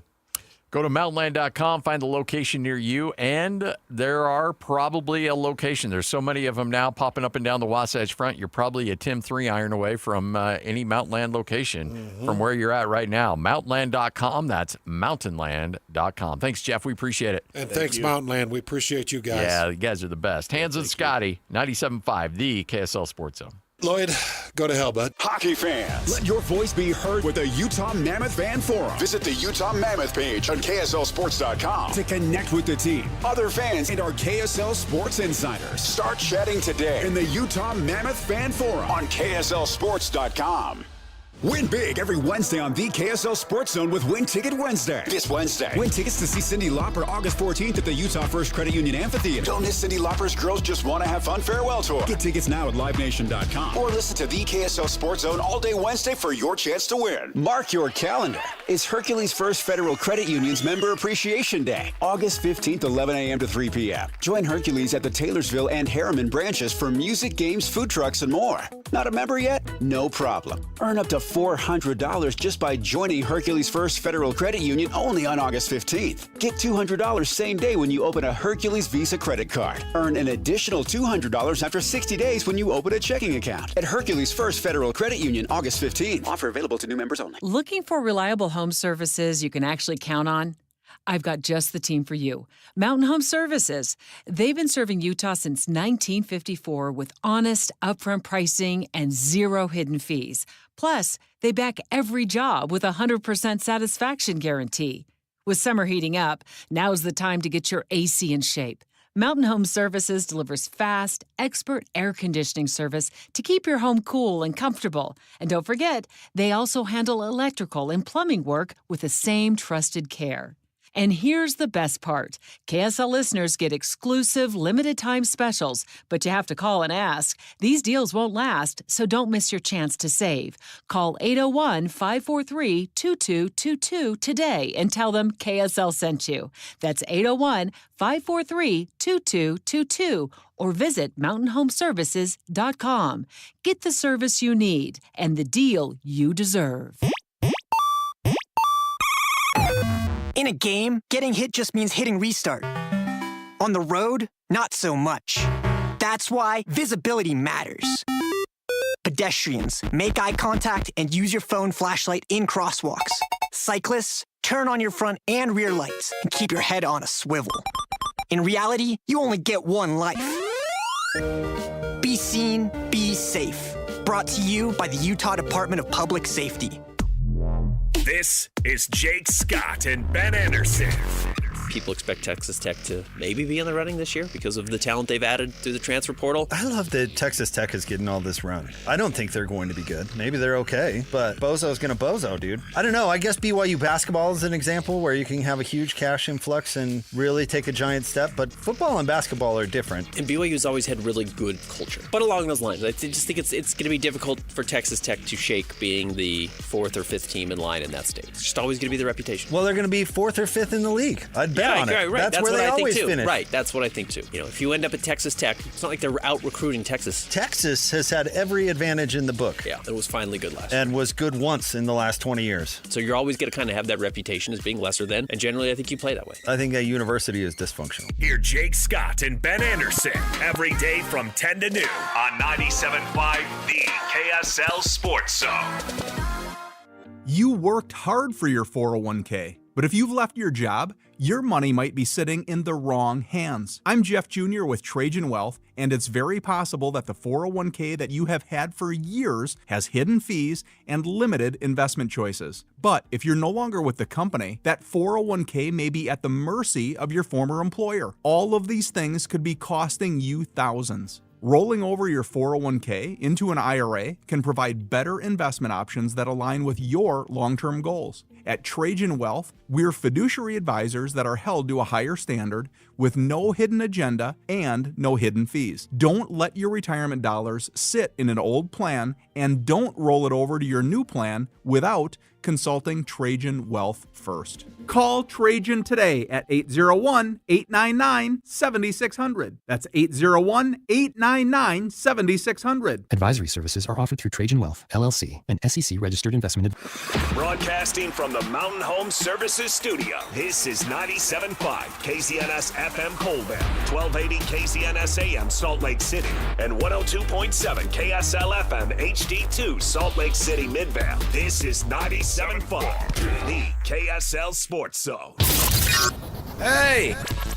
This is JJ and Alex. I made a name for myself. I told you I won't be denied. As you wrap up your day, it's time to get your fix of the teams you live for and the sports you love. This is JJ and Alex, presented by G2G Bars on 97.5, the KSL Sports Zone. Everyone, to JJ and Alex. You're not hearing JJ or Alex right now. It's Mitch Harper and Steve Bartle filling in for JJ and Alex, and we're coming to you live from the warehouse here in Salt Lake City, 1825 South, 300 West. We'll be holding it down. It's August. That means football month is here. It's a Football Friday on the show. Steve, we're going to be talking a lot of Cougs and Utes here over the next 3 hours. It's going to be a lot of fun down here at the warehouse. Our guy Tim sitting next to us here. Chat with him a couple times throughout the show. But, man, it is Football Friday, and August 1st hit. I had the opportunity as a Chargers fan to watch my favorite NFL team play football last night.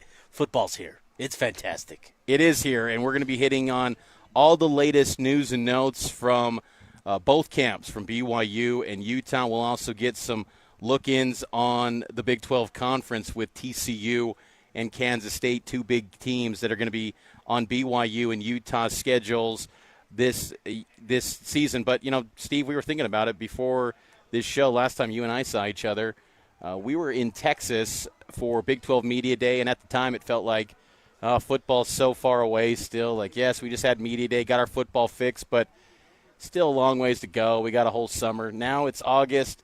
Time's here. I mean, again, last time I saw you, we were in Texas. We were enjoying some old Buc-ee's. We were at Buc-ee's. Yes. We had some Beavers Nuggets from Buc-ee's. All the snacks from Buc-ee's. It was a lot of fun. Buc-ee's obviously, just a growing national brand. That I wish was here. I wish was here too. That was a good time, and so it's exciting to be here. Obviously at the warehouse, like we've said, together talking more football again. Now that it's here, and both teams in fall camp, you've had the opportunity to be down there and watch some practices. I don't have that same luxury with Utah. It's tough. I'm quite jealous, but we are a few weeks away from the kickoff of the 2025 season, and man, starting to get that real itch for football. But now that you've brought up Buc-ee's, I just keep thinking, Beavers Nuggets, the brisket sandwich, the ice cream cookie sandwich. Yeah, that was a late ad. All those things from Buc-ee's, man. Now I'm craving it. You know what's another good food item is G2G Bars. They're a proud sponsor here of JJ and Alex with all natural ingredients, no preservatives, and plenty of protein. G2G Bars are perfect for anyone who needs a tasty and nutritious boost. Let's get into it with The Cut. It's time for the biggest story of the day. This is what made the cut with JJ and Alex on 97.5, the KSL Sports Zone.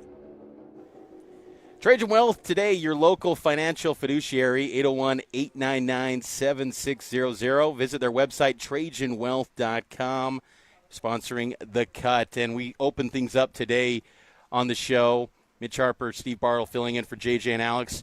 BYU camp, they just completed day 3 today, and the quarterback battle is going to be the hot topic throughout fall camp with BYU throughout this month. And look, it could rage on into the season even if they don't get clarity from the performance of the players. But today at practice, Steve, Bear Bachmeier, he threw an interception, and he was a little bit of the rave reviews on day 1 with some of his play.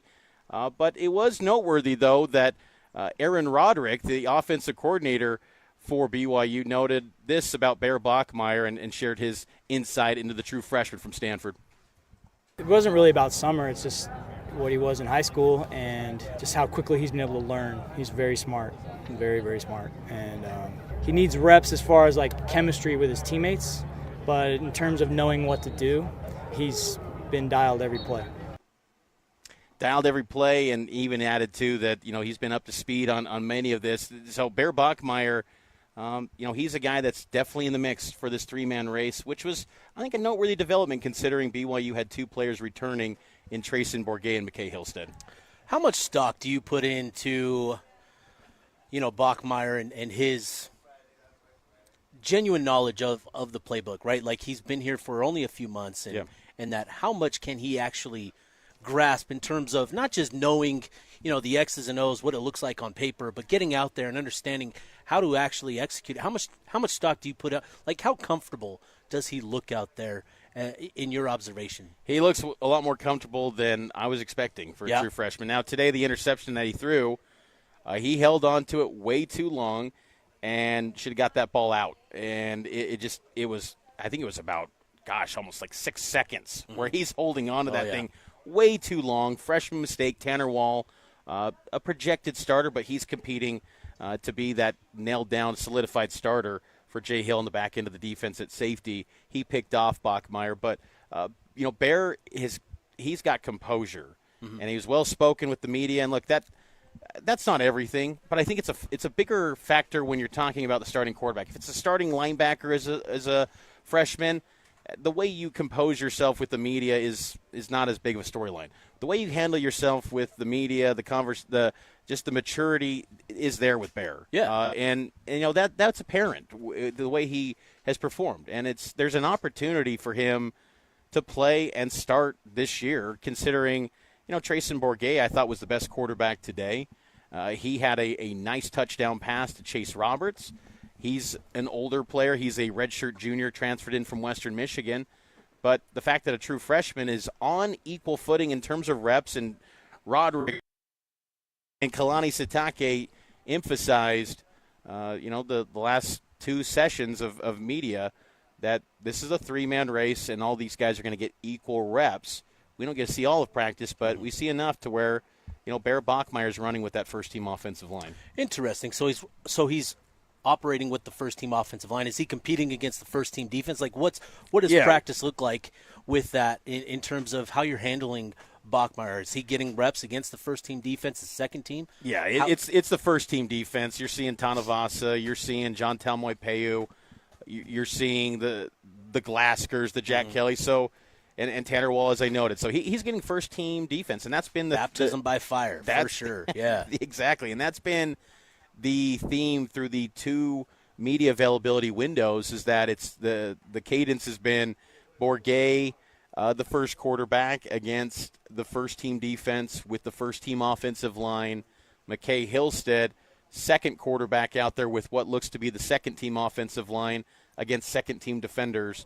And then Bear Bachmeier with the first-team offensive line against the first-team defense. Now I ask Kalani, if that means, if they're telling us in the media that these are the top 2 right now, Bourguet and Bachmeier, and Kalani was quick to squash that and said that the way they're structuring the practice, that all 3 of them are getting first-team reps. But we haven't seen McKay Hillstead through 2 media windows get first-team snaps, which, again, I just think is kind of noteworthy considering, and again, we don't see all the periods of practice, but I want to see McKay actually get a first-team snap. Haven't seen that since he arrived on campus last summer. Last year I thought he was going to be someone to factor into the mix, transferring him from Utah State because there was a quarterback battle then, and it was Jake Retzloff and Gary Bohannon, and neither of them looked spectacular coming out of spring in 2024. Thought the window was there for McKay Hillstead. He was a distant third and then some. Didn't get any first-team reps. So from the media side, we have not seen McKay with the first-team offensive line, but we have seen Bachmeier and Bourguet. And it's interesting, and this was Aaron Roderick, too, on his assessments earlier today of the quarterback play through 3 days of practice. We're giving equal reps to 3 guys, and you guys know who the 3 are. They're doing a good job. It's too soon to try to measure any separation or anything like that. I think we need to give everybody more opportunities before we start to try to make any kind of decisions. It's going to be a minute. And I think it will be a minute, and it could be one of those deals where we don't see, who gets announced until that first day. Roderick noted that he doesn't want to ideally have to name that quarterback on game day, but if they have to, they will, and they'll go that far if needed. But, it's an intriguing quarterback battle, but it's just one, Steve, where, I think all 3 of them have their positives, all 3 of them have their weaknesses. And I'm okay with the idea of BYU trotting out true freshman Bear Bachmeier, but I also think it'd be okay to trot out Bourguet or Hillstead. I think there's a case for all of them. It's just you've had none of these guys have taken snaps for you, you're going to have to learn in game. That's really when the true evaluation is going to be. And who does Roderick feel comfortable enough to give that first snap to against Portland State in 29 days? I'd be curious with Bachmeier. Obviously, the talent is there, and he's a bright kid. If you've talked to any of the Bachmeier kids, like, you know that those guys are sharp. They're smart kids and all that. And so, but with that, like throwing the interception, how did he respond? How did he handle it? You talked about him being composed with the media as you guys got the opportunity to talk to him, but after throwing the interception, how did he handle it? He did well, and the couple plays after that, they were primarily handoffs to some of the reserve backups, running backs, but he also had a nice screen pass. But it was a lot of red zone work that the media saw today in the 24 minutes or so of practice. But and I think too, what's noteworthy is having any sort of success against first-team defense for BYU, I think is noteworthy because, BYU last year was the number one defense in the Big 12. They feel confident that this team could be potentially better. And this was Jay Hill on, what's the defensive outlook through the first 3 days down at Camp Kalani? Oh, a lot of good, a lot of mistakes that we are overcoming, which is always happening in camp the first couple days. I see our players that we're expecting to be really good playing really good right now, so that's a good thing. I really like the competition right now in the corner group room. Gennaro's done a great job with those guys having them ready to go. That competition looks good. The talent overall for BYU on the defensive side is improved significantly under Jay Hill's watch. There's no denying that. And it was interesting. I asked Jay today, he's in, Jay Hill, this scheme. And I mean, I don't want to say it's a carbon copy, but there's so many similarities between the two scheme and the philosophies defensively between Utah and BYU now when Jay Hill moved down to BYU. But I asked him if there's going to be much schematic change and ideas of how to run this year's defense compared to last year. And he said he believes there will be a lot of changes, but still to its core, they're going to have the foundation of what they are schematically and what the scheme's always been for 20 years with that defense that ties back to Kyle Whittingham and really Freddie Whittingham. But, it's going to be a really good defense. And I think the talent overall is much better that BYU's had on the defensive side since Kalani took the job in 2016. I think this is the most talented one. It's just I want to see who emerges as those first-team All-Big 12 guys outside of the two linebackers and Kelly and Glasgow. That's going to be the big question, I think, for the rest of this team. Interesting. Yeah, with that, it's got a lot of guys down there. I don't know BYU's roster. I don't know the names. Sorry, Mitch. But, you've got some positions you've got to fill, and obviously you've upped the talent where you needed to most, and that was the defensive front. Yeah, right? That was a big thing for you guys, was upgrading the talent, upgrading the depth there, and that's what you guys have done. And the defensive line is a area of focus from the standpoint that you lose Tyler Batty. He was the emotional, vocal leader of this team defensively, and Keanu Tanavasa is going to take that role. He's going to be the leader of this group. Glasker's the best player. Jack Kelly's right there in line. He's going to be an NFL guy. But Tanavasa is the heart and soul, and Jay Hill's put huge expectations on Keanu to potentially be, the best defensive tackle in college football. But what was of note through the first week of practices has been Oklahoma State transfer Justin Kirkland. And Kirkland is massive, 6'3", 345 pounds. He has not been going through practice. And I asked Jay Hill specifically about the status of Justin Kirkland, and this was Jay Hill earlier today on the Oklahoma State transfer. Yeah, so he's fighting right now to get back. He's got a dinged knee, and we'll get him back as soon as we can. Do you think you'll see him back in fall camp? I got to leave that to the doctors. Okay. So that's a blow because the defensive tackle position at the top two with Tanavasa and John Talmoy-Pay, a former Snow College transfer. He's in his second year with the program. He's going to be a good player.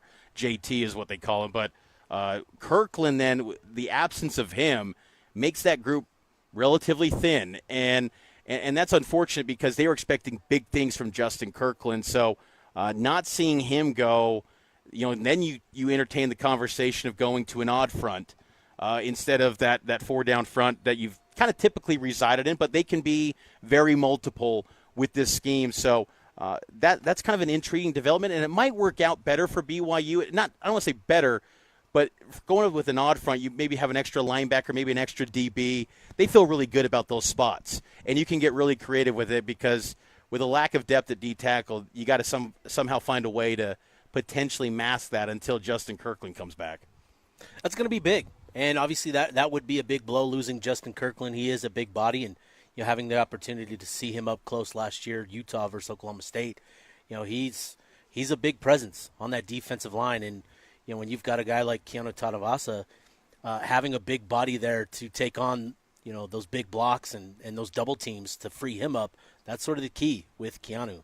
And so that would be a pretty painful loss if he's out for any sort of extended period of time. For BYU fans that still maybe didn't watch Keanu day in, day out like you did over the last, Keanu was a 2020 cycle recruit. You've known him for a long time. BYU fans are familiar with that BYU game, but what is BYU getting in Keanu Tadavasa from your experience watching him pretty much every day the last 4 or 5 years? Yeah, he's an athlete. He's got the burst. He's got the get off at the snap. That is his strength. Is his quickness off the line of scrimmage, out of his stance, and he's not a guy that's going to overpower offensive linemen. He's not that sort of big body, but he has gotten stronger and that. But he is about attacking and getting into the backfield, knifing into the backfield, and that sort of stuff. That's where he's at his best. So that's where I say, Justin Kirkland is vital to that defensive front, and Keanu specifically, because that allows Keanu to play to his strengths as a player. Do you think there will ever be forgiveness from Utah fans? Oh, buddy, for Keanu, that's a sore subject right now. Listen, even Keanu and I, we've had plenty of conversations, and when that all went down, we had a couple of long extended phone calls and talked through it, and he knew this would be pretty rough, and eventually everybody will come to grips with everything. But he knew what was coming with this decision, and it was just something that he felt strongly about, obviously, to make that move. It will be interesting to see if Keanu can live up to the expectations. He's a talented football player, and I think he's an NFL guy. But can he be second day good? Where you're talking second, third round, or maybe back half of the first round potentially. And I bring that up because he does have 1 year of eligibility after this season. So he could run it back at BYU for a second year. But even he told me in spring, he's looking at this year as a year to get him to the league. He wants to go to the NFL after this season. So he was having those conversations last year. Yeah, he's older. He's an older prospect, and we see in the NFL with guys like Micah Parsons where it's he's one of the best defenders in the league, and it's you're not getting the extension, and now you want to trade. The NFL will just churn you out quick. Yeah. They'll move on from you. Quarterbacks, you can play till you're 40, but defenders or certain positions, you get to 30, man, it's okay, you're done. We're going on to the next young gun and moving forward. So it's for a guy like Keanu Tadavasa, who is a bit older, and he's served a mission, the time is now. So big expectations on Keanu, and I think he's going to do really well, and he's going to be a huge leader for BYU this season, and Jay Hill has emphasized that. Circling back to the offensive side again, BYU football fall camp breakdown. The Cougars wrapped up day 3 earlier today down at the practice fields. I was there. It was about 24 minutes of media observation to watch practice. And one of the notable names that was out or off the roster completely was a redshirt freshman local kid out of Timpview High School. Promising running back, drew some comparisons to Reno Mahe. That's Pokayawa Hunga. He's no longer with the team. He's left due to personal reasons. This was Aaron Roderick on Pokai leaving the BYU football team. The only thing I can say about that is he's got some personal issues and not going to be with us this year. Will you be getting Hinckley Rapati back? Hope so. Yeah, we're waiting. We've appealed to the NCAA for another year. From what I know about it, I believe that he should get another year from what I know about the case, but I don't know if that will happen or not. We're waiting. We would love to have him back. And I want to point out what a critical player he was for us last year. And we won 11 games, and he was a huge part of our success, and we would love to have him back. Yeah, Hinckley Rapati last year was a senior, but maybe there's hope for a medical redshirt because he's gone through so many different injuries in his BYU career. But he had 360 rushing yards, a touchdown, been around the block for a while. It's crazy. He was a JUCO transfer in 2020. and he's still at BYU potentially in 2025. But BYU's running back situation still in a good place. Pokai was more projection-based, maybe that third running back. But BYU knows that there have been many years, Steve, and I remember the year in 2018 when BYU played Utah. They were resorting to their fifth-string running back in Matt Hadley, a former running back, and he had a little bit of success, slight success, against the Utes. They've had years where they've dug deep into their running back depth chart, and with L.J. Martin and sometimes his injury history, he looks healthy, he looks great. He's leaned out a little bit this year. Sione Moa is going to be good, but then you just kind of the depth gets a little bit questionable, and then you kind of wonder, hopefully they can get Hinckley Ropani back. That would be a nice addition because he's a veteran. But they also got some promising young guys, too, like a Logan Payne from Weber High. He's a true freshman. He got back from a mission this year. I think he's going to be a really good player. There's players in the pipeline, but it's all going to rest on L.J. Martin, his star power kind of carrying the day for BYU's backfield, and he's just got to stay healthy. That's going to be the key for him. That's kind of scary to hear that as a running back, obviously with his injury history, and it hasn't been anything significant. It hasn't been anything major. It's mostly just been shoulder and then ankle last year against SMU, and he had like an ankle 2 years ago against Texas too. Right, and you anticipate this year probably leaning more on the run game than what you were maybe anticipating before. No question. The Retzlaff situation became a thing, and so that's going to be interesting in managing. Your running back usage is something that in this league, in the Big 12 Conference, BYU's talked about it. This is a physical league. It's a pretty, week in, week out, you're going to get, a physical contest. And when you talk about that running back position specifically, to rely on one guy to get through the season and that has had injury problems, it's a little worrisome. So you're kind of hoping that a few guys step up and emerge, and as you mentioned, that's been something that BYU has been able to do, is dig deep in that running back room and still find success, which has always been kind of a unique thing. Like I think of that when I think of the BYU running back, is like there's always seems to be 3 or 4 guys that you just throw out there and they're able to produce. Sione Moa last year as an example with that. And he'll be good this year, too. Yeah. So that's interesting. He's Steve Bartle. He covers the Utes on KSLSports.com. I'm Mitch Harper, also on KSLSports.com. We're filling in for JJ and Alex today, and we're live. It's Fridays. You know the drill here on JJ and Alex. On Fridays, we're here at the Warehouse, 1825 South, 3rd West, and we're here with Tom Curl. Tom, I know you love some good football talk. How are you feeling about this football season? I have one big question for Steve and for you, Mitch. Okay. Whose defense is going to be better? Utah's. I think it's going to be BYU. Because I think Utah's defensive line is a little bit weaker than what's been the standard of Utah's defense. That's kind of what I point to. Steve? They're linebackers. I look at the secondary as a big strength for Utah this year, where they've got a guy in Smith Snowden that's going to be a playmaker, a ball hawk, Teo Johnson. You need a good secondary, and they've got athletes in that defensive end room. So I think there's a lot of good pieces, and there's guys in that pipeline in that defensive tackle room that they're counting on. How about linebackers? Who's linebackers? Lander Barden is going to be that guy this year. Yeah, Lander Barden, Jonathan Hall. That's going to be the two to lead the way. Jack Kelly? We'll see. That's the motivation for Lander this year. They're dang good, though. They're both good. Both local talents, too. That's exactly what I wanted to set up there. You got to be loyal to your school. Oh, yeah. 100%. Yeah. See, I see you. I love it, man.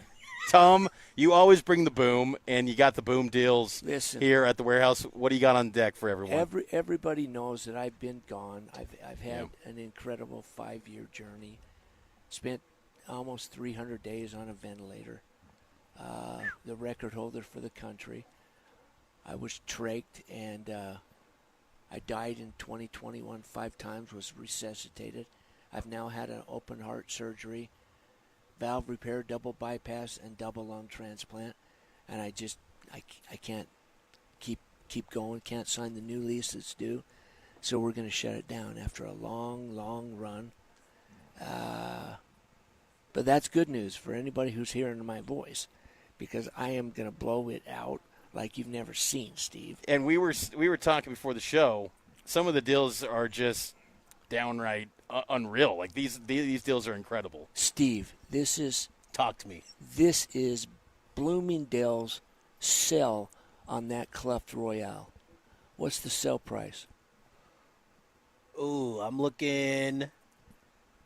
What am I looking at here, Tom? Cleft mattress from Bloomingdale's.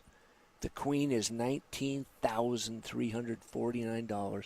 The king is $21,899 on sale. That's a nice looking mattress. I've got it on the floor. I've got it in the back room in a queen and in a king. The queen $2,200. The king $2,500. Boom! Boom! That's 90% off. Yeah, dang. You got to get down here, Listen, folks. I have Dang. Cleft, I have Shipman, I have Beauty Rest Black, Stearns & Foster, Purple, IntelliBed, Kingsdown, Sealy Tempur-Pedic Plus hybrids. One of the hottest mattresses, not sleeping hot, but popular mattresses in the industry right now. 70% off. I've got Serta Eye Comforts. I've got the Hotel Collection, which is one of the best heirloom mattresses made. You can find them at the big boys right down the street. I've got King Coil Natural Collection. This is the one that has silk, cashmere, wool, natural tallow-laid latex instead of synthetic foam. Incredible stuff. Everything's going to be 50 to 90% off. Incredible deal. And then real quick, I have the best deal. We are known as the adjustable bed resource for Utah. I smell more than multiple store chains out of this location. I have a Cal King adjustable bed. I've got 5 of them left with a Sealy Posturepedic Plus mattress. I got the whole package for $999. Boom. It's a $3,700 package for less than $1,000. It's the Salt Lake store only. Yep. We're closing this store. My brother-in-law's other 2 stores are open. Don't go there looking for the deal. It's here only. Come and see us. We're right across the street from Costco, right next to my daughter Ashley's store. You're smiling, Steve. My daughter is Ashley. Oh, okay. Nice. Nice. 1825 South, 300 West. That's Tom Curl. We'll be talking with him throughout the day. Get down here and get the boom deals here at the warehouse. Taking a break. We'll talk Utah football from Camp Kyle next here on JJ and Alex. This is DJ and PK. Here we go again. Joined now by Hans Olsen. What is your timetable as far as approaching the quarterback deal? Whether they say it or not, PK, they've already got their guy kind of circled. And inside the first week, if he doesn't answer that circle, then they'll uncircle him and they'll open it up a little bit. Right now, I assume it's McKay Hillstead. Everybody's kind of looking at, like, let's make sure that he's the guy. He'll be with the first team, but then we'll sneak a couple first-team reps in for Bergay, and we'll sneak a couple first and second-team reps in for Bachmeier, and we'll make them feel like we're opening up this competition. I don't think it'll be announced for 3 weeks. I mean, we might not get an announcement until the week of game preparation for Portland State, but I know that Roderick knows who he thinks it is, and we'll just see if he keeps the circle around his name. Catch DJ and PK mornings from 6 to 10. Presented by Black Desert Resort, Utah's premier golf resort on 97.5, the KSL Sports Zone. Tim Jr. here from RGS Exteriors. I want to tell you about our famous "You don't need a warranty" warranty. That's right. It's a warranty you don't need, but we give it to you anyway. Let me explain. Most warranty problems for siding, gutters, and windows are caused by not installing stuff right in the first place. If you rush the work, cut corners, or use subpar materials, you're just begging for problems later. At RGS Exteriors, we don't tolerate careless workmanship.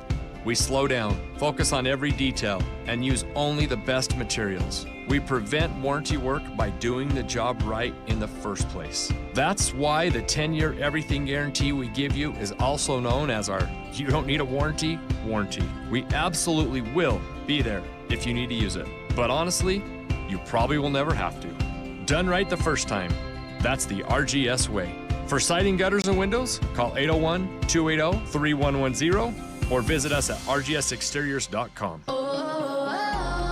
My perfect day has sand, salt water, and friends. But my moderate to severe plaque psoriasis can take me out of the moment. Now I'm all in with clearer skin thanks to Skyrizi. Risankizumab Riza, a prescription-only 150 milligram injection for adults who are candidates for systemic or phototherapy. With Skyrizi, most people saw 90% clearer skin, and many were even 100% plaque-free at 4 months. Skyrizi is just 4 doses a year after 2 starter doses. Don't use if allergic to Skyrizi. Serious allergic reactions, increased infections, or lower ability to fight them may occur. Before treatment, get checked for infections and tuberculosis. Tell your doctor about any flu-like symptoms or vaccines. Thanks to Skyrizi, there's nothing on my skin, and that means everything. Ask your doctor about Skyrizi, the #1 dermatologist-prescribed biologic in psoriasis. Visit Skyrizi.com or call 1-866-SKYRIZI to learn more. At Shamrock Plumbing, we are serious about plumbing. We want you to know that we hire only the best plumbers. We want the guys who are the best at what they do, even if it means they are boring. As a matter of fact, once we interviewed a guy who came across as just a little too charismatic. So he says, "Do you love me?" And she says, "No, but that's a real nice ski mask." Right. When you call Shamrock Plumbing, we dispatch one of our experts. We promise they will not be entertaining. No jokes, no smiles, no charisma. Will they be male models? Sure, but no unnecessary jocularity will be sneaking its way into your toilets when Shamrock Plumbing is on the job. Just listen to our commercials. Solemnity is in everything we do. In fact, Solemnity was my great-grandfather's middle name. Ernest Solemnity Flannery. What a guy. So I guess you could say it's sort of in our blood. Shamrock Plumbing, we're serious about plumbing.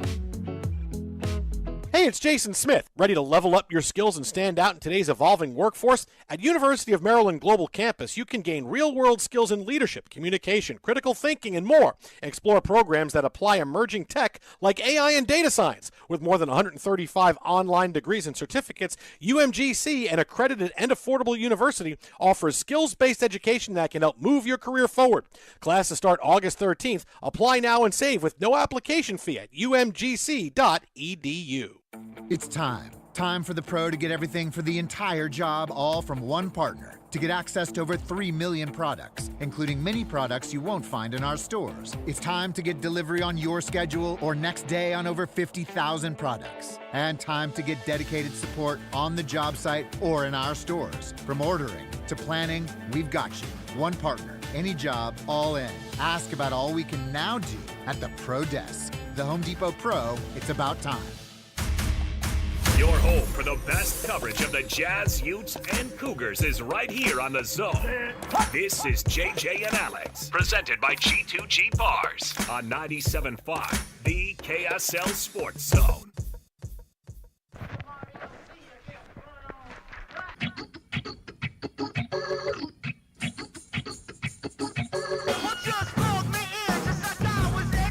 Welcome back into JJ and Alex here on the KSL Sports Zone. Mitch Harper and Steve Bartle filling in for JJ and Alex. We cover the Utes and the Cougars on KSLSports.com, give you the latest dish and insight into your favorite teams on the college football gridiron here in the state. And win big every Wednesday on the KSL Sports Zone with Win Ticket Wednesday. This Wednesday, win tickets to see Cyndi Lauper August 14th at the Utah First Credit Union Amphitheater.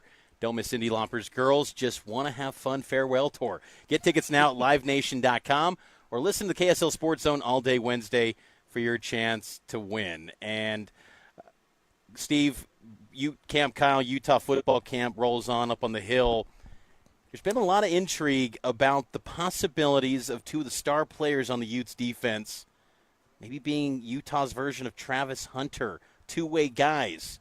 What's the lowdown on all this news about two-way possibilities with two Ute studs? Yeah, this has been pretty interesting. So at Big 12 Media Days, Kyle Whittingham talked about Lander Barton, Smith Snowden being guys that would likely see opportunities on the offensive side of the ball. Lander playing that tight end position, and Smith Snowden gets some opportunities at wide receiver. And, we had the opportunity yesterday to talk to the two of them, at their availability, and both kind of acknowledged that they've gotten some work, they've gotten some run, and I think with Lander, this isn't a completely new thing for him. he's gotten opportunities at tight end in years past, and he played the position coming out of high school and was even recruited to play tight end, as a high school athlete, and that by some programs they wanted him at tight end, and so he's pretty familiar with the position. Obviously, he just hasn't played it, at any sort of level here at the college level, and Lander acknowledged the fact that this is going to be a process for him. He's got to relearn how to run routes and relearn the kind of the nuances of the position. And then with Smith, he was so dynamic in those kick return opportunities that he got. I think it sort of opened the door on this opportunity for him to become sort of a unique weapon for Jason Beck to utilize in this offense, given his athleticism. He's got that easy speed where he's able to get up to full speed pretty quickly, and that's something that I think Beck will look to utilize in this offense. So, I don't anticipate these guys being like Travis Hunter where they're playing 700 snaps on offense. That's not what this is going to be, but this is going to be a thing where they continue to take care of business on the defense side of the ball, that being their focus and priority. And that was something that I think both of them emphasized, is that, look, we're still linebacker, still cornerback. That's the priority. But I do think they'll have some opportunities on the offense side of the ball with Lander, specifically, having probably a decent amount of opportunity there. You brought up Smith Snowden. This was Smith at Camp Kyle on where he's looking to improve as a player heading into his junior campaign. Yeah, I think last year was a great year to build off of, and that's what I'm kind of preparing and I'm going to do. I'm going to build off of last season, kind of get more takeaways, get more tackles, get more strips, all that. I just want to be a all-around better player. Yeah, I would just definitely say man coverage. I think I do pretty well in man coverage, but you can always get better. You can always learn new things, always be coachable, and just listen to my coach, man. He knows a lot. Smith Snowden, where would you put him kind of like on the hierarchy of just overall great athletes on this Utah team? He's a special talent. No, he is. He is a special talent. He's a special athlete, right? He, coming out of high school, he had one of the best 100-meter times in state history. He is a dynamic athlete. And, for him, he really settled in at his position last season, where we started to see more of the playmaking, more of the on-ball production, right? I think he ended last year with 6 pass breakups, 2 interceptions, one of which was returned for a touchdown against UCF, where he basically came across the field and picked it off, taking it, on the run. It was a really impressive interception, and that's saying something, because his other interception, he took it away from the guy while falling to it was just an incredible interception against Utah State. But for him, I do think this year will present some more unique situations and things that he'll need to be ready for. I think when you look at what Utah has done with cornerbacks of his kind of caliber, right? The Clark Phillips, the Jalen Johnsons, the guys that they've brought in to develop on this sort of 3-year plan that they've dubbed, for Smith, it's going to be him taking on those special opportunities against the opponent's top pass catcher, taking on those wide receiver 1 opportunities and being that star in coverage, right? I think that's sort of the next step and next evolution of Smith Snowden in that secondary. For him, he's gotten a lot of work inside. Obviously, that's his primary spot, but he is going to get work on the outside as well. That is going to be a thing, when Utah goes big with 3 linebackers or 3 safeties, which we might see quite a bit of this year. They're going to bump Smith out to the outside, and he's very comfortable there, having played there at Sky Ridge and that. So, he's got a lot of potential, and he's worked hard to sort of realize all of that potential.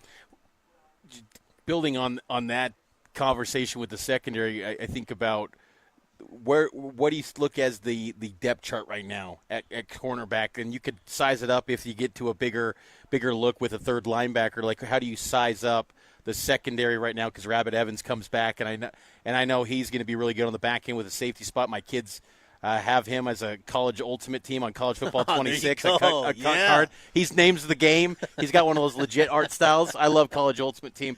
But what do you kind of size up with the secondary at large to pair up with Smith Snowden? Yeah, obviously with Utah, they're 4-2-5 defense. You're going to have 5 defensive backs in the backfield, and so you got Smith playing inside. He'll have the opportunities to move outside when Utah does go big, and that could come in different forms. But I look at, Scooby Davis as being one of the primary guys on the outside. He's got his spot locked down. Right now, there's a competition for that other outside spot right now, and that's centered on Blake Cotton, Donovan Saunders, and now, according to folks, the conversations around the program, sounds like Jeremiah Caldwell, who was the other cornerback that Utah brought in during that winter portal cycle, he's made good progress this offseason and has looked better. And so you've got those three now kind of competing for that open spot. And I sort of, if I had to say who was, ahead, I would put Blake Cotton first, just ever so slightly. I would put him at the top with Donovan Saunders there, right behind him, nipping on his heels. And then Jeremiah Caldwell, showing good progress and making gains there. Caldwell, also known as Rock? Right? Yes. Yeah, okay, yes. that's what I just wanted to clarify. Coming from the JUCO That's ranks for him. And so you've got that. And then, at safety, you've got Teo Johnson. And for him, he's a guy that I'm really excited about, in this Utah defense. He's going into year 2 at the free safety position. And that is such a unique thing for him where, he got his start on this defense playing in the nickel, right? Being up there on the line of scrimmage where, everything is happening instantly, right? And so moving back to that free safety spot where you become the center fielder, your perspective changes dramatically, where you now are watching the entire field, making sure that you're not getting beat deep while keeping your eyes on the backfield. It can take some time to adjust to that. And I think for Teo going into year 2, he's got the comfort, having that year under his belt. What sort of step does he make? I think, he's got all the qualities, all the natural physical qualities that you want in a free safety like that. And I think he's a guy that I think can take a big step forward in that defensive secondary. And that's, and then you get to Rabbit Evans, all-name team. Yeah. And I think another name to keep tabs on is Jackson Benny. Going back to spring ball, he was a guy that really emerged as just somebody that was productive. He just always found his way to the ball, one way or another, whether it was, in the backfield, whether it was in coverage, in man coverage, or whether it was dropping in his zone. He always found his way to the ball, making plays in that sense. And so he's a guy that I think will enter more prominently into the mix if he continues on this trajectory. So a lot of depth there in the secondary. Smith Snowden on how the new faces on the defense, the secondary at large, are adjusting to camp. That's a good question because I think all of them are standing out there. Since spring ball to now, the guys that had transferred in and Jason Stokes, the freshman, they've all gotten so much better, and I trust them to be on the field. And then we got 2 new transfers, JC and J-Mo, and they're coming along, man. I'm excited for them too. Going back to the conversation of, the two-way deal with Smith Snowden potentially and then Lander Barton. Lander Barton at tight end, I mean, I know it's a different offense, but could it be a little bit of last year he goes in now with the Broncos, former BYU Baylor. Caleb Lohner. Could it be a little bit of a situation like that? Again, new offense with Jason Beck, but where it's maybe goal line touch with Lander Barton. Yeah, I mean, you think of Caleb Lohner and what Utah was able to do with him. He played 57 snaps of football last year and turned himself into a 7th-round pick. Obviously, there's a lot more context to that. Freak athlete, though. Exactly. Always had the combine-like physique and metrics that just say, I'm intrigued if you're an NFL evaluator. Exactly, right? You've got the raw clay that I can mold. That's how those coaches think. Like, if you've got the raw ability, we can mold you. Yep. And that's how those coaches think. And so, with Caleb, it wasn't just that he got out there in 57 snaps and ran around and looked good. Like, he still had to produce, and he did that. He caught 4 passes, all of 4 touchdowns. And that's going to draw some eyeballs. So I think, Lander can fit kind of nicely into that sort of role and sort of what to expect from him as we're talking about him in this two-way capacity. And with this tight end position for Utah, it is going to look different, right? We're so used to the Ludwig offense where you've got 2 of these bigger traditional tight ends that are, attached to the line of scrimmage. Your Cole Fotheringhams, your Thomas Yasmins, the 6'5", 250-pounders. It's going to look a little different where you had those 2 of those guys on the field at any given time, most of the time throughout the game. Now it's going to be, more of those flex tight ends where you've got a Lander Barton flexed out in the slot potentially. You've got an Otto Tia who's now made the move to tight end in the slot. And so that's what it's going to transition to. Tight end is still going to be a group that is heavily utilized at Utah. It's just going to take on a different form. We're live here at the warehouse, 1825 South, 300 West. It's a going out of business deal. They got some boom deals. We'll talk with Tom Curl coming up a little bit later, but get on down here to the warehouse. We're live on location. We'll talk Would You Rather next, a recruiting edition. We'll hit on that next here on JJ and Alex. Mitch Harper, Steve Bartle filling in right here on the KSL Sports Zone. This is Jake Scott and Ben Anderson. I've been hearing people tell quarterbacks to run less forever, but then all of a sudden they turn into below average quarterbacks. Yeah. The reason that they're D1 starting quarterbacks is because they run. Yes. You can say, hey, we're going to need you to go out there and sling it and hand it off more, but that's not what makes him good. That's not why he's the quarterback at the University of Utah. He's the quarterback at the University of Utah because he can throw well enough and he ran for 1,200 yards. He's capable of that. Get ready for it. I think the coaches are cheering for him to have 1,200 yards, I would guess. Huh. Yeah, why not? Go be dynamic. Go get 1,200 yards for a quarterback. Yeah, of course. If you think do Michael that, Vick in college. Yeah, right. No, I get it. If he is getting 100 yards a game on the ground and can do anything through the air. Hey, we're going to need you to be less productive, pal. No, come on, that's crazy. No, They're absolutely rooting for that to happen. Hear Jake Scott and Ben Anderson every day from 10 to noon on 97.5 The KSL Sports Zone. Hi, this is Derek Overstreet, president of the New Millennium Group and co-host of Stop Working, Start Living with KSL News Radio. Can you imagine what your life would be like if you could retire 3 to 5 years earlier than you thought possible? The things you could do, the loved ones you could spend time with, the memories that you could create. That's what our team at the New Millennium Group does. We'll walk you through the entire process every step of the way. If you'd like to get a copy of the 5-step proprietary plan that will help you retire 3 to 5 years sooner than you thought possible, give us a shout right now. 888-999-6370. That's 888-999-6370 or utahsfinancialplanner.com. Listen, most of our listeners right now have a tax problem, not a money problem. There's not enough money in Social Security Medicare as it is. Let us show you how you can significantly reduce your taxes. That's 888-999-6370, 888-999-6370 or utahsfinancialplanner.com. Life doesn't wait, and neither should you. Aleve can help you deal with pain less throughout your day. Whether it's a long day on your feet, a demanding workout, or everyday aches and pains, you need relief that can keep up when pain persists. Aleve is here for you with longer-lasting body pain relief compared to leading OTC branded pain relievers. With just one pill, Aleve lasts up to 12 hours. Don't let those aches hold you back from doing what's important to you. Use as directed. Why choose a Sleep Number smart bed? Can I make my site softer? Can I make my site firmer? Can we sleep cooler? Sleep Number does that. Cools up to 8 times faster and lets you choose your ideal comfort on either side. Your Sleep Number setting. And now save up to $800 on select smart beds. Limited time. All Sleep Number smart beds offer temperature solutions for your best sleep. Check it out at a Sleep Number store or sleepnumber.com today.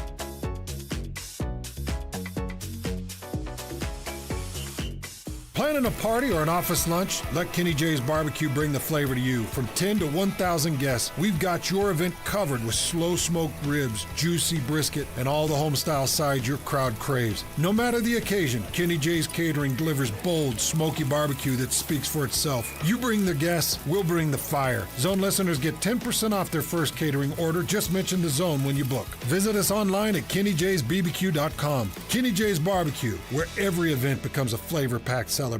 Ready or not, business owners, summer is here. So let's beat the heat while keeping energy costs down. With WattSmart from Rocky Mountain Power, get advice and rebates for smart cooling strategies, resulting in savings and a stronger bottom line. Earn cash incentives on energy-efficient equipment, enroll in programs designed to reduce energy consumption during peak hours, and cut costs without sacrificing comfort. Saving energy and money? Now that's smart business. Visit wattsmart.com today and start saving. DJ PK and John from J. Brooks Jewelers. John, you refer to yourself as a full-service jeweler. What does that mean? Once upon a time, before national stores and online sites flooded the market, your local family jeweler was the expert in your life that handled all your jewelry and watch needs. J. Brooks is that full-service jeweler today, where everything is handled by us, including appraisals, jewelry repair, watch repairs, as well as general service of all Swiss brands, and the most beautiful custom creations, including our new JBJ Bridal Collection. We can take your existing jewelry and freshen it up, or we can repurpose it completely with a fresh design by using all of the sentimental parts that you already own. And of course, if she's ready for the upgrade you always promised, we can help you with a selection of a new larger diamond to say I love you more than ever. So whatever your celebration is, let J. Brooks help you any way you may need. J. Brooks Jewelers, Murray and Lehigh, and online at jbrooksjewelers.com, where women know what women want. Any Hour Services can help with any size plumbing project around the house. All you have to do is call Any Hour Services or schedule an appointment at anyhourservices.com. Help with plumbing maintenance or plumbing repairs are closer than you think. Call Any Hour Services or visit anyhourservices.com. Listen, everybody! Real-life hypotheticals to get your brain churning. As JJ and Alex ask, would you rather?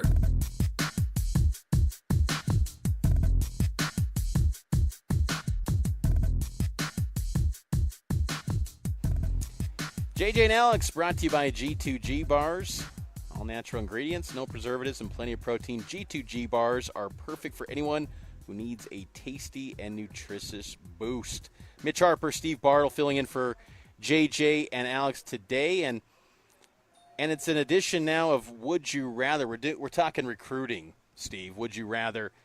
And this on the heels of yesterday, an in-state prospect, heralded player, 5-star recruit Celeste Moa going to Tennessee, picking the Volunteers and playing in the SEC. And it got us thinking, would you rather have a top 25 high school recruiting class or a top 5 transfer portal class?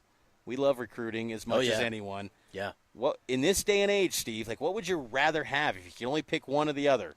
Top 5 portal class or a top 25 high school recruiting class? Man, I'm a traditionalist. Yeah. Give me that top 25 high school recruiting class. We'll figure out the money later. I'm with you. I still think to its core you got to go high school. Yeah. But I will say, when you look at teams like Texas Tech, who I think you and I both agree, we think they can win the Big 12 this year. If you can get players like that, sometimes you can get a top 5 or top 10 portal class by sheer volume. Yeah. By the metrics.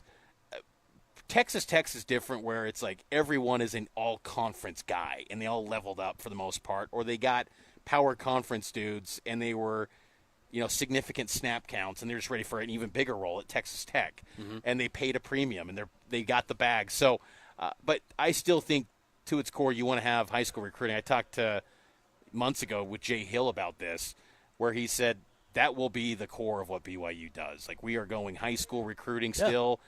That is what it's going to be all about. We still want to develop, and sometimes I wonder if there's a place for that still, because the portal is so big and significant. But yeah, you got to have that high school pipeline. No, absolutely, and I think it is something. This conversation will certainly continue. It's already the evolution has begun, where you're seeing programs embrace more of the transfer portal and shift their focus there than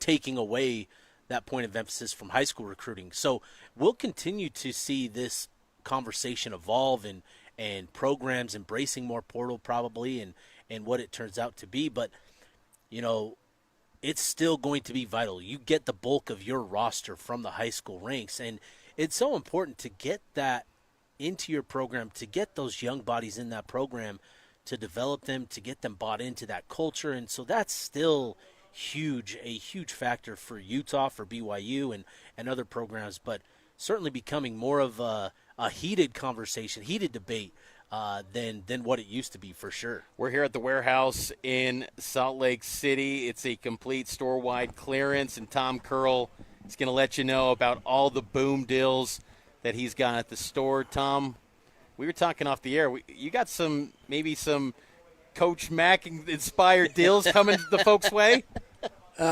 Coach Mack was here on one of the Football Fridays, and he said, Tom, I'm going to make a Coach Mack deal.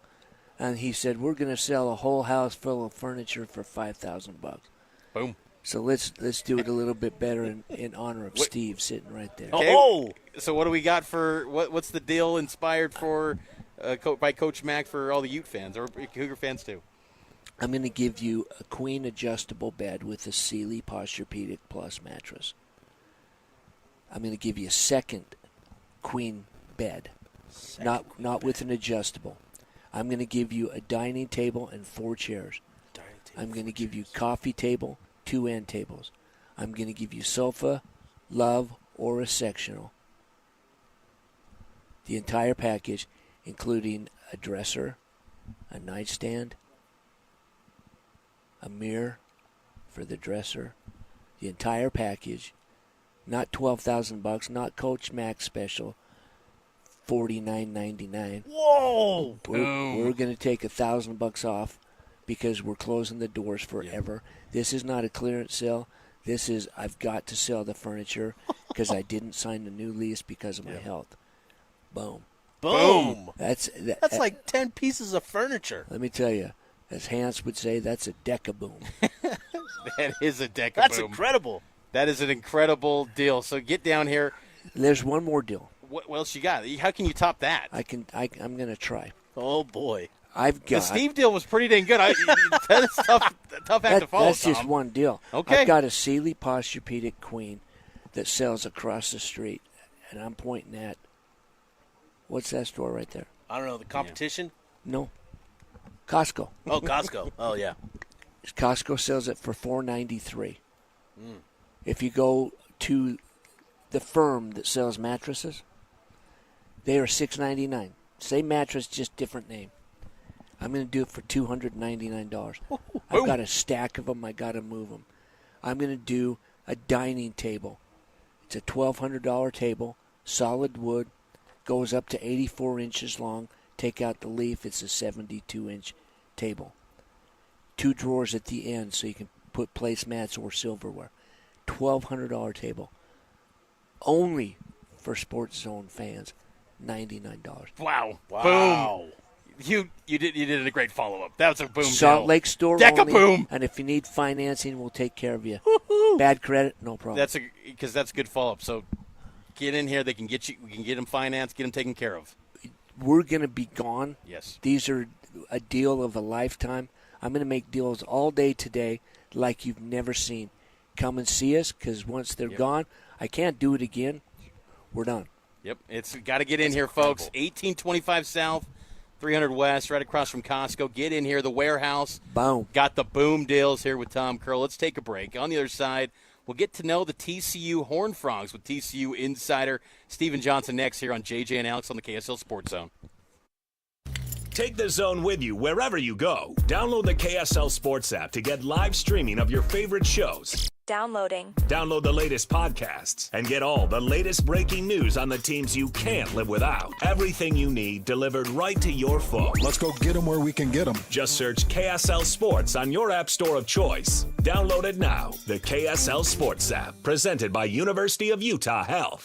5 guys walk into a JCW's and order burgers. A pastrami, a mushroom Swiss, a guacamole bacon, a hickory barbecue, a ribeye steak, 2 onion rings, 3 french fries, a strawberry, mint, peanut butter, chocolate, and marshmallow shake, and not one left to tip. Because at JCW's, we don't ask for it.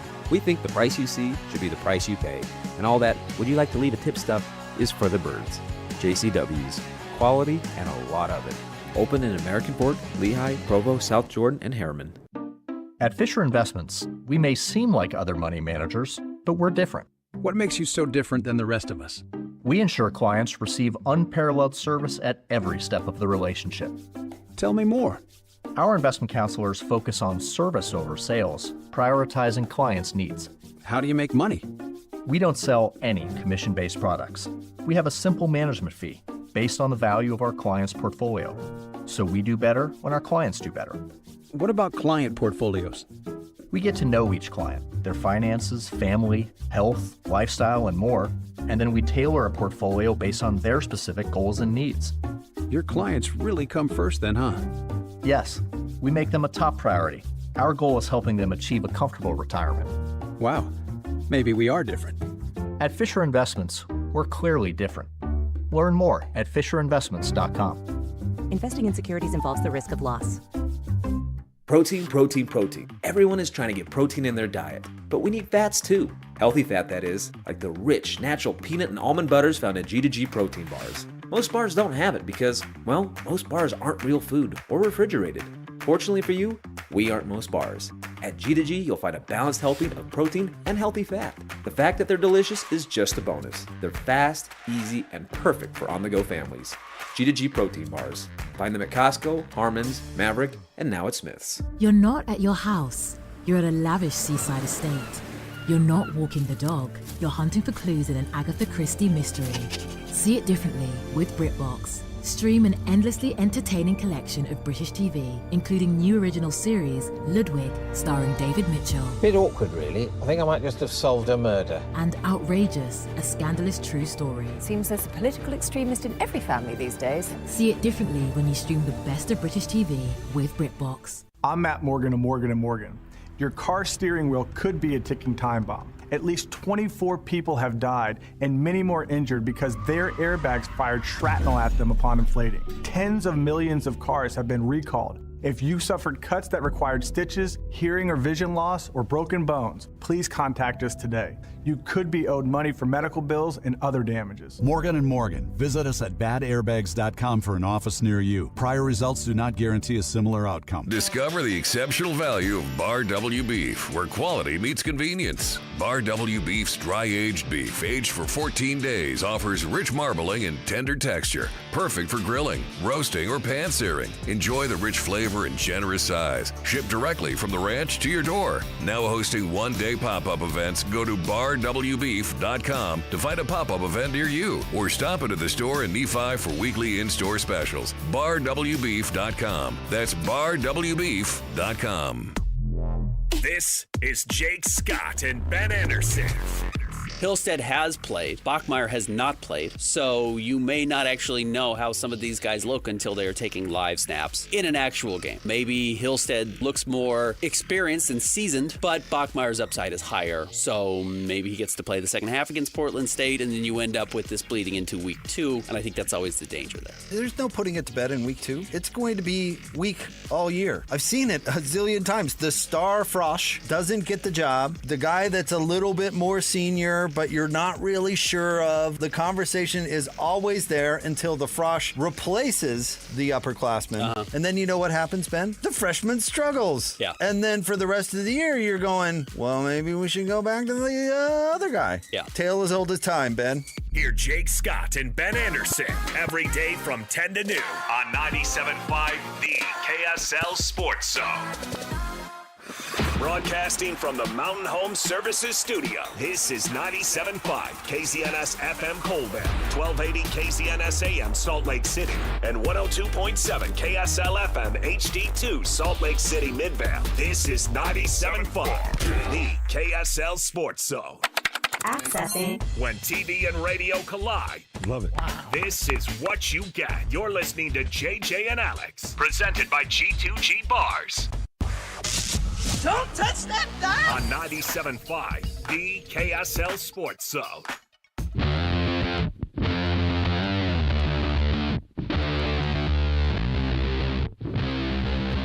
JJ and Alex here on the KSL Sports Zone. Mitch Harper and Steve Bartle filling in for JJ and Alex.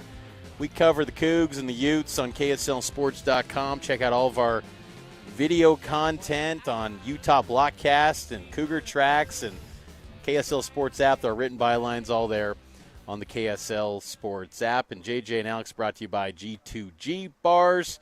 Check them out. G2G Bars are perfect for anyone who needs a tasty and nutritious boost. We're talking Big 12 football here on the show. This is a Big 12 market with BYU and Utah gearing up for their second season together in the league. BYU's heading into their third season in the league. But there is one team, though, that is no stranger to, the Utes and the Cougars, and that's TCU as far as a program, the history between these programs. And we're efforting. We'll get Steven Johnson, a TCU insider, here on the line here to talk about the TCU Horned Frogs. But, this Big 12 outlook, it's going to be, fascinating to kind of gauge. I know there's no preseason poll, but this really is a league. I know that the national narrative is, it's the funnest league in college football because anyone could win it. Like, it's just that's the canned line that they just all say that no research put into the Big 12 and effort. They just kind of look at it as like, it's distant third or whatever. But, like, this league, though, truly has just so many intriguing teams that have really put a lot of resources in the portal and resources into recruiting, their rev share, their NIL efforts, and TCU is one of those programs. And let's get to the cut as we break down the Horned Frogs in our Big 12 Insider Outlook. It's time for the biggest story of the day. This is what made the cut with JJ and Alex on 97.5, the KSL Sports Zone. The cut is brought to you by Doug Smith Dealerships, Dodge, Ram, Chevy, Subaru, Kia, and Linden, and now Mitsubishi in American Fork. Doug Smith Dealerships. Hey, Doug. I tried. I tried. You had to. I tried. You just had to. For Alex's sake. Let's get out the phone line and welcome in Steven Johnson. He covers the TCU Athletics for the Fort Worth Star-Telegram. Coach Prime was giving him a hard time at Big 12 Media Day for his outlet, but Steven said he's just got here, but he's holding it down, doing it at a high level with the Horned Frogs. Steven, welcome on into the show, man. Hey, I appreciate you guys having me on, man. And yeah, Coach Prime gave me a hard time, but you see, I was ready, though. I was anticipating it coming. That was great. It was smooth, like, man. I just got here, man. You can't give me a hard time for those times with the Cowboys. I So, Steven, this TCU, this TCU team is fascinating. I feel like they're one of the teams that's due to have that classic Big 12 breakout year that people didn't see coming. 9-4 a season ago. As camp gets going with Sonny Dykes here in year 4, what are your kind of big storylines down in Cowtown with TCU these days? Well, I would say the biggest storyline is kind of what you alluded to. They have very high expectations here. Whether or not that's a part of the national conversation, internally, they believe this is the deepest team Sonny Dykes has ever had, especially on defense. You have both coordinators back. You went 9-4, winning 6 of your final 7 games, including the New Mexico Bowl over Louisiana. So you got Josh Hoover back. So they feel like they have a lot of momentum. The schedule is insanely difficult. I think that'll be their biggest hurdle. But I think internally they believe they have a team that's fully capable of making it to the Big 12 title game in Arlington in December. Steven, you mentioned there, Josh Hoover, the quarterback, returning to lead TCU this season. In watching him, I was really impressed with his game and what was able to do last year. But his pass catchers, he lost a couple to the NFL with Jack Besh and Savion Williams, who was just more of a unique wide receiver. Who are going to be the guys that step up as his kind of go-to targets this year? Well, the number one guy will be Eric McAllister, preseason All-Big 12. He was kind of basically the wide receiver version of a 6-man last year for TCU behind those guys. So even though he was technically the 4th receiver, this is a guy that had over 700 yards. So now he'll step into a role where he fully expects, and he said so at Big 12 Media Days, he's expecting to be a 1,000-plus yard receiver. He's expecting to be an NFL pick.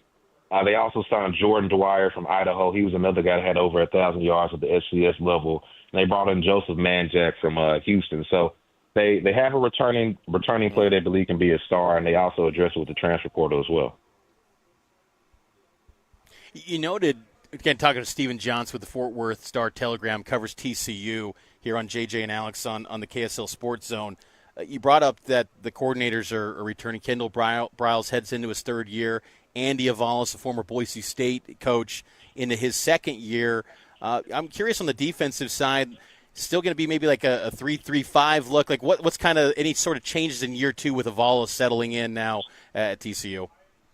No, I think schematically will be the same. Their version of a 3-3-5 is almost like a 4-2-5. They use 3 down linemen. That 4th guy is normally kind of like a linebacker hybrid. And that'll be Devin Dale this year, who led the team in sacks. So I think the biggest thing with Andy, he feels like since they have more bodies, especially on the defensive line, especially at cornerback, where they get guys like Abraham and Vernon Glover back, guys who missed all of last year, he feels like they can run more concepts, they can get more creative just because you have more bodies and you're not really limited by injuries like they were at times last year. So they're expecting to take a big jump. They had a really good pass defense last year. The run defense struggled early on. So they're hoping some of the things they brought in for the defensive line, some of the players, I should say, will kind of help them take a jump there. And they want to be one of the best defenses in the Big 12. Yeah, you mentioned the transfers coming in along the defensive line. Ansel Din-Mabu out of Washington State was a big pickup in the transfer portal.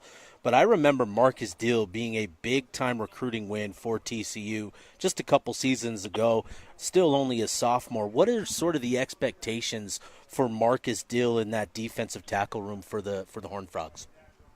Well, when he got into the starting lineup last year at Kansas, that's when you kind of saw TCU's defense kind of take a small turn, especially in the run game. I think he's the most naturally talented player on the defensive line.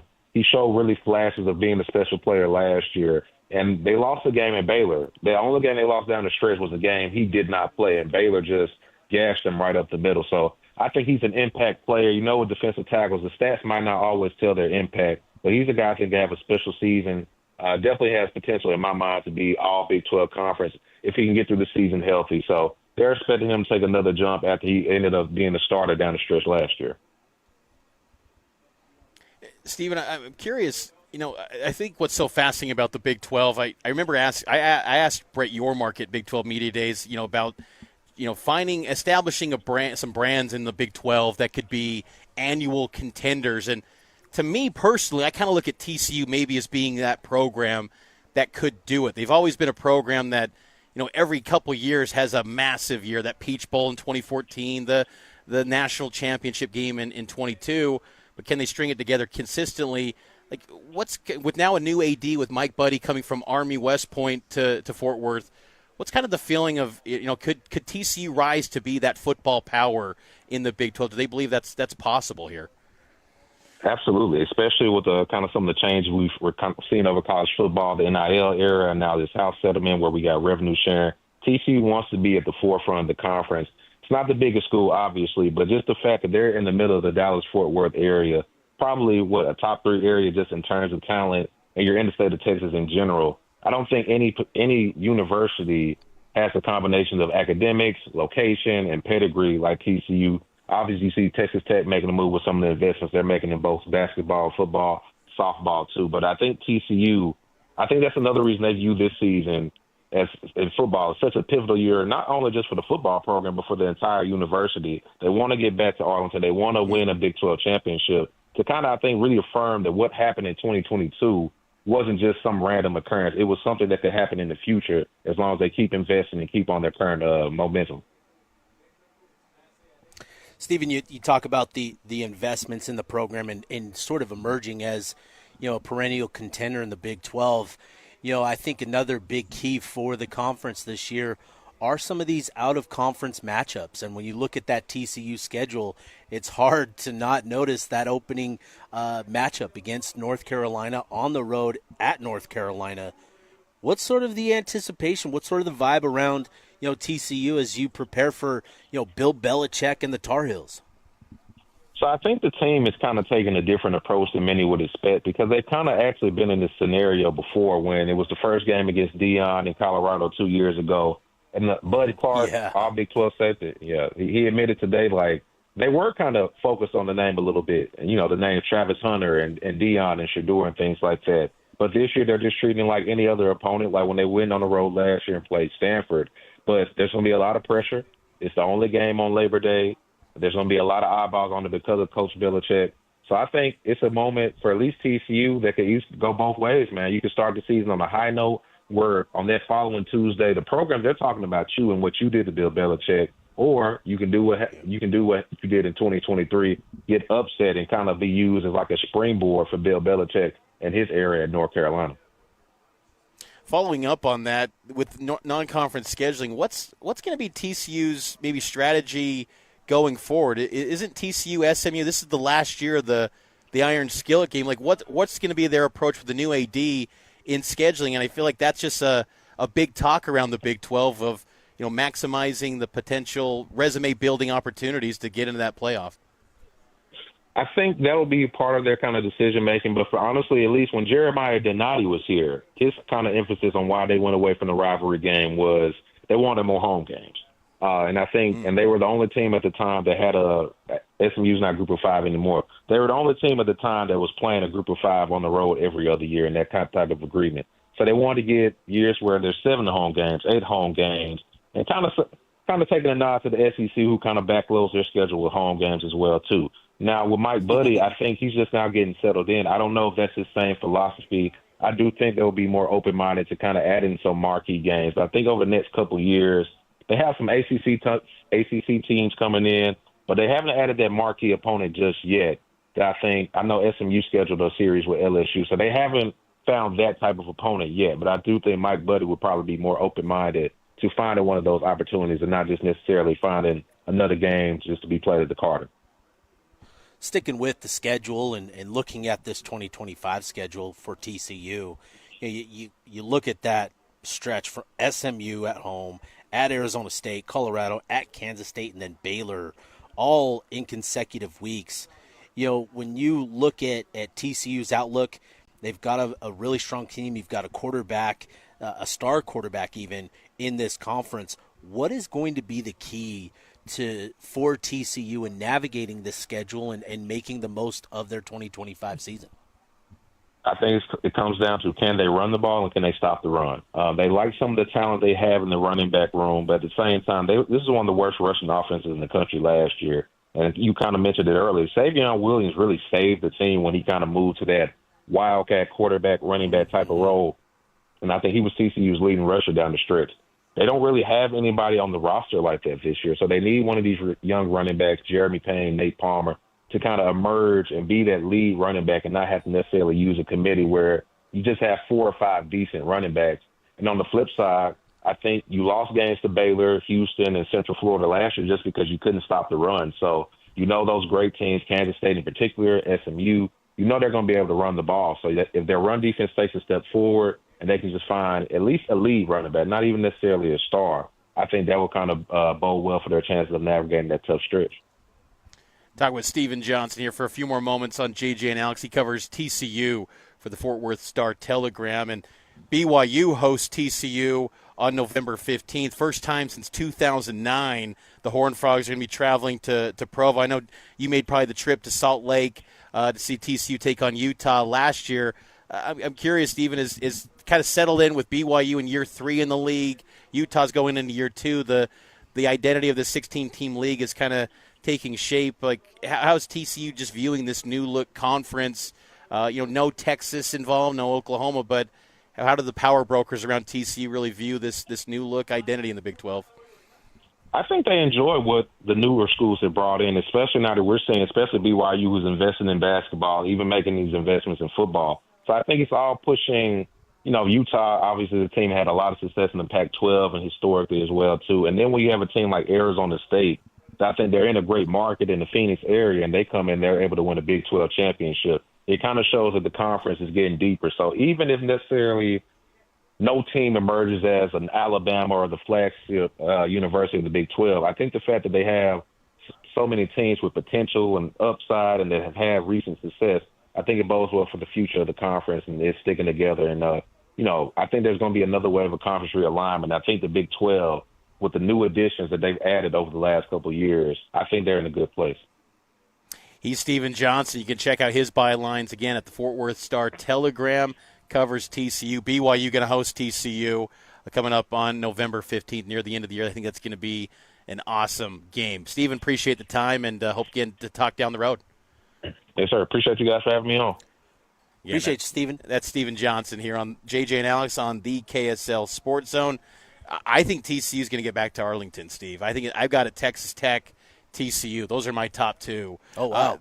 They've got a gauntlet of a schedule. Yeah, they probably do. A top 10 schedule nationally in college football, but I love the talent that TCU has. I'm buying in on the Horned Frogs. I think they're going to be awesome this year. Yeah, you look at that conference schedule, right? I went through the conference schedule, but they, again, open up at North Carolina. They've got SMU. Those are 2 tough non-conference games, and when you've got that number of power conference games on your schedule, that's going to be tough. So I think depth is going to be tested.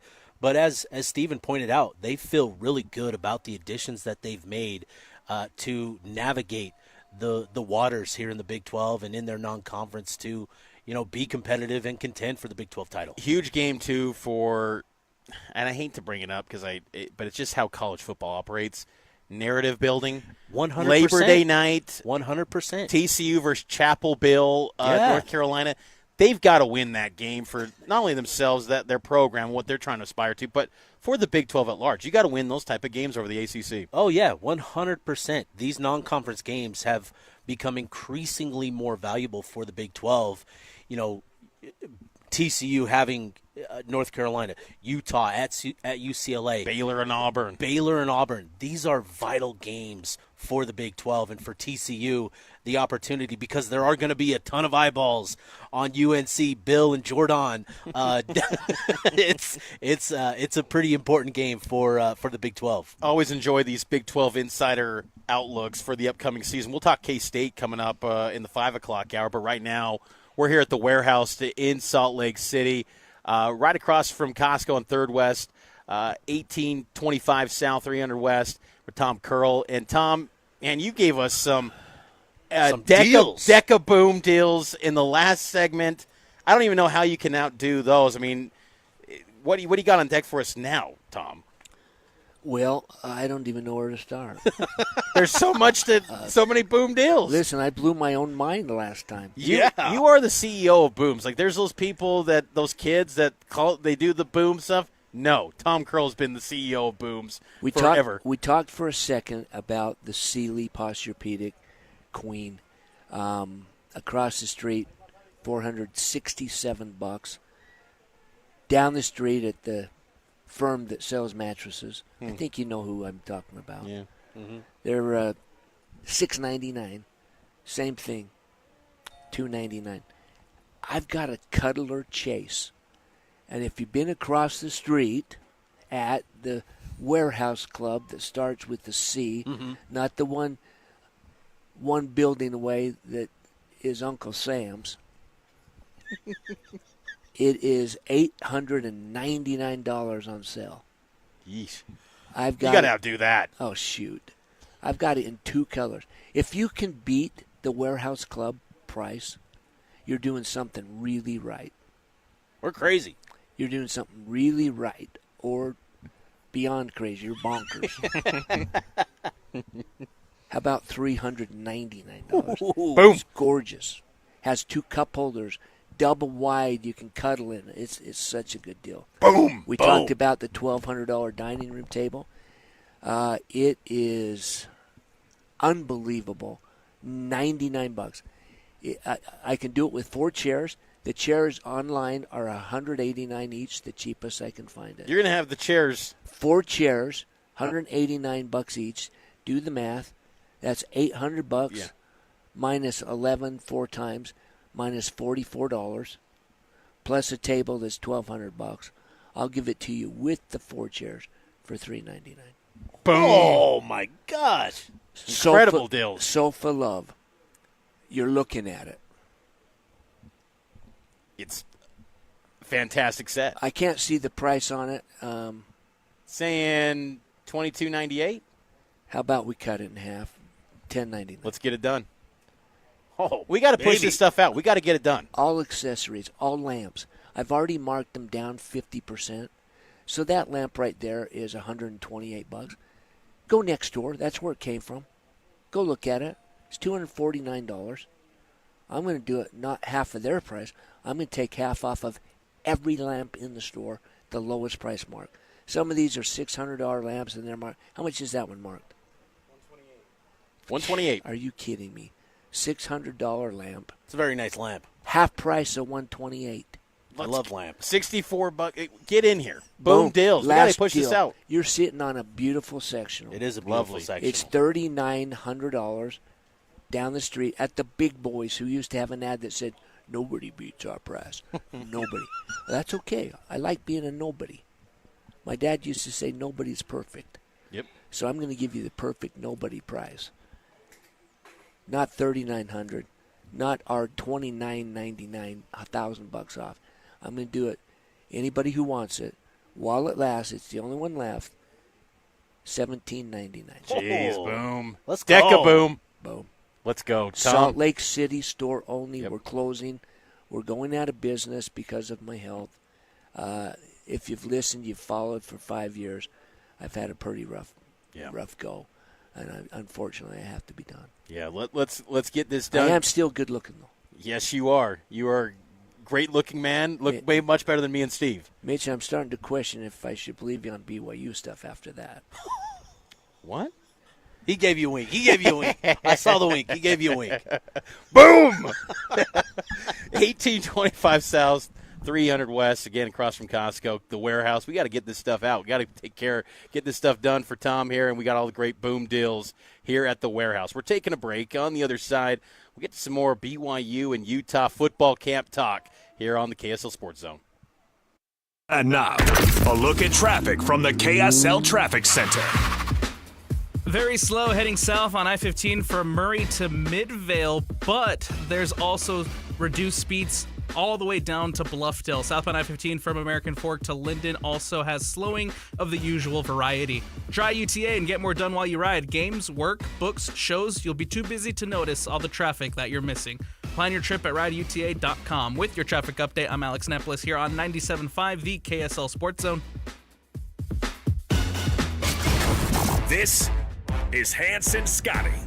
Let's do it. Kalani Sitake, what is the most you've paid for a concert ticket, and what concert was it? For me, MC Hammer. Oh, nice. I had the parachute pants, you know, all that stuff ready to go. I mean, don't get me started, guys. No, you can we still won't. listen to the stuff right now. It's good, clean, wholesome music. Exactly. You know, the whole family can have parachute pants and go out. That's true. And then do their dances and stuff like that. You know, Can't Touch This. I mean, he even had some slow songs, you know, songs about praying. Pray. You know, come on, man. Like, he's got it all.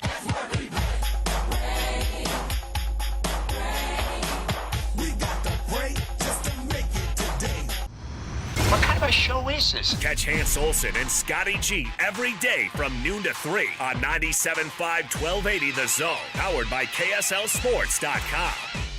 Five guys walk into a JCW's and order burgers. A pastrami, a mushroom Swiss, a guacamole bacon, a hickory barbecue, a ribeye steak, 2 onion rings, 3 french fries, a strawberry, mint, peanut butter, chocolate, and marshmallow shake, and not one left to tip.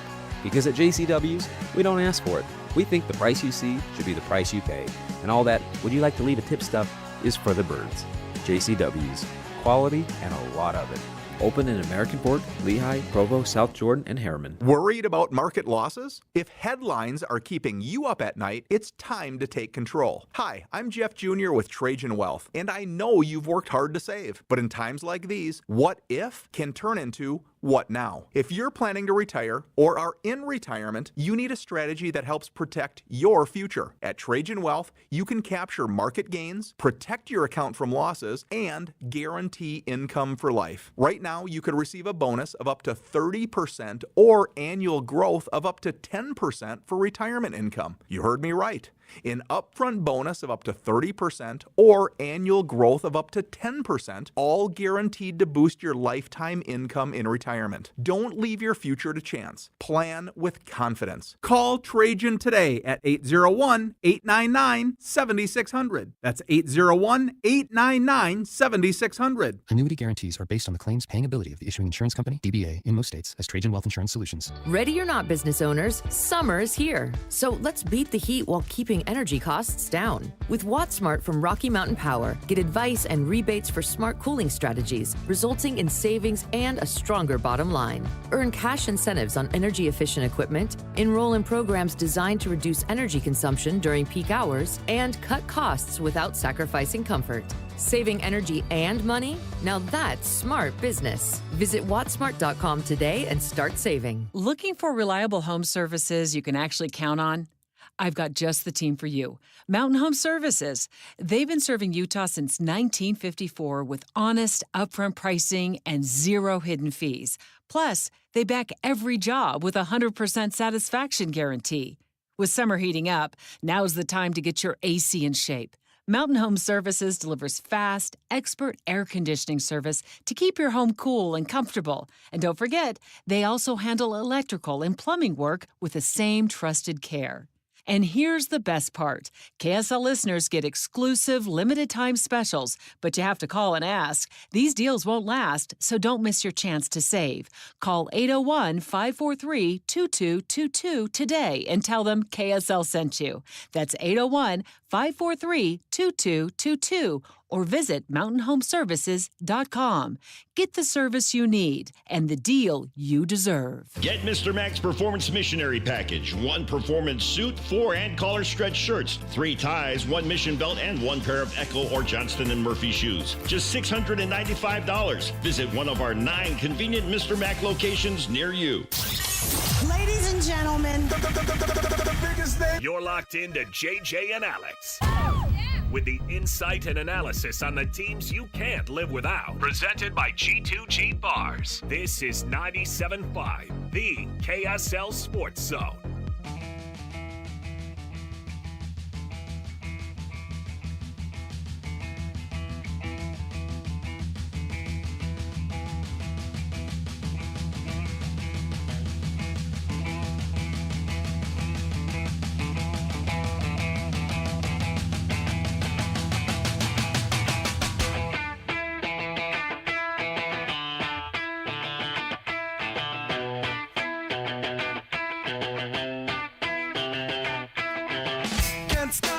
JJ and Alex here on the KSL Sports Zone. Mitch Harper and Steve Bartle filling in for JJ and Alex on this football Friday. It's August. It's the month of games. We're going to get football at the end of the month and cannot wait. So we're happy to fill in here on JJ and Alex today. And keep in mind, nominate the youth sports volunteer that you know for the Hercules Hero of the Week. Submit your nomination at kslsports.com/contest and listen every Thursday afternoon to JJ and Alex for the winner. Help us celebrate the efforts of those volunteers making an impact with the Hercules Hero of the Week, sponsored by Hercules First Federal Credit Union and Beehive Mills. So, Steve, high expectations, I think, for both BYU and Utah. BYU's expectations took a little bit of a hit considering the uncertainty now at QB. Jake Retzloff now at Tulane.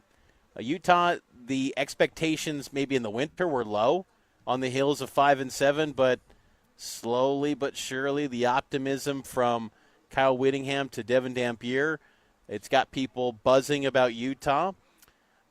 Not buzzing enough, though, according to ESPN's Heather Dinich. She wrote a story today. It's an opinion piece. She put out the 32 teams who could make the college football playoff in 2025.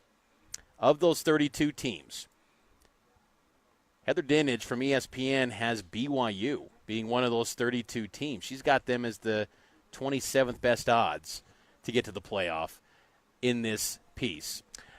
Utah, not on the top 32. You surprised by that? No, not maybe. Yes, I am. I am surprised. Maybe not. Because there's some people like Phil Steele that say Utah's going to win the Big 12. Yeah, it's interesting, right? And I think this is a pretty unique content piece with Heather Dinich. She's got other programs that I think will catch some people by surprise. But then you know, as we kind of went through it and talked through it, you know, you see UNLV on there, and you're thinking, what the heck is UNLV doing on that list? What the heck is Tulane doing on that list? Mitch, what the heck is Tulane doing on that list? And then you've got Kansas and other Big 12 programs. But look, like I think Utah, obviously we know that there are questions that have to be answered, and I think people want to see Utah on the field, and I think that's going to be a big factor in Utah this season. BYU, again, on that list. You brought up some of those group of 5 teams. Tulane, yes, was brought up. And she kind of – and Dinich, pointed some ESPN analytics, ESPN FPI, right, things like that to kind of justify the argument. So there's a little bit of analytical data. It's not just – kind of feel-based and personal, but a little bit of combination of both. Tulane, 16th best chance to get there. And I think that's kind of interesting because, Jake Retzloff goes there, and I think for most people they just look at that and go, Tulane? But, again, that's a program the last 3 years that's won 30-plus games. They won a Cotton Bowl 3 years ago. Like, Tulane's won at a high level. Yep. And they've got a second-year coach in Sumrall that, they got a pretty good football team, and the AAC – they don't want to be called the AAC anymore. The American, it's a soulless conference. Like, there's just no hierarchy in that league. It could be anyone's, year to win it, and why not Tulane if Retzloff breaks through and wins the job? They got a handful of guys, but, man, would that be something? Jake Retzloff, last April, he's telling me in an interview, I want to get to the New York and win the Heisman or be a Heisman finalist for BYU. fast forward 8 months later, and he's the college football playoff quarterback for Tulane. What? I would just that would be just so you could never script that. Like that's insane. That'd be nuts. I'm laughing. Like That literally, is insane. That's crazy. I'm in the BYU student athlete building, one-on-one interview, end of spring ball, and I said this was April, right? This April, was like May? March 31st, Okay, April March. 1st, and where he's talking, and Jake always good talker as far as like good soundbite, good interview, and he's like, yeah, I want to be the Heisman finalist. I want to be in New York, like, and I'm thinking, you threw 12 picks last year. So just cut that in half first. But, hey, he always dreamed big. And, look, if he gets Tulane to the college football playoff. Oh, man. I would have reacted the same. That would – but, maybe it could happen. Like, Tulane's got the pieces. They've got talent on that team. Again, they've been consistently winning. So I just thought that was interesting. BYU being a playoff contender. It's interesting, too, with BYU because I do think this is the most talented team that Kalani has assembled.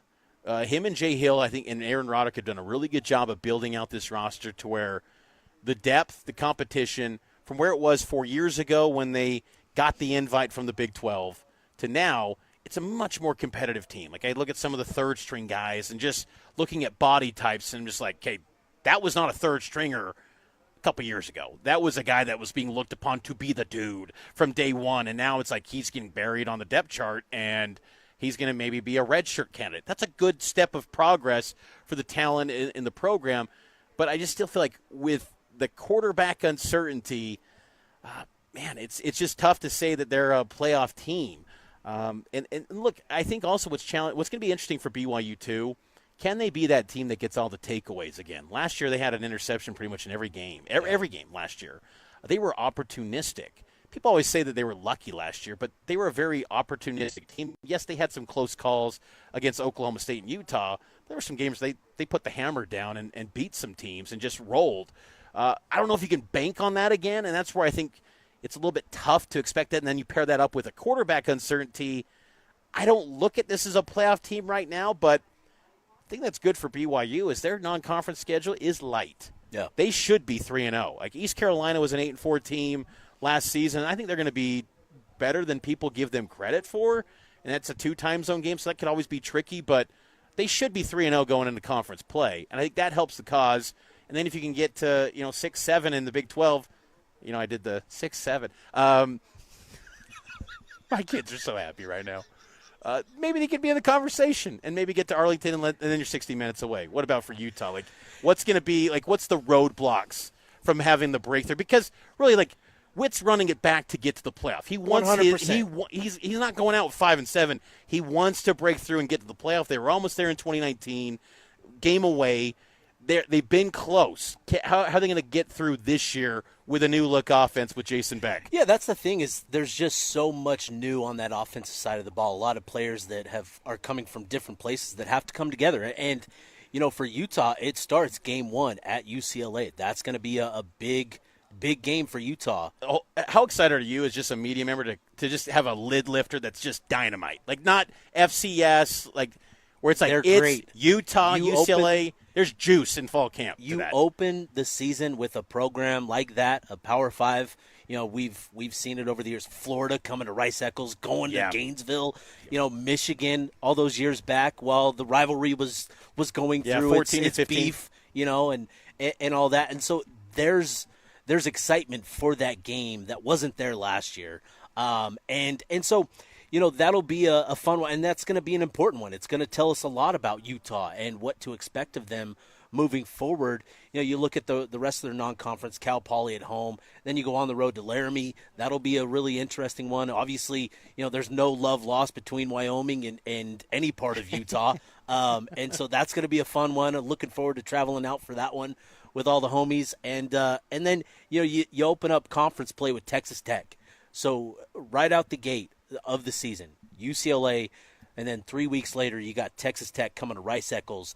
Those are 2 games that will play a huge role in Utah's chances in getting into that college football conversation, college football playoff conversation. If Utah finds a way to get both of those wins, that'll put them squarely in the mix. That's a good point because that first 5 weeks, it's pretty tough. I mean, you got road game. Three of the first 5 are on the road. Yep. But after that first 5, Steve, you don't leave the state of Utah. Utah does not leave for 6 weeks. It's in a league that's across the entire country. Yeah. That sets up quite nicely for rest, health for the final stretch run. If you get through that first 5, like 4-1, you got everything in front of you if you're Utah to really get on a run. Because, again, you could then go bye week October 4th, Arizona State at BYU. Yes, it's a road game. That's going to be, we all know that's going to be just one heck of a game. But it's still in state. You just take a bus, not a plane. Colorado at home, Cincinnati at home, then a bye. 6 weeks in a conference that spans basically 4 time zones. That's huge, I think, for midway through the season to really stay healthy for that stretch run down the final run. 100%. Being at home that amount of time is huge. You're still bringing in tough competition. Arizona State coming off the Big 12 championship last season, obviously losing Cam Scadaboo and all that he did for that Sun Devils team. That's a lot to replace, but you bring back the quarterback and you feel good about what you have around him at those skill positions. That's going to be a tough test, and both teams will be coming off of byes. So, that's going to be a really big game and a marquee Big 12 matchup this season, I think, especially if Utah finds a way to get those wins at UCLA and versus Texas Tech. Obviously, the rivalry game, that's going to be what it is.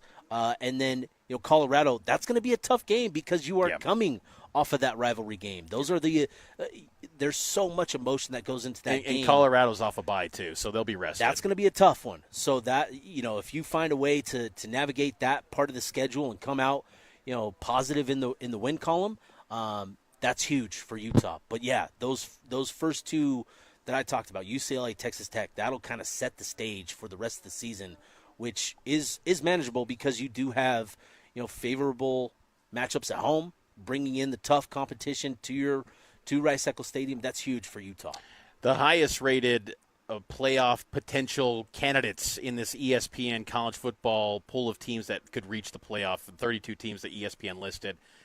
Kansas State from the Big 12, highest odds to get to the playoffs, which is interesting because I think K-State's just kind of that almost token team that everyone knows you're going to get 8 to 9 out of them. Right. Can they get to 11? Right. But that's the thing about Kleiman's team is it's like, you'll get 8 or 9. Yep. It's just, I think they always get kind of that bump by that because everyone else in the Big 12, Utah wasn't this until last year, but it was just very volatile. Like one year your national championship team, as we talked with Steven Johnson and TCU, and then next year it's 5-7. Yep. Like that's the Big 12, and that's got to end in this league because then you get lists like this, and it's always like, well, middle of the pack. Yeah. K-State at 17. It's like, no, there's good football in this league. And you're looking at that list, K-State leading the Big 12 at 17, and then you look right above it, you've got Tulane and Boise State ahead of them, and it's like, well, their paths are just that much easier than the Big 12 being as competitive as it is in this league. Like, it's tough. Like, it is a strength of the league, but it also is its biggest detriment at the same time. It is. I mean, to have a team that I don't think, like if there was a preseason poll, I think UCF maybe would have been the 16th team. That's just a guess. That's kind of my gauge on it. But, if UCF's I don't think they're going to be a team that's contending for the title this year, but if that's the worst team in the league, the worst program in the league in a given year, there's good depth in this conference. It's just now building out blue chip, recruiting cycle type programs that are in that equation. But other Big 12 teams in this playoff mix, Arizona State 24, and then Kansas, as you know, to 26, which is very interesting. Surprising. Kansas, I'll buy it when I see it with Jalen Daniels. Like 2 years ago, preseason offensive player of the year, great. Last year they got on their run, knocked off Colorado, knocked off BYU, but do it for a whole season. And Jalen Daniels was banged up in spring. They barely played him. I am not buying at all Kansas until I see it in season. BYU 27. There's a few other teams. Baylor 29. And then TCU 31 and Texas Tech 32. So, again, it's like a logjam from 17 to 32. Yeah.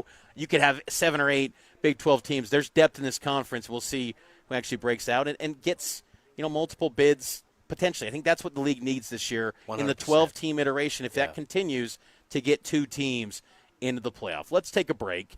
On the other side, we'll continue to talk some more football. We're just rolling along here on this Football Friday from the Warehouse. The Warehouse, 1825 South 3rd West. Mitch Harper, Steve Bartle here on JJ and Alex on the KSL Sports Zone. And now, a look at traffic from the KSL Traffic Center. Add some extra minutes to your drive because of the usual slowdowns on southbound I-15 from Murray down to 90th South and Sandy. Reduced speeds continue from that point to Utah County. Northbound on I-215 westbound is also slow between the 201 highway and I-80 if you're heading towards the airport. Advanced Window Products, factory direct affordable windows. Call today. They're on the way. Financing is available. Save now and pay later at advancedwindows.com. With your traffic update, I'm Alex Napolis here on 97.5, the KSL Sports Zone. This is Jake Scott and Ben Anderson. You know, I've been hearing people tell quarterbacks to run less forever, but then all of a sudden they turn into below average quarterbacks. Yeah. The reason that they're D1 starting quarterbacks is because they run. Yes. You can say, hey, we're going to need you to go out there and sling it and hand it off more, but that's not what makes him good. That's not why he's the quarterback at the University of Utah. He's the quarterback at the University of Utah because he can throw well enough and he ran for 1,200 yards. He's capable of that. I mean, get ready for it. I think the coaches are cheering for him to have 1,200 yards, I would guess. Huh. Yeah, why not? Go be dynamic. Go get 1,200 yards for a quarterback. Yeah, of course. If you Think do Michael that, Vick in college. Yeah, right. No, I get it. If he is getting 100 yards a game on the ground and can do anything through the air. Hey, we're going to need you to be less productive, pal. No, come on, that's crazy. No, They're absolutely rooting for that to happen. Hear Jake Scott and Ben Anderson every day from 10 to noon on 97.5, the KSL Sports Zone. Salt Lake City fat loss. We want to help you understand how big of a deal this has been for us. It's a life changer. It really is. When you want to drop those LBs and you want to get it right and you want to keep it off, you go to Salt Lake City Fat Loss. SaltLakeCityFatLoss.com. You can save $200 right now on the program. Just go check it out. You can get a 15-minute free phone consultation. They want you to ask the questions. I've dropped 60 pounds on the program. JJ, you've lost some weight, and it shows on TV, man. It's awesome. Yeah, if you've seen me on TV, you've noticed the difference. It's okay. Don't feel bad for realizing it and seeing it. Yeah, I've lost weight. 40 pounds in 60 days is what I lost. I feel great. My health has improved. I look better on TV. I look better doing my job. And that was my big motivation, is knowing that I needed to make a change. If you're feeling that same way, if you're overweight and you're tired of it, and find your reason and call Salt Lake City Fat Loss. They're going to help you reach your goal. SaltLakeCityFatLoss.com. Like I said, save $200 just by mentioning our show. It's SaltLakeCityFatLoss.com. If you're 55 or older and into that whole saving money thing, T-Mobile has an exclusive phone and internet bundle just for you. Right now, get 2 unlimited phone lines plus 5G home internet for just $30 each per month with autopay, plus taxes and fees. And with 5G home internet, setup is easy with just one cord and no technician needed, which is great if you're also into that whole keeping it simple thing. Switch now and experience the best mobile network in the U.S. Visit your local store to start saving. T-Mobile, it's better over here. Based on analysis by Ookla of speed test intelligence data Q4 2024 to Q1 2025, Ookla trademarks used under license. Unlimited on our network. Customers on voice plan may notice speeds lower than other customers and further reduction if using more than 50 gigs a month due to data prioritization. Video streams and SD on this plan. Home internet pricing after $20 and monthly bill credit plus $5 per line without autopay. Debit or bank account required. See 5G device coverage and access details at T-Mobile.com. Home sellers, do not lose money selling your home the old way. Make more money when you sell your home with a Bank Buster loan. This is Rod with the Save Right Realtor team at Realty Path. Average interest rates are in the mid to high 6s, but Save Right Realtors will market your home with a fixed rate as low as 4.75%. The ultra-low Bank Buster rate gives buyers monthly payments that are hundreds less than comparable homes.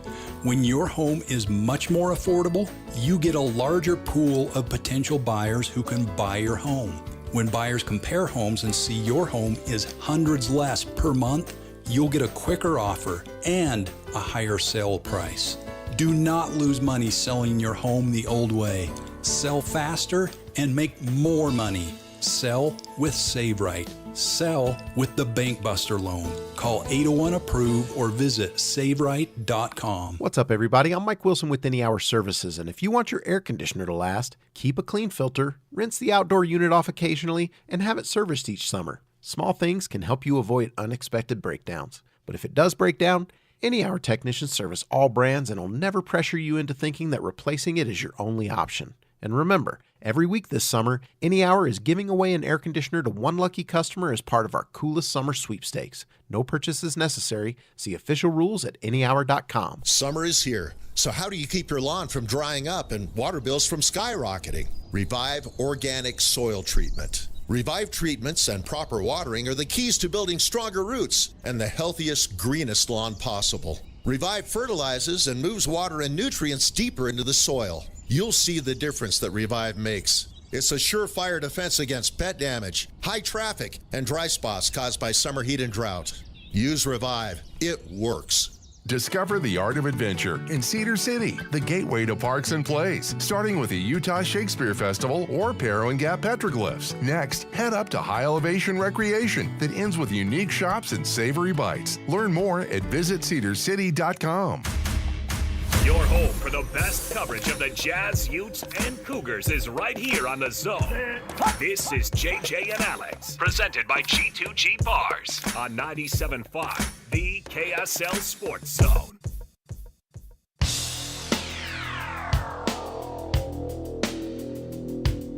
A Monday warrior, mean strike. Today's Tom Sawyer, mean. Welcome back into JJ and Alex here on the KSL Sports Zone. Mitch Harper and Steve Bartle filling in for JJ and Alex.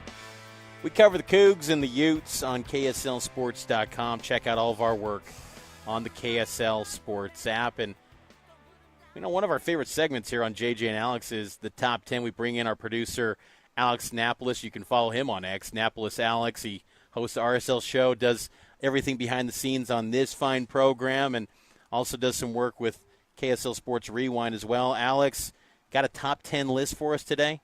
This is going to be fun and interesting because usually it's me and JJ that are guessing Alex's list, but now I feel like I get to have some fun here by taking you guys through the rigmarole and having you guess all-time passing yards in a career across all of college football. Oh, man. Top 10. See, I've looked at these lists many times over the years. Have you? Because there's been some BYU guys that have cracked into the list. So who's starting? It's a free-for-all. You toss them out. I'll give you a ding if it's on there. I'll say no if it's not. Okay. And I'm going to start the timer here. You got 1 minute to guess. Oh, come on. You didn't start. We haven't started yet. We got to wait for the timer. Okay, all right. Sorry. Wait for the ding. Okay. 3, 2, go. Okay, Ty Detmer. Ty Detmer's on there. Okay, let's Colt go. Brennan. Yep. No. How about Timmy Chang? Timmy Chang. That's what I was I'm thinking. thinking of the Houston quarterback, Case Keenum. Ding. David Klingler. No. Andre Ware. Patrick Mahomes. Let's stay in that Texas Tech tree, though. Graham Harrell? Yeah, Graham Harrell. Ding. Okay, Cliff Kingsbury, is he on there? Let's go with, I'm trying to think, who are some guys? There's been some guys that have, how about Kellen Moore? Ding. Okay. That's a good one. Colt McCoy, Texas. Okay. Baker Mayfield, Oklahoma. And that's time. I'll let you. Ooh, Baker Mayfield actually missed the list. Barely. He's number 11. Who's number 1? Number 1 is Case Keenum with 19,217. Second place is Dylan Gabriel from his time with UCF, Oklahoma, and Oregon. Man. Timmy Chang comes in at number 3. Seasons, right? He did have like 5 seasons. Timmy Chang comes in at number 3. Number 4 is Landry Jones. Number 5 is Graham Harrell. Number 6, Sam Hartman, the former Notre Dame quarterback. Number 7 is Bo Nix. Number 8, Ty Detmer of BYU. Wow. Number 9, Will Rogers of Mississippi State and Washington. And then you have at number 10, Kellen Moore. See, what's crazy about that list is, okay, Ty's numbers came from like 88 to 91. and he played 3.5 years. They didn't even count his bowl stats. He had like a 550-yard performance against Penn State in a bowl game. It's not on the books. Yeah. Like, we need to go back and add that, and he can move up the ladder. And then you got these guys like Dylan Gabriel. They're rewriting the record books, and it's like, you got 5 years to do now, it. Case Keenum, that was 4 years just balling at Houston. Like, they throwing that thing I think around. that was Kevin Sumlin and gosh, I can't remember. I think it was Early Sumlin. 2010s, right? Yes. Houston's had some ballers. Texas Tech, too. Yes. That air Patrick raid. Mahomes, Baker Mayfield, they threw for like 7,000 yards in one game. That's why I was thinking Mahomes. Yeah, Mahomes, though, didn't he only start 2 years? No, he didn't start very long. Like, I threw that out. I think they even went like 5-7 one year with Mahomes. Yeah, they did. That's what's crazy That about final year. And that's why no one is believing in Texas Tech this year. You're It's right. like, you can't win with Patrick Mahomes. You can't win with anybody. You're not winning with a $40 million roster. You know who always is winning is Tom Curl. Here at the warehouse, here in Salt Lake. Our guy Tom. Tom is making you a winner, too, with the boom deals that he's giving you guys. So you got to get down here to the warehouse in Salt Lake. The Salt Lake location is where all these boom deals are happening, 1825 South 3rd West. Tom, what do we got for the people right now? Well, everything has to go. Yep. We have to sweep the warehouse. We have to All of vacate it. the building. Everything has to go. I need help. We're closing the store. We're going out of business. It's because of my health issues. We don't need to talk about that because I'm still good looking. Amen. But what we need to talk about is this is a once in a lifetime to buy name brand furniture at prices, a lot of them far below my cost. An example. I have, let's call it the David James bed. Whoa. This is if you go up and down the street, you'll find adjustable beds with the fantastic mattresses, $9,000 to $14,000. We're talking really nice stuff. I have a split king adjustable with all the bells and whistles. Head up, foot up. It's got USB charger for your phone. It's got LED lights underneath. The flashlight is even on the remote. It's got zero gravity. It's got memories that you can set. So if you have a favorite spot, memory number 1. It adds years to your life of being in that zero gravity because the blood that pulls in your legs comes to your core by gravity instead of your heart pressure, blood pressure increasing. This bed we sold literally hundreds of them at $3,700. We did them one weekend at $34.99. I have 7 beds. So that is the split king. And these mattresses are the gel-infused hybrid with the hyper-cool cover, DuPont patented cover. Incredible mattress. And I sold one of the anchors of one of the shows this bed, and I gave him a screaming deal at $2,700. I'm going to sell the last, I think it's 7, so I have 14 bases and 14 split mattresses. $1,899. Let's go. No, if you've ever wanted the best adjustable bed, you can't buy the cheapest split king at this price. This is the best. But that's not all. What else you got, Tom? I've got a queen. I've got a queen with a Serta base, and it's a nice Serta adjustable base with a queen Sealy Posturepedic Plus mattress. You'll find it for $3,500. You'll find it as cheap as $25.99, $24.99 maybe. How about $899? Let's go. Boom. There you go.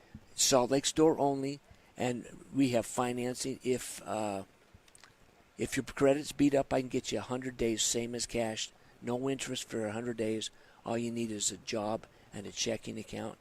And last but not least, if you see something when you walk in the door, don't look at the price because it's substantially discounted from the lowest price.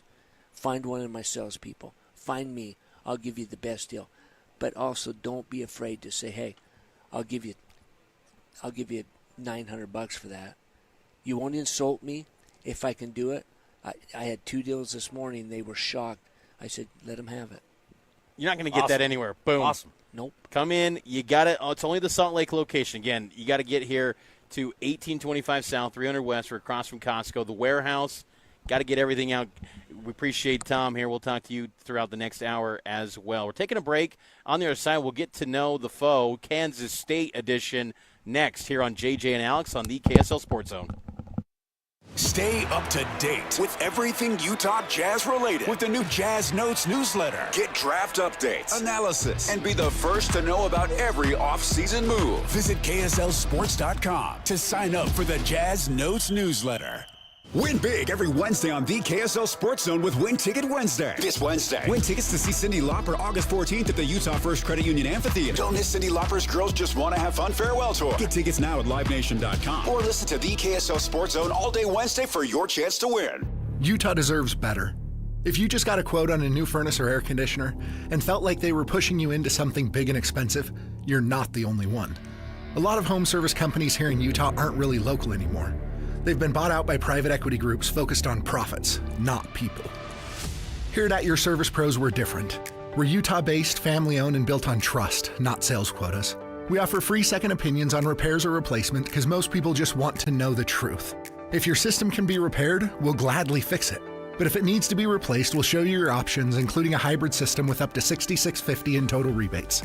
We'll make sure you're getting the best price possible, not some inflated quote so our investors can get richer. At Your Service Pros has served Utah homeowners for over 20 years, and we're proud to have a 4.9-star rating from families just like yours. So call At Your Service Pros today at 801-YOUR-PRO. If you need a free second opinion on your heating, air, plumbing, or electrical, call 801-YOUR-PRO.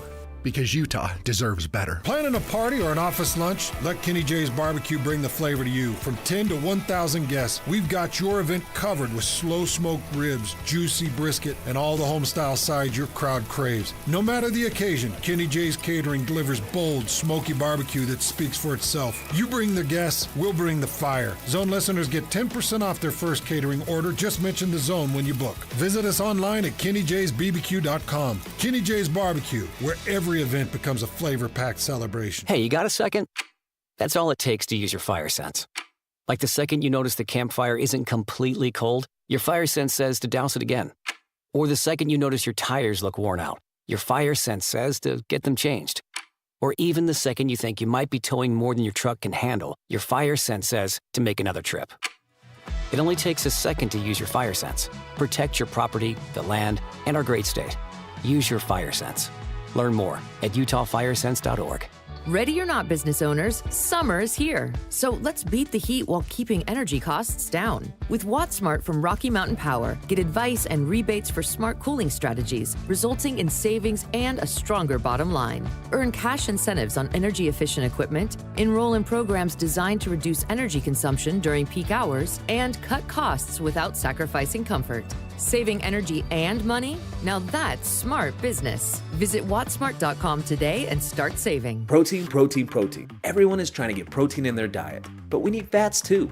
Healthy fat, that is, like the rich, natural peanut and almond butters found in G2G protein bars. Most bars don't have it because, well, most bars aren't real food or refrigerated. Fortunately for you, we aren't most bars.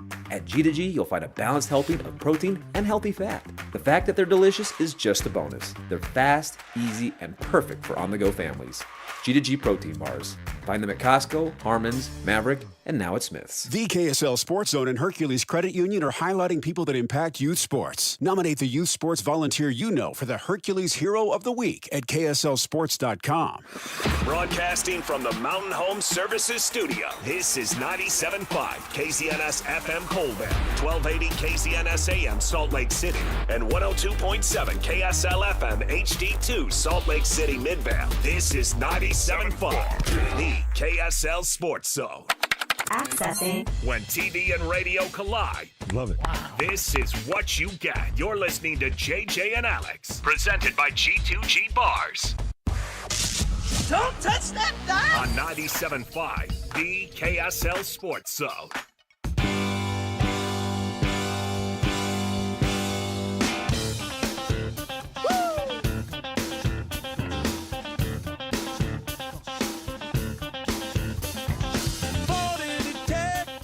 And Alex, brought to you by G2G Bars. Mitch Harper, Steve Bartle filling in for JJ and Alex. Appreciate all of you tuning in today. If you miss any part of the program, subscribe to the JJ and Alex podcast on the KSL Sports app or wherever you get your podcasts like YouTube, Apple, Spotify, Pocket Cast. You can check that out and give a 5-star rating and a review on the podcast. Again, JJ and Alex brought to you by G2G Bars with all natural ingredients, no preservatives, and plenty of protein. G2G Bars are perfect for anyone who needs a tasty, nutritious boost. We got to dive into some more Big 12 opponents, Steve, and one of these teams is one that Utah will be facing this season in Salt Lake at Rice-Eccles late in November. That's the Kansas State Wildcats, who we were talking about earlier. Got the best odds to get to, at least by ESPN's metrics, to get to the college football playoff this season. It's an interesting program that, you know, Kansas State won the Big 12 in 2022. Everyone talks about TCU going to the national championship that year, but it was the K-State Wildcats that won the league when it was in its last iteration of the 10-team format. This is a good program under Chris Kleiman. Yeah, it is. No, it is. It's a competitive one, and looking at this team this season, obviously it all centers around Avery Johnson, and with what they've done in the transfer portal and with their high school recruiting class, they've added some nice pieces around him to, I think, essentially say, hey, Avery, now's the time. Let's see what you're really about. I think Avery is one of the most talented quarterbacks in the league at the very least. Now it's about taking that next step, becoming more consistent, on a week-in, week-out basis, but even more beyond that, a drive-to-drive, play-to-play type basis, taking on that type of mentality, I think is going to be the key for Johnson and for Kansas State this season. First ever meeting, I think, Utah and Kansas State, right, when it happens, coming up November 22nd, the Utes and Wildcats. So I think this is going to be a really good matchup. It'll be the senior, or it'll be a road game, or excuse me, a road game for Kansas State, but it'll be a senior day for the Utes coming up in November. So this is going to be a big game when Utah hosts Kansas State. Yeah, November 22nd, second to last matchup of the season. That's going to be a big one. And obviously with Utah, we were talking earlier about, the playoff odds and what does Utah need to do to get in that conversation. And, so much of that stems from the early parts of the season. But then you get into that final month of the season, and Kansas State is going to be another, big matchup for Utah on that schedule. Let's dive more into the K-State Wildcats with Tim Fitzgerald right now in the cut. It's time for the biggest story of the day. This is what made the cut with JJ and Alex on 97.5, the KSL Sports Zone. The cut brought to you by Trajan Wealth. Call Trajan Wealth today, your local financial fiduciary, 801-899-7600, or visit their website at TrajanWealth.com. We'll jump out to the phone line.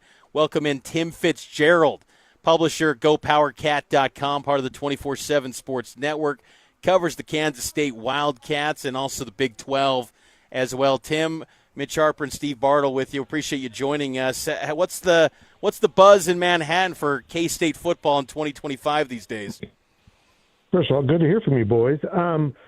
People are fired up. They think this could be a really good team. It has the makings of it. You got to get through injuries and upsets, and you don't mess around with the start of your season with Iowa State and Dublin. But I think optimism is running high, and there seems to be a quiet confidence about this team and the coaches. You mentioned the Farmageddon being transplanted to Ireland. It's such an interesting decision because that is, one of the great rivalries in the Big 12. So much history, so much tradition there. What's the feeling amongst K-State with that decision to move that game not only to the beginning of the year, but to move it to Ireland and then potentially lose that rivalry game in the future? Yeah, I think if you ask most fans, they'd rather the game be here. Even the fans going to Dublin, it's costly, but it's a cool experience. But still, it's important for home games to be here in town for businesses and just the student body and all that. And losing this game to out of town is going to make a big pause in it, because the Big 12, and a move that none of us can understand, did not schedule this game in 2027, ending a more than 100-year continuous series between these two teams. And it's a point that a lot of fans on both fan bases are upset, because we sit here with realignment and talk about all the traditions we're ending, all the rivalries that have been broken, like Oklahoma State. And yet the Big 12 voluntarily breaks this one in the future. And because of that, that would have been a K-State home game. The earliest Iowa State would come to Manhattan is 2028, and maybe it's 2029. So it's an unfortunate situation, but I think most people agree that this is an enormous opportunity for K-State, Iowa State, and the Big 12 to be on a huge stage. It's the first game of the season. It's a great rivalry. It's always good games. So I think it should be really a powerful moment for the conference and both programs that are involved in it. Talking with Tim Fitzgerald of GoPowerCat.com on the 24/7 Sports Network here on JJ and Alex on the KSL Sports Zone. With that August 23 date, it's coming up. It's 3 weeks away. K-State's already been into the thick of training camp. From the media side and the media windows that you guys get, what's been the look of Avery Johnson heading into his junior year, and how is he progressing as he gets ready for a big season in 2025? He is physically much different. It's amazing what Kansas State's off-season program did for these guys. You can see it with Avery. He was pretty banged up last season, and that kind of slowed him down, took away the run game a lot from him. So they're hoping that his new muscle stature will help him get through this. But I think there's a good feeling about Avery. They've got a new offensive coordinator, Matt Wells. You guys know him from being out there for many years at Utah State. And I think Matt and Avery, since he's his position coach too, are on the same page with what they want to do. And I think fans are pretty fired up to see what this offense will look like, because gone is powerful DJ Giddens, and more elusive running backs like Dylan Edwards are in the backfield. So just by that nature, the offense is going to look different. Yeah, you mentioned DJ Giddens moving on, and obviously, you mentioned Dylan Edwards, and he's going to have to step up. He's more of a dynamic, running back, more of that versatile, elusive type. I'm curious about, who's going to catch the ball from Avery Johnson. You bring back J.C. Brown. It seems like Kansas State went pretty heavy in the portal. Who's going to be catching passes from him? Well, that's the question, and that's been the question with K-State football for a number of years. They've never had a kind of complete, fully filled out receiving corps. It's one of those things when you've been known as a running program with Deuce Vaughn and DJ Giddens, it makes it more difficult to recruit receivers, and then you don't throw the ball because your receivers aren't very good. So it's kind of been in a tailspin. And I think last year they bottomed out. The receivers weren't nearly as effective as they needed them to be, but worse than that, they didn't block downfield very well. They didn't run good routes. Avery Johnson had like a 16% drop rate, and that really skewed his stats and damaged the offense. They feel like a number of these guys are going to come in and make an impact. I think the one that has really jumped out so far is Jaron Tibbs, who comes in from Purdue, and they said he's a big-bodied possession-type receiver, exactly what Avery needed, a guy that will pick up first downs and be available. So I think they're optimistic, but, boys, everyone covering K-State's fallen for this in the past when receivers haven't panned out, so we need to see it to believe it. Tim, who's a under-the-radar guy with K-State that maybe he's been around the program for a few years and waited his time patiently, and he's set to maybe have a breakout season that maybe the outside media that cover things nationally with the Big 12 aren't aware of? Who's someone or a name or two that could be a candidate for that designation? Yeah, it's hard to name one guy, but I'll just say the defensive ends, this is by far the deepest position group on the roster. They really have a 3, if not 4 deep of guys they'd be comfortable playing. And so in wake of losing Brendan Mott, the defensive lineman of the year in the conference, they feel like there's going to be plenty of guys that can step up, and maybe Toby Usansami, who had a huge game to open last year with 4 sacks, and then, gained a lot of attention from opposing offenses. But they tell me his game is further rounded out. And they've just got a slew of guys in that room, and I'm really interested to see who kind of breaks free from the pack. A lot of talk about Ryan Davis, a kid out of Phoenix that was in the program the last 2 years. So maybe he's one. And also linebacker Asa Newsome has had back-to-back injuries. He came in and played his freshman season when Daniel Green, the middle linebacker, was injured. And then he was injured, and that led to the playing of Austin Romaine, who has turned into one of the best linebackers in the conference. Yeah. So Asa was ahead of Austin on the depth chart during their freshman years, and he's back, and everyone says he looks healthy. So most of those type of guys you mentioned will be on that defensive side of the ball. Tim, you're talking a lot about the defensive front, and there's a lot of reason to be optimistic. As you said, Austin Romaine is one of the top linebackers in the conference, and has a chance to put himself more, even more prominently in that conversation nationally this season. I'm curious about the secondary. K-State, that was kind of a sore spot last year for K-State. Is that defensive secondary? What has Kleiman done to sort of address, the secondary and hope for improvement this year? The irony of that secondary is they had 2 guys drafted that are going to make teams out of the secondary, and yet at times last year they were absolutely awful. But it usually came in zone coverage, where there was someone not doing the right thing in the right place. It was baffling that this team could be so good in man and just dreadful in zone. So that's something they hope to have cleaned up, and one of the reasons why they feel a little bit better about it is Arizona transfer Gunnar Maldonado comes in, and he's a very intelligent player. He's a proven player. He's been injured.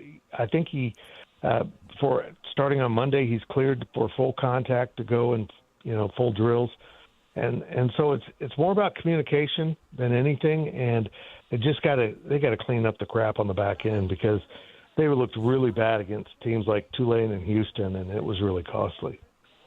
Talk with Tim Fitzgerald of GoPowerCat.com, part of the 24/7 Sports Network. He covers all things Kansas State and the Big 12 Conference on 24/7 Sports. And earlier, Tim, you were talking about, maybe it's because of the identity of running the football, it might be a little bit challenging to recruit wide receivers. I'm curious, just recruiting in general, how was roster construction, the health of NIL with K-State, and how does Chris Kleiman feel about just the overall state of maybe the off-the-field affairs that feel like they dominate the headlines as much as on the field these days? Yeah, no doubt. K-State's doing something very interesting. They're not throwing around the NIL and the recruiting trail or the transfer portal a whole lot. They'll be competitive if they really want someone. But mostly they're aiming their NIL inwards and rewarding guys like Jace Brown, who you mentioned earlier, who had a lot of feelers for really good NIL offers, and Kansas State kept him. And so they're kind of using their NIL budget, or what's now going to be rev sharing, to protect the roster more than anything. And they've been effective. They've done a good job. They haven't had great wholesale losses at any point, and it seems to be working. It seems to be, if you're Kansas State, your developmental program, you got to hang on the guys you develop, and you can't have them going out the door. So as we see guys develop now, they're actually moving into bigger and bigger roles with the roster instead of departing for another program. And I think that's a fashion that a lot of schools aren't doing, but it's been really effective for Kansas State. Tim, I'd be curious, while we're talking recruiting, Lincoln Cure was a headline grabber in last year's cycle, being a 5-star and Kansas State beating out Oregon, who was, in hot pursuit of him, and to have him, the local kid, what should be what are the expectations for him? Because Kansas State, they've produced some good tight ends over the years and have had good fortune there. What's going to be the expectations for Cure in year one? When and how will he be used? He didn't come in for the spring semester. He decided he wanted to stay for his last semester of high school and set a state track record he'd been aiming to get, and he did it, which is, 110-meter hurdles. Now holds a state record. That tells you a lot about his athleticism for a 6'6" kid that plays tight end. Yeah, and 2 years ago they had Ben Sinnott, who goes in the third round to the Redskins, and you're thinking there's going to be a drop-off. And then last year they had 4 different guys score touchdowns, and not mop-up touchdowns, like playing time touchdowns. They had a rotation of 3 guys that were really good. Someone got hurt. 4th guy stepped up, and they never missed a beat. And now all 4 of those guys are back, and you have Lincoln Cure. I don't know how they're going to get everyone on the field, but Lincoln affords you the opportunity to use them at receiver, to split them out, give a 3 tight end look, and, maybe move Dylan Edwards out of the backfield and Lincoln Cure off the line, and all of a sudden you got 4 wide. And I think there's a real opportunity here for K-State to get creative with its personnel groupings, particularly with a guy like Lincoln Cure, who I told is picking things up amazingly well, but I also think they'll probably narrow things down for him early in the season. Tim, last thing for you, back-to-back years winning bowl games, and the year before that, in 2022, they win the Big 12, Kansas State. Think they're getting back to Arlington this year? Do they got the pieces to make it happen again? Yeah, but you guys have witnessed this conference and the chaos that can be. Yeah, they do. I don't see them being this year's Oklahoma State. But you just never know in this conference how things shake out. There's a possibility that losing in Dublin could derail either Iowa State or Kansas State. But I also think there's a complete possibility that that'll be the Big 12 championship game, that whoever loses has plenty of time to recover from that. But then again, I'm going to put Arizona State on that list. Certainly Utah. I think I rank that as K-State's biggest game of the season. They come out there second to last week, and both teams might be contending for the Big 12 championship. It's a huge game. I'm looking forward to going to Salt Lake for that one. Tim, we appreciate the time. He's Tim Fitzgerald, covers Kansas State on GoPowerCat.com, part of the 24/7 Sports Network. And, again, thanks for hopping on, Tim, and looking forward to your coverage this season with the Wildcats. Thanks, boys. Great to hear from you. Appreciate you, Tim. That's Tim Fitzgerald, GoPowerCat.com, part of the 24/7 Sports Network. We are live here in Salt Lake City at the Warehouse, 1825 South 300 West. Tom Curl giving out the boom deals. Everything's got to go, folks. It's serious. Get in here. Let's make some boom deals happen, right, Tom? I mean, you're willing to make some deals to get people a deal of a lifetime, honestly. It is. I just talked to a couple of folks in here that bought one of my daughter's Ashley sectionals, and it was just $1,100 cheaper than my daughter Ashley's store that's right next door. $1,100. That's not a little discount. Yeah, that's boom. That's massive boom. Deca boom. Massive. I have a really important question. What is this business about University of Utah stadiums rated higher than BYU Stadium in the best stadiums in the nation? Oh, yeah. I'm a bit surprised. No. BYU Stadium, it's getting a little old, Tom. You got to boost up those NIL resources. Need some new furniture down there at the very least. We got to outfit that stadium. I thought they just did some, readers across the bottom. Yeah. I thought they just did new scoreboards. They got the new scoreboards. Those are looking good. I think that we need to get all the NIL boosters. Let's fill in those corners so we have a full south end zone. I'm with you. And then nobody can say anything, but get 70,000 seats. Get that thing state of the art. What is it now? 64,000, 66 almost. Yeah, 63 somewhere in there. You can add 20,000 seats in those two corners. Yeah. Let's make it 85,000. Make it one of the biggest stadiums out west. Boom. Let's do it. Boom. Let's do an 80. That was a boom directed at me. Boom. Listen, let's do a Lavelle Edwards expansion boom deal. Okay. I like that. How about we do all lamps? We talked about this earlier. All lamps 50% off. All case goods 50% off. Boom. All occasional tables, all coffee tables 50% off. All artwork 75% off. All rugs 50% off. That's already booms. You're going to go lower? Well, we were selling them at 30% off. We got to do Lavelle Edwards worthy discount. So let's do that. But most importantly, you've got to come in here. I'm leaving back to Arizona on Tuesday. You've got to come in here this weekend. We are open. We've never been open on Sunday, but we have to be open on Sunday to get this stuff gone. So today, tomorrow, Sunday, Monday, I won't be here Sunday. I'll be here today. I'll be here tomorrow. I'll be here Monday.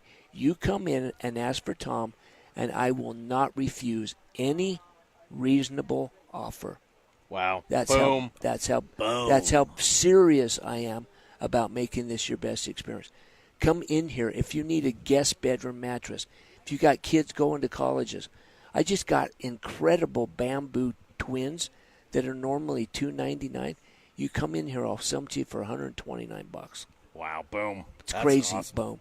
Great big. It's like a 13-inch pillow top. Adult. We're not talking a bunk bed 6-inch piece of garbage. We're talking about the best stuff at the best price. Salt Lake City store only. That's right. Warehouse here in Salt Lake. He's Tom Curl giving the boom deals really of a lifetime. 1825 South, 300 West.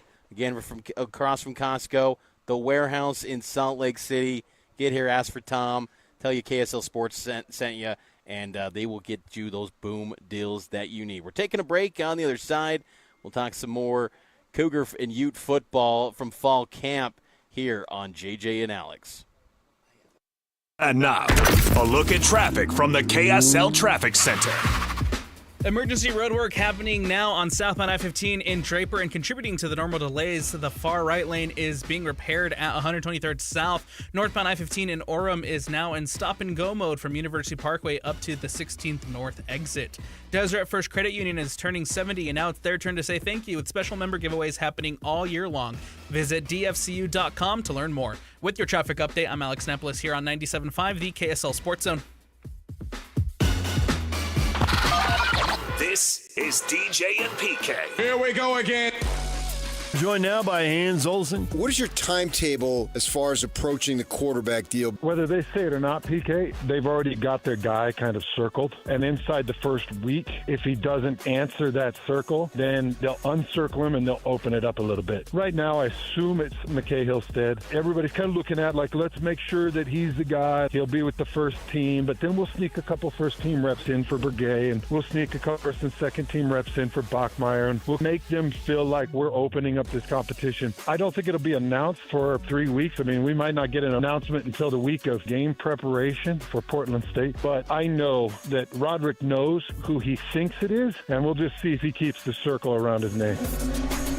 Catch DJ and PK mornings from 6 to 10. Presented by Black Desert Resort, Utah's premier golf resort on 97.5, the KSL Sports Zone.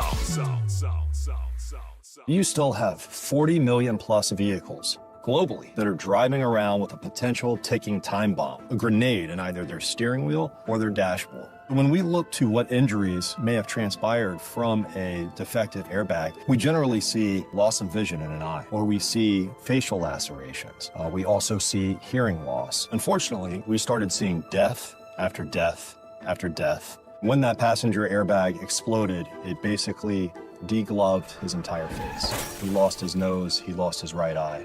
The type of catastrophic injuries that one is more accustomed to seeing in a Hollywood movie, and not something from a device in an automobile that's supposed to protect you. Morgan & Morgan has a national reach in terms of handling and prosecuting cases.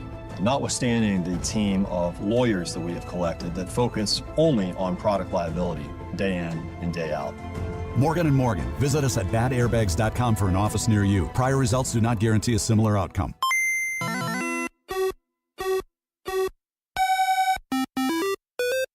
Think road safety's a single-player game? Not so fast. Before driving through a crosswalk, put away distractions and watch out for pedestrians and cyclists. The best way to win? Share the road. Brought to you by the Utah Department of Public Safety. This is Hanson Scotty. Let's do it.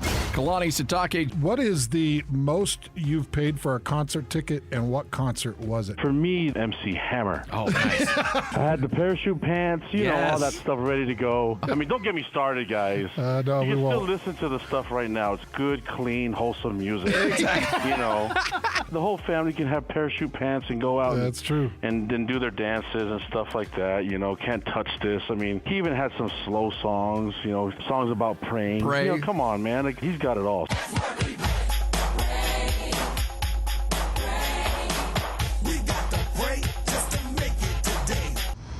What kind of a show is this? Catch Hans Olsen and Scotty G every day from noon to 3 on 97.5 1280 The Zone. Powered by KSLSports.com. Hey, bro. You hear us every day with our crazy opinions. Hey, what you doing? Well, now it's time to hear from you. Hey, great show. Download the KSL Sports app and fire off your thoughts with the call-in tab on the bottom of your screen. Your show is fantastic. It's the one that captivates me the most. You can tell PK to stop singing. G-Bangs! G-Bangs! Let Jake and Ben know what you really think of the Jazz. Tell Hans and Scotty about your favorite barbecue spot or what color of tie JJ should be wearing on TV. The best entries will be played on the air. Download the KSL Sports app now and hit the call-in button to let your voice be heard. I think you guys do an incredible job. This is 97.5, the KSL Sports Zone. If you've ever had to deal with a plumbing problem, you may have felt the pain of realizing you don't know any plumbers. Whether you're trying to stop a leaky faucet, fix a running toilet, replace your old water softener, or install a tankless water heater, the plumbers at Any Hour Services can help. All you have to do is call Any Hour Services or schedule an appointment at anyhourservices.com. Help with plumbing maintenance and repairs is closer than you think. Call Any Hour Services or schedule an appointment at anyhourservices.com. No one helps more homeowners than Any Hour Services. Black Desert Resort isn't just your home. It's an endless retreat where life is played your way. From intimate studios to spacious 4-bedroom suites. The raw beauty of southern Utah is your new backyard. Discover our championship golf course, exquisite dining, and world-class outdoor adventures, all yours to conquer. This is luxury your way. Learn more about owning a luxury residence at blackdesertresort.com. Come play, come stay. Hey, it's Jason Smith. Ready to level up your skills and stand out in today's evolving workforce? At University of Maryland Global Campus, you can gain real-world skills in leadership, communication, critical thinking, and more. Explore programs that apply emerging tech like AI and data science. With more than 135 online degrees and certificates, UMGC, an accredited and affordable university, offers skills-based education that can help move your career forward. Classes start August 13th. Apply now and save with no application fee at umgc.edu. It's time. Time for the pro to get everything for the entire job, all from one partner. To get access to over 3 million products, including many products you won't find in our stores. It's time to get delivery on your schedule or next day on over 50,000 products. And time to get dedicated support on the job site or in our stores. From ordering to planning, we've got you. One partner, any job, all in. Ask about all we can now do at the Pro Desk. The Home Depot Pro, it's about time. The KSL Sports Zone and Hercules Credit Union are highlighting people that impact youth sports. Nominate the youth sports volunteer you know for the Hercules Hero of the Week at KSLSports.com.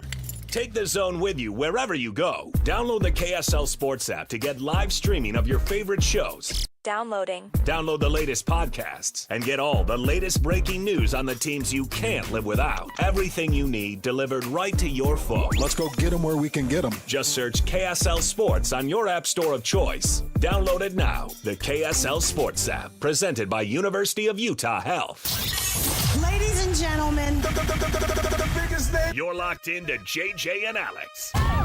With the insight and analysis on the teams you can't live without. Presented by G2G Bars. This is 97.5, the KSL Sports Zone.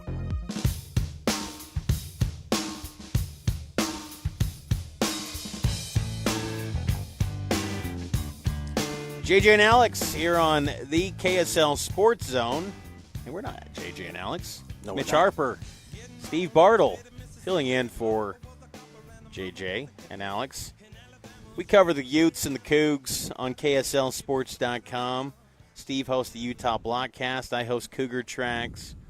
So check those fine podcasts out. We'd appreciate Fine that. podcast. Very fine podcast.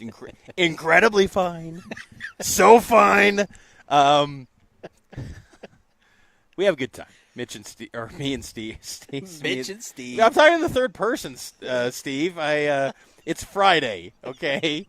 Mitch is feeling it. Mitch is, I'm fine. I'm so fine.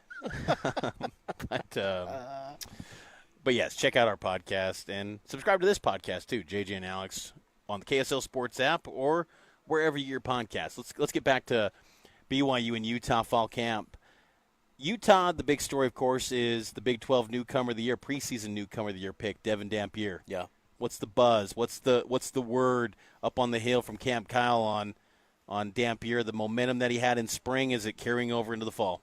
Yeah, I think so. And obviously with Dampier, there's a lot of excitement about what he can be for Utah this season, given what he accomplished last year at New Mexico, accounting for nearly 4,000 yards by himself, 31 touchdowns. You add that to the mix here, and that's reason alone to be optimistic. But I think more importantly is, the fact that he came here with Jason Beck and having that command of the offense has already benefited Dampier. It was evident during spring ball, seeing the difference between him and the other quarterbacks who were learning the offense. And as they've gotten into fall camp the first 2 days, it's become really clear that Dampier, his wide receivers, spent a lot of time working out together, with the NCAA making rule changes, as Whittingham has talked about this a couple of times. Players are now able to do these player-run practices pretty consistently and spend a lot of time together where they can get into fall camp, having a good rhythm and chemistry. And that's been apparent the first week of fall camp for Utah.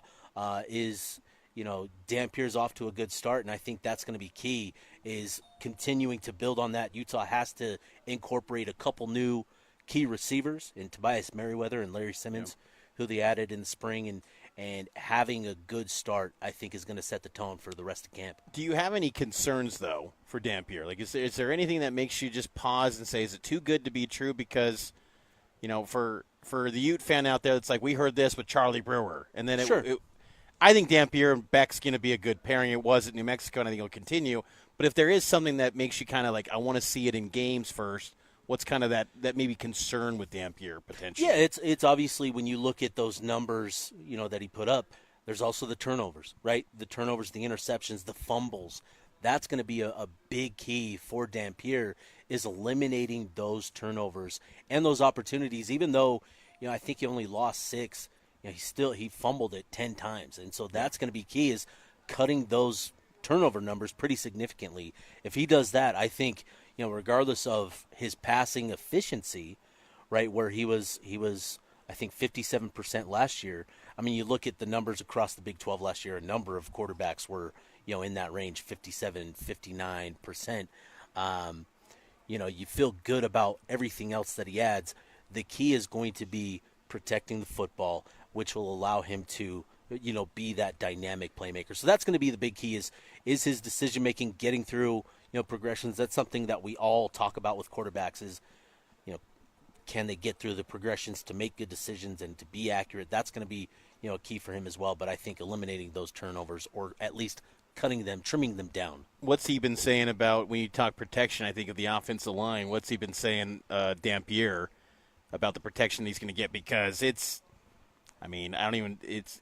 night and day difference, the O-line he's working with at Utah compared to what he dealt with in Albuquerque. It is. So behind the fact, behind Jason Beck and coming along with him and having that familiarity, that command of the offensive line was reason number 2 as to why he came to Utah. With Spencer Fano, Caleb Lomu, protecting him on the edges. You've got experienced veterans on the interior. Dampier's feeling really good about the guys in front of him, and I think that's going to bode well for him, because he actually produced and was really efficient when kept clean. I think he completed about 64% of his passes when kept clean, according to Pro Football Focus, and that. So that's going to be a key, is protecting him, keeping him clean, and I think he can really benefit behind this offensive line as a passer specifically. Do you think, talking about the offensive line, do you think Fano could be the best tackle in Utah's history. Because I think of Jordan Gross. There's some good ones. There's been some good linemen. Garrett Bowles, Jordan Gross, those guys are now 10-year vets, and that's just naming two tackles. Do you think, though, Fano could be the best from at Utah, like the best of the bunch? That's going to be – I think he's got the potential to be that, absolutely. Yeah. But, those guys have done it. And so it's going to be up to Fano to go out this season. He played at a really high level last year.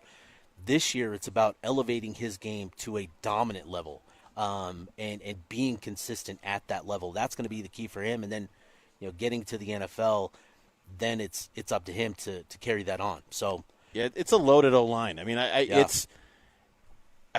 when I thought it was pretty profound when Witt just confidently said, "Best in my time." And he'll Witt's been known to he'll give opinions of how they measure historically because he's been around the block. He's seen everything in college football and at Utah. But for him to say this is the best O-line I've had, I think that's pretty significant because I think there's how deep do you think they go though? They got the starting five, but do they got 9-10 guys that they feel could start if someone had to, was down in a game? How deep do they go though at that position? Yeah, that is the key and why I think Whittingham feels the way that he does about this offensive line. It's not just the starting five. That 2016 offensive line, Garrett Bowles, Isaac Asiata, Sam Tevy, those are three guys that played in the NFL. J.J. Dillman was also drafted from that team. That's a pretty high bar to reach, and I think this starting line can match that play level, but it's the depth behind the starting line where you've got, a blue chip talent in Ike Garcia and Solatoa Moyai, who are guys that have just been kind of biding their time behind this, talented offensive line. You've got other guys in Keith Olson, Kalolo Taaga, who's come in from USC, is another, guy that they like at offensive tackle. So it's the depth behind this group that I think really sort of solidifies its outlook in 2025 and why Whittingham feels as bullish as he does on this unit. Yeah, BYU and Utah. Utah's probably got the best. They got the best line, I think, in the Big 12 this year, and one of the best nationally. BYU's going to be interesting with their offensive line. I think they're going to be potentially better than last year, even losing Etienne as the first team All Big 12 guy. But Kalani thinks they could be 9 deep as far as starter caliber players this year. Curious, you mentioned Etienne moving on. You brought in one of the bigger names, more recognizable names at the very least in the transfer portal, given the demographic here. Andrew Gentry, was a high-profile recruit coming out of high school a couple years ago. What's his sort of acclimation been at BYU since he got there? It's been a lot better than I expected. He's 6'8", 325. He's athletic, a lot more athletic than maybe I gave him credit for when he transferred in from Michigan. And look, we didn't see him in spring. He was still recovering from an injury that he suffered with Michigan. But Aaron Roderick said today he's going to be the starting right tackle. That's the expectation. Gentry is. He's going to step right in, and then. But he's really athletic too for his size. He moves incredibly well. I think these tackles for BYU could be better. Now, the left tackle position, Isaiah Jada he's taken the throne. I mean, and he's a former Colorado transfer, and he was interesting too because at Colorado, he didn't play a lick at that year with Coach Prime in year one when they had the worst O-line in college football. I thought, what can you reasonably expect? What's he going to provide? He couldn't play on that offensive line. They were terrible at that in 2023. He comes in 2024. He stepped in the Utah game when Braden Keim, remember late in that fourth quarter, right. Keim goes down for BYU.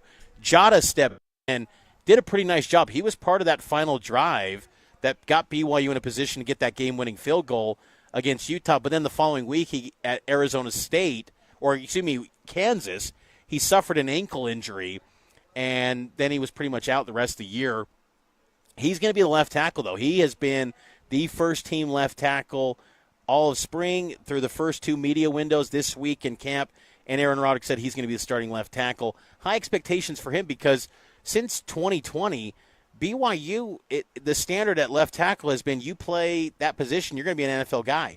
Brady Christensen was a third-round pick, followed by Blake Freeland, who was a fourth-round pick, followed by Kingsley Suamataia, who was a second-round pick, and then Etienne gets an opportunity with the Bengals. So that position, high standard for Jada.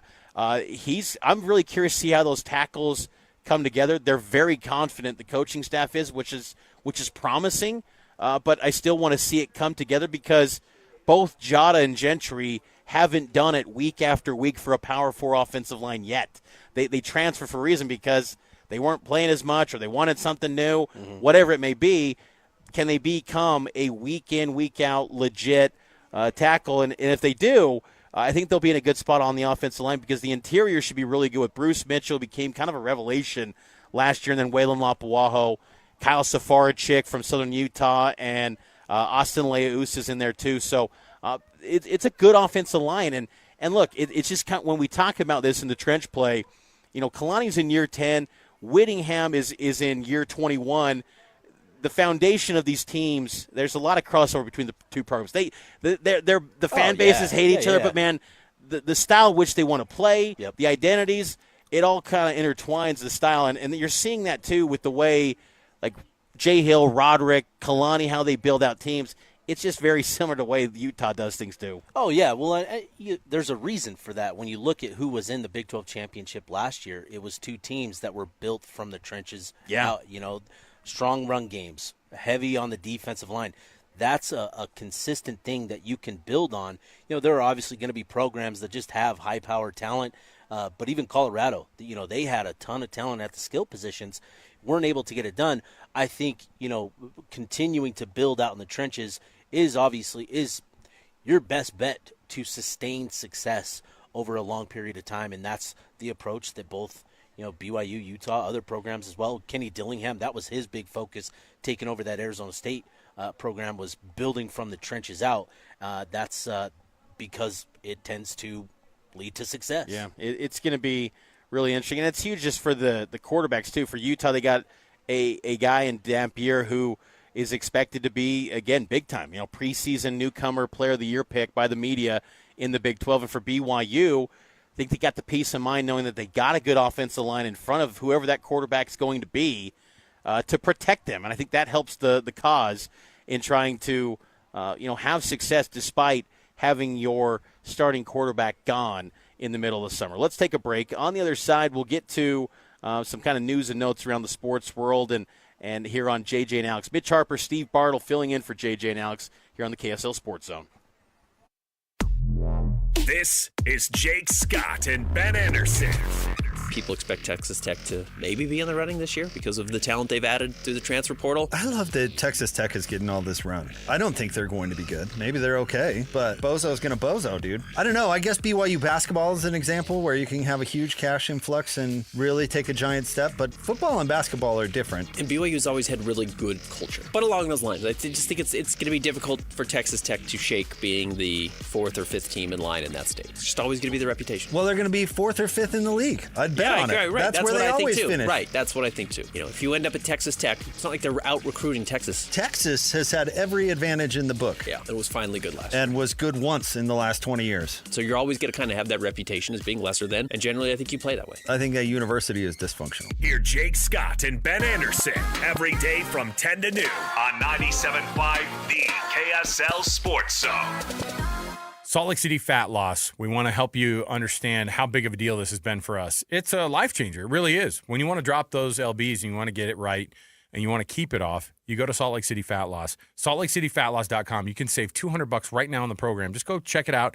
You can get a 15-minute free phone consultation. They want you to ask the questions. I've dropped 60 pounds on the program. JJ, you've lost some weight, and it shows on TV, man. It's awesome. Yeah, if you've seen me on TV, you've noticed the difference. It's okay. Don't feel bad for realizing it and seeing it. Yeah, I've lost weight. 40 pounds in 60 days is what I lost. I feel great. My health has improved. I look better on TV. I look better doing my job. And that was my big motivation, is knowing that I needed to make a change. If you're feeling that same way, if you're overweight and you're tired of it, and find your reason and call Salt Lake City Fat Loss. They're going to help you reach your goal. SaltLakeCityFatLoss.com. Like I said, save $200 just by mentioning our show. It's SaltLakeCityFatLoss.com. The wait is over. After 2 years of renovation, the perfect downtown lunch spot is now open. The Garden Restaurant offers a beautifully designed space and deliciously fresh menu. It's close to everything downtown next to the Temple Square block. If you need something quick and on the go, or to meet a client, friend, or place to relax, The Garden Restaurant offers healthy options like handcrafted sandwiches, soups, unique salads, plus traditional favorites like homemade pot pies and the famous Lion House rolls. The Garden's new look and tasty menu offers something for everyone, featuring dine-in, patio seating, lobby seating, and grab-and-go or quick online ordering. Visit the Garden today. Reimagine space with remarkable taste. Easy street access on the ground floor of the Joseph Smith Memorial Building, open weekdays 11 to 3. Check out the menu at thegardenslc.com. Fresh flavors, iconic location. The Garden Restaurant is now open. See you there. At University of Maryland Global Campus, we give our students credit where credit is due. Credit for deciding in the middle of rush hour traffic to go back and get their bachelor's and a promotion. Credit for managing 3 kids, 2 dogs, and a full-time job to pursue an MBA. And credit for serving in the military by day so they can study cybersecurity at night. For over 75 years, we've been helping students receive the credit they deserve. With more than 135 degrees and certificates, students at UMGC can use prior learning or relevant experience to earn up to 90 credits toward a bachelor's, and graduate students can transfer up to 12 credits toward their master's. At UMGC, you'll find everything from online to hybrid courses and lifetime career services to scholarship opportunities, making your education journey flexible, fast, and affordable. Apply now and save with no application fee. Classes start August 13th. Learn more at umgc.edu. Certified to operate in Virginia by Chev. Tim Hughes back again with Greg and Mike at Replenish Landscape Garden Products. And Mike, we talk about Replenish Compost itself, but it's your soil blends, I think, that most people should have in their growing areas because it's going to help immensely. It will, yeah. We have a variety of soil blends, a topsoil blend, a Ute-like garden mix that adds some soil conditioner in it to keep the soil loose, and garden box blend. And Greg, it doesn't matter if that means flowers or maybe your vegetable garden, it's going to work in both spots. That's right. Everything regarding success in the garden or in the yard starts with the soil, and you won't find any better soil blends than what we carry. And of course, as we have told you before, you can pick it up here yourself in bag or in bulk, or Mike, you can have it delivered. Yeah, we deliver it in bulk or bag, or the super big bag as well, the 1 cubic yard bag. You can always find them at 4660 South, 200 West in Murray. Give them a call at 801-262-5142 or go online at replenishcompost.com. You know it, Replenish. It's good stuff. Right now at S&S Roofing, get $1,000 off any roof replacement. Plus, you'll get our incredible 50-year worry-free warranty. Dial pound 250, then say the keywords S&S Roofing for a free bid. That's pound 250, then say the keywords S&S Roofing. Wrapping up the hour with our picks for the best and worst moments on today's show. As JJ and Alex want to hear your best and worst of the day. Best and worst brought to you by Doug Smith Dealerships, Dodge, Ram, Chevrolet, Subaru, Kia in Linden, and now Mitsubishi in American Fork. Doug Smith Dealerships. Hey, Doug. I can't do it like Alex. He does it really good. Best and worst. Some of the best news in sports today. New York Knicks, Mikal Bridges agreed to a 4-year, $150 million contract extension. Big money with the Knicks. It's a really good franchise right now. It's hard to say, hard to believe, but the Knicks continue to be trending up. Yeah, I think so. That's an interesting decision given what they had to give up to acquire Mikal Bridges. And has he lived up to those expectations? I don't know, but this contract certainly says that they need to reward him and keep him as part of this core to build with. Pretty interesting decision. It was hotly debated this offseason whether it would be done or not. Yeah, the deal includes a player option for $29.30 and a trade kicker. Bridges is ineligible to be traded for 6 months after signing the extension. Worst news of the day: Cowboys defensive end Micah Parsons. He wants to trade. His contract talks stall.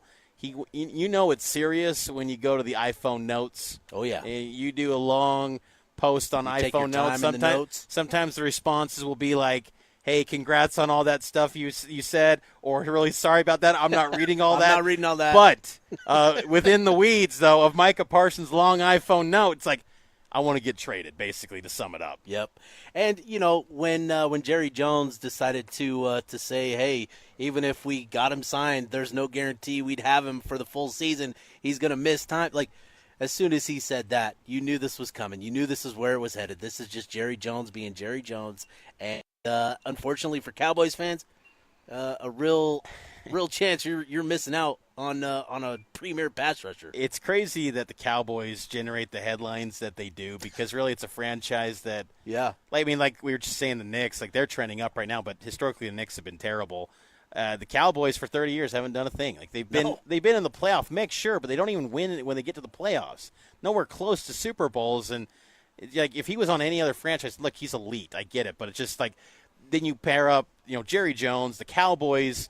It just makes for a bombshell story, and everyone's got their takes on Jerry Jones. Heck, when we were at Big 12 Media Day, I got off at DFW and got into my Uber to go to the hotel. There was this guy, the driver was ranting about, got to get a GM. I'm sick and tired of Jerry Jones.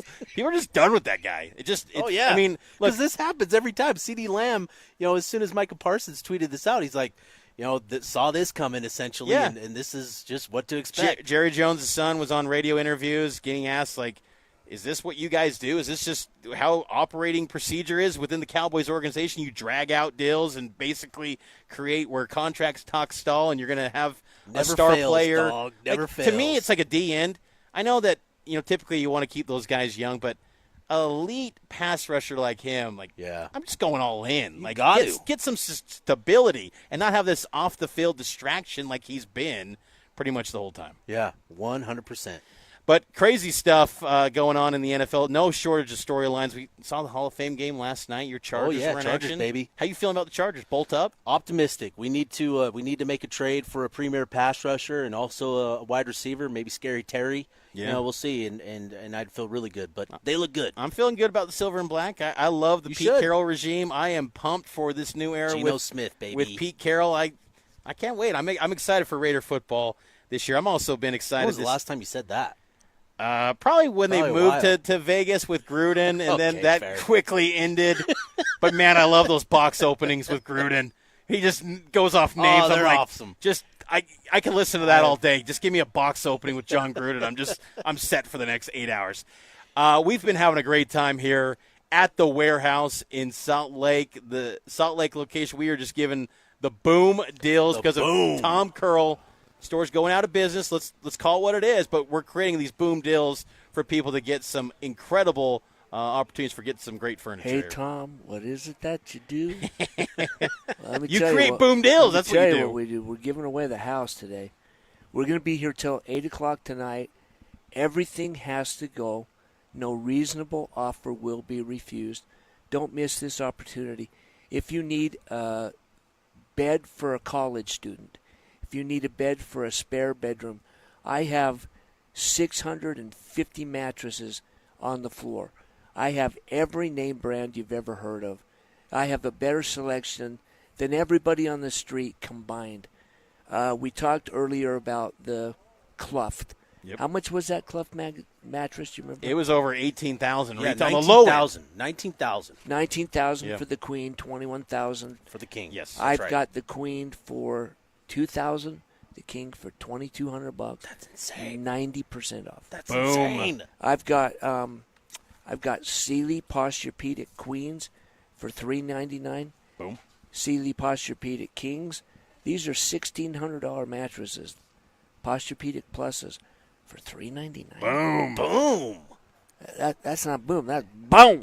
Boom. And then I've got the Cuddler, $399 dining room table. $99. You want to add chairs? $50 a chair. Online, that chair is $179. Same name brand. Hudson House is the brand. Look it up. They're medium high-end stuff. Give the people what they want. Boom! Sofa Love reclining, $10.99. But that's not all. Everything has to go. No reasonable offer will be refused. We also have the Cal King adjustable bed. $5,700 bed, $999 with a Sealy Posturepedic mattress. We're not talking some made in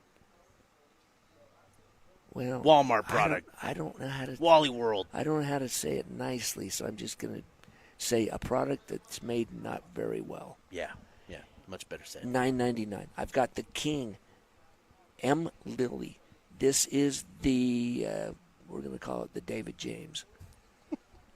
The Bentley. That's right. $10,000 setup. We sold hundreds of them for $37.99. $1,899. Boom. Come and see us. Do not let this pass you by. It's Utah's biggest mattress liquidation. I don't know of anybody who's ever done anything like this before with the brands that we have. Yeah, it's incredible boom deals. Tom, we appreciate you hosting us today. And, again, 1825 South, 300 West, only the Salt Lake location here, right across from Costco, 1825 South, 3rd West, here in Salt Lake, the warehouse. They'll get you right. Appreciate you hosting us here, as always, Tom. We appreciate it. And then we'll toss it here to break. And got more JJ and Alex with BYU and Utah talk next here on the KSL Sports Zone. Take the Zone with you wherever you go. Download the KSL Sports app to get live streaming of your favorite shows. Downloading. Download the latest podcasts and get all the latest breaking news on the teams you can't live without. Everything you need delivered right to your phone. Let's go get them where we can get them. Just search KSL Sports on your app store of choice. Download it now. The KSL Sports app, presented by University of Utah Health. Utah deserves better. If your lights flicker, breakers trip, or something just doesn't feel safe, the last thing you need is someone trying to tell you your electrical panel needs to be replaced, your house needs to be rewired, and you should probably rewire your neighbor's house too. But sadly, that's exactly what's happening since a lot of home service companies have been bought out by private equity groups that are focused on profits and not people. At Your Service Pros is different. We're Utah-based, family-owned, and built on trust, not quotas. That's why we offer a full electrical inspection for just $49. We'll check everything, your panel, wiring, outlets, grounding, and give you an honest report. If it's safe, we'll say so. If it's not, we'll explain exactly what needs to be done and help you fix it the right way, without pressure. We've served Utah families for over 20 years, and we're proud of the 4.9-star rating from people who trust us to do things right. So call out Your Service Pros today at 801-YOUR-PRO to schedule your $49 electrical inspection. That's 801-YOUR-PRO. Because Utah deserves better. Show some love to youth sports volunteers with the Hercules Hero of the Week. Let's praise your favorite youth coach, ref, or maybe the parent that pulls the team together. Your nomination could score them a $100 Visa gift card from Hercules First Federal Credit Union and a $200 gift card from Beehive Meals. Listen to see if they win Thursday afternoons with JJ and Alex. The Hercules Hero of the Week with Hercules First Federal Credit Union and Beehive Meals, helping you take the busy work at a family dinner. Get rules, info, and nominate your hero at KSLSports.com/contests. Planning a party or an office lunch? Let Kenny J's Barbecue bring the flavor to you. From 10 to 1,000 guests, we've got your event covered with slow-smoked ribs, juicy brisket, and all the home-style sides your crowd craves. No matter the occasion, Kenny J's Catering delivers bold, smoky barbecue that speaks for itself. You bring the guests, we'll bring the fire. Zone listeners get 10% off their first catering order. Just mention the Zone when you book. Visit us online at KennyJ'sBBQ.com. Kenny J's Barbecue, where every event becomes a flavor-packed celebration. Thinking about buying a new car? You might want to pump the brakes.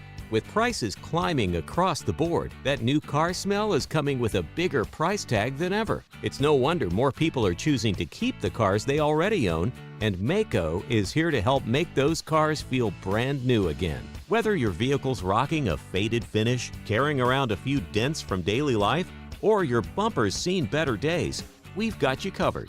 Maaco specializes in high-quality, affordable paint jobs and light collision repairs that bring your car back to life without the sticker shock. You'll be surprised how far a fresh coat of paint and a little bodywork can go. It's fast, affordable, and makes your car look great without blowing your budget. Don't wait. Book your free estimate online or visit your nearest Maaco today. Appointments fill up fast, and your car deserves a fresh start because now, more than ever, it just makes sense to invest in what you already have. Better get Maaco. Broadcasting from the Mountain Home Services Studio, this is 97.5 KZNS FM Colville, 1280 KZNS AM Salt Lake City, and 102.7 KSL FM HD2 Salt Lake City Midvale. This is 97.5, the KSL Sports Zone. Hey!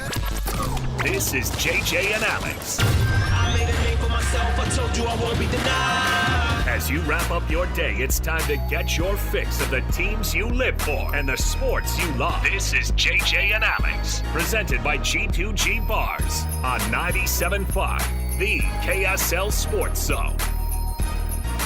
Everyone, to JJ and Alex. You're not hearing JJ or Alex right now. It's Mitch Harper and Steve Bartle filling in for JJ and Alex, and we're coming to you live from the warehouse here in Salt Lake City, 1825 South, 300 West. We'll be holding it down. It's August. That means football month is here. It's a football Friday on the show. Steve, we're going to be talking a lot of Cougs and Utes here over the next 3 hours. It's going to be a lot of fun down here at the warehouse. Our guy Tim sitting next to us here.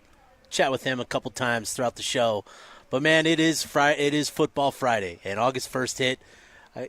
I had the opportunity as a Chargers fan to watch my favorite NFL team play football last night. Football's here. It's fantastic. It is here, and we're going to be hitting on all the latest news and notes from both camps, from BYU and Utah. We'll also get some look-ins on the Big 12 Conference with TCU and Kansas State, two big teams that are going to be on BYU and Utah schedules this season. But, Steve, we were thinking about it before this show. Last time you and I saw each other, we were in Texas for Big 12 Media Day, and at the time it felt like football's so far away still. Like, yes, we just had Media Day, got our football fixed, but still a long ways to go. We got a whole summer. Now it's August.